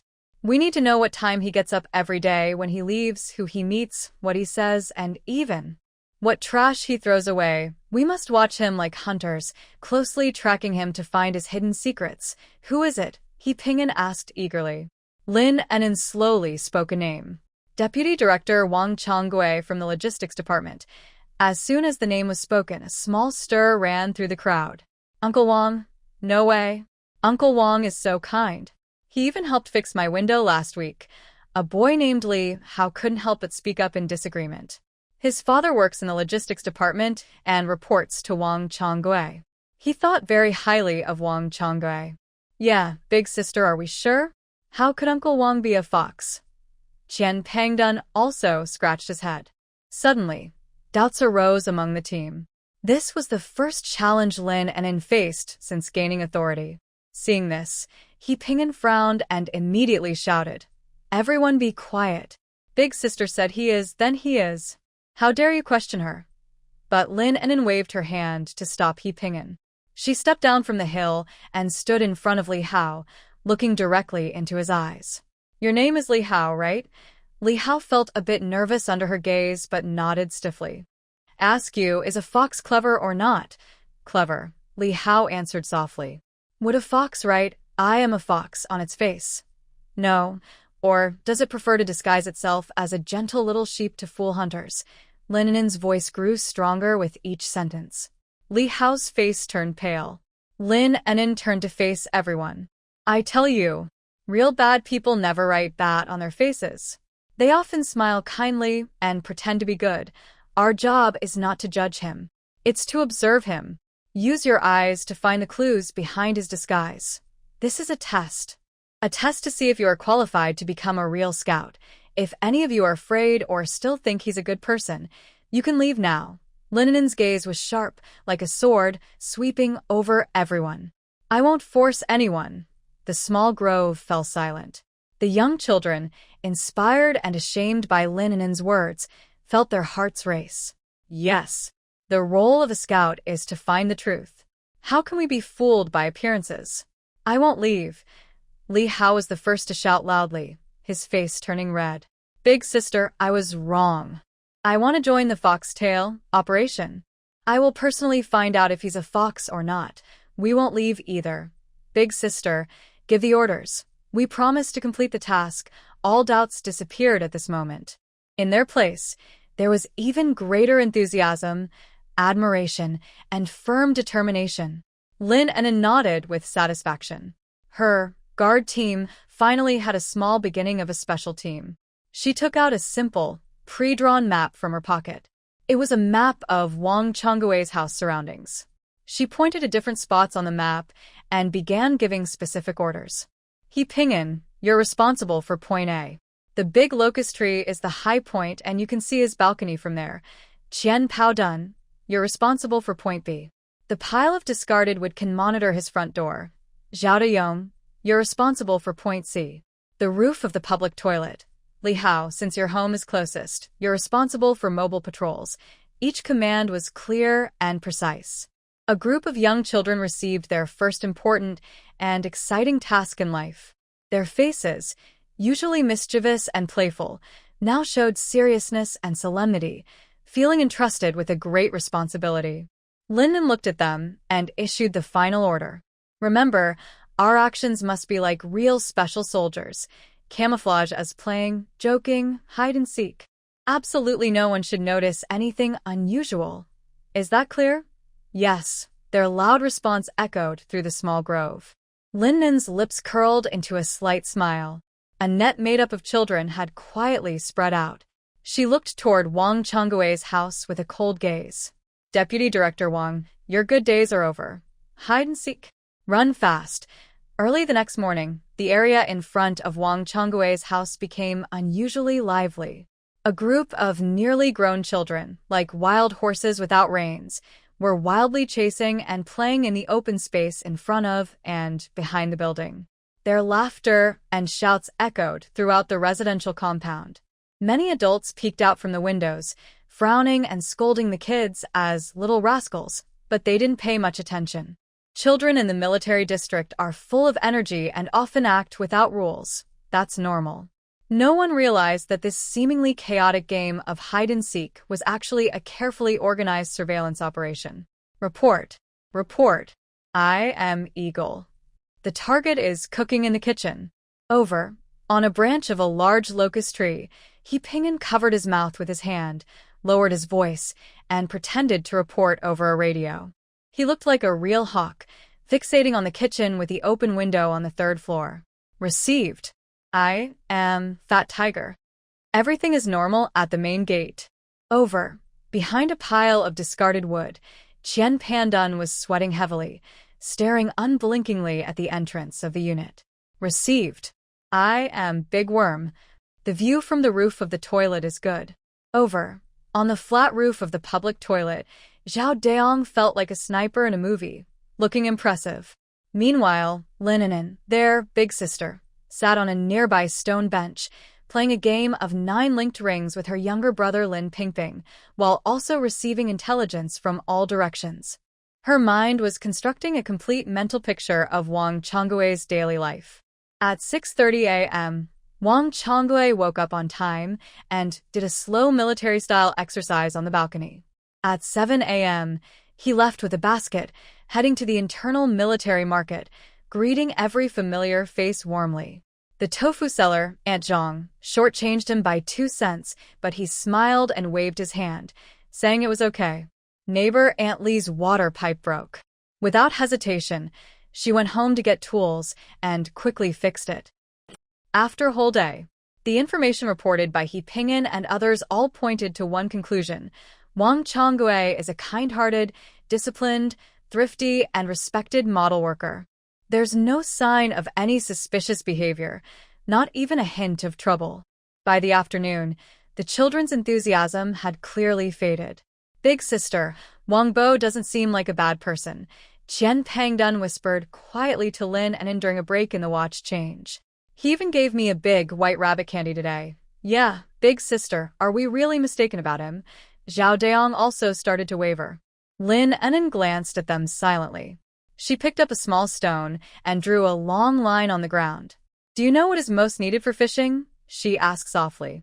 The children looked at each other. Patience, they answered. Lin An'an used the stone to tap at the end of the line. A fox, compared to a fish, is 100 times more cunning. It won't bite easily. Our job is to wait. Wait for it to reveal a flaw on its own. Lin An'an's words were like a calming pill, making the restless children quiet down again. The surveillance continued day after day during their hide-and-seek and military games. The second, third, and fourth days. Wang Chonggui still performed perfectly. He was like a precise clock, repeating the same routine every day, so flawlessly that he seemed more like a machine than a real person. The more he acted this way, the more Lin An'an's doubts grew. A real person can't have no flaws, nor can they always look like a kind, harmless person. This perfection itself is the biggest imperfection. It's a disguise, a deliberate cover-up, a protective color. Lin An'an knew she was getting very close to the truth. She just needed a way to break through this perfect shell. Finally, on the fifth day, which was Friday afternoon, the breakthrough came. Report, big sister, the eagle, detected something unusual. He Ping'an, sitting in the tree, spoke with a hint of excitement he couldn't hide. Tell me. Lin An'an's eyes sharpened. The target left. He's carrying a black plastic bag, probably to throw away trash. Throw away trash? That's very normal. But he didn't go to the trash bin downstairs. He Ping'an's voice suddenly rose. He bypassed the trash bin and is heading toward the back mountain. The back mountain. Lin An'an suddenly stood up. Below the residential building, there is a central trash collection point that is cleaned daily. The back mountain, however, has an abandoned open-air landfill that's been unused for years. It's deserted, smells terrible, and no one usually goes there. Why would someone go out of their way, several miles away, to throw away a bag of trash? Unless that bag contains something that absolutely cannot be seen by others. A foxtail. He's trying to hide his secret. Lin An'an's eyes suddenly shone with a fierce light. She immediately gave new orders. He Ping'an, Qian Pangdun. You two, come with me. Everyone else, stay put and create chaos to cover us. Yes. With that command, the whole battlefield changed instantly. Some kids made more noise, deliberately causing a bigger fuss in the opposite direction of Wang Chonggui's departure, drawing everyone's attention. Meanwhile, Lin An'an, along with her two most trusted helpers, like 3 quick and clever cats, silently followed behind Wang Chonggui.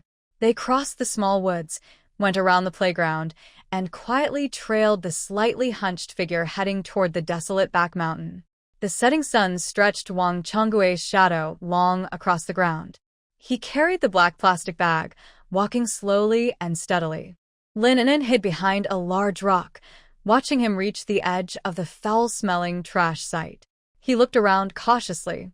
After making sure no one was nearby, he raised his arm and forcefully threw the black plastic bag into the deep pile of trash. After finishing all this, he clapped his hands as if it was just a simple task. Then he turned around, hummed a little tune, and walked back the same way. Lin An'an watched his distant figure, then looked at the black plastic bag buried among trash. Her eyes became very sharp. He Ping'an, are you afraid of getting dirty? She asked without turning around. He Ping'an straightened his chest and loudly replied, reporting to Big Sister. A soldier isn't afraid of bleeding, so how could I be afraid of dirt? Good. Lin An'an waved her hand. Our next task is to find it for me, whatever is inside. Today I want everyone to know about it. Big Sister, I found it. After nearly half an hour of digging through the foul-smelling trash pile, Qian Pangdun's excited shout broke the quiet of dusk. He was holding up a black plastic bag high. His chubby face was covered in mud and sweat, with a piece of rotten vegetable leaf stuck to it. He looked funny and a bit messy. Lin An'an and He Ping'an immediately rushed over. The smell of rotten food and filth was so strong it almost made them suffocate. He Ping'an and Qian Pandan both covered their noses. Only Lin An'an remained calm. She had survived in worse environments before, so this smell was nothing to her. Open it. Lin An'an's command was simple and cold. He Ping'an forced himself to ignore the nausea and untied the tightly sealed plastic bag. A stronger, more foul smell hit him. Inside the bag, most of the trash was ordinary kitchen waste, leftover rice, vegetables, fruit peels, and eggshells. But beneath this trash there were some unusual things. A pile of charred paper ashes, and a small paper package wrapped in layers of newspaper. Lin An'an's eyes instantly froze. She carefully took out the small paper package from the trash. The newspaper was soaked and soft from the liquid, but the contents inside seemed still dry. She looked serious as she peeled away the greasy layers of newspaper one by one. When the last layer was removed, what was inside was revealed. It is not about gold, silver, or jewelry nor secret documents. Instead, it is a pile of torn, shredded paper strips. These strips are made of a special material, thin, tough, with a faint blue waxy shine on the surface. Is this carbon copy paper? He Ping'an, being the grandson of a military officer, has a broader view than Qian Pandan. He immediately recognized what these are. In government offices, when writing documents or issuing invoices, this kind of paper is often used to make multiple copies at once. Why would Wang Chonggui, a deputy director of the logistics department, secretly burn and discard these used copies? What was he copying that must remain a secret? Lin An'an didn't speak. She poured all the torn strips onto a relatively clean stone slab.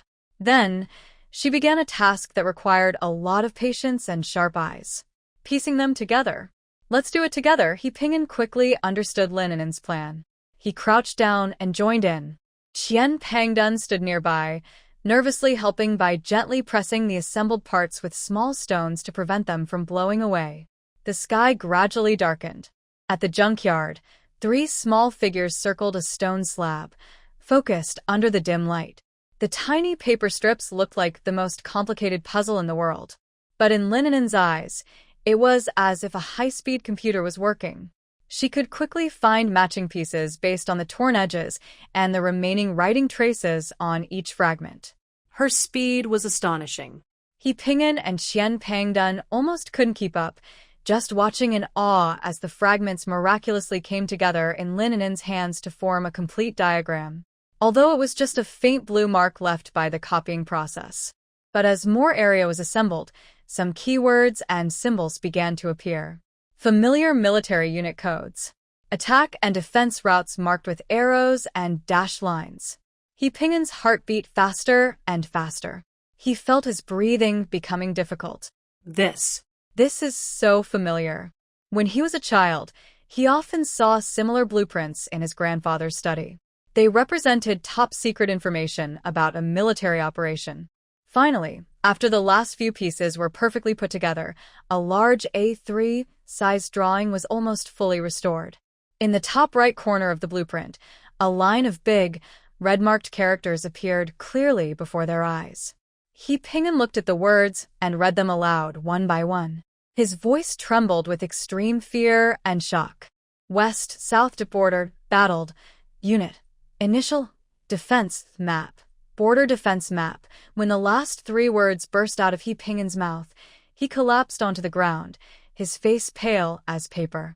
Qian Pandan was so frightened that he sat down hard, trembling and unable to speak. This is treason. This is treason. Wang Chonggui, the kind and friendly Uncle Wang, was actually betraying his country by giving the enemy the military defense map. This is no longer just a fox. It's a deadly, venomous snake. Lin An'an looked at the blueprint with an icy cold gaze. She knew the seriousness of this matter had far exceeded her imagination.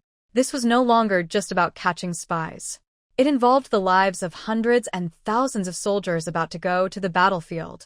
She had to. She must immediately tell her father about this news. Carefully, She wrapped the assembled blueprint in newspaper again and tucked it into her pocket. We're leaving. Let's go home now. Lin An'an pulled He Ping'an and Qian Pangdun, who were still trembling, and turned to leave this disgusting place. However, just as they turned around, from the nearby woods, a crisp sound of breaking branches echoed clearly. All three froze suddenly. Lin An'an's pupils shrank to a dangerous needlepoint. Someone else was there. She quickly pulled He Ping'an and Qian Pangdun behind her, her body tense like a drawn bow. She stared fixedly at the dark, silent woods where the sound came from. Who's there? Lin An'an's voice was cold, like ice. Come out. The woods were silent. Only the night wind blew through the trash dump, making a moaning sound like ghostly cries. But Lin An'an knew someone was there. That person had seen everything they just did. Suddenly, a dark figure stumbled out of the woods. He was mumbling and swearing drunkenly. Who the heck dares to mess with me? Hick, who the heck dares to mess with me? Hick. The dark figure cursed as he staggered out of the woods. Under the faint moonlight, Lin An'an saw who it was. It was an old soldier living in another building named Sunday. Because he loved drinking, everyone called him Sun the Drunk. Every night, he wouldn't go home until he was completely drunk. Right now, he was obviously drunk again, acting crazy in front of a crooked tree. It was him. Lin An'an's tense nerves relaxed a little. She quickly signaled to He Ping'an and Qian Pangdun. Let's go. The three of them, while Sun the Drunk was still kicking and punching the tree, quietly crouched down and quickly slipped away like shadows from this dangerous place. It was a false alarm, but Lin An'an couldn't feel any relief. The thin but heavy copy paper she had tucked in her pocket felt like a burning weight on her chest, making her heart race. She ran with her two frightened younger brothers. They didn't dare take the main road, choosing dark, unlit paths instead. Finally, behind the residential building, they stopped. Big sister. What should we do now? He Ping'an's voice trembled. He had never faced such a harsh and real darkness before. Both of you, go home immediately. No one is allowed to talk about what happened tonight. Not a single word. Lin An'an's tone was very serious. Just pretend nothing happened. Forget everything. Do you hear me? But that picture. I will handle the rest. Lin An'an interrupted him. This is an order. Yes. He Ping'an and Qian Pangdun looked at Lin An'an's bright eyes in the dark and nodded heavily. They knew that from this moment on, they could no longer be involved. After sending them away, Lin An'an quietly slipped back home alone. As she pushed open the door, she immediately smelled a familiar scent, gun oil. In the living room, Lin Jiangwo was sitting on a small stool, carefully cleaning his pistol with a white cloth. Next to him was a neatly packed army green canvas bag. His uniform had been replaced with a new one, ready for deployment. Lin An'an's heart sank suddenly. Dad. Lin Jiangwo looked up and saw his daughter. A faint smile appeared on his face. But that smile carried a seriousness and determination Lin An'an had never seen before. And you're back. He put down his gun, stood up, and patted his daughter's head. Dad, are you leaving? Lin An'an's voice trembled slightly, barely noticeable. Lin Jiangwo nodded. His eyes showed some reluctance, but more than that, a soldier's resolve. Yes, the order has come. He glanced at the clock on the wall, his voice low. The unit is assembling tonight at 10 o'clock. Our group, as the vanguard, will set out overnight to the southwest border to carry out a rotation mission. Tonight. 10 o'clock. Lin Jiangwo's words hit Lin An'an like a heavy hammer. She looked at the clock. The hour hand was already pointing to 9. Only 1 hour left. No wonder. No wonder Wang Changwei handled that carbon copy today. Because the intelligence had already been sent out, the defense plan was in effect, and her father's unit was about to leave. They were slowly walking into the carefully set trap laid by the enemy, a deadly snare. A cold fear unlike anything before suddenly gripped Lin An'an's heart. Her small hands instinctively clenched the cold evidence she was holding. What should she do? Should she rush out now and give this patched-together copy to the security department? Would they believe it? By the time they reported up the chain and verified the situation, it might be too late. Everything could be lost. Her father's unit was already surrounded by the enemy. Should she tell her father directly? Let him take this junk evidence to his superiors and say that the entire plan has been leaked? Who would believe a soon-to-depart commander, at the last moment, using such a ridiculous reason to shake the army's confidence? They might even think he was a coward fleeing from battle and dismiss him on the spot. No. All normal options were blocked at this moment. Time was slipping away second by second. Lin Jiangwo was already packing his bag, doing a final check.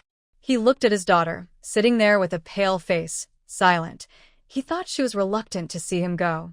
He knelt down and gently stroked her face with his rough hand. "An'an, don't be afraid. Dad is going to fight the bad guys and protect the country. At home, you need to listen and take care of your little brother. After Dad wins the battle and comes back, I'll bring you heroes' flowers." Lin Jiangwo's voice was gentle yet strong. But to Lin An'an, these words sounded like a tragic farewell. "No. I don't want heroes' flowers. I only want you to come back alive." Tears welled up in Lin An'an's eyes instantly. She bit her lip tightly, refusing to let the tears fall. Her mind was racing faster than ever before.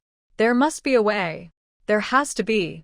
A way to send the message out, without exposing herself or her father, and still alert the highest authorities quickly. Her eyes scanned the room frantically. Finally, her gaze settled on the small table in the corner of the room. There lay Lin Pingping's drawing book and a box of 12 colorful crayons. An extremely bold, even somewhat crazy idea suddenly flashed through her mind like lightning, clearing all the fog. "I have it. This is the only way." Lin An'an quickly looked up at her father, who was about to leave. With a tearful yet very firm voice, she grabbed his sleeve. "Dad, wait a moment. Before you go, can you please look at my drawing one more time?" Lin An'an's voice was full of tears, like a small hand clutching tightly to her father's sleeve as he was about to step out the door. It was 9:15 p.m. There were only 45 minutes left before the team gathering. Lin Jiangwo felt a mix of emotions. He thought his daughter was just reluctant to see him go and was acting out her last bit of affection. He knelt down, trying to hold back tears, and softly said, "Okay, Dad will look." "Then, you drew the best picture." Lin An'an quickly ran back to her small table, picked up a piece of paper and some crayons. She leaned on the floor and started coloring hurriedly, almost carelessly. She drew very fast, her small body trembling slightly from the effort. Lin Jiangwo looked at his daughter's back, feeling very guilty. He wasn't a good father, and even her last small wish was fulfilled so hurriedly. A few minutes later, Lin An'an ran back holding her masterpiece. "Dad, look." Lin Jiangwo took it. Under the dim yellow light, the paper showed a typical child's drawing. It was of a tall man in a military uniform, holding hands with a little girl in a floral dress and a smaller boy. All three had big smiles on their faces, with a red sun shining above. The drawing was simple, with crooked lines, but it radiated pure warmth. "Really beautiful," Lin Jiangwo said hoarsely. He carefully folded the drawing and put it into his shirt pocket, close to his heart. "Dad will carry it with him, just like An'an and Pingping are always with Dad." He hugged his daughter and gently kissed his sleeping son's forehead before turning around decisively. "Dad is leaving." The door was closed, and Lin Jiangwo's footsteps faded down the hallway. Lin An'an stood still. The sadness and fear on her small face instantly disappeared, replaced by a cold determination. That drawing was a keepsake for her father. But what could truly save him was not this. Should she tell her father the truth directly? Should she give him a bunch of torn-up papers from the trash to overturn the entire military command's plans? Her father would just think she was crazy or a coward who ran away in a crisis. Her small hand clenched tightly around the bundle of torn paper wrapped in newspaper, her knuckles turning white from the grip. She had to find someone with power, ability, and the willingness to act immediately. The security department. These three words suddenly appeared in Lin An'an's mind. But how could she report it? A 5-year-old girl going to tell Deputy Director Wang from the logistics office that he was a spy? That was even more ridiculous than asking her father to report. Time was passing second by second, each one like a needle stabbing her heart. Suddenly, Her eyes fell on the remaining drawing paper and crayons on the table. An idea flashed through her mind like lightning. Got it. She couldn't report in an adult way, but she could do it as a child to remind. Lin An'an quickly moved back to the table and took another clean sheet of drawing paper. This time, her pen moved without hesitation. Her goal was clear, her thoughts focused. A chubby, greedy-looking big mouse took center stage in the picture. The mouse's paw was sneaking toward a huge piece of cheese marked with the word confidential. Most importantly, at the end of the mouse's thick, long tail, Lin An'an used a black crayon to heavily mark a very clear black mole. Wang Changge. There was an identical black mole at the corner of his left eyebrow. Anyone who understood would naturally understand this picture. Before she even had time to breathe after finishing, Lin An'an clutched the special report letter, tiptoed, and quietly opened the door. The night was deep and quiet in the family compound, with only faint sounds of commands from the distant playground preparing for assembly. The head of the security department, Mr. Zhang, lived in the building opposite, on the second floor. Lin An'an was very familiar with the layout of this place. She moved like a cat in the dark, silent and swift, quickly reaching Mr. Zhang's door. The door crack was narrow. Carefully, she rolled the drawing paper into a thin tube and slowly pushed it through the crack. After finishing, she immediately turned and disappeared into the darkness at high speed. Meanwhile, inside the room on the second floor, Security Chief Zhang Yuanzheng had just seen off an old comrade who came to report work. He was about to turn off the lights and go to sleep when he noticed a white spot under the door crack. He walked over suspiciously and bent down to pick it up. It was a piece of drawing paper. Unfolded, it revealed a strange children's drawing. A mouse stealing cheese? Zhang Yuanzheng frowned. His first thought was that it was a prank by some mischievous kid. In the military district compound, energetic troublemakers were common. He shook his head, ready to toss the paper into the trash. But then, his eyes accidentally caught a black on the mouse's tail. His hand suddenly froze midair. That mole. Zhang Yuanzheng's pupils shrank sharply. As the head of security, he knew the basic features of all officers above battalion level in the compound. That black mole at the corner of the eyebrow was very distinctive. Only one person in the entire compound had it. Deputy Director of Logistics, Wang Changge. In an instant, the casual and tired expression on Zhang Yuanzheng's face vanished completely. He brought the drawing closer to the light and looked at it repeatedly. Mouse. Theft. Labeled confidential, cheese. Mole on the tail. These unrelated elements combined, and with Wang Changwe's identity as Deputy Director of Logistics, a chilling possibility arose in his mind. This was not a prank. It was an anonymous tip disguised as a child's drawing. Zhang Yuanzheng's breathing grew rapid. He immediately went to the phone, picked up the red confidential phone. His fingers paused on the dial pad for a moment, but in the end, he put it down. No, it won't do.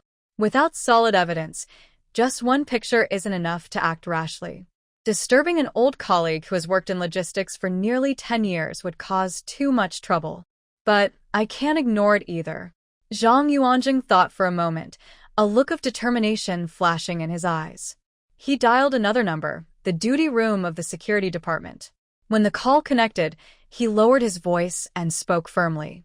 Little Zhou, change into plain clothes immediately. Go to Deputy Director Wang Changwe's house and say, it's for a surprise inspection of fire safety and home hygiene.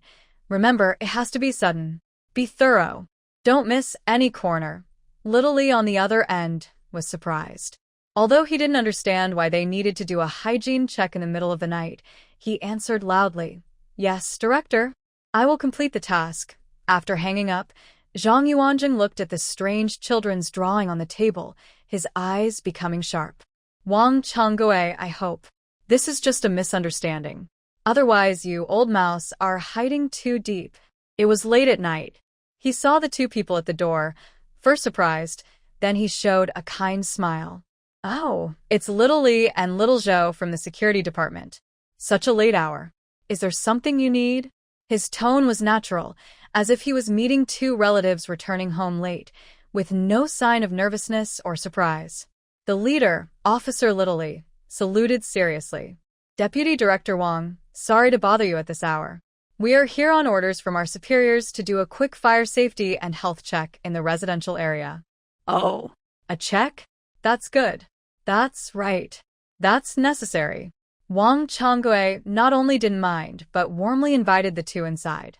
Coming quickly. Safety work is very important. Thank you for your effort. While speaking, he turned around to pour water for them, muttering it's dry and hot these days, so fire safety is very important. I always turn off the main power switch before I sleep, just to be safe. Downstairs, Lin An'an couldn't hear what they were saying, but from Wang Changgui's lively gestures, he seemed to be acting perfectly natural. he was so calm. This old fox's mental strength was truly frightening. Lin An'an's heart sank little by little. She had a bad feeling. Upstairs, Little Li and Little Zhou exchanged a look and also found it strange. They thought they might face some resistance, but the other side was surprisingly cooperative. Deputy Director Wang, shall we start? Start? Look around and check as you like. Wang Changgui waved his hand happily. Just helping me, an old man, see if there are any safety risks at home. So Little Li and Little Zhou began a thorough inspection. They checked the gas valve in the kitchen, unplugged all electrical appliances, and even moved the bed to see if there were any flammable items underneath. Wang Changgui followed behind them, not only not stopping but also helping to move things. Little Li, look at my bed's bottom. Is it a bit damp? I should air it out later. Little Zhou, check the top of that cabinet too. Sometimes I put old newspapers there. Don't forget. His attitude was extremely calm. It was as if he was not the one being checked, but the guide for the safety inspection. Xiao Li and Xiao Zhou turned the whole house upside down. Besides finding a few cockroaches hiding in the corner and some old boxes they were reluctant to throw away, they found nothing else. They didn't find a radio, a code book, or even a suspicious piece of paper. The whole house was clean and tidy, showing the simple, frugal lifestyle of an older official. After 20 minutes, Xiao Li and Xiao Zhou stood in the middle of the living room, both sweaty and looking embarrassed. Report to Deputy Director Wang. The inspection is complete. Your home's safety measures are very good, no problems at all, Xiao Li finally said after hesitating. Hey, what are you talking about? Wang Changgui pretended to be annoyed and waved his hand. If there are issues, you should point them out. You're just being responsible for us old comrades. Come on. Have some water, take a break. It's so late, you've worked hard, he cheerfully handed them a glass of water. The two felt tense and exchanged a few more words before quickly leaving. Bang! The door was closed. Wang Changgui's smile slowly disappeared from his face. He walked to the window, expressionless, watching the two hurriedly leave. Then his gaze slowly shifted, finally resting on the dark window of Lin An'an's house across the street. In the darkness, his cloudy old eyes flashed with a cold, snake-like look. Although he didn't know exactly where the problem was, he was sure he was being watched. Tonight's surprise inspection was definitely not accidental. He walked to the wall and gently knocked. The wall made a dull, solid sound. Then he went to the bed, lifted the old wooden bedboard. Under the bed, he pried open a cleverly disguised tile. Beneath the tile was a small hidden compartment. Inside, quietly lying there, was a small radio and a thin code book. The most dangerous place is often the safest. Who would think he would hide things under the bed that had just been checked by the security department? He replaced the tile and put the bedboard back. Everything was restored to normal. Downstairs, Lin An'an watched as the security personnel hurriedly left the apartment building, then quickly disappeared from sight. The lights at Wang Changgui's house also went out. It's a failure. A cold feeling spread through Lin An'an's body, as if her blood had frozen. Her carefully planned anonymous tip had been easily dismissed by Wang Changgui with a calm attitude. This old fox must have hidden the evidence somewhere completely unexpected before the search. She greatly underestimated the anti-surveillance skills and mental strength of a seasoned spy who had been undercover for over 10 years. What should she do now? Her father's unit was probably already on a train heading to the border. Time was running out. After the search, Wang Changwei would definitely become more alert. He might destroy the evidence at any moment or escape. She couldn't wait any longer. She couldn't rely on anyone else. The suppressed anger and determination inside Lin An'an were fully unleashed at this moment. If hiding in the shadows didn't work, then she would do it openly. If he was good at disguises, she would personally tear apart his false mask. Just then, hurried footsteps sounded in the corridor. It was her father, Lin Jiangwo. He was back. Lin An'an was stunned. Then a bold and dangerous plan quickly formed in her mind. The opportunity was here. Click. The sound of the door lock turning was heard as Lin Jiangwo hurriedly pushed the door open. He was still carrying a heavy bag, beads of sweat covering his forehead. An'an? Why aren't you asleep yet? Seeing his daughter still standing in the living room, Lin Jiangwo paused briefly, then anxiously said, I forgot to bring a signed document issued by the military district. It's in the drawer of my room and needs my signature to take away. He said this and quickly rushed into his room, opening the drawer to search. Lin An'an's heart was pounding. This was her chance. A gift from heaven. She had been worried about how to get closer to Wang Changwei, and unexpectedly, her father had come back at this critical moment. And in less than half a minute after Lin Jiangwo entered the room, knock, knock, knock. Their house door was knocked on again. Lin An'an's eyes sharpened. She ran over and opened the door. Standing outside was the person she most wanted to see, Wang Changwei. He was dressed neatly in a uniform, holding a steaming plate with several plump, white dumplings. His cold expression had disappeared, replaced by his usual kind and friendly smile. And you're not asleep yet. Wang Changwei smiled warmly and looked inside. I just heard your dad came back. I think he forgot something. I asked Aunt Wang to make some dumplings, so your dad can take them on the train to fill his stomach. He spoke convincingly, full of the care old neighbors and friends share. But Lin An'an's sharp eyes saw clearly that Wang Changwei's gaze was passing over her head, greedily scanning everything in the living room. Finally, his eyes fixed on the briefcase on the table, which Lin Jiangwo had casually left open. It was a test. Tonight, he was under investigation, feeling uneasy. So, pretending to bring dumplings, he was trying to see if the Lin family had discovered anything. It was also his last attempt to spy. Thank you, Uncle Wang. Lin An'an tilted her head and showed an innocent smile, stepping aside to let him in. Dad is looking for something inside. Please come in and sit. All right. Wang Changwei carried the dumplings and slowly stepped inside. As he walked, he casually asked, Your dad's task was urgent, right? He could forget such important documents. His steps aimed directly at the table with the briefcase. Lin An'an followed behind him, her dark eyes flashing with a coldness that didn't match her age. You want to see? I'll let you see. Just as Wang Changwei reached the table, ready to set down the dumplings and secretly peek at the briefcase, Lin An'an moved. It was as if something had tripped her. Her small body suddenly bumped into Wang Changwei's back. Oh! Wang Changwei lost his balance from the bump and instinctively reached out to steady himself on the table. Almost at the same moment, Lin An'an quickly and precisely grabbed the strap of the military water bottle on the table, which was just filled with boiling water and meant for her father to take on his trip. Suddenly, a stream of boiling water shot out in a perfect arc, pouring directly onto Wang Changwei's right hand that was resting on the table. A sharp, piercing scream broke the quiet of the room instantly. Wang Changwei jumped up in pain, knocking the dumpling plate from his hand onto the floor, where it shattered into pieces.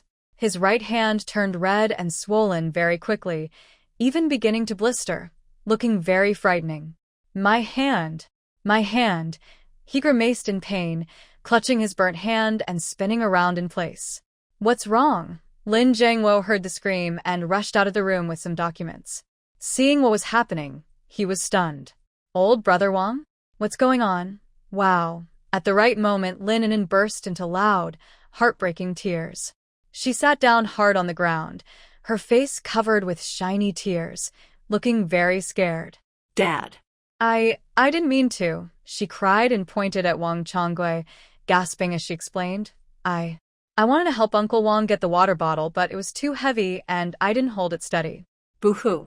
Uncle Wong, I'm sorry, I didn't mean to scald you. Her performance was perfect. The image of a panicked, innocent child trying to please an adult but causing trouble because of her small strength was vivid. Seeing this, Lin Jiangwo immediately believed most of it. He hurried to help Wang Chonggui up, anxiously saying, "Old brother Wang, don't move. I'll find some burn ointment. And go quickly. Get cold water to rinse Uncle Wang's hand." Wang Chonggui was sweating from the pain, his face twisted with agony. He stared fiercely at the girl sitting on the ground, crying so hard he couldn't breathe. This little brat. She definitely did it on purpose. That bump earlier, and the way the water bottle tipped over couldn't have been a coincidence. She's retaliating. She's warning me.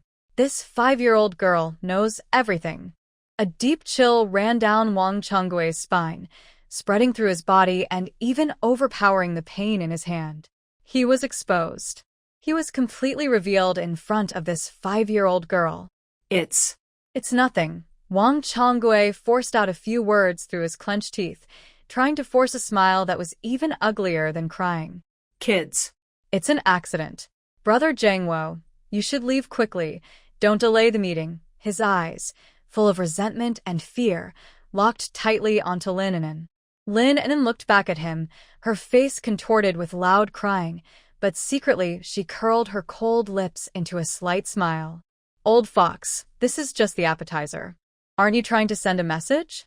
Let's see how you, with your paws burned and cooked, will manage to operate your radio. In the end, Lin Jiangwo hurried away, full of apologies and worries. Before leaving, he rummaged through all the burn ointments at home, forced them into Wang Chonggui's hands, and told Lin An'an to apologize sincerely to Uncle Wang. Wang Chonggui endured the pain, pretending to be a wise elder who wouldn't argue with a child, and hobbled back to his house. It seemed like the storm had calmed, but Lin An'an knew that beneath the calm surface, a volcano was about to erupt. She had completely torn apart her relationship with Wang Chonggui, this treacherous snake, pushed to the brink. He would definitely do something the craziest next. Lin An'an comforted her brother, who was crying and sniffling, until he fell asleep, but she herself felt no sleep coming. She moved a small stool to sit by the window, like a tiny stone of hope, staring motionlessly at the building across the street. Time passed, second by second. 10:30 p.m. 11 p.m. 11:30 p.m. Wang Chonggui's window remained dark, silent as a grave. Did he give up? Impossible. With his cunning, he would never wait passively. He was probably waiting for the moment when everyone was asleep and the vigilance was at its lowest. Just as Lin An'an's eyelids began to droop, almost unable to stay awake. Older sister, on the small bed beside her, Lin Pingping, who was already asleep, suddenly made faint, dreamlike sounds. He turned over, his small eyebrows furrowing tightly. Lin An'an's heart suddenly clenched. Pingping. She leaned closer, speaking softly. What's wrong? Did you have a nightmare again? Lin Pingping didn't open his eyes and seemed still lost in his dream, but his face looked a little pained and restless. Older sister. He reached out his small hand and unconsciously covered his ears. It's noisy again. Lin An'an's blood almost froze at that moment. What sound? She asked urgently. Tick-tock. Tick-tock. Tick. Lin Pingping mumbled a few indistinct sounds. This time. It's so fast. His little face showed confusion. So urgent. It sounds like many tiny ants fighting. Running very fast. Many tiny ants fighting. Lin An'an's pupils shrank into sharp points. This was Morse code, with rapid, high-density short signals. It's usually used only in one situation, sending urgent messages or, before being discovered, sending a final farewell message. He started. Even though his hand was burned, he endured the terrible pain to send the last message. That old fox, he's trying to run. Lin An'an suddenly rushed to the window, staring fixedly in the direction of Wang Chonggui's house. It was still completely dark, with no light at all. He used heavy curtains, maybe even covered himself with a quilt, to block out all light and sound. How cautious. How sneaky. Once he finishes sending this telegram and calmly packs up, he will disappear into the night. In this vast crowd, where can she find a seasoned spy who has changed his appearance? And her father's team will unknowingly walk straight into the enemy's trap. No. Absolutely not. The usual methods won't work anymore. The security department can't act without new evidence. She must, immediately and urgently, stop him in the most direct and rough way. Let all her plans be exposed in broad daylight. Lin An'an's gaze swept over the yard below in the dark night. Her eyes finally settled on the entrance of Wang Chonggui's apartment building, where a pile of firewood, stacked like a small mountain for winter, was placed. The firewood was dry and easy to ignite. Its position faced directly at Wang Chonggui's door. Once set on fire, it would block his escape route through the front door and cause a big commotion. A crazy plan, to the extreme, took shape in her mind. She slowly turned around and looked at her brother, who was tossing and turning on the bed because of the noise.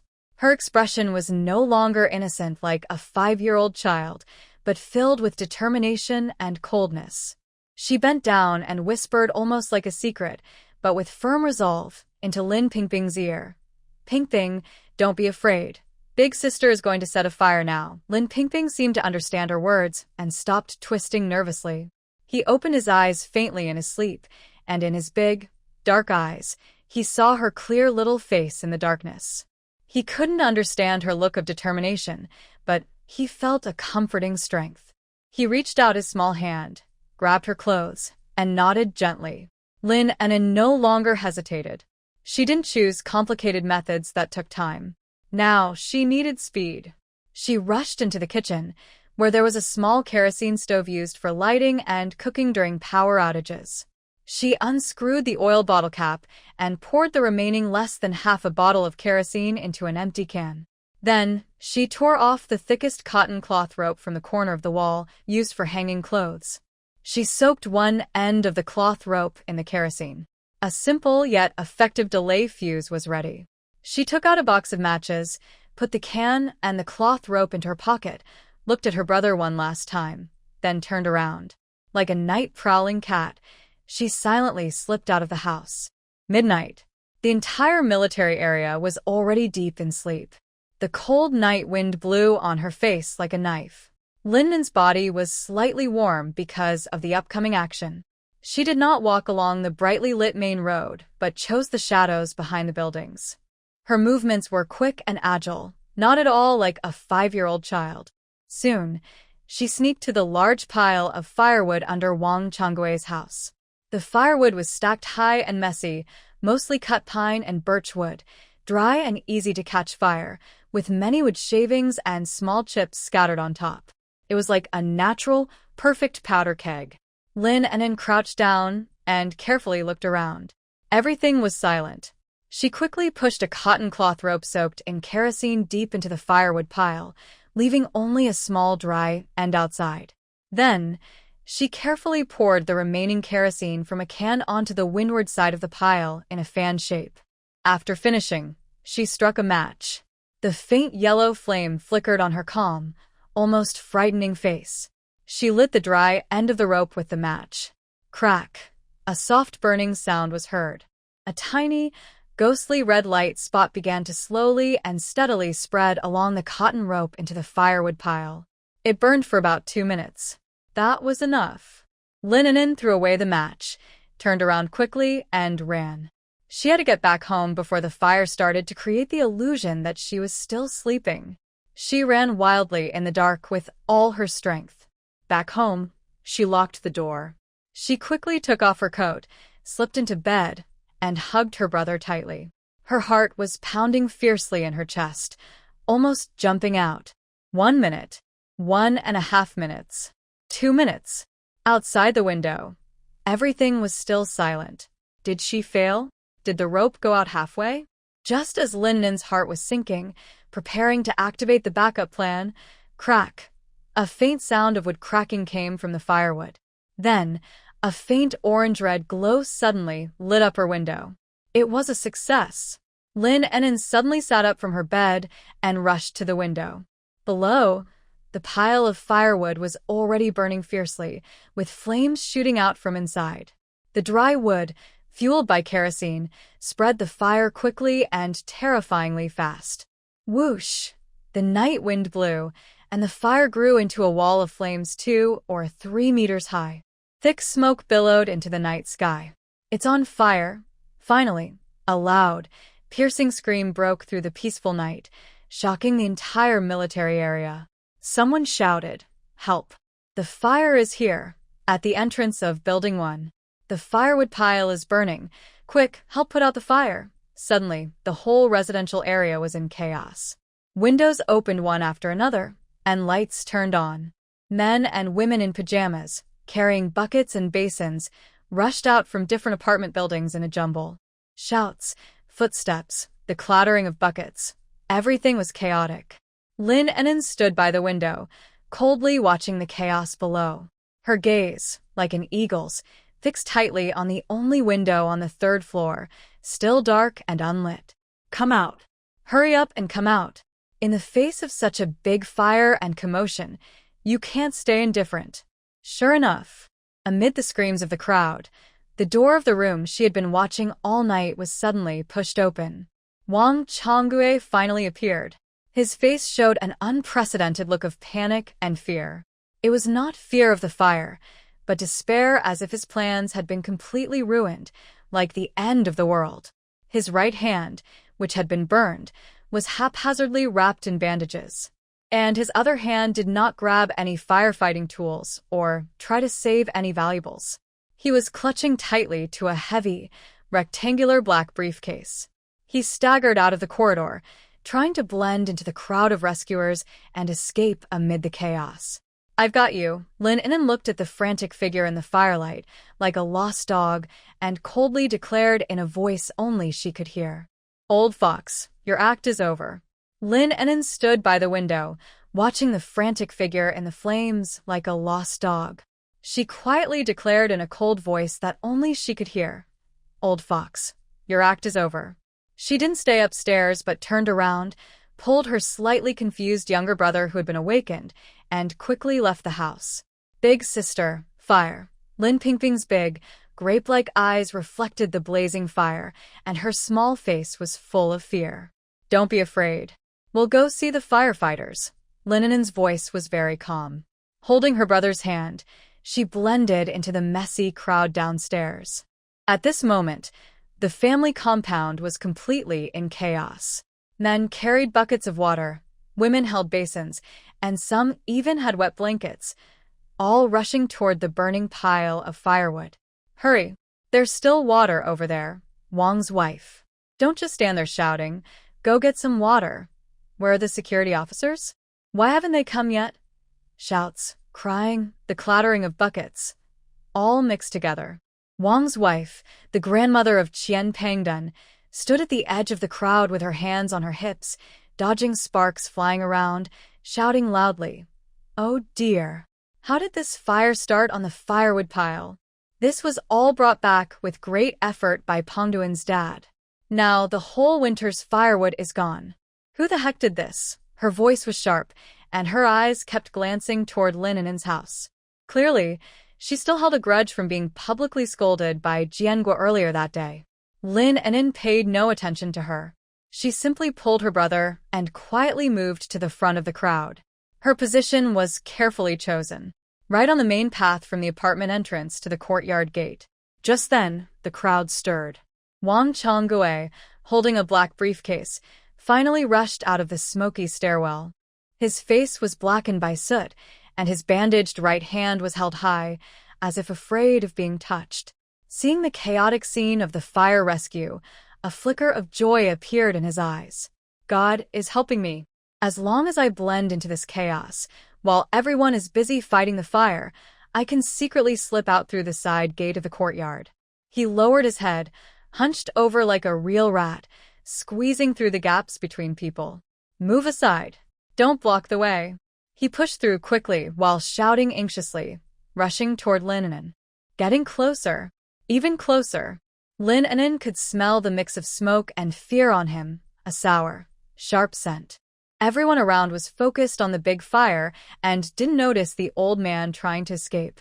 Wang Chonggui was about to break free from the crowd, a fierce smile on his face. But just as he brushed past Lin An'an, wow, Lin An'an was bumped by an adult carrying water nearby. Her small body staggered, and she let out a frightened scream.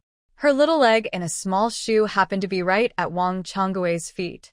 Oh no! Wang Chonggui was sprinting full speed, not expecting a leg to suddenly appear under him.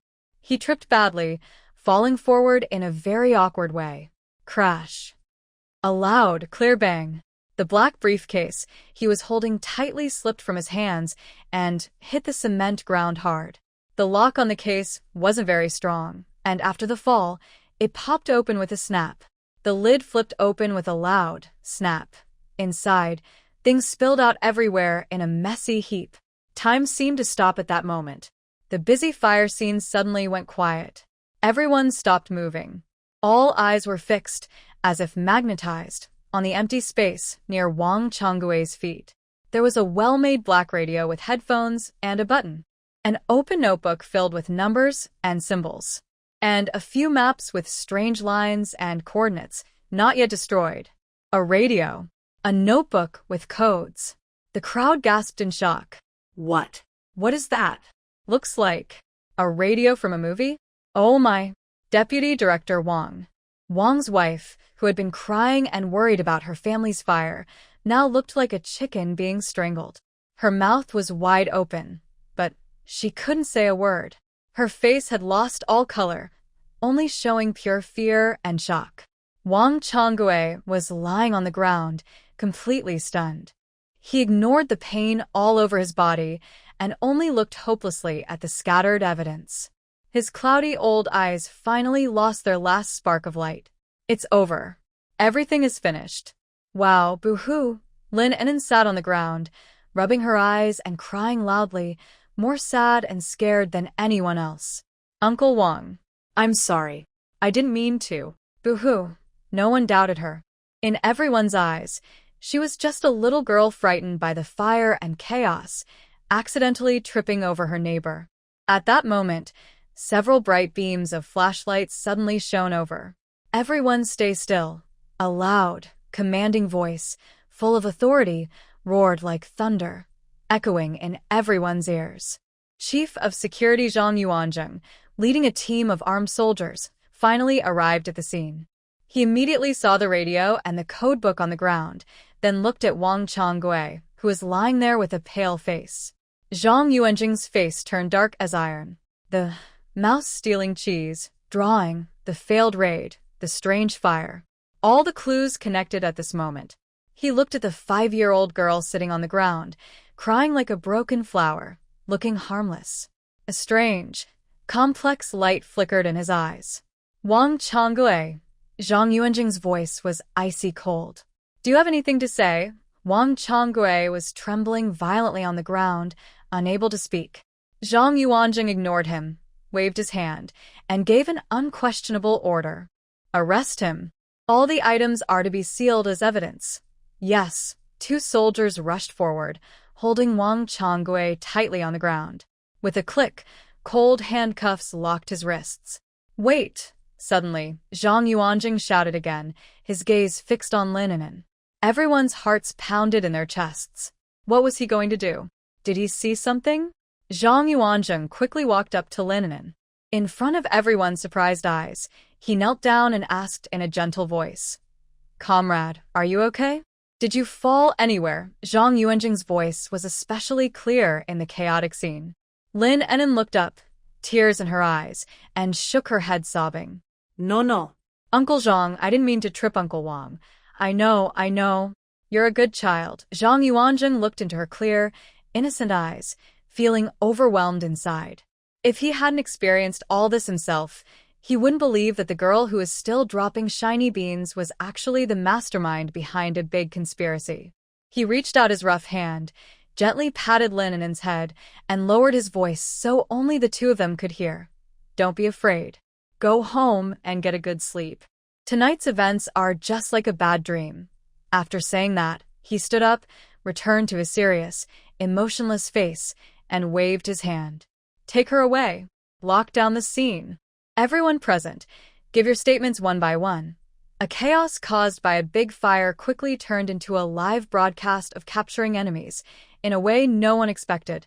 The residents of the family compound went from shock to fear, and finally to anger, their emotions very complicated. Who would have thought that Deputy Director Wang, usually kind and friendly, always smiling and caring like a neighborhood committee ant, was actually a hidden traitor? Among the crowd, Lin Jiangwo also arrived at the scene. He had already reached the gathering point, but because the fire was blazing at the family compound, his superiors temporarily ordered him to bring a small team back to maintain order and check on the situation at home. But as soon as he arrived, he saw a scene he would never forget. Wang Chonggui was dragged away by soldiers like a dead dog, and on the ground, there was a glaring radio. And his daughter, Lin An'an, was being protected by Chief Zhang Yuanzheng, who held her like a treasure. Lin Jiangwo's mind went blank with a loud buzzing sound. He instinctively rushed forward and tightly hugged Lin An'an. "An'an, are you okay?" "Dad." Lin An'an buried her face in her father's broad chest, still trembling slightly, as if she was truly scared. Lin Jiangwo held his daughter close, feeling her small body.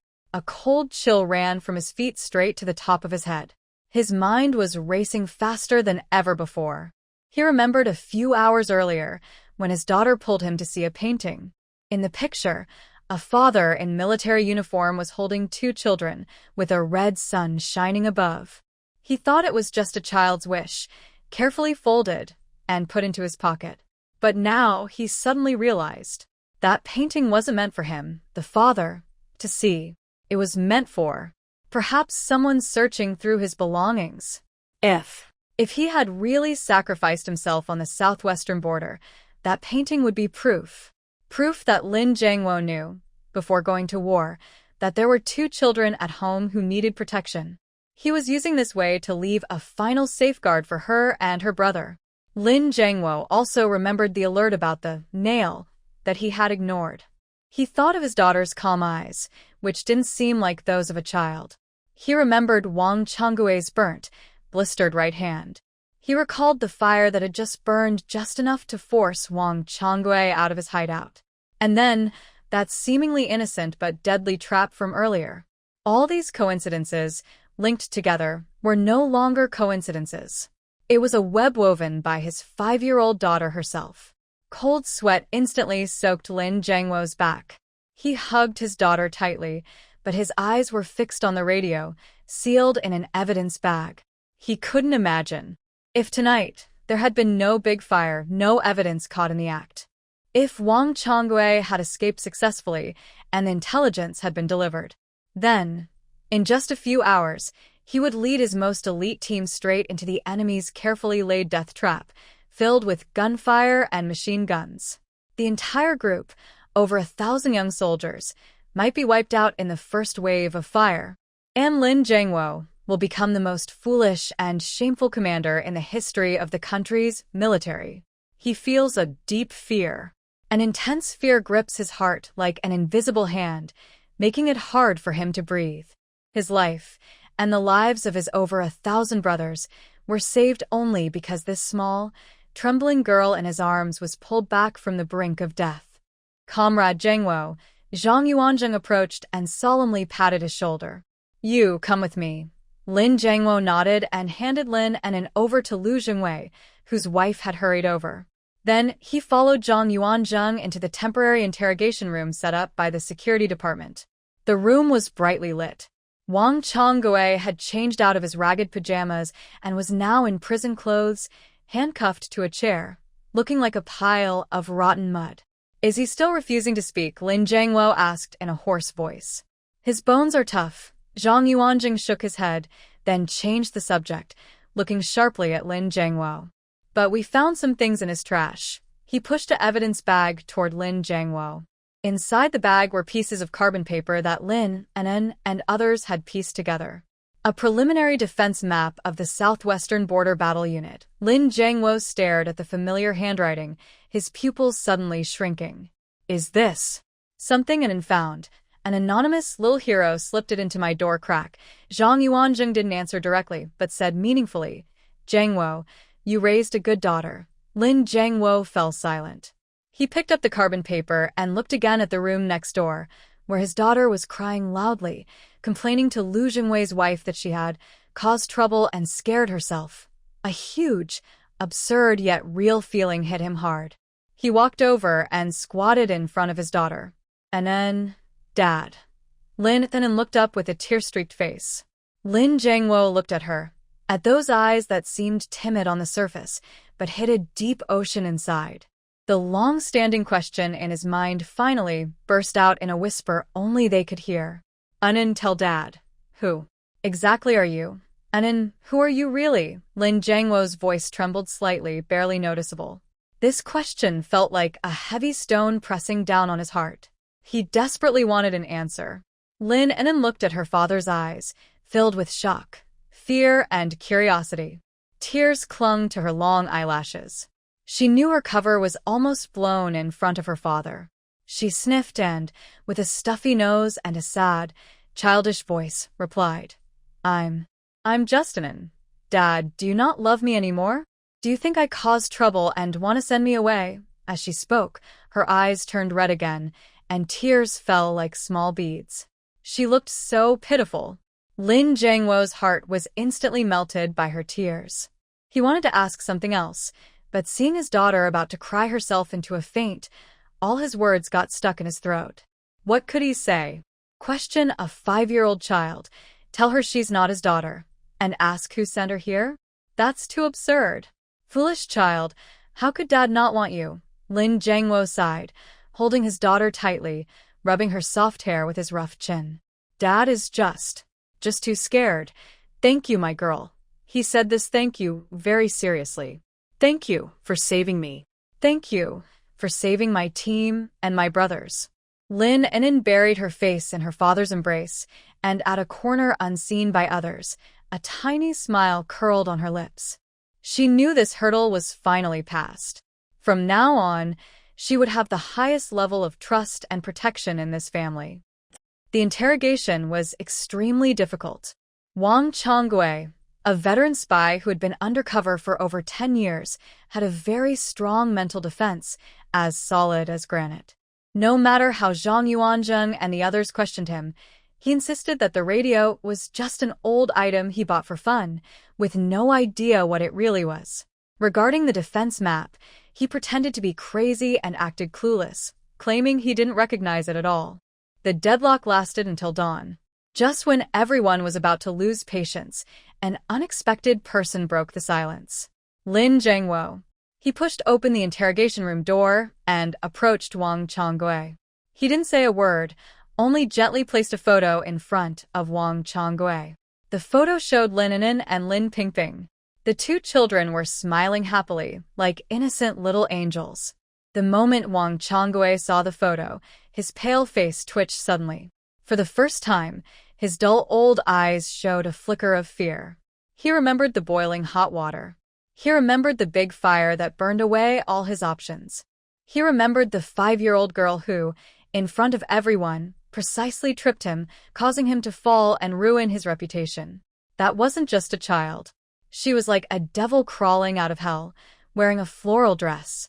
Lin Zhangwo looked at his reaction, speaking calmly, but with each word like a heavy hammer hitting Wang Chonggui's heart. Wang Chonggui, you are also a parent. Look at my children. Think about your own. Do you really believe that if you don't speak today, this matter will just go away? Do you think that organization which treats you as a pawn and can discard you at any time would risk provoking a monster that even you can't defeat? They will do what? They will wipe out everything, your family, your entire household, to end this matter. If you die, it's all over. What will happen to your wife, your son, your grandchildren? Lin Zhangwo's words were like the sharpest knife, precisely cutting through the last line of defense in Wang Chonggui's mind. He suddenly raised his head, glaring at Lin Zhangwo with bloodshot eyes. I'll tell everything. I'll tell everything. Wang Chonggui's mental defenses completely collapsed. He spilled everything he knew, like a row of falling dominoes. His code name was Weasel, and he was responsible only for gathering internal military district logistics and non-core intelligence.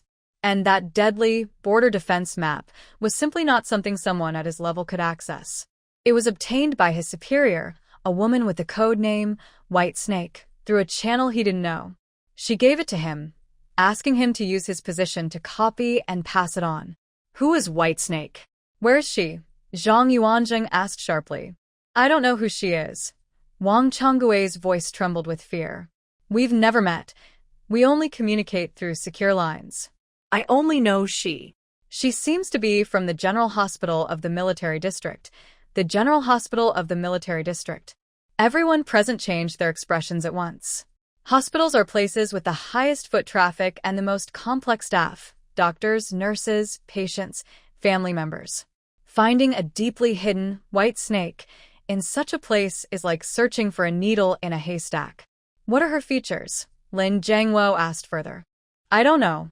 I only know she's a woman, and her voice sounds very young. Wang Changgui shook his head in despair.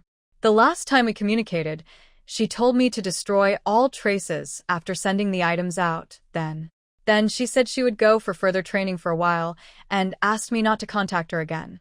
The clues seem to have run out here.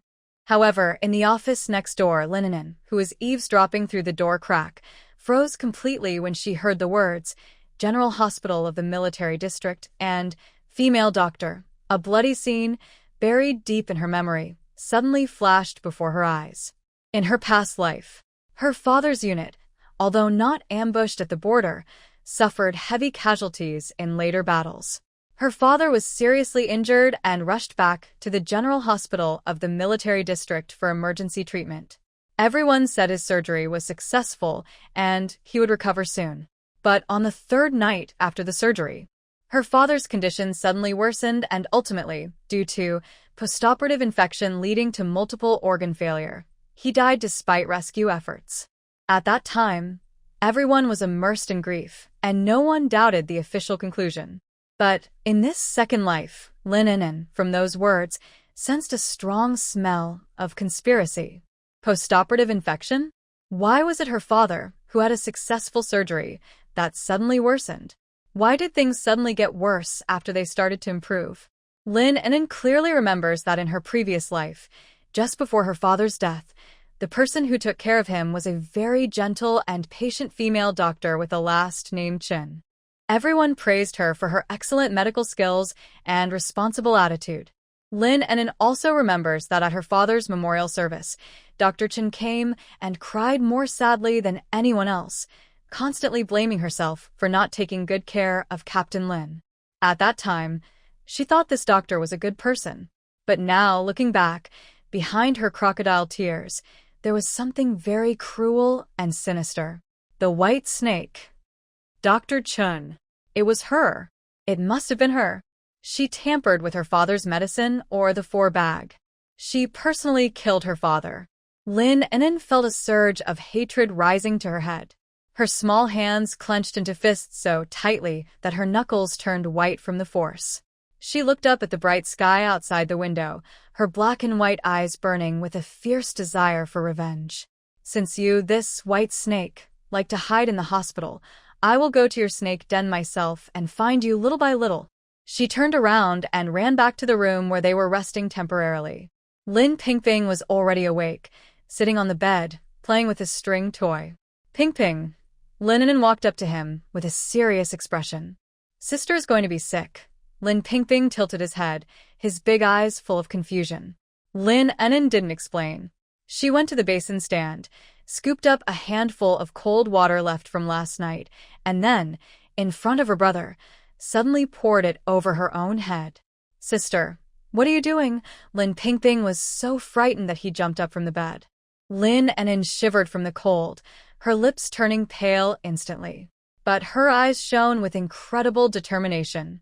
She looked at her brother and said clearly, I'm going to the hospital. Then, we will go catch the most poisonous snake together.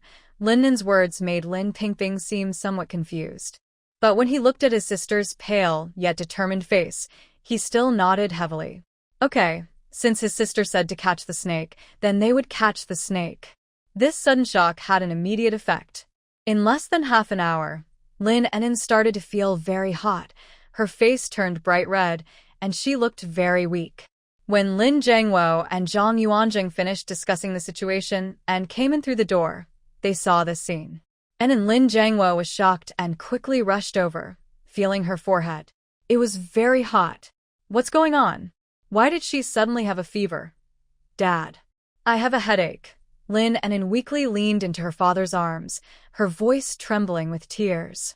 Next to her, Lin Pingping immediately added, Sister said she was cold and she also vomited. Now Lin Jiangwo was completely panicked. The children had been frightened last night, stayed up late, and now had been caught in the rain, while helping to put out a fire. No wonder she was sick. Hurry. Take her to the hospital. Without hesitation, Lin Jiangwo picked up his daughter and rushed outside. Zhang Yuanjing also looked worried and followed, helping to arrange a vehicle. No one doubted the seriousness of her illness. Thus, Lin An'an was naturally taken to the pediatrics ward of the General Hospital of the military region. Because she was the daughter of the heroic soldier Lin Jiangwo, and she fell ill during this special time, the hospital paid extra attention and arranged a private room for her. Lin Jiangwo wanted to stay and take care of her, but the military had already issued strict orders. Although the combat plan was urgently adjusted due to intelligence leaks, the departure time remained unchanged. He had to return to the team immediately. Dad, you should go quickly. The army is urgent. In the hospital bed, Lin An'an was hooked up to N4. Her face was pale, but she was surprisingly sensible and urged her father. There are nurses and Sister Pingping here with me. Seeing her like this, Lin Jiangwo felt heartache, as if he were being cut by a knife. He turned around step by step, leaving the room. In the ward, only Lin An'an and Lin Pingping, the brother and sister, remained. The moment the door closed, Lin An'an's weak and lifeless eyes immediately became bright and sharp. She removed the needle from the back of her hand, covered the spot with a small piece of tape, then turned over and got out of bed, moving quickly and smoothly, completely unlike a patient with a high fever. Big sister, are you not getting an injection? Lin Pingping asked curiously. It's just glucose, no need to worry, she replied. Lin An'an walked to the window, pulled back a corner of the curtain, and carefully observed the outside environment. They were on the 3rd floor of the hospital ward, with a good view. She could clearly see the garden below and the road leading to the outpatient building. Her plan for revenge officially started now. The first step was to find Dr. Chen, the doctor who had caused her father's death in her past life, known by the code name White Snake, among the many doctors. But she couldn't ask directly. A 5-year-old child asking for a specific doctor by name would seem suspicious. She had to wait for him to come to her voluntarily. If her past life story remained unchanged, Dr. Chen would come to visit her after learning that the daughter of the battle hero Lin Jiangwo was hospitalized to show his care and responsibility. Lin An'an lay back on the bed, closed her eyes, and began to rest and gather strength. Lin Pingping moved a small stool and sat by the bed. He took out a drawing book and a pencil from his small backpack. He didn't draw anything. Instead, he drew a simple chart on the paper. The horizontal axis represented time, from 8 a.m. to 10 p.m., with 10-minute intervals. The vertical axis represented events. This was what Lin An'an had taught him. He used the simplest way to record everyone who entered or left the ward and how long they stayed. An hour passed. 2 hours passed. Besides the nurse who checked on her regularly and changed her medicine, and the caregiver who brought her food, no one else had come into the room. Lin An'an felt a little impatient. Could she have guessed wrong? Or was it because Wang Changwei was caught, and this white snake had become frightened and gone into hiding? Just then, the door of the ward was gently knocked. "Excuse me, is this Lin An'an's ward?" A gentle female voice asked from outside. Lin An'an's heart suddenly jumped. She was here. She immediately closed her eyes and pretended to be weak and asleep. Lin Pingping quickly ran over and opened the door. At the entrance stood a female doctor wearing a white coat, a mask, and short hair that reached her ears. She looked about 30 years old, with gentle eyebrows and eyes. Although she wore a mask, It was still clear she was a very beautiful woman. Her name tag clearly read, Chunlan. Hello, little one. I am Dr. Chen from the Internal Medicine Department. Chunlan's voice was warm and friendly. She bent down, smiling as she said to Lin Pingping, I heard about your dad and your sister being sick, so I came to see her. Lin Pingping looked up at this smiling woman, but in her big, dark eyes, a faint warning flickered that was hard to notice. Thank you, Auntie. My sister is sleeping. Really? May I see her? Chunlan said this, and then entered the hospital room. She approached Lin An'an's bed, reached out, and gently touched her forehead. Her movements were soft and professional. She still has a bit of a fever, but it's okay. Kids have weaker resistance. Resting well for a couple of days will help. She softly comforted her, then seemed to remember something. She took 2 candies wrapped in pretty paper from her coat pocket. Here, for you and your sister. When she wakes up, let her have one. When she's in a good mood, she'll recover faster. She handed the candies to Lin Pingping and gave a few more instructions before turning to leave. The whole process took less than 5 minutes. She behaved perfectly, like a caring, angelic doctor who truly cared for her patients. But at the moment she turned to leave, Lin An'an's eyes suddenly snapped open. In her eyes, there was no more pretense, only icy coldness that cut to the bone.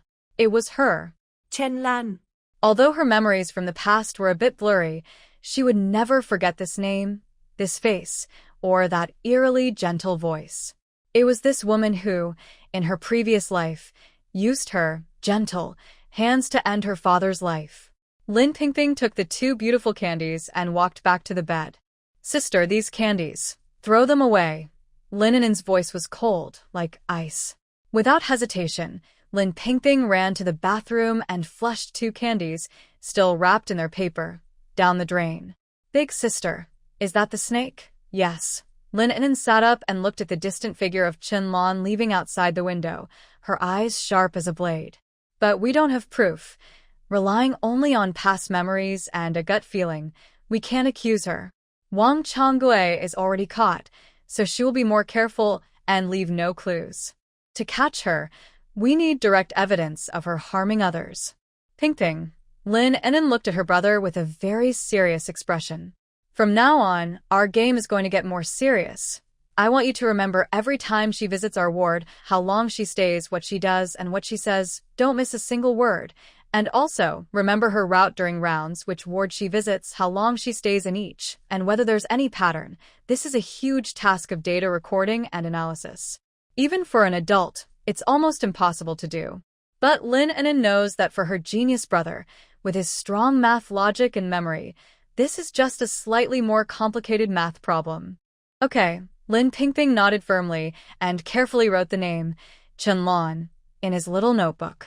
A silent battle within the high walls had begun. The next day, the 3rd day, Chunlan visited Lin An'an at the same time every day. She always brought gentle smiles and various tasty snacks, caring and attentive. She even told stories to Lin An'an, her soft voice making any child feel dependent on her. But Lin An'an only felt a chill run down her spine. Meanwhile, Lin Pingping acted like the most loyal recorder, documenting every move Chunlan made, second by second. On the afternoon of the 4th day, Lin Pingping took his little notebook and approached Lin An'an, who was resting with her eyes closed. Big sister, I figured it out. His voice was a little excited. What? Lin An'an suddenly opened her eyes. That Anchan, her actions are very regular. Lin Pingping spread out a notebook in front of Lin An'an, filled with lines and numbers, like a complex secret code. Every day at 3:30 p.m., she checks the intensive care unit. The order of her checks is always the same, 301, 302, 305, 306. But Lin Pingping used a pencil to circle a specific room number. Room 307. Every time she visits other rooms, she stays about 3 minutes, but in room 307, she always stays more than 10 minutes. And when she leaves room 307, her expression is very strange. Room 307. Lin An'an's pupils suddenly shrank. She remembered that in her past life, her father was in room 307. Who is inside? Lin An'an asked urgently.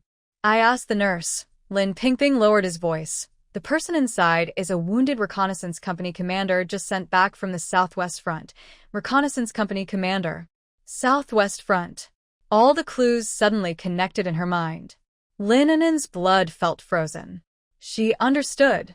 She finally knew what Qianlan, that poisonous snake, was planning. She wanted to use the same old tricks. She wanted to kill again, just like in her past life, to silence someone. That reconnaissance commander must have known some secret he shouldn't have known from the front line. Ping, Lin An'an grabbed her brother's hand, her voice trembling with excitement. Go now and find Uncle Zhang Yuanzheng.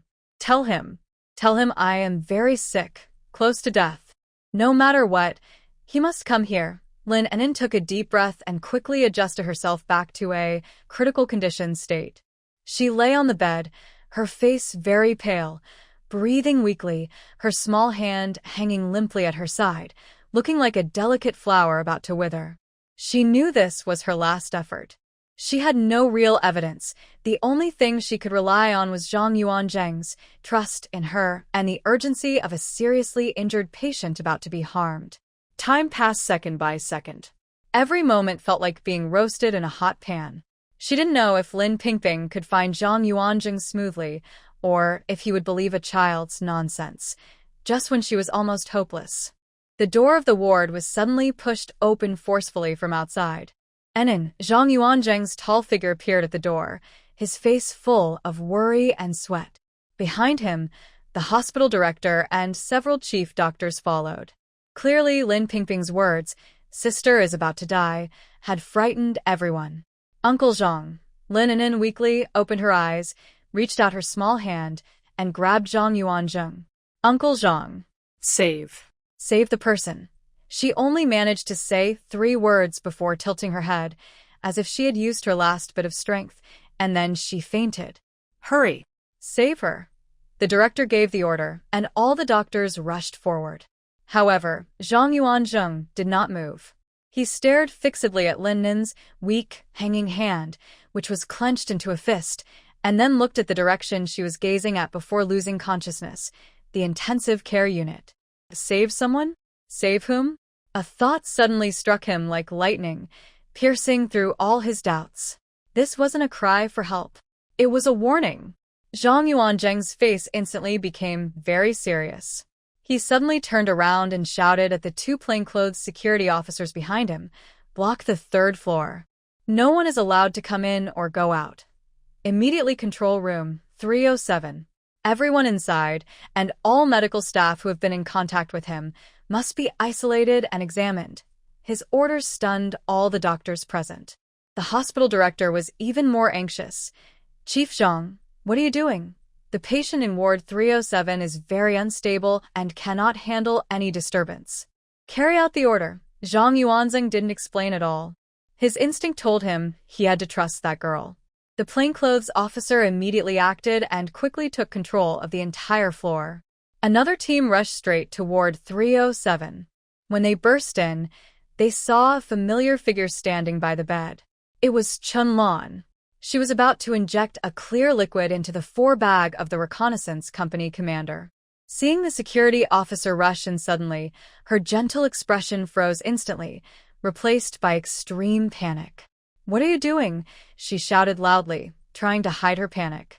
"Dr. Chun, come with us," the lead officer said coldly, snatching the syringe from her hand. They caught her red-handed. When the liquid in the syringe was tested and found to be high-concentration potassium chloride, which could cause cardiac arrest, and when the reconnaissance company commander, who was supposed to have a post-surgery infection, quickly recovered after being taken away from Qianlan's care and identified her as the high-level spy, Whitesnake, planted inside the military district responsible for passing intelligence and eliminating obstacles, the entire high command of the military district was shaken. A spy network hidden deep within the heart of the military district, composed of Yellow Weasel and Whitesnake, was completely dismantled. This involved a conspiracy powerful enough to overturn the entire southwestern battlefield situation. And all of this started with just a 5-year-old girl. A few days later, at the Southern Military District headquarters, in a heavily guarded office, an elderly leader with white hair and a general's insignia looked at a top-secret report in his hands, silent for a long time. At the end of the report, there was a special attachment, a drawing of a mouse stealing cheese. A children's drawing book filled with numbers and patterns that ultimately identified the real culprit. Commissar Liu. The old leader raised his head and looked at Liu, standing opposite him, with a look of indescribable shock. Are you sure that all of this was done by that 5-year-old girl, Lin An'an, and her 3-year-old brother? Report to the leader. Liu straightened his back and spoke loudly. Absolutely true. I have also seen that 3-year-old Lin Pingping with my own eyes, solving the difficult trigonometry problem that our military research team had been working on for half a month, all by herself. The old leader was silent. He stood up and paced back and forth in the room. After a long while, he stopped and a look of determination appeared in his eyes. This achievement is too great. So great that we cannot publicly praise them. Commissioner Liu nodded. I understand, sir. They're still just children. If their actions are exposed, they could become the main targets of enemy retaliation. Their safety is the top priority. Exactly. The old leader walked to the window, looking at the soldiers training vigorously in the distance. His voice carried a hint of emotion. This is no longer ordinary intelligence. It's a national treasure. Children like these must be protected with the highest security measures, kept completely hidden. Send out my orders. The old leader's voice became very serious. First, classify Lin An'an and Lin Pingping, the brother and sister, as the highest-level S-class protected persons in the military district. Security work will be directly managed by the Military District Security Department. Do not reveal a single word to the outside. Second, immediately award Lin Jiangwo, who is about to set out on a mission, a collective first-class merit and an individual first-class merit. The reason should be that before going on the mission, he provided important intelligence that prevented major losses. Third, you, Commissioner Liu. The old leader turned to look at him with intense eyes. I give you a task. From today, you must protect these 2 children as if they were your own eyes. Whatever they need, we provide. Whatever they want to learn, we invite the best teachers. No matter the cost. Yes, I promise to complete the task. Commissioner Liu saluted excitedly. The old leader waved his hand, a rare smile appearing on his face. He walked over to Liu Commissioner, patted his shoulder, and said in a tone that was almost joking but very serious. Old Liu, tell that brat Lin Jiangwo later. Just say, those 2 kids he has are no longer his family's private property. They belong to China, my precious little ones. Tell him to take good care of them for me. If he doesn't, I'll hold him accountable. Outside the office, the sun was shining brightly. Lin An'an has been discharged from the hospital after recovery. She is sitting on a stone bench in the family courtyard, holding a small, new notebook. She is not looking at the scenery or playing. Instead, she is quietly writing and drawing with a pencil, focusing carefully on her work. No one knows what she is writing. Only she understands that inside this thin notebook, she is carrying a deep and strong blessing from a daughter to her father, who is about to go on a long journey. Dad, in my past life, I couldn't protect you. In this life, I will be your strongest shield. She lifts her head and looks toward the distant military camp with a determined gaze. Big sister, what are you drawing? Lin Pingping asks curiously. Lin An'an smiles, closes the notebook, and pats his head. I'm drawing a map that can help Dad come home safely. A sharp, long bugle call breaks the quiet of the early morning in the military compound. It's not yet dawn. The sky is gray, and the air is cold and damp. Military trucks covered with camouflage netting stand silently on the playground outside the family courtyard, ready to depart. The moment of departure has arrived. The atmosphere in the Lin family is heavy, making it hard to breathe. Commissar Liu's wife, Sister Liu, comes early to help. She adds 2 pairs of thick insoles and a bag of brown sugar into Lin Jiangwo's already full marching bag. Jiangwo, when you get there, it will be cold. Wear more clothes. This brown sugar dissolved in water will keep you warm. Sister Liu's eyes are red, and her words are full of worry. Lin Jiangwo, dressed in a new military uniform, stands tall under the dim yellow light, his shoulder epaulets shining with weight. He is like a rooted pine tree, tall and straight, but his eyes are full of longing and worry for his children. He kneels down, wanting to hug his kids. Lin Pingping reaches out his small hand and tightly grips his father's pant leg. His big, grape-like eyes are filled with tears, but he stubbornly refuses to let them fall. Dad. Come back early.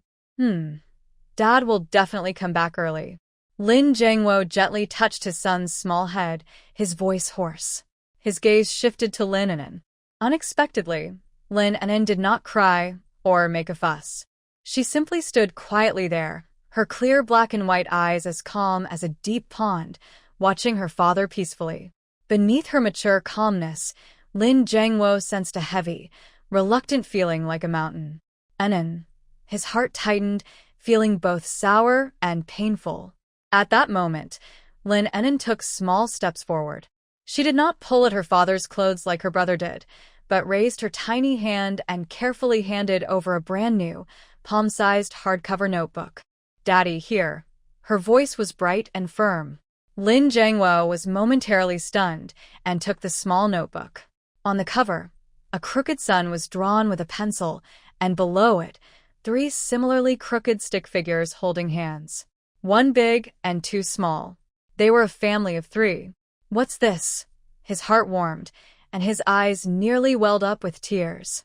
He thought this was a drawing from his daughter for him, something to look at when he missed home.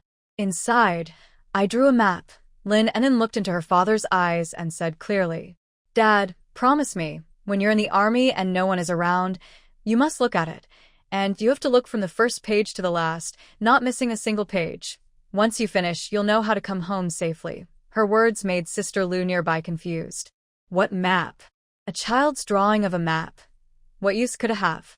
She thought it was just innocent talk from a child, smiling as she tried to smooth things over. Oh, An'an is so thoughtful, even preparing a gift for Dad. Jiangwo, quickly keep this. It's her heartfelt wish. But Lin Jiangwo did not smile.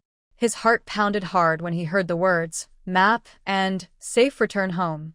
Others might not understand, but he knew. From mice stealing cheese to a big fire at midnight, every word his daughter spoke was definitely not just innocent talk.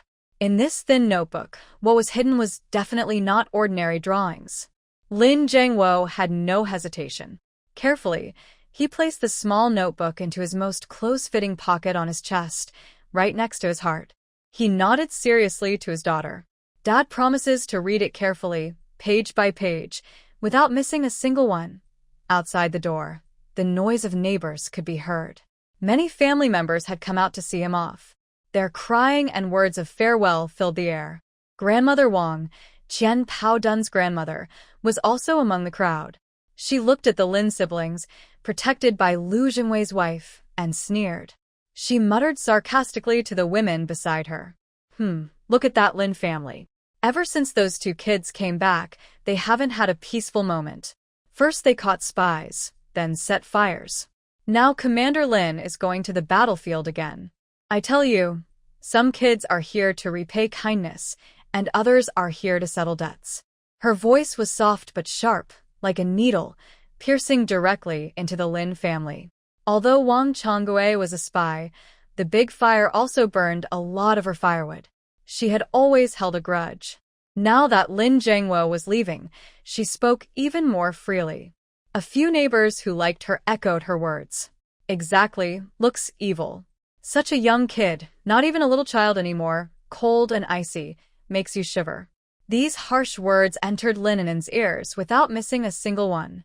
Her face showed no change, but her small hands at her sides clenched quietly.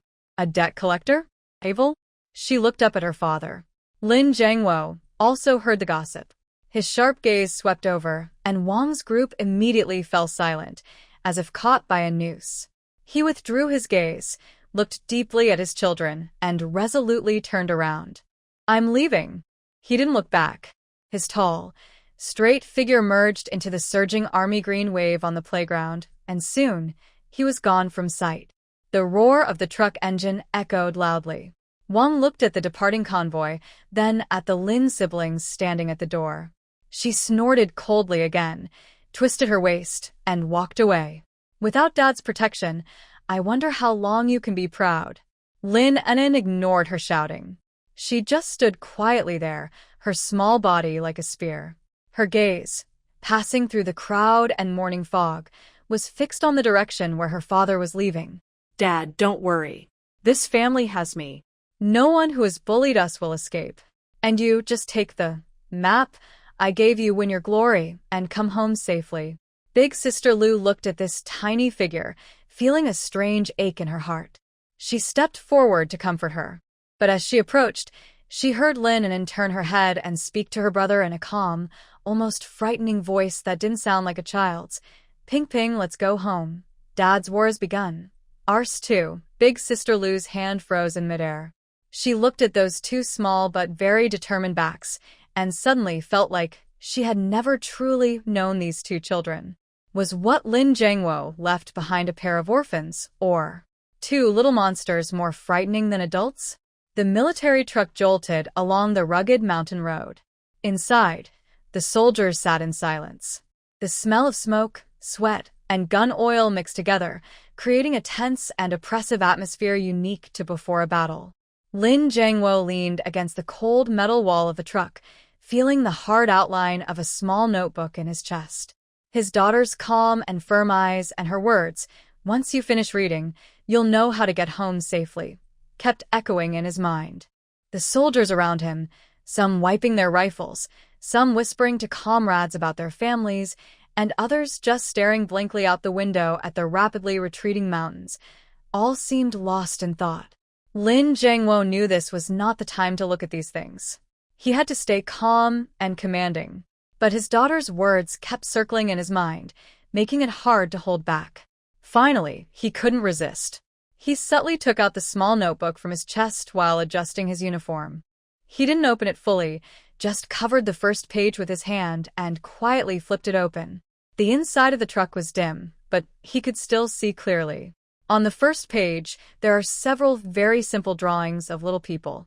3 little figures form a triangle, each with an arrow pointing in a different direction. The drawings of the little people are childish and funny. Heads are circles, bodies are lines. But these crooked little figures make Commander Lin Jiangwo, a seasoned soldier, suddenly narrow his eyes in surprise. This isn't just drawing. This is the attack formation of the 3-3 system. And it's more flexible and complex than the standard 3-3 formation in textbooks. The arrows don't show attack directions, but indicate crossfire lines and routes for covering each other.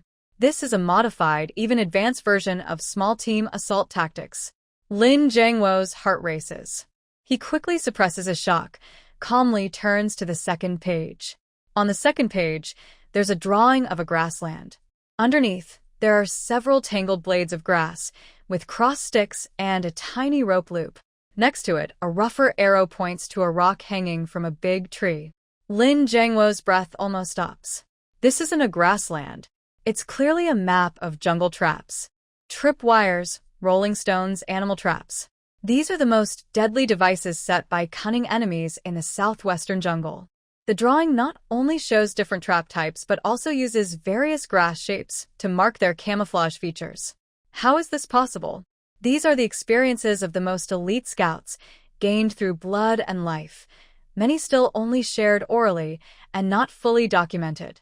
His 5-year-old daughter. How could she know this? Lin Jiangwo feels a cold sweat soaking his back instantly. He dares not look further. He quickly closes the notebook, tucks it back into his pocket, his heart pounding as if it might jump out of his throat. He closes his eyes, leaning against the train carriage, breathing heavily. The soldiers around him think he's nervous about the upcoming battle and pay no attention. But only Lin Jiangwo himself knows that his shock now far exceeds his fear of war. That small notebook is not just my daughter's playful doodles. It is a survival manual for jungle combat that could save over 1,000 lives in his team. No, it's even more terrifying than that. It's actually a tactical textbook for special operations. He remembered his daughter in the hospital, her calm planning. He thought of her in the family yard, her deadly trap. He recalled her perfect disguise when facing Officer Zhang Yuanjing. An absurd yet very real idea was growing wildly in his mind. His daughter, Lin An'an, does not have the soul of a 5-year-old child inside her. What kind of existence is that? A battle-hardened general? A top tactical master? A ghost from the future? Lin Jiangwo dared not think further. He felt a cold shiver run from his tailbones straight to his forehead. He used to think his daughter was just smart, just precocious. But now he understands, that's not just intelligence, it's a miracle, an inexplicable, overwhelming level of wisdom. Suddenly, he remembered what the old leader told Commissar Liu to pass on. Your 2 children are no longer just your family's property. They are treasures of our country. Back then, he thought it was just praise and love for the kids. Now he finally understands the heavy weight behind those words. Treasure? That's more than just a treasure. It's like a divine anchor. Suddenly, the truck jolted sharply, pulling Lin Jiangwo back to reality. He opened his eyes, and the shock and confusion in them gradually faded, replaced by an unprecedented resolve and determination. He no longer cared about who his daughter really was. All he knew was she is his daughter, and she handed him this lucky charm, the most important person in his life. He cannot let her down. He must memorize every word, every symbol in this booklet. Not just for himself, but for the young soldiers in the carriage, over 1,000 lives entrusted to him. Night fell, and the convoy reached the temporary base. This is a simple military outpost surrounded by mountains. Lin Jiangwo did not go to the meeting at the headquarters. Instead, he stayed alone in the temporary tent assigned to him. He locked the door, drew all the curtains, and lit a dim kerosene lamp. For the first time, he carefully opened the map from his daughter. From the first page to the last. Tactical formations, jungle trap recognition, setting and disarming fake mines, night infiltration hand signals, new methods for treating wounded, judging distance and direction from different gun sounds. Page after page. The more he looked, the faster his heart beat. The more he looked, the more his hands trembled. This was not just a notebook. It was a modern warfare encyclopedia, ahead of its time by at least 20 years. Every tactic, every skill was simple, efficient, and deadly. A completely new way of fighting he had never dreamed of. When he reached the last page, he was completely stunned. There were no tactics or diagrams, only a drawing of a lonely, ugly vest. The chest and back of the vest were marked with big red crosses. Next to it, there was a line of crooked handwriting. Dad, wear this tomorrow. Tomorrow? Lin Jiangwo suddenly looked up. He remembered that early the next morning, they would change into jungle combat uniforms and enter the real battlefield. But what did that vest mean? Could it be that An'an had prepared something else besides this booklet? Just as he was lost in thought, a report came from outside the tent. Report to the commander. The logistics truck from the military district has arrived. Commissar Liu's wife sent a package for you.